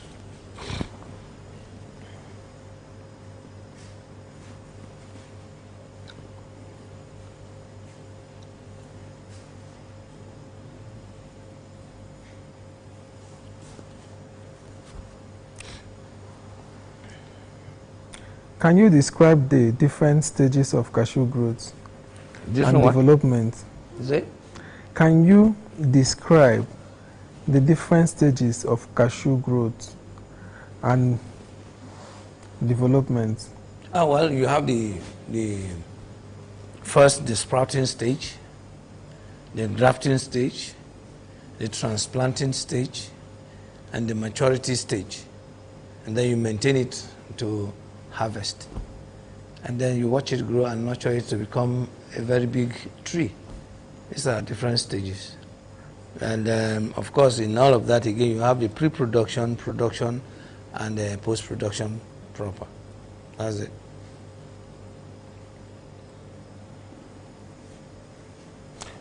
But who are your primary buyers? And like I said, exporters and then processors.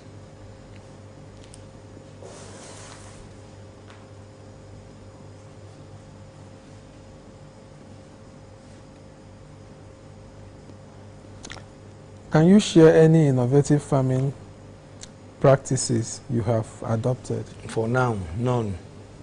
The only innovation is to intercrop with cashew, like planting other crops within cashew, planting ginger, turmeric, pineapple, farming bee, because bee pollinate the cashew, and once you have you plant you cultivate bee farming, your cashew pollinates fast, and you have a very good bumper harvest, because honeybee likes cashew and they take it a lot. So you will be having dual revenue from cashew. Okay.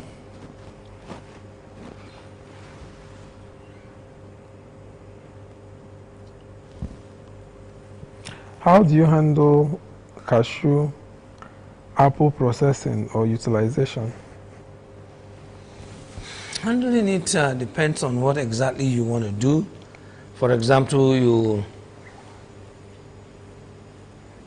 you go and plug it directly from it so that it does not touch the soil to become dirty. And while some you can just fetch them, wash them, and then you process them. What we do is manual, because we don't have the machine for now. So we manually process them, and then we handle it, sieve it, boil it manually till the right temperature, and you are good to go. So it's either you want it as a juice, or you further heat it to give you jam. And then once you dam it, you have the ethanol, and then your brandy and whiskey and so on. So depending on what you want to do, but I'm more conversant with the jam, because I do that a lot.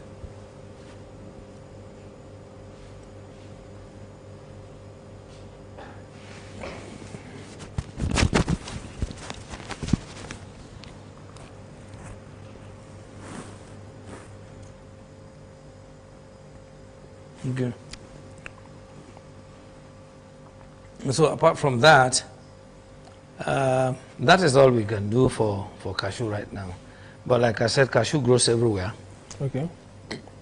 Every part of Nigeria, it grows anywhere, everywhere. And what that means is that any part of Nigeria you are involved with cashew, you make money. And that is either you make money through plantation, and then you make money through carbon credit. And of course, you know that carbon credit today is a lot of money and is in ton. And so if we deliberately begin to plant cashew across the whole country, before you know it, every corner will be cashew. Look at what they are doing to our trees, that they are falling them down in the name of, what do you call it, in the name of estates, building of houses. It's wrong. Every houses, they're supposed to be cashew, so that this again will protect the environment. And the health of the people or the occupant of the estate will be better, and it's going to be natural. You are healthy, looking great, and you make money again from it. And that is why we are planning our own estates.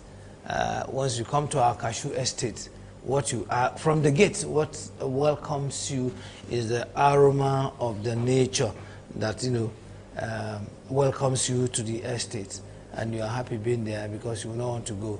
When you talk about heat, no, there will be no heat. The temperature is going to be calm, the weather is going to be natural, and so on and so forth.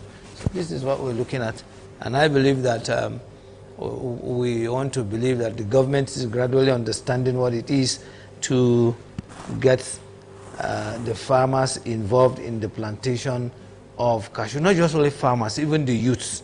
You see, the more we plant, to even get for example, 5 million cashew, you need more than 10 to 20,000 youths to work. And then we are also telling the government that, look, partner with primary school. You have vast land in our locale.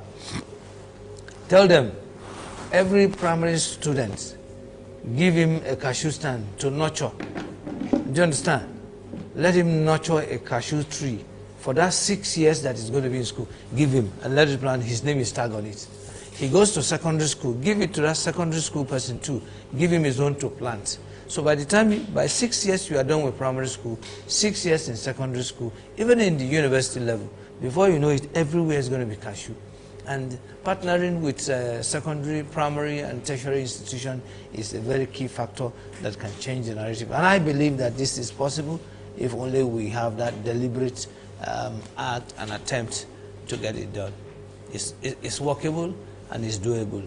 I remember when we were growing up, we used to have what we call school farm, where those of us in the boarding, we eat from the school farm. Those of us in the boarding, we eat our egg, and so on and so forth. So this is possible and is doable. But for somebody who is not, who is just new in that terrain, if I'm meant to plant cashew, like how many cashew am I supposed to start First with? of all, you don't just jump into it because you want to go into the business. Okay. One, you must learn it. Okay. You must ask questions. Okay. You must understand what you want to do before you jump into it. If I want to go into it, I have 3 hectares of cashew plantation. If I have 3 hectares, what do I do on it? Is it only cashew that I want to plant? No. Is it only cashew that I want to cultivate? No. What are other things that I can cultivate with it? In the early stage as it's growing, what can I cultivate with it? Can I do cassava? Can I do yam? Can I do melon? Can I do sesame? Can I do millets? Can I do sorghum? And so on. Can I do maize? These are questions you ask yourself. So that as it's growing, gradually you see it growing alongside and you're getting double benefits. And as it's growing and having more canopy, there are some selective crops that you now use on the farm.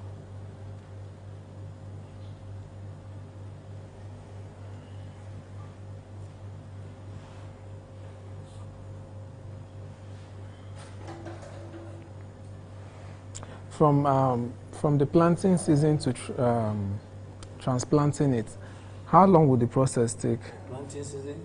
Like you made mention of yes. From seedling. From seedling to transplanting. Like I said, it depends on your area. Okay.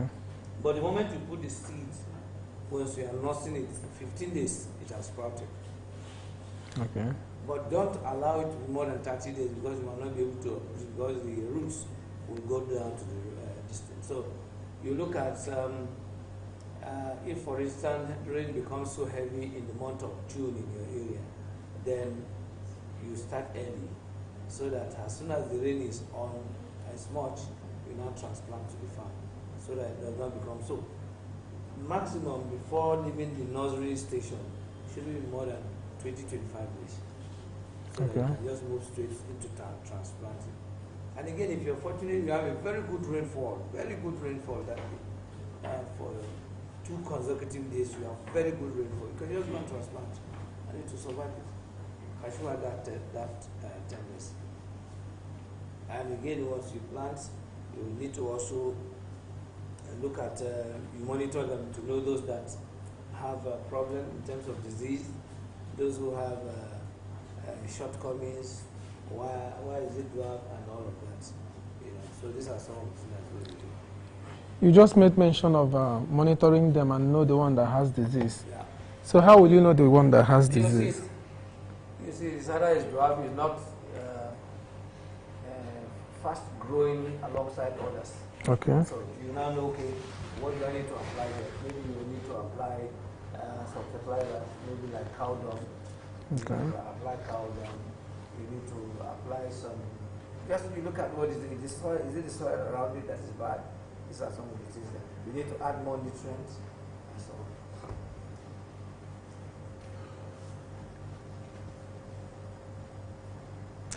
Talking about adding more nutrients, is it when you've transferred it to where you're planting it permanently, or while you're still trying to allow the seedlings to germinate? While you are sprouting, of course, don't forget the bag itself.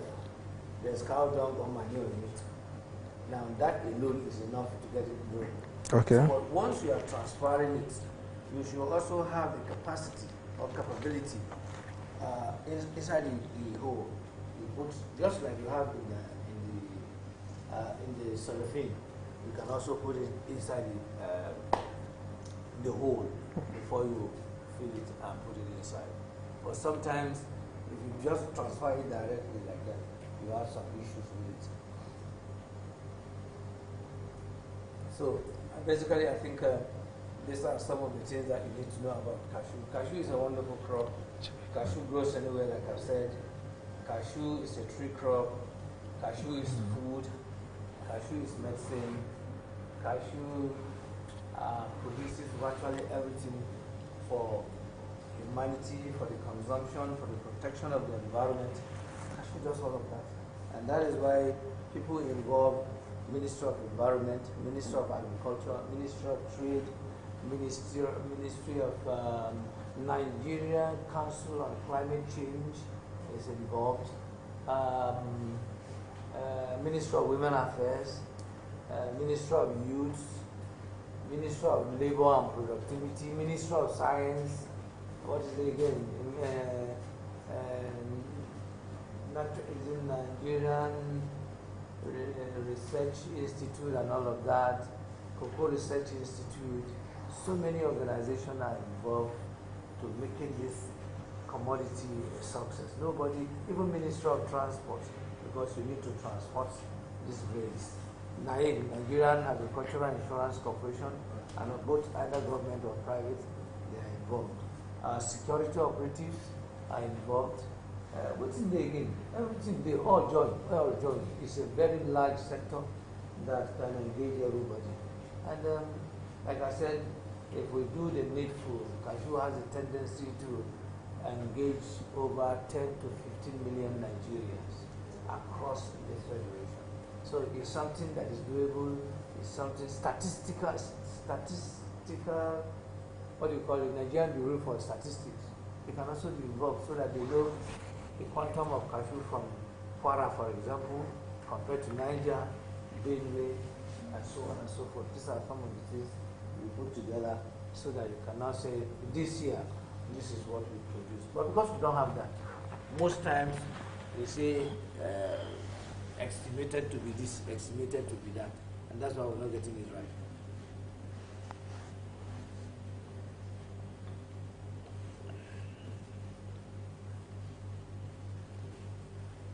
What does it take to join the cooperative? Oh, membership, fantastic, that's a good question. First of all, you must be a Nigerian, above 18 years, passionate about the business of cashew. And then, of course, as you're becoming a member, you have some information that you need to give. You want to be a processor, a farmer, input supplier, service provider, investors, whatever, depending on that. And then you pay a fee. The cooperative's fee currently is 35,000 naira, one all. This goes with other things that comes with it. Then annually you pay 10,000 naira annually. This is what it takes to be a member. Membership is open to everybody, male and female, civil servants, the military, the police, the paramilitary, student. Everybody is open to everybody. So this is just what the association, the criteria to becoming a member of the association. And then of course we're interested in your community, we're interested in your ward, we're interested in your local government, we're interested in your state, especially you people from Nigeria. So as a new member, can I access loan immediately? No, it doesn't work like that. Even in the conventional bank, if you join them, they tell you they want to see your activities first.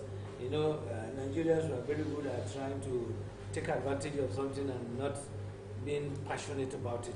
They will look at you, your contribution, your punctuality to meetings, how do you want to do it, and all of that. Yeah, there is room for dividend. For example, we have 50 million share capital, to which every member is to have just 20% of it. So you can buy that. But again, what are your contributions at the rural community? What do you do to make it move on? The federal government is establishing what we call the cooperative bank. For you to access it, you must be a member of a cooperative. So many things is being put together, and it's just a matter of time all of this will come again. But it is obvious that we can do it, and it doesn't stop us from doing what we know how to do best. There are two types of enrollment.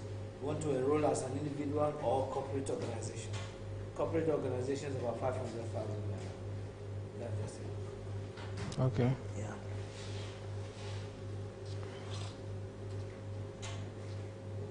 So it's in a situation where how long will a new member for how long do you will a new member be in the union to be qualified to? We're not in a union. Okay.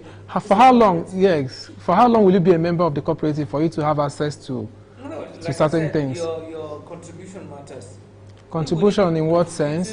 Contribution in, for example, we are having your dues. Weekly meeting. Okay. You don't skip Okay. it. Okay. There are some dues that they need to pay. You don't skip it. We want to go and do X, Y, Z. You don't skip it and all of that. Okay. It doesn't matter. And then for you to even get a loan, it's not a difficulty. One, your farm is your collateral.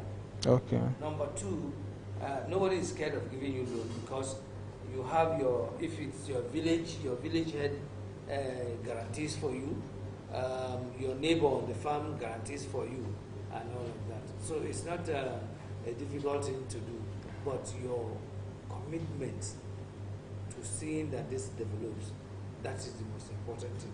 And once we can get it done, getting loan is not a big deal.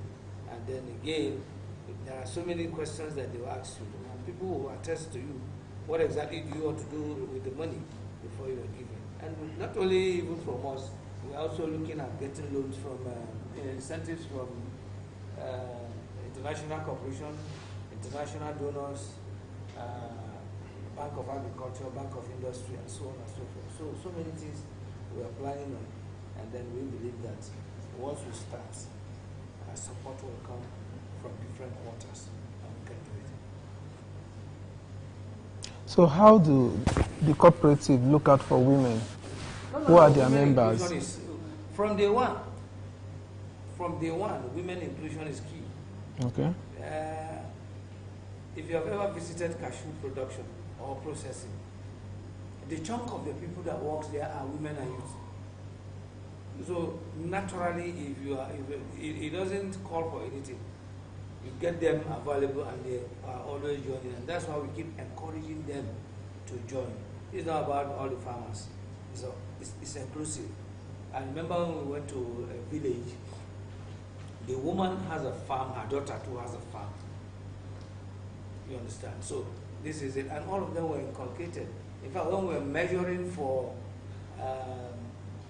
carbon credits, they were also measured. So if the dividends of it comes today, all of them too will also benefit. So it's simple. We encourage women to buy land and plant.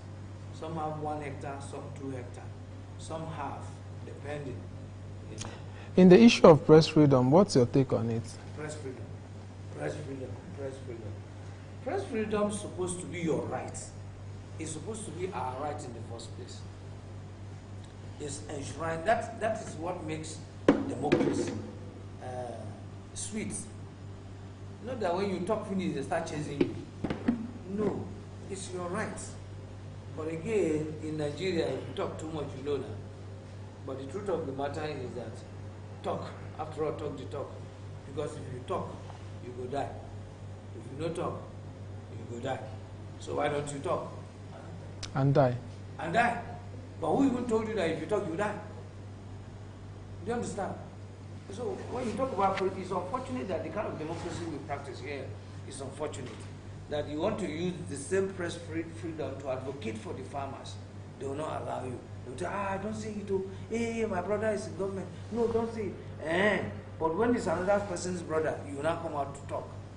No, let us be fair to all concerned. And that's as far as I'm concerned. If the journalist, what is the duty of a journalist, for God's sake? The duty of a journalist is to report. Simple. Simple. You go and report, and they fix. Government, the executive fix what you reported. And if they fix it, you go back and report. This is what it used to be before, but this is what it is now. And that makes it easy and good. But probably because they have budgeted for a building and the money disappeared and you report, they'll start chasing you to kill you. That's no longer press freedom of that. This is press killing.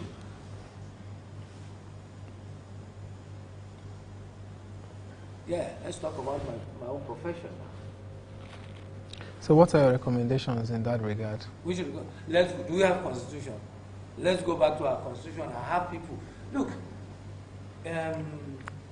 American Constitution in 1776 or so, right? Some few persons came together, put it together, but they kept amending it. Who wrote our Constitution? Who are the people who wrote it? And how many times have we amended it? The one that we even have that we call our own, how have we used it? We need to amend it so that it works with what is happening. Okay? They said they shouldn't be gay, right? And all of that. Yes, they shouldn't be. We are Africans. It's alien to us. Before, when we were growing up, if you buy 2 cars, in fact, all eyes will be on you. How much is your salary? How much do you take home? And all of that.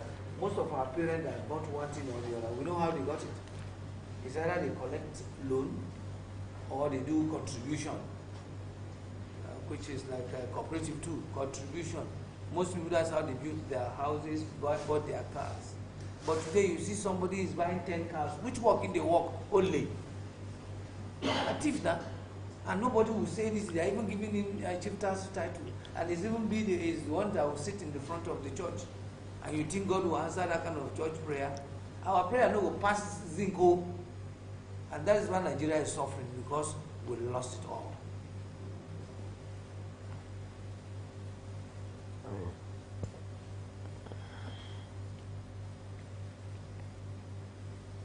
Even our religious leaders too are not even helping matters. Everybody now suddenly now talks about how you can make money. Everything is monetized. Everything is contract. Do this for God, God will do this for you. Anyway, so this is it. But I know we can do better than that.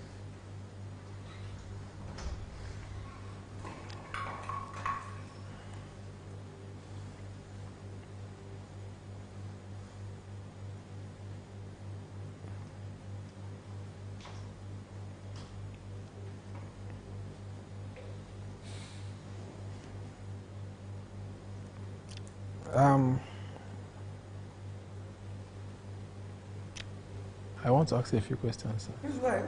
That's fine, yeah. How has Nigeria economy affected the daily lives of ordinary citizens? Well, you they ask me too, since the coming of this government, have we found it funny?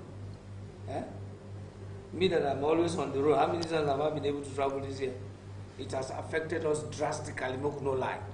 There's no point. You see all those effective English they say on TV, na lie. Let them come to the rural community and see realities. People cannot eat. People cannot send their children to school. People cannot take care of their families. People cannot even go to a farm.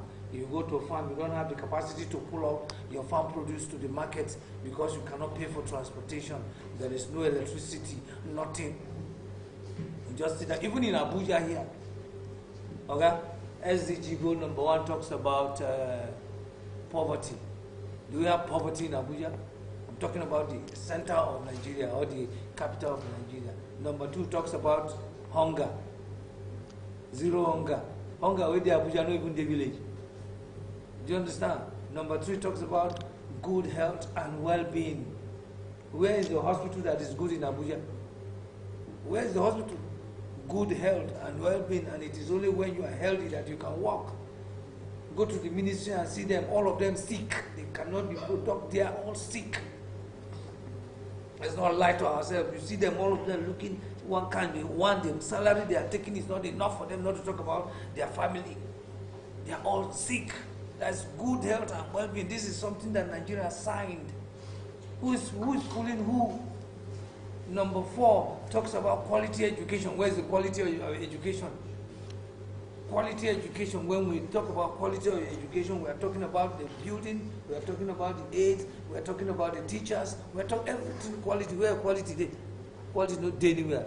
Then 5 talks about gender equality. Today you know once a woman do anything.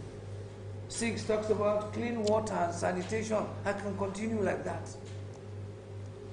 And yet we say we are giant of Africa, giant of nonsense. Where is giant? Sleeping giant.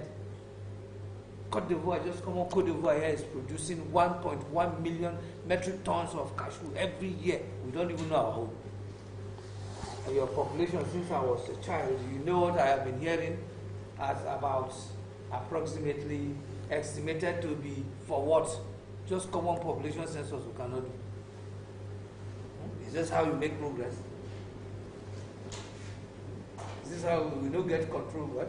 Thank God for the subsidy gone. Myself. People know they born anyhow again. If you try it, you're on your own.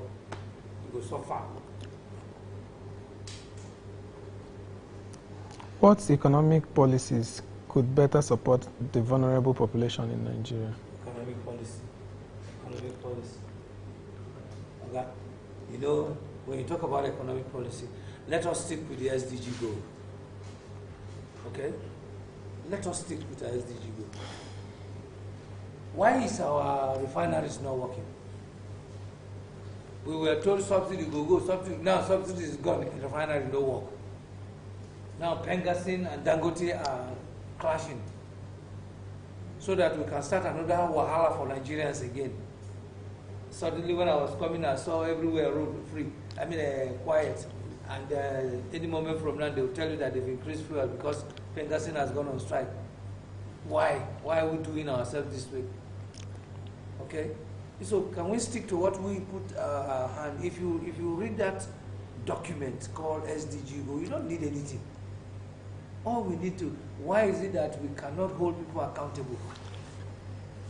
The man in the office, is in the office. You know that what he's doing is wrong. You cannot hold him accountable. You say this man steal money, you allow him to go. Another person will come there, go steal passing own. That is the truth. He will steal more than his own. That's corruption.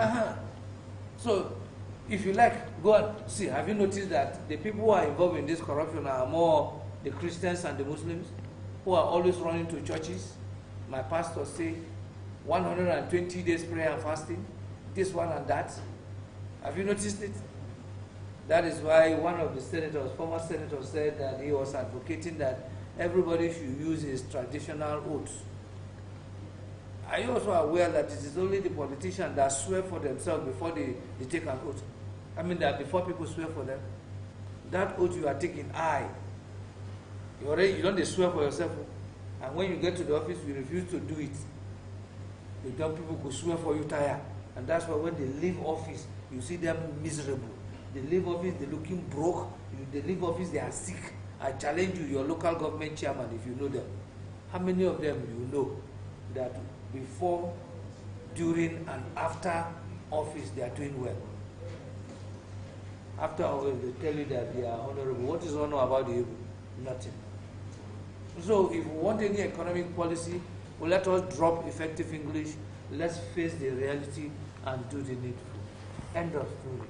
If our forefathers have done it and they did it well, why is it all of them today that have spoiled this country are those who benefited from the scholarship in Nigeria?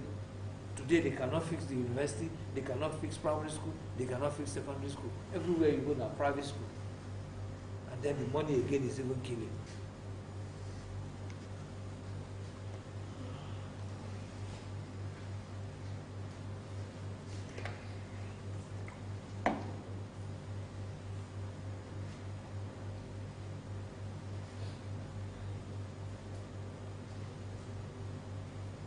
We are doing coastal line from Lagos to the Cross River, Binayana and Canada. Well, meanwhile, all the roads in the town no good. That money you went to throw away there, can't we fix the road first? Eh? What kind of priority is this? Is this the coastal and Atlantic Ocean I want to see? You know what they can do? From here to Lokoja, only God knows what you go to. Just from here, Abuja here to Lokoja, from Zuba to Lokoja. Why? If you want to travel from here to Lagos, you are on your own. Why? So these are some of the challenges we are facing, and it's not good for us. And that's why press freedom, we must allow it to be so that people can talk. People can talk. Not that when you talk, they chase you. Because you have talked, they want to beat you. Because you have talked, they say kill him. Because you have talked, they freeze your account. Because you have talked, you are afraid to go out. No, it shouldn't be like that, and it's not good for us. And until we begin to do the needful, we will not get any changes. And that is the simple truth.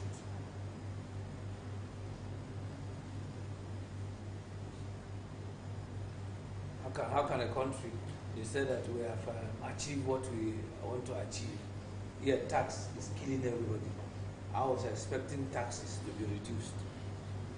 But no, I was expecting people to sit down and say, no, let us do this way.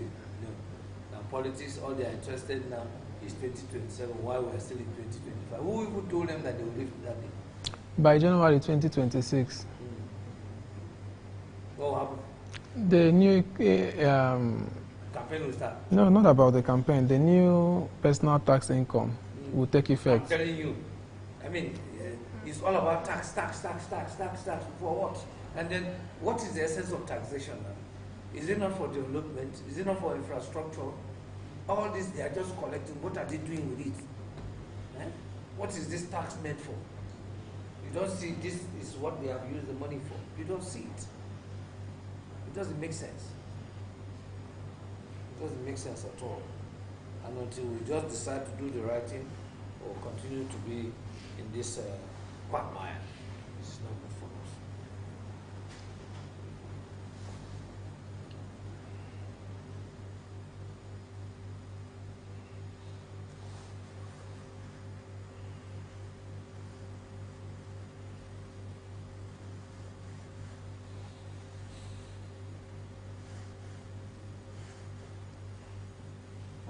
Even our press or our journalists too, well, I won't blame them. It's because of hunger. Nobody wants to do anything anymore. If you do it, they will pursue. So hunger, they will prefer to do it so that they can get money. And I never chop. That's why I say we are suffering and smiling. Nobody wants to die. Come, let us protest. You know, my children are still young. My mother never died. I don't want to die. I want to do this only. And how can you succeed? How can you look at Nepal? Just they ban social media. The country catch fire. But I hope our honorable members, they are seeing what is happening. And I hope they will not try to stop it, because if you see what social media is solving in this country, if you see the kind of job it's creating, I don't think it's something they should try at all. It's very, very key and important.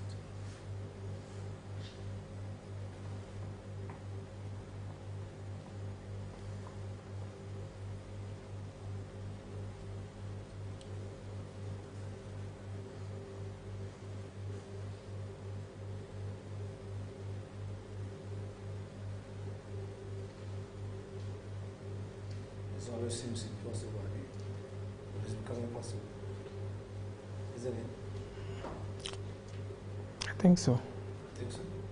Right, good. And that's why I choose to come around, so that I can support you, so that it can become possible. And let's see how far you can go.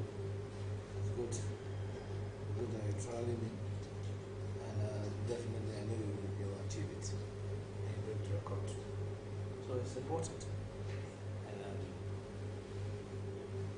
By and large, you've come a long way and you can do it. Any more questions? We're not finished.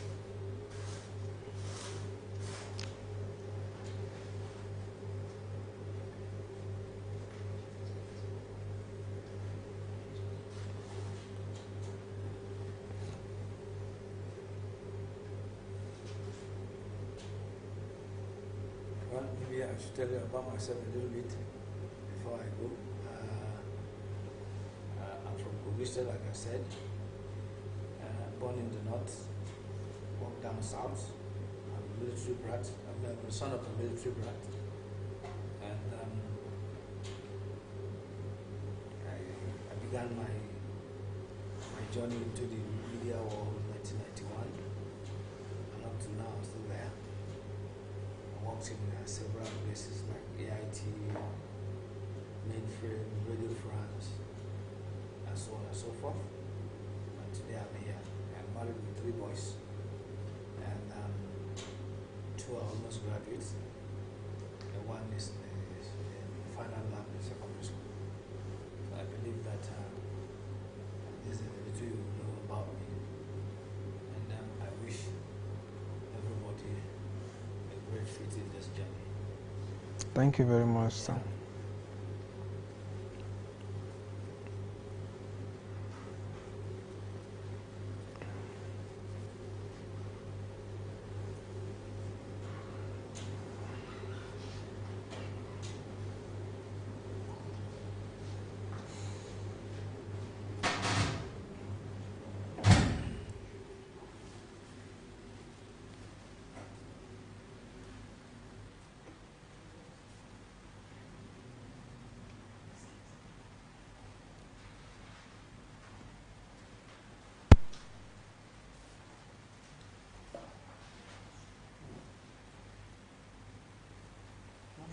So, what are we ready for?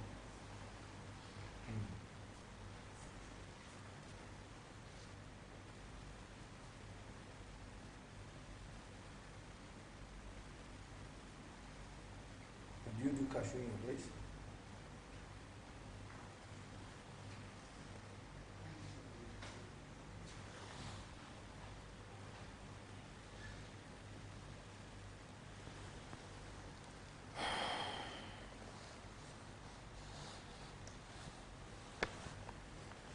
Thank you very much, sir, for your time. Well done. I wish you all the best. Thank you.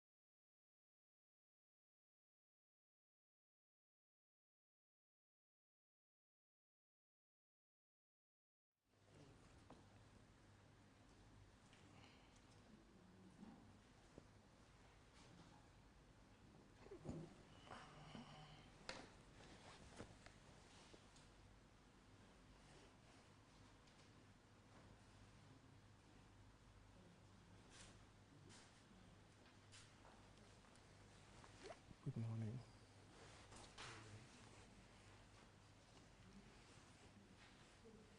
Can you please introduce yourself? My name is Big Dave.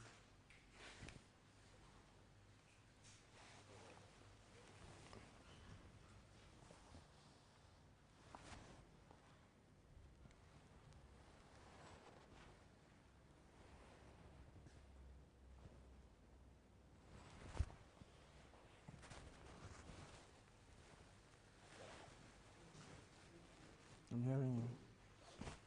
Good evening. Good evening, house. My name is Big Dave, rapper. David Ote from Crossbar State, Ogoja precisely. I came from a military background. It's okay. What do you do for a living? Okay. I used to be a teacher. I taught in Tako Government Primary School under PTA. But it was a contract job. But later, I got a job in top rank in Abuja here as a security personnel, which I've lost my job. But my best profession is musician. I do music. I've gone for a lot of competitions. Like Star West, Nigeria Got Talent, Multina Dance Circle, which I met Tim Godfrey, I met Samsung, I met Snatched. I did a song titled God the Father, God the Son, God the Holy Ghost. I collected a green card in the first running, and I was evicted in the second running. I want to talk about the issues in the musical industry. Why most of the artists are not helping the upcoming artists. It's very painful. It's so painful, I feel so bad in my heart that Nigeria youths are so part. It's fine.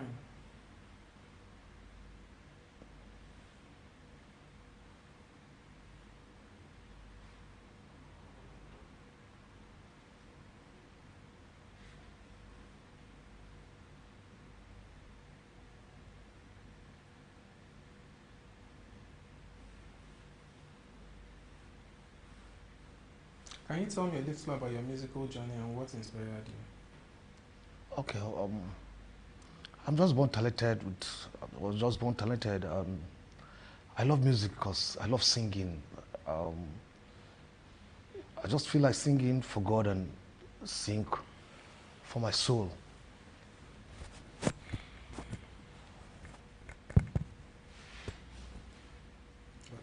Yeah.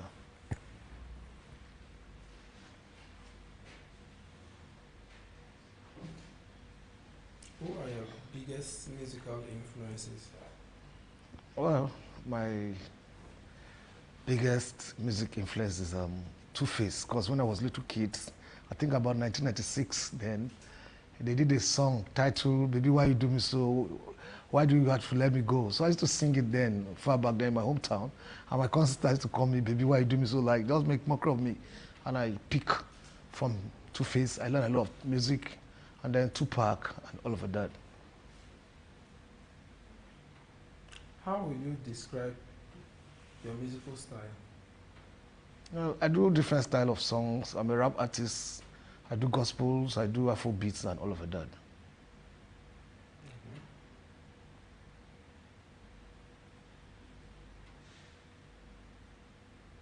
What challenges have you faced as a young artist, and how did you overcome them? I've faced a lot of challenges.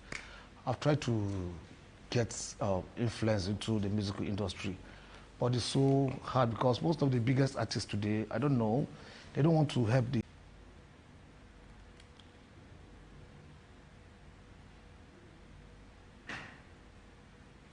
In situations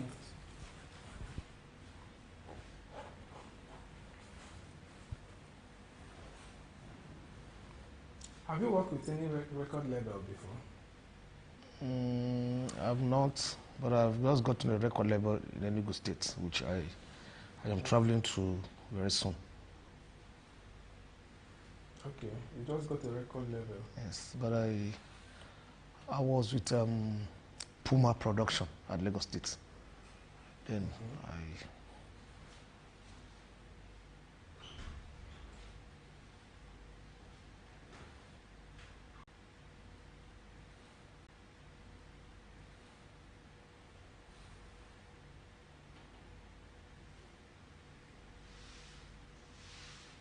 What's your latest project? Do you have any project at hand?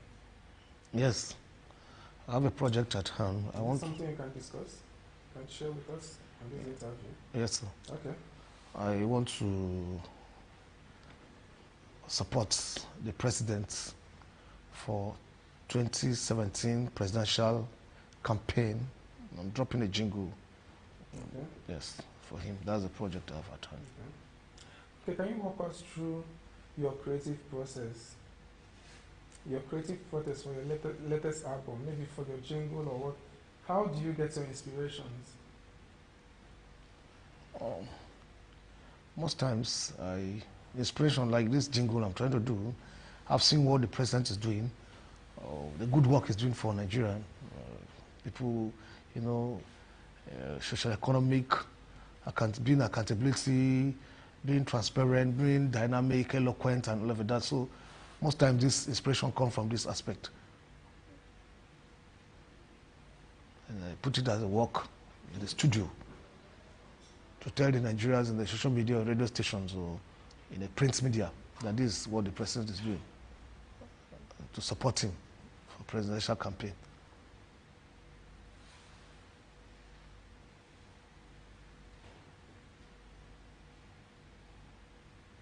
How do you decide for how do you decide on the title and concept of your music? Well, the title of my music goes with what the beat is, because you don't sing in the music, you don't sing out of the beat. Your song must, your terms or your words must go with the beat. Do you understand? You don't sing, or if you sing off the beat, that means you are singing offline. And then, how many songs do you have in total right now? I have a lot of songs, sir. I have up to 20 or 50 songs. 20? Yes. That has been produced? No, the one that have not been yet produced, but I'm still working on song in the studio. I've produced like 5 songs.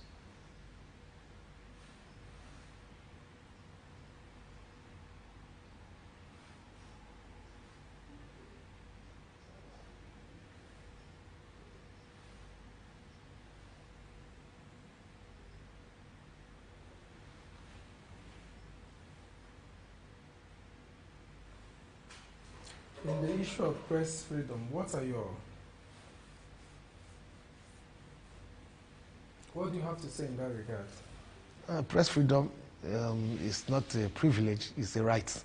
So we all have our fundamental human right to express ourselves, you know. So as a student, I was taught in school that everybody have a right to expression. Right of expression. Expression. Right to live, right for everything, you know. Fundamental human right and all of that. So we have right to press.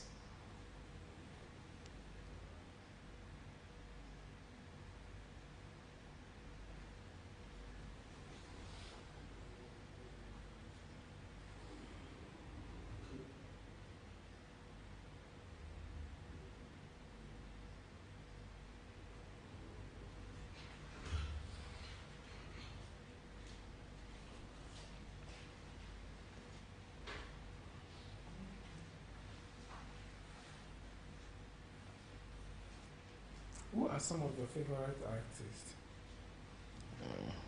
My favorite artists is people that inspired me when I was growing up as an artist, a young boy or upcoming artist. Two-Face. I do the same style with Timaya because I like his beats. And Davido also. So we do of the same style. Have you seen any of them? I've not seen them, but I pray that one day I will definitely meet them. But I met Samsung, I met Snatched, I met Tim Godfrey when they hosted Nigeria Got Talent. So we were together. I did a stage show.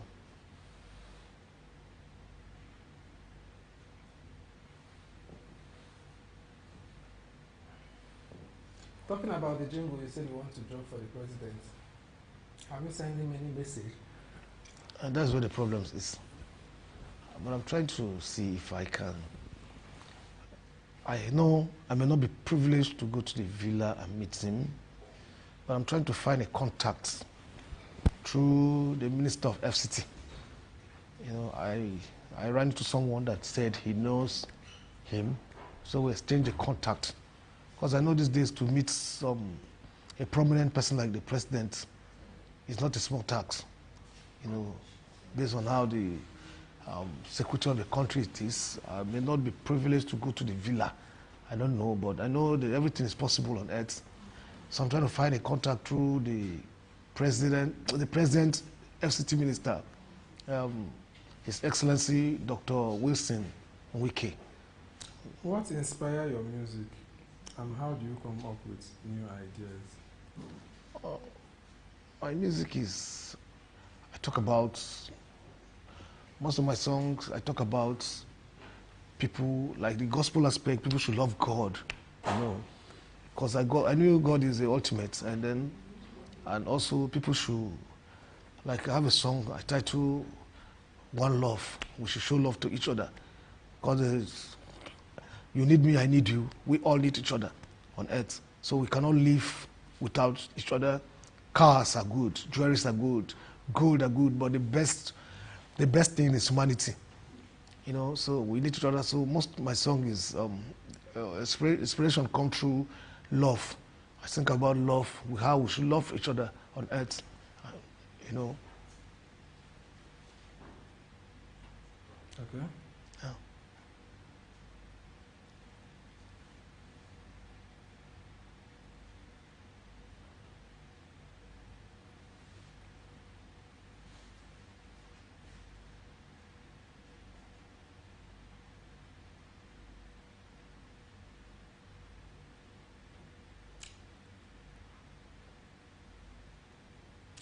How do you see the music industry evolving, and how do you plan to adapt? Well, I know there are a lot of I would like to call it a lot of crisis in the music industry. People are beefing each other. Everybody wants to the artists already made. They don't want to help the upcoming one because of the fear of maybe the upcoming artist may be bigger than him, and it's a very big problem, you know. So, but I will spread a message to my co-artists in the industry or the brothers in the game or in the system that we should try to make sure we help the upcoming. And I have to, like, okay, maybe my words or my terms in the music may change things in the industry. Because I know it's not really going to be easy, but I know on earth everything is possible. So I have to be patient.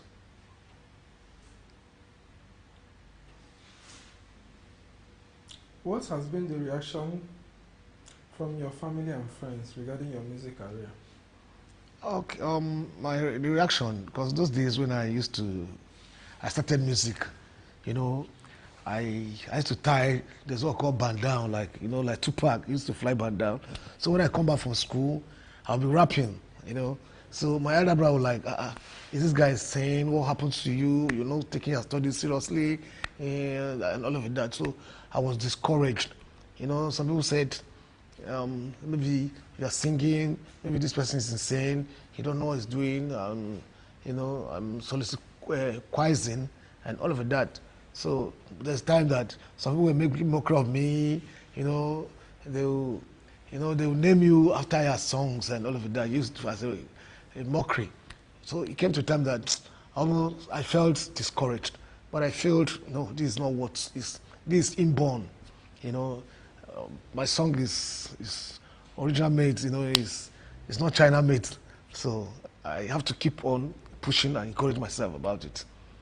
Because even when I try to, like, okay, let me drop it, but I don't know, I just feel within me, inside my spirit, song keep on dropping, inspiration keep on dropping, and sometimes I don't have peace until I sing for myself, or I go to studio, I do what I can do best in terms of music.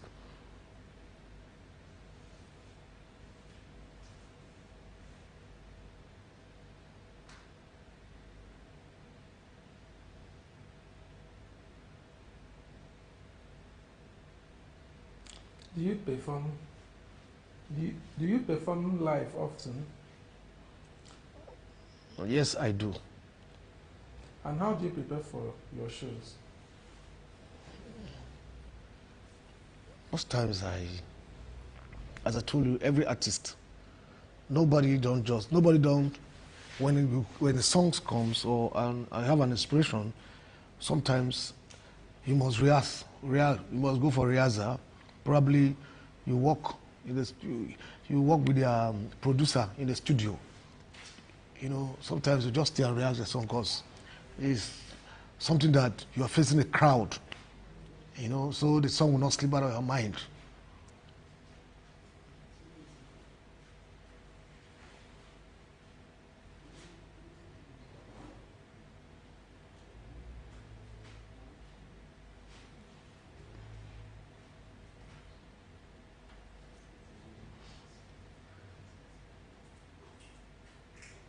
How do you balance your music career with other aspects of your life? It has not really been easy. It has not really been easy because chasing career and chasing other things I do for a living, like working, it has not really been easy, but I tried my best. Sometimes I give myself time, you know, for some time, for some things. You know, as I told you, I was a teacher. I closed from school by 2 o'clock. Sometimes I have a show in the night. I have to beat it and go. I must go because that's what gives me happiness, and that's the best joy I have ever in life. So for how long have you been a teacher? Okay, I've been a teacher for over 10 years.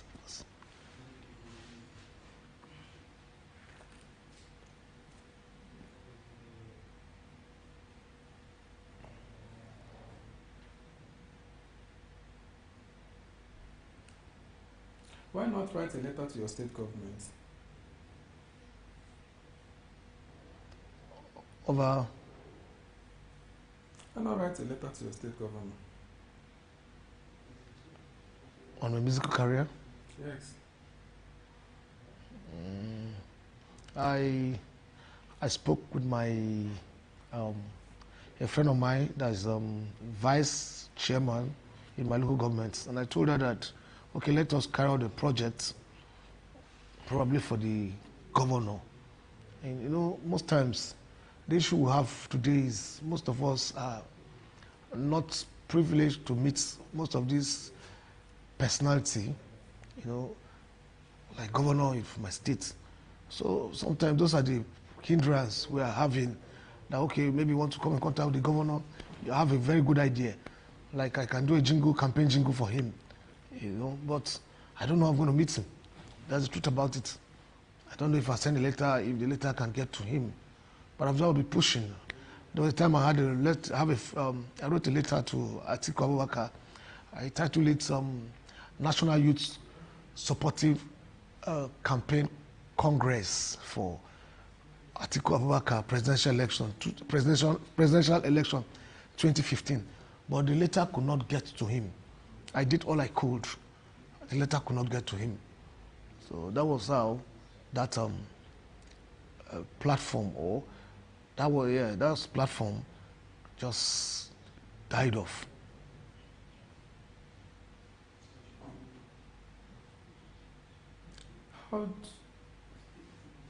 How do you stay true to yourself? No, stay true to myself. I don't get this picture. In situations where you're trying to achieve something and then you can't, how do you make peace with the situation? How do you accept it? Well, I just accept it with good faith because I know no good thing come easy. No good thing come easy. Sometimes I accept it. I say maybe that's how it's supposed to be, because but I know it's not. I don't really feel good about it, but I just have to accept it. I have no any other option than to accept it.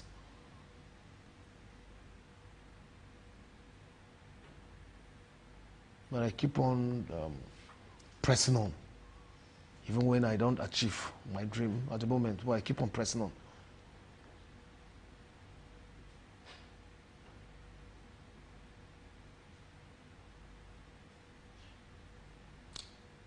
In your own understanding, what is the future of music in Africa?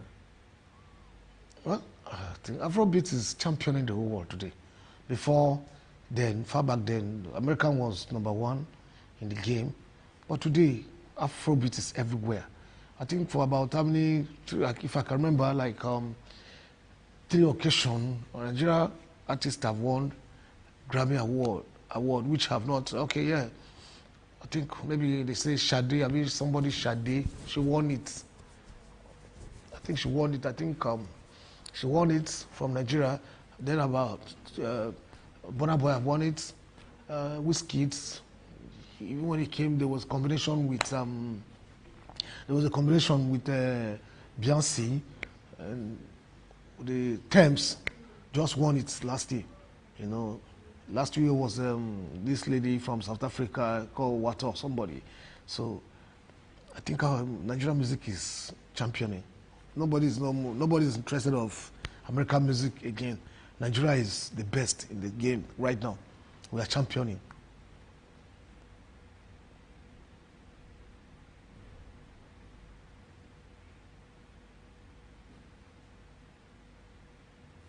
What was your favorite subject in school? My favorite subject was mathematics and English.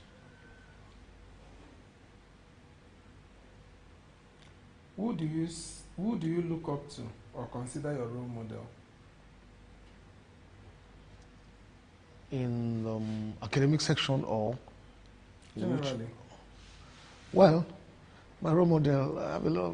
Willow Sinka, I like him or thereabout. Yeah, I like him. It's my role model because I like his expressions in terms of English, in terms of literal English. Willow Sinka. Okay.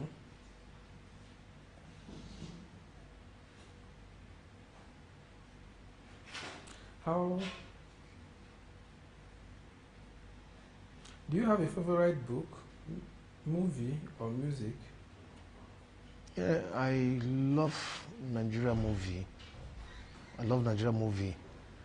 Like I love Nigeria movie. I love hip hop because we're the same brothers in the game. I love yes.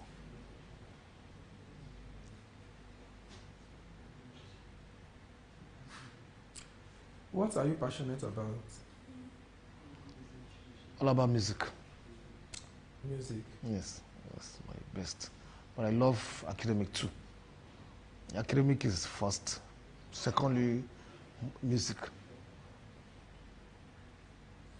If you could change one thing about if you could change one thing in your life, what would that be?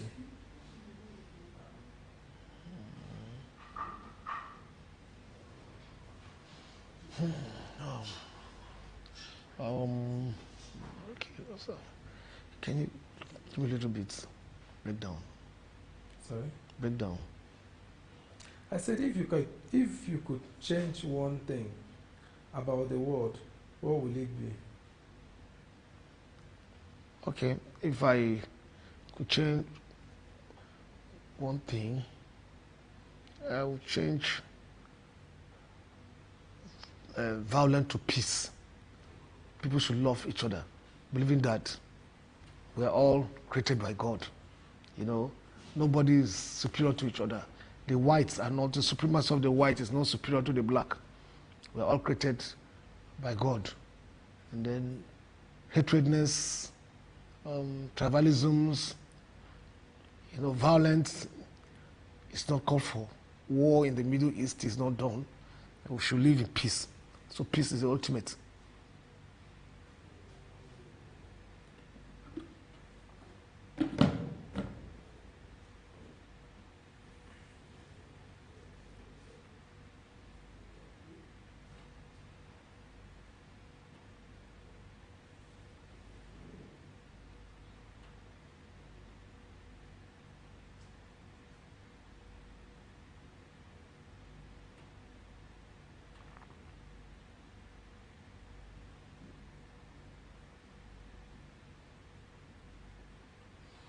Where do you see yourself in the next 5 years? I'm seeing myself as, as an international artist going globally, you know. Can you tell us about your favorite venues or festivals that you've performed on? Can you tell us any of the stages that you've performed on? Okay, 2000 I was in Cross River State, which I came from. 2010 Carnival, I performed at Carnival at Calabar, where the governor was present. Okay. Yeah. I was a very good one.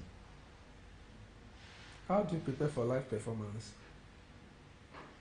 Most times I stays in my most times in my closest, I listen to my songs. I shut down the door. I rehearse my song and all of that. Make sure to have a refreshed memory of the song I've done in the studio.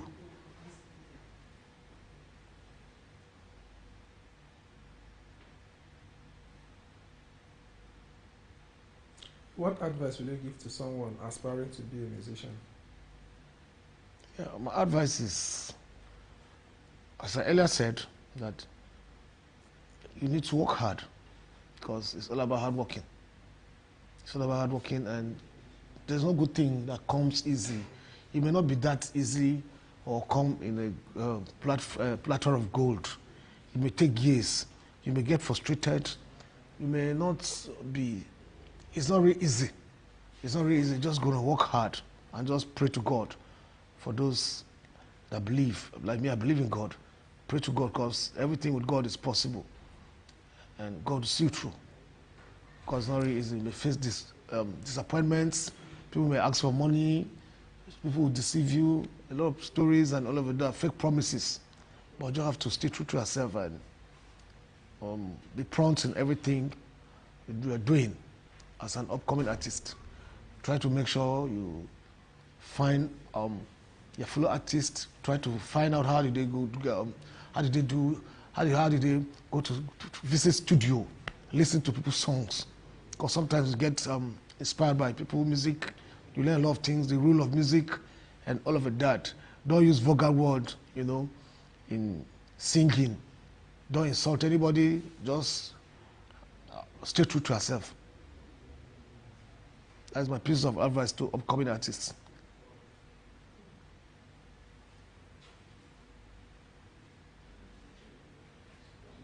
How do you balance your creativity,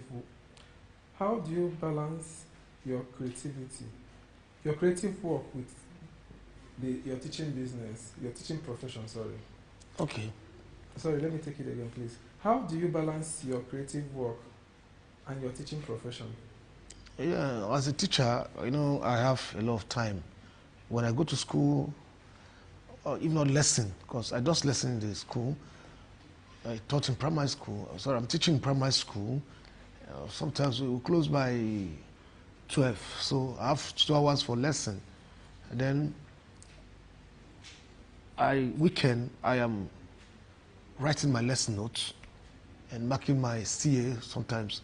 And then sometimes I have some show, I have to let it go.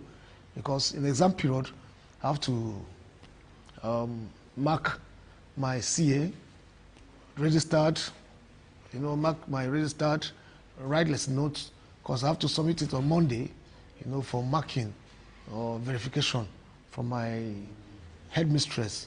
So it's not really easy. So sometimes when I have a show, I have to let it go, but sometimes when I don't have a show, when I am not too busy, I go for show. And sometimes on holiday, that's when I have most times for my creativities.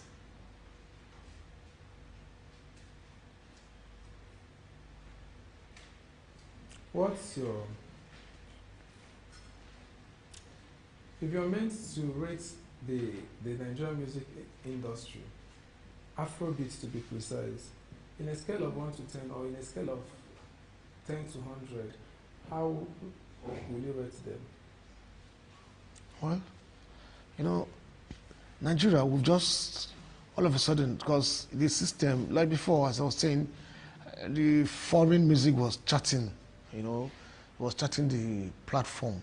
But today, we are doing great. We have great artists. We produce beautiful videos. We have good cameras compared to those days that we were using black and white and all of that. So if you see that our musical industries have become something, it has become a boom. It has become a very different thing on its own.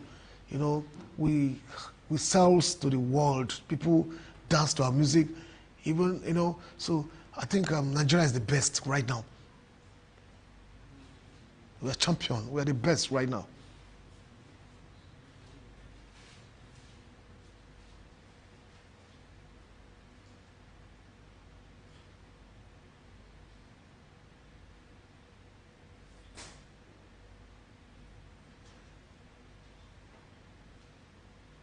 Can you walk us through your creative processes?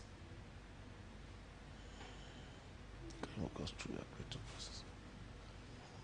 I think I'm getting twisted. I can't hear you. So I'm getting twisted. Can you make it more light? Okay. Can you walk us through your creative process? Sorry, sir. I'm getting... Like if you're meant to prepare for a show now, what are the things that you put in place?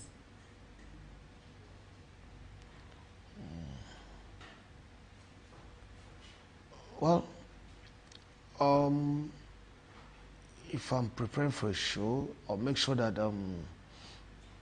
probably if I have to make calls, to check if my people that invite me for the show, they make sure that everything arrangement is properly made. Properly made. The chairs are arranged, the halls are arranged, instruments on ground, and then I make sure that all things have been fixed. The light is on and everything. Then I also, as I told you, I rehearse my songs and all of that. So if it's a show that maybe probably I am the one hosting it, if I'm the one hosting it, but if the one that invited me for the show, I just go, as an artist, I prepare myself. Because most time when they invite me for a show, maybe other artists are hosting or I'm doing a collabo. Just prepare myself and pray and go for the show. Okay. Yes.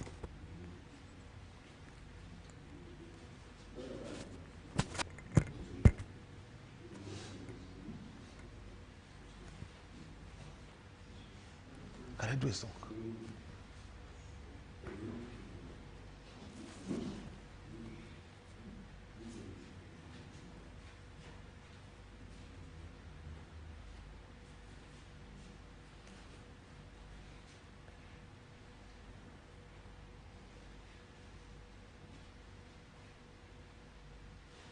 What can fans expect from you?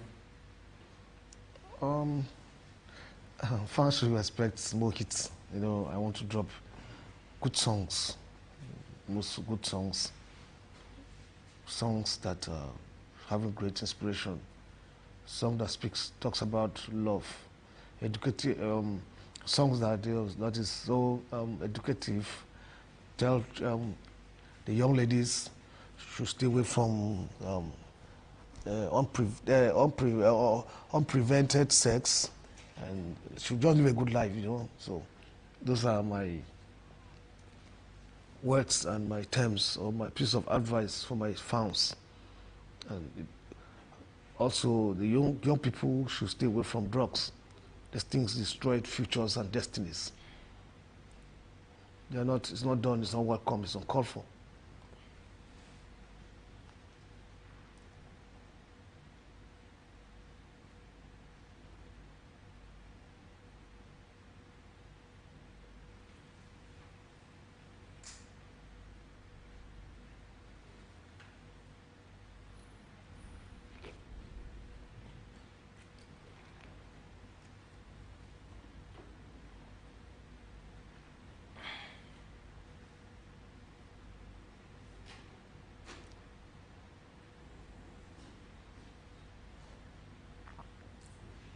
Can you describe a creative process when writing and producing a music? You know, as I earlier said, that when writing a music, in the aspect of writing songs, there's what we call rhymes. Your songs must have a rhyme. You know, your words, you know, must rhyme with the beats. You don't sing up beats. If you go up beats, the songs will be singing up beats. So you make sure your words and your terms should rhyme with the beats in the studio.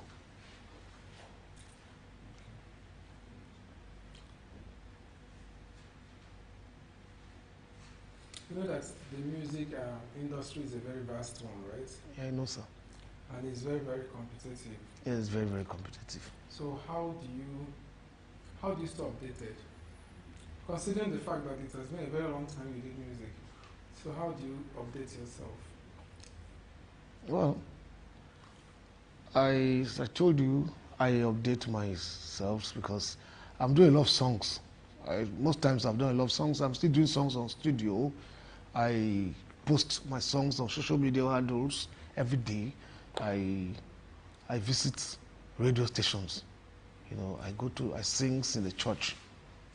I do stage sings. I've gone for a lot of competitions. When was the last time you sang on a radio station? Okay, I was on last year, which I did a song for Brekete family, Ahmed Musa. You know, I was in the studio. I met him. So were you able to deliver the music to him? Yes, I did, sir. Okay. I did, yes. So what was his reaction? What he told me that my card reader is going to speak for me.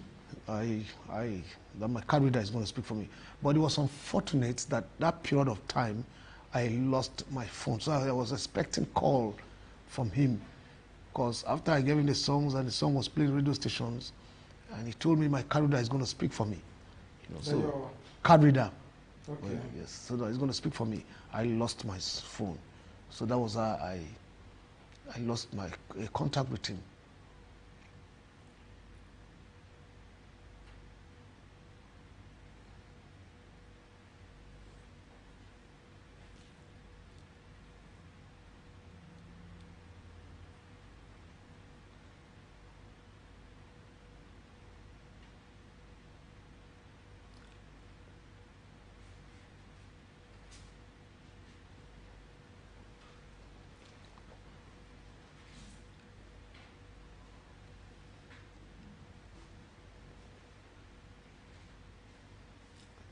So when was the last time you traveled to Iran?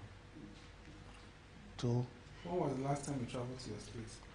Okay, I went home early this year because my sibling did wedding, so I went for a wedding.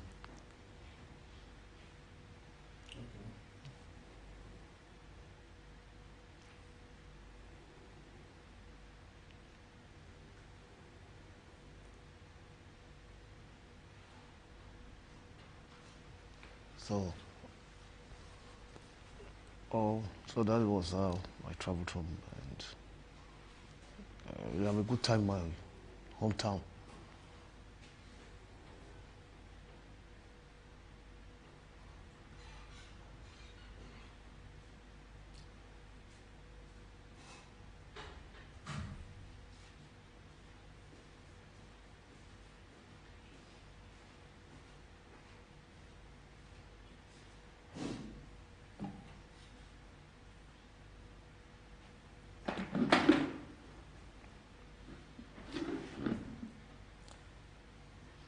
How has the removal of fuel subsidies, how did they affect you? Honestly, removal of fuel subsidies has made the economy to become economy crushed, because price of things have been so hiking that the common Nigerians can no more afford transportation. They can't afford a square meal, a day square meals, and all of that. So I'm also in Nigeria, like every other persons that is paying bills. You know, the tariff is high, NEPA bills, you know, and all the bills are high.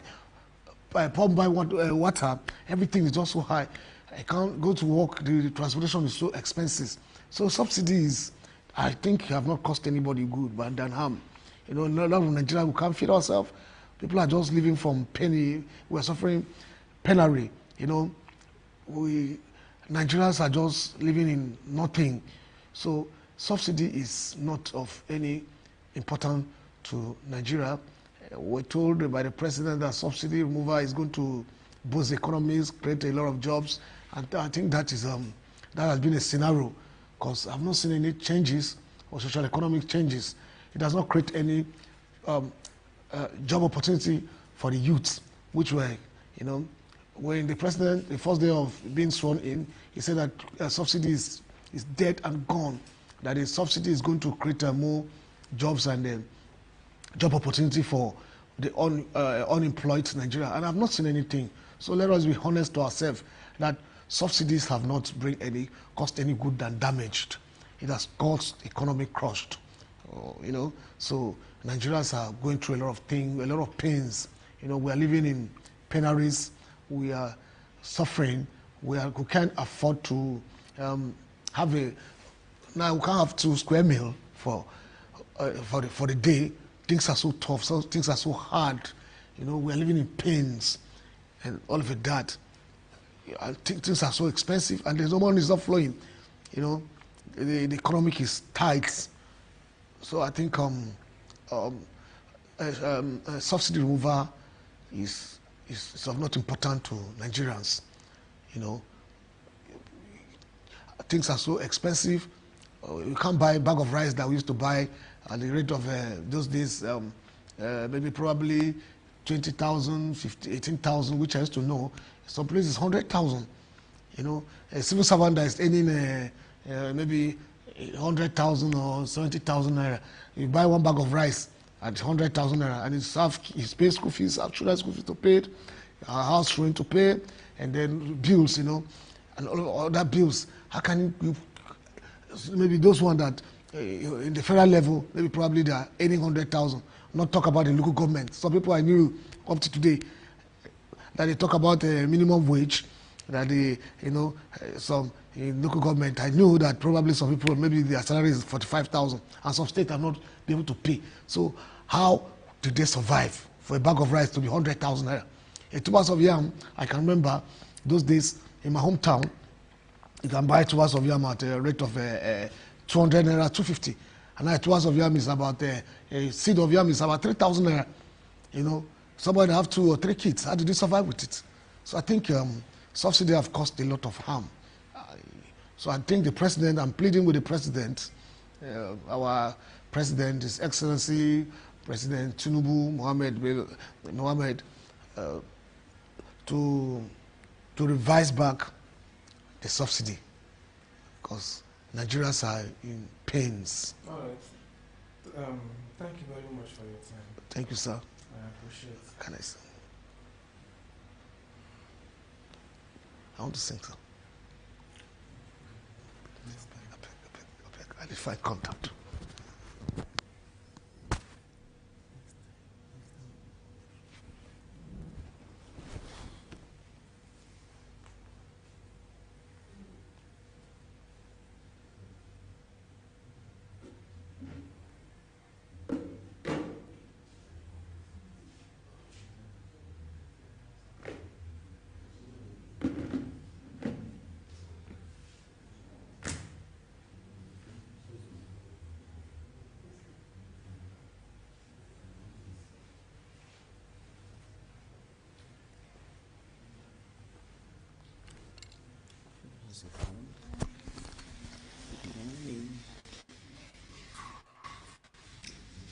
Good afternoon. Thank you, I guess.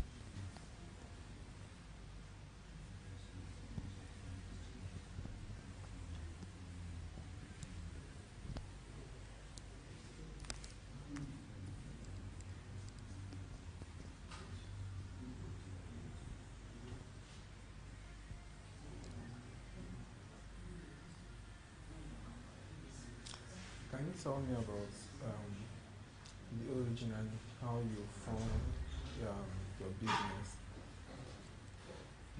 Thank you so much. That has been in my mind to tell that story for a very long time, because this thing started from my mom. My mom is a businesswoman. She sells jewelries. While growing up, we work with her, especially during season, Christmas season. We go to market with her. We struggle to see her, to make sure that we make good sales during Christmas season. And you know it's fashion. So at a point, I have to take it upon myself to help her. Even when I finished my secondary school, trying to gain admission in the university, I was traveling for her to get goods to main market, from main market. And I will take the goods to the market. After selling, we'll bring it back home. That is how we started then. And I was doing very well. So that gives me an impression that if I go into any kind of business, that I will do well. And because of that,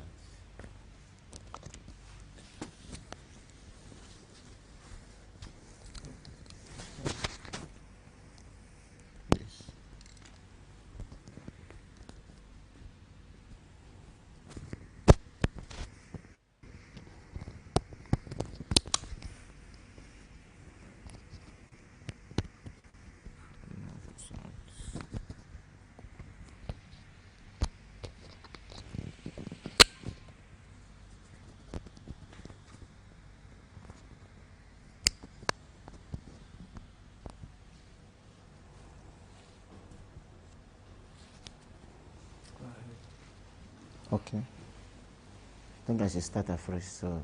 It's okay. Okay. Start. So it all started when we were small. My mom is a businesswoman. She sells jewelries. And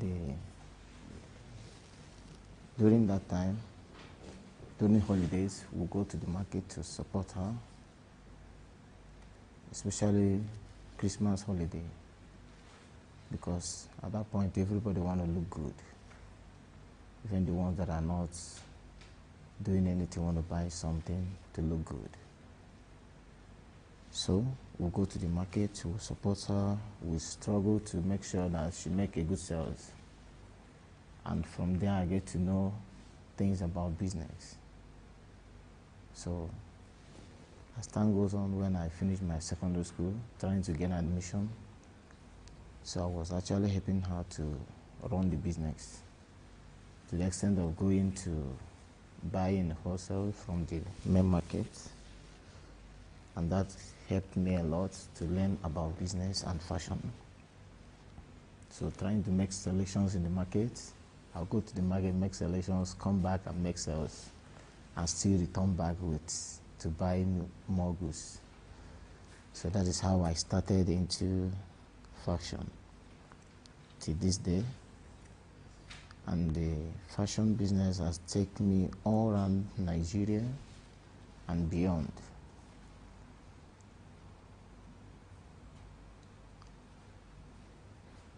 Okay. What are the challenges that you face in growing your business, and how did you address them?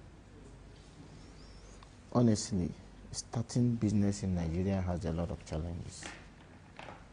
First and foremost, you talk of funds to build your business, because Nigeria, before you can access loan in Nigeria, you will need to bring the birth certificate of your great grandfather and some other requirement that you may not be able to provide as a young person trying to start up a life. So the requirement to get to access loan in Nigeria is a very difficult one. So that is the first challenge. Then you cannot, and also Nigerian road, traveling from one place to another to bring your goods to your own location is a very big challenge because Nigerian roads are not safe, and most times the cost of living in Nigeria also make it more difficult, because if you are traveling from Abuja to Lagos, you find out that getting to Lagos you need to lodge, because before you get to Lagos, probably you get there late in the night. You won't be able to do anything that day. So just to get your goods, it will take you more than 3 days. So bad road in Nigeria is a big challenge. Safety in the road is another big challenge, because the road you are traveling on is not safe. There are so many challenges on the road. You can meet so many obstacles that can make it so difficult for you to run your business in Nigeria. So sometimes when you're about to travel, before maybe 2-3 days before your journey, you find out that you'll be in a very big deep fear, and it will become a big challenge trying to see how you pass through that road, your safety and the other things.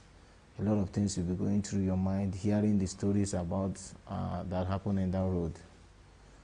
Maybe you might have that experience, but what people are telling you about, maybe assuming you want to enter night in Nigeria, maybe you are traveling to Lagos at night, somebody will tell you, I still travel, those people still traveling night journey? That one alone will even want to discourage you.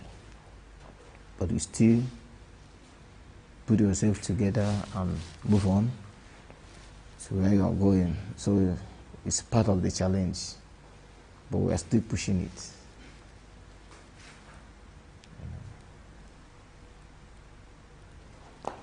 So secondly, when I want to start up a business in Nigeria, my big challenge was location. We begin to ask, how can I get a good location where I will do my business? We begin to search from one place to the other. You know, Nigeria, we have issue of agents trying to get your space where you can start up a business. You're not even talking about the shop rents, you're talking about the agents and the agreements and other challenges that face a beginner in Nigeria. So some of these things takes a whole lot of, it's become a whole lot of problem for you to articulate all of them and bring them together to start up the business. And now, before we get to this point where we are now, I want to tell you a little story about my beginning. Are you with me, sir? Yes. Okay. It's so, actually it's so pathetic starting up a life in Nigeria. It's so difficult. We pass through a lot trying to start up life. Before we can now say we have a name, we have a brand, we have a location, we have started, people want to be like us, people want to grow, do what we are. But my brother, I want to tell you that there was a time we run journey from Abuja to Kano, from Kano down to Lagos to bring down stuff here in Abuja. And when you get to Lagos, the stuff we are selling that time, we create it ourselves. It doesn't even have brand. It doesn't even have brand. The thing started and we started very little. that has no brand. We create your brand yourself and even give it a name. As of then, and the journey we took, I don't know if you know the distance from Kano to Lagos. Sometimes you move 12 p.m. in the afternoon, you are getting to Lagos around 12 the next day. So you are running on the road for 24 hours, you know. Then you now start processing the goods. We are turning trousers to skirt. As of then, that is how we started. We create it. Are you with me, sir? Are you with me? So we turn trousers to skirt and we bring it back to Abuja. This is a story that took us many years before we'll be able to afford Abuja shop rent and start up a boutique business. Now, this is the passion we have in fashion.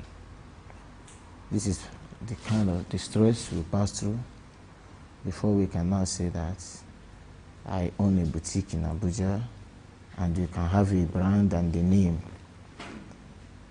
This story I have not had the opportunity of telling to anyone how we struggle to come this far. But I think this is a great avenue to let people know that Rome was not built in a day. So it is a great struggle that we get to this point. Thank you.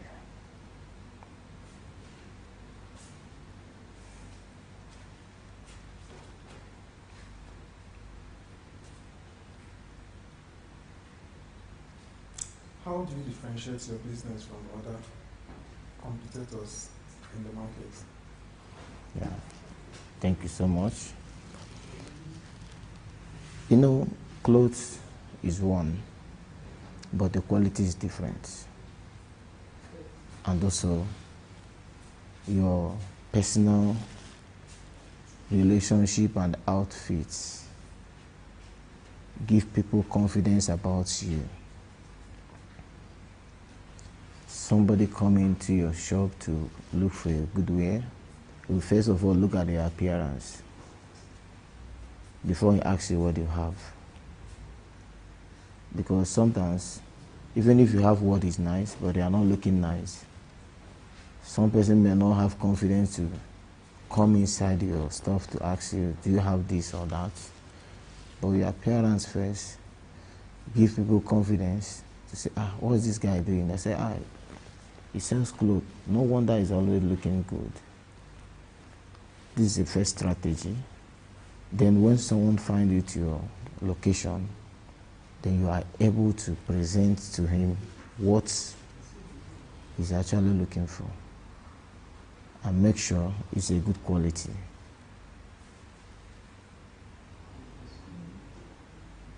Hello?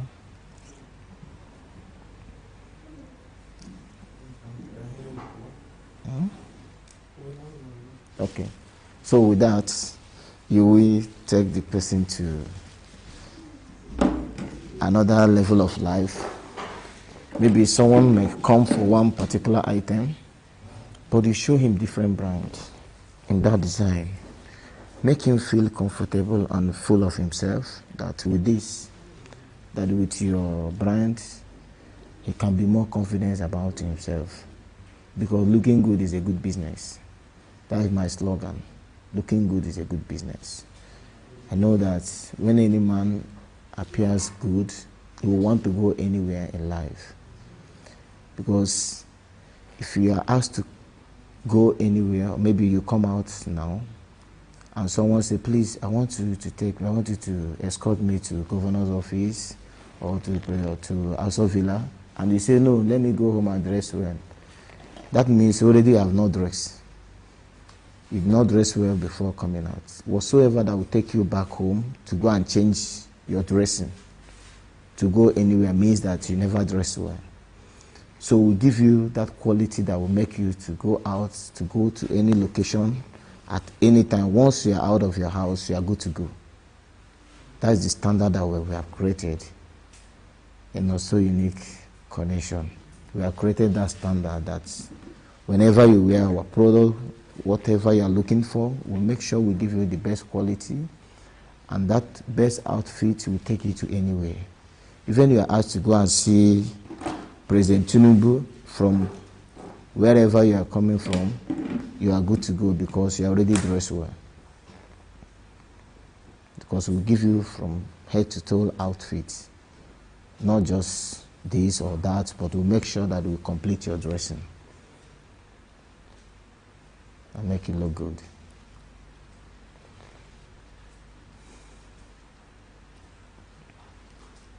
Okay, next.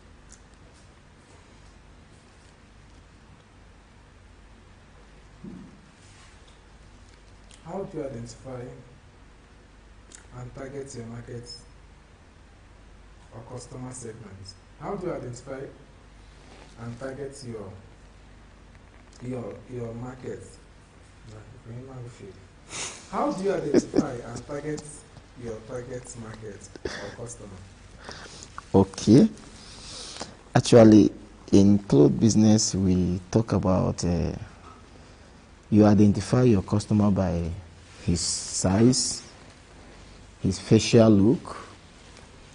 At least when someone comes to your shop, you know, if you look at the person, you first of all know this person cannot wear more than 32. Maybe you're talking about trousers now. You don't need to start with 36 to overlabel the person, trying to show him a bigger something that cannot give him a good fitting. You know, it's boring.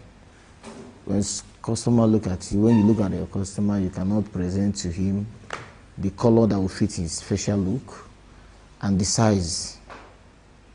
It is quite boring taking someone out of his look and out of his size in the name of trying to attend to him. So first strategy is look at the person's size, we give it to him, we check his color before we select any design for him. Color that will suit the person, and we'll make sure we give him a good relationship, smile, give him seats, make him comfortable, whatever that will make him comfortable in your shop, that will give him relax before you ask him, what do you want? Good smile, good, attend to him attend to every individual as if he's the best, as if he's a king or a queen. You don't look at people's by their size or by their color or by their look or by their tribe or language. We don't care about who you are, where you come from, your religion or whatsoever. We look at you as our customer and as our best. We call them kings and queens. Whoever that comes in, we treat him as a king, we treat her as a queen. That is our best strategy. We don't look down on anybody. Whatever that brings you inside our business, we treat you nice and we'll give you our best. We don't consider, we know that for coming in, you are confident that you want to get something nice. So we'll give you our best. And that has been our strength. With that, we have a good relationship with people because they don't get disappointed coming to us. Whenever they come around, we attend to them very, very well.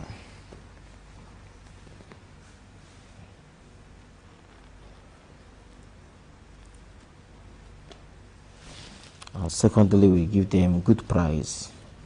We don't make our price go higher than expected. You know, good quality with good price.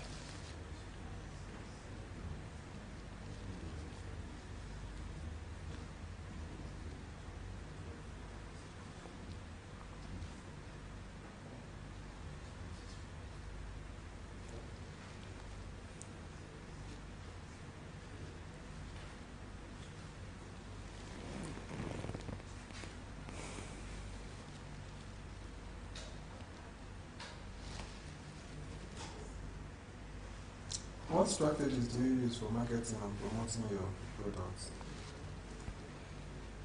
Yeah, thank you so much. Use all social media platforms to market our goods. use Facebook, Instagram, and WhatsApp view, because this time around the world has revolved to technology. So this is not time you walk around looking for customers. Your customers, as far as you make posts every day, you see people connecting to you. You connect to new people every day through your posts. From your designs, you see people asking you prices and locations. We have many ways of reaching out to our customers, and we have delivering machines that can take our goods to any part of Abuja. Mainly in Abuja, we have delivering bike that can take your goods, that can reach out to you to your doorstep. So whenever you make an order, we are at work 24/7 to reach out to you at your doorstep. So the social media is there for us, that help us to reach out to people.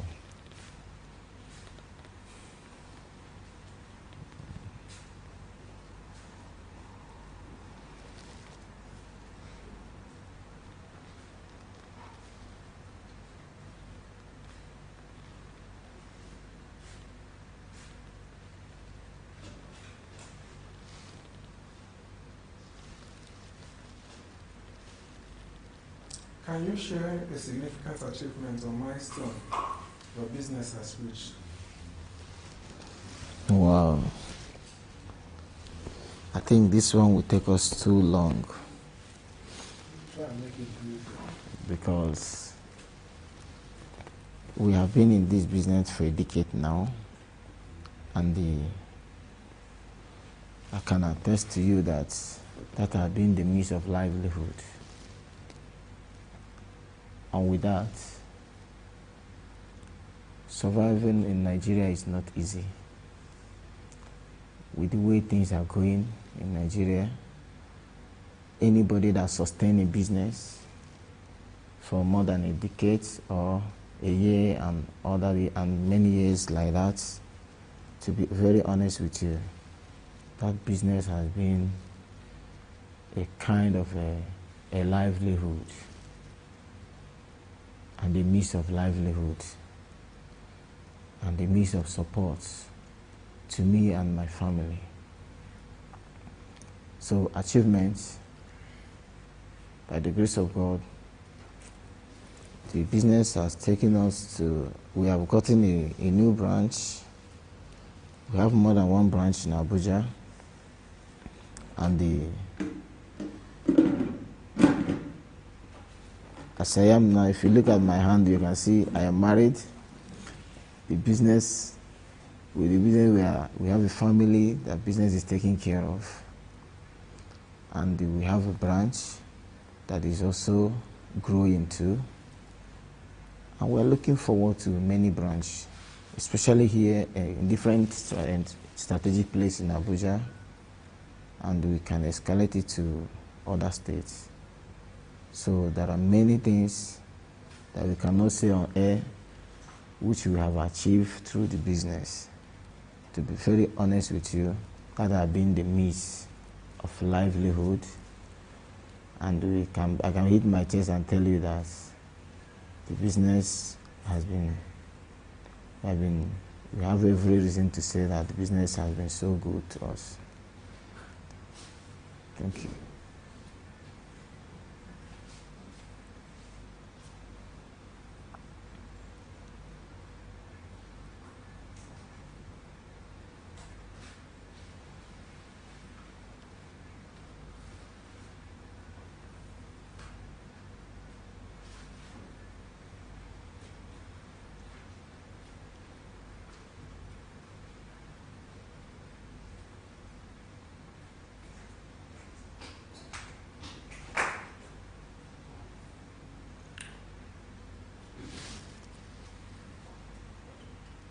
How do you plan?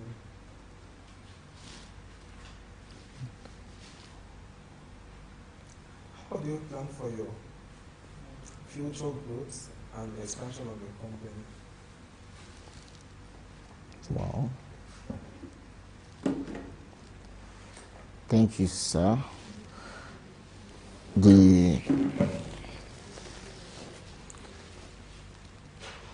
Currently now, we are working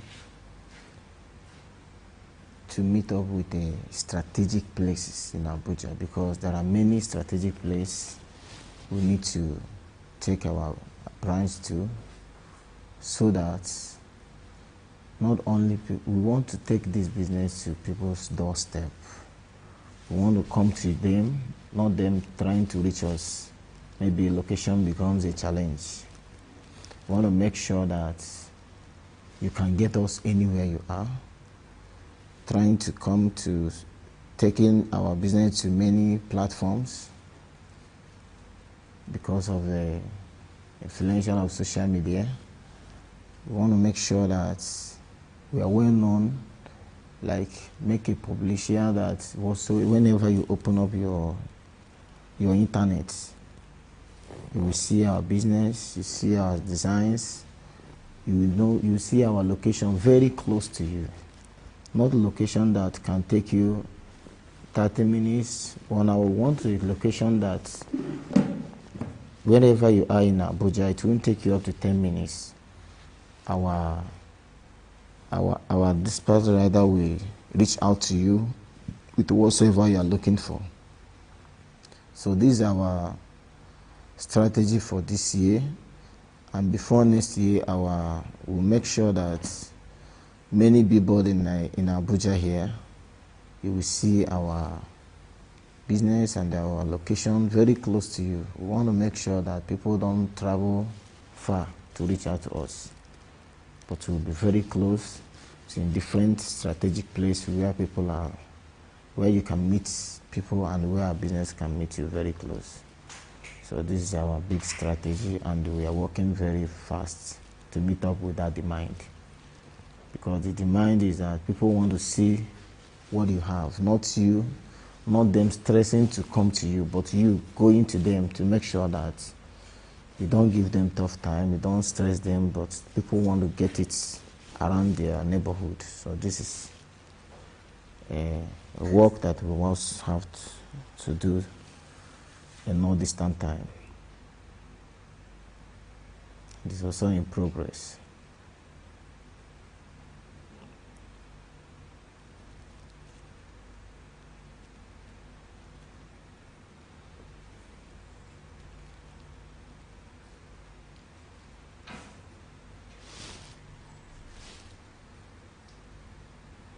And we're also willing to make things, make other demands from different parts of the world to make sure that our brand doesn't only come from here in Nigeria. We want to make sure that in a not distant time, we'll begin to bring our own stuff with our brands.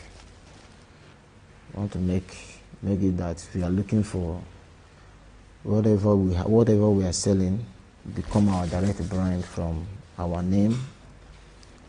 You cannot see our brand and begin to ask, what is this? You know it from our own brand. We'll be able to stand and also be proud of what we are giving you, that from beginning to the end, like as I am now. You can talk about my shirt, you say now it's a Burberry shirt, my shoe Gucci and jeans Gucci, all those stuff. We want to make our own brand. From abroad, we want to start bringing stuff that bears our name, qualities that we can defend, that is our brand direct. So whatever you have as a challenge, we'll take responsibility. We want to take responsibility of what we are bringing to the public in not distant time, bringing our brand to the market and be proud of it. So getting the right quality that will bear our name. This is what we are looking up to achieve in no distant time. To brand our quality with our direct name.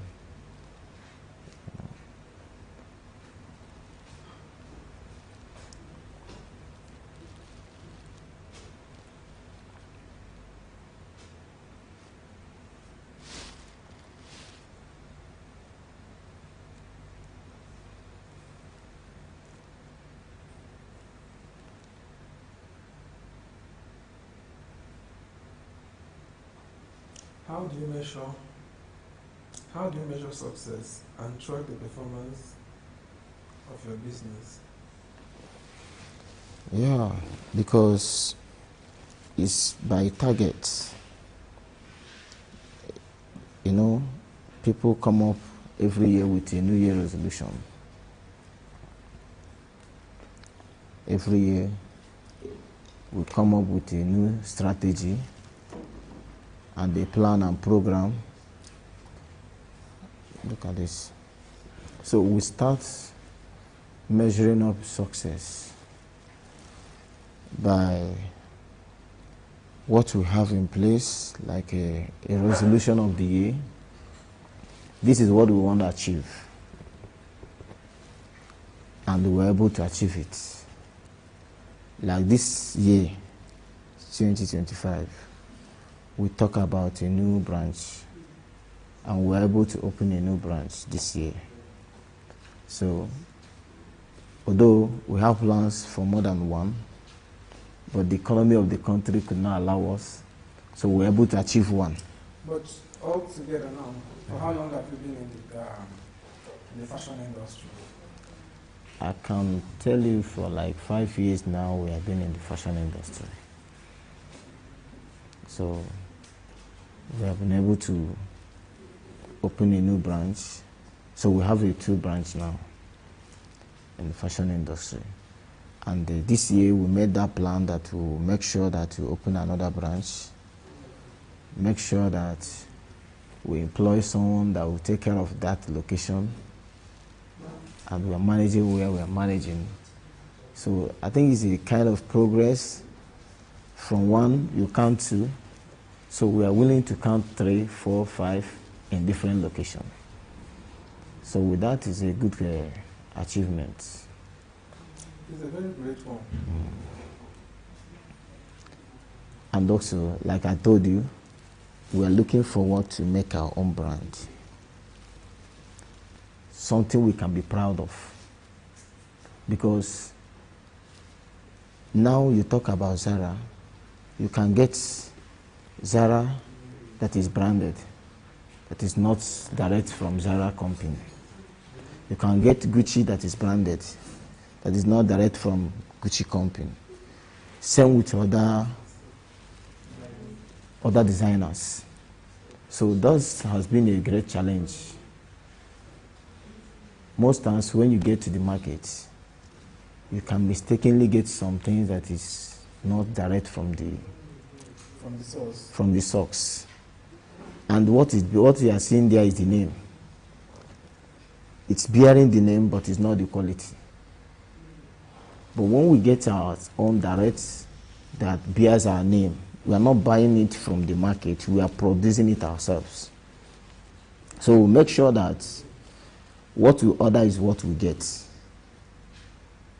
and we can defend it anyway, and we can be more proud of ourselves. You can go to the market and buy something that is not coming direct from the source. Yes, it's possible. You have ordered the name, but how are you sure that what you order is what you get? Because it's not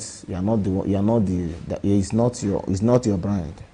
You ordered it from someone, and you can meet anybody anytime at the line of business. So I assure you that in no distant time, you will see our brand in one of your shirts or trouser or shoe. Just give us this time, and we are working very hard to meet up with that target. It's a big target, and I know we are going to achieve it. I and my team, we are going to achieve it. And it's achievable. It's achievable. We have not looked at anything and we say it's not possible. We believe that everything is possible. With determination and God on our side, we are going to do it. So that has kept us going.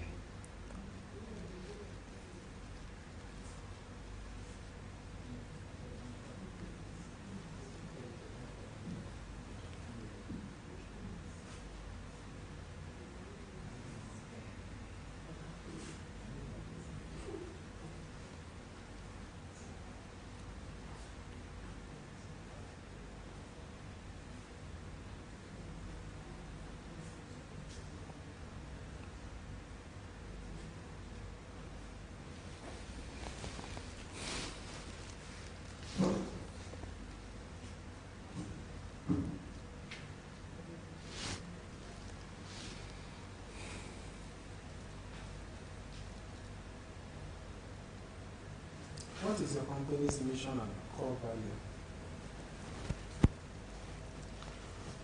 Our mission? Your company has a CAC registration, right? Yeah.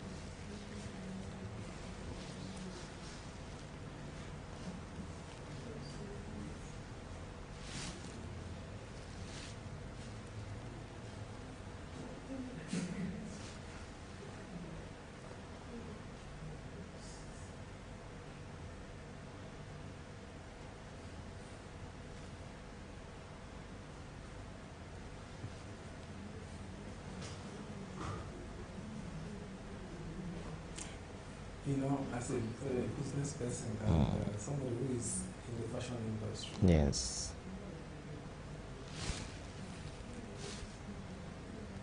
How do you handle challenging situations?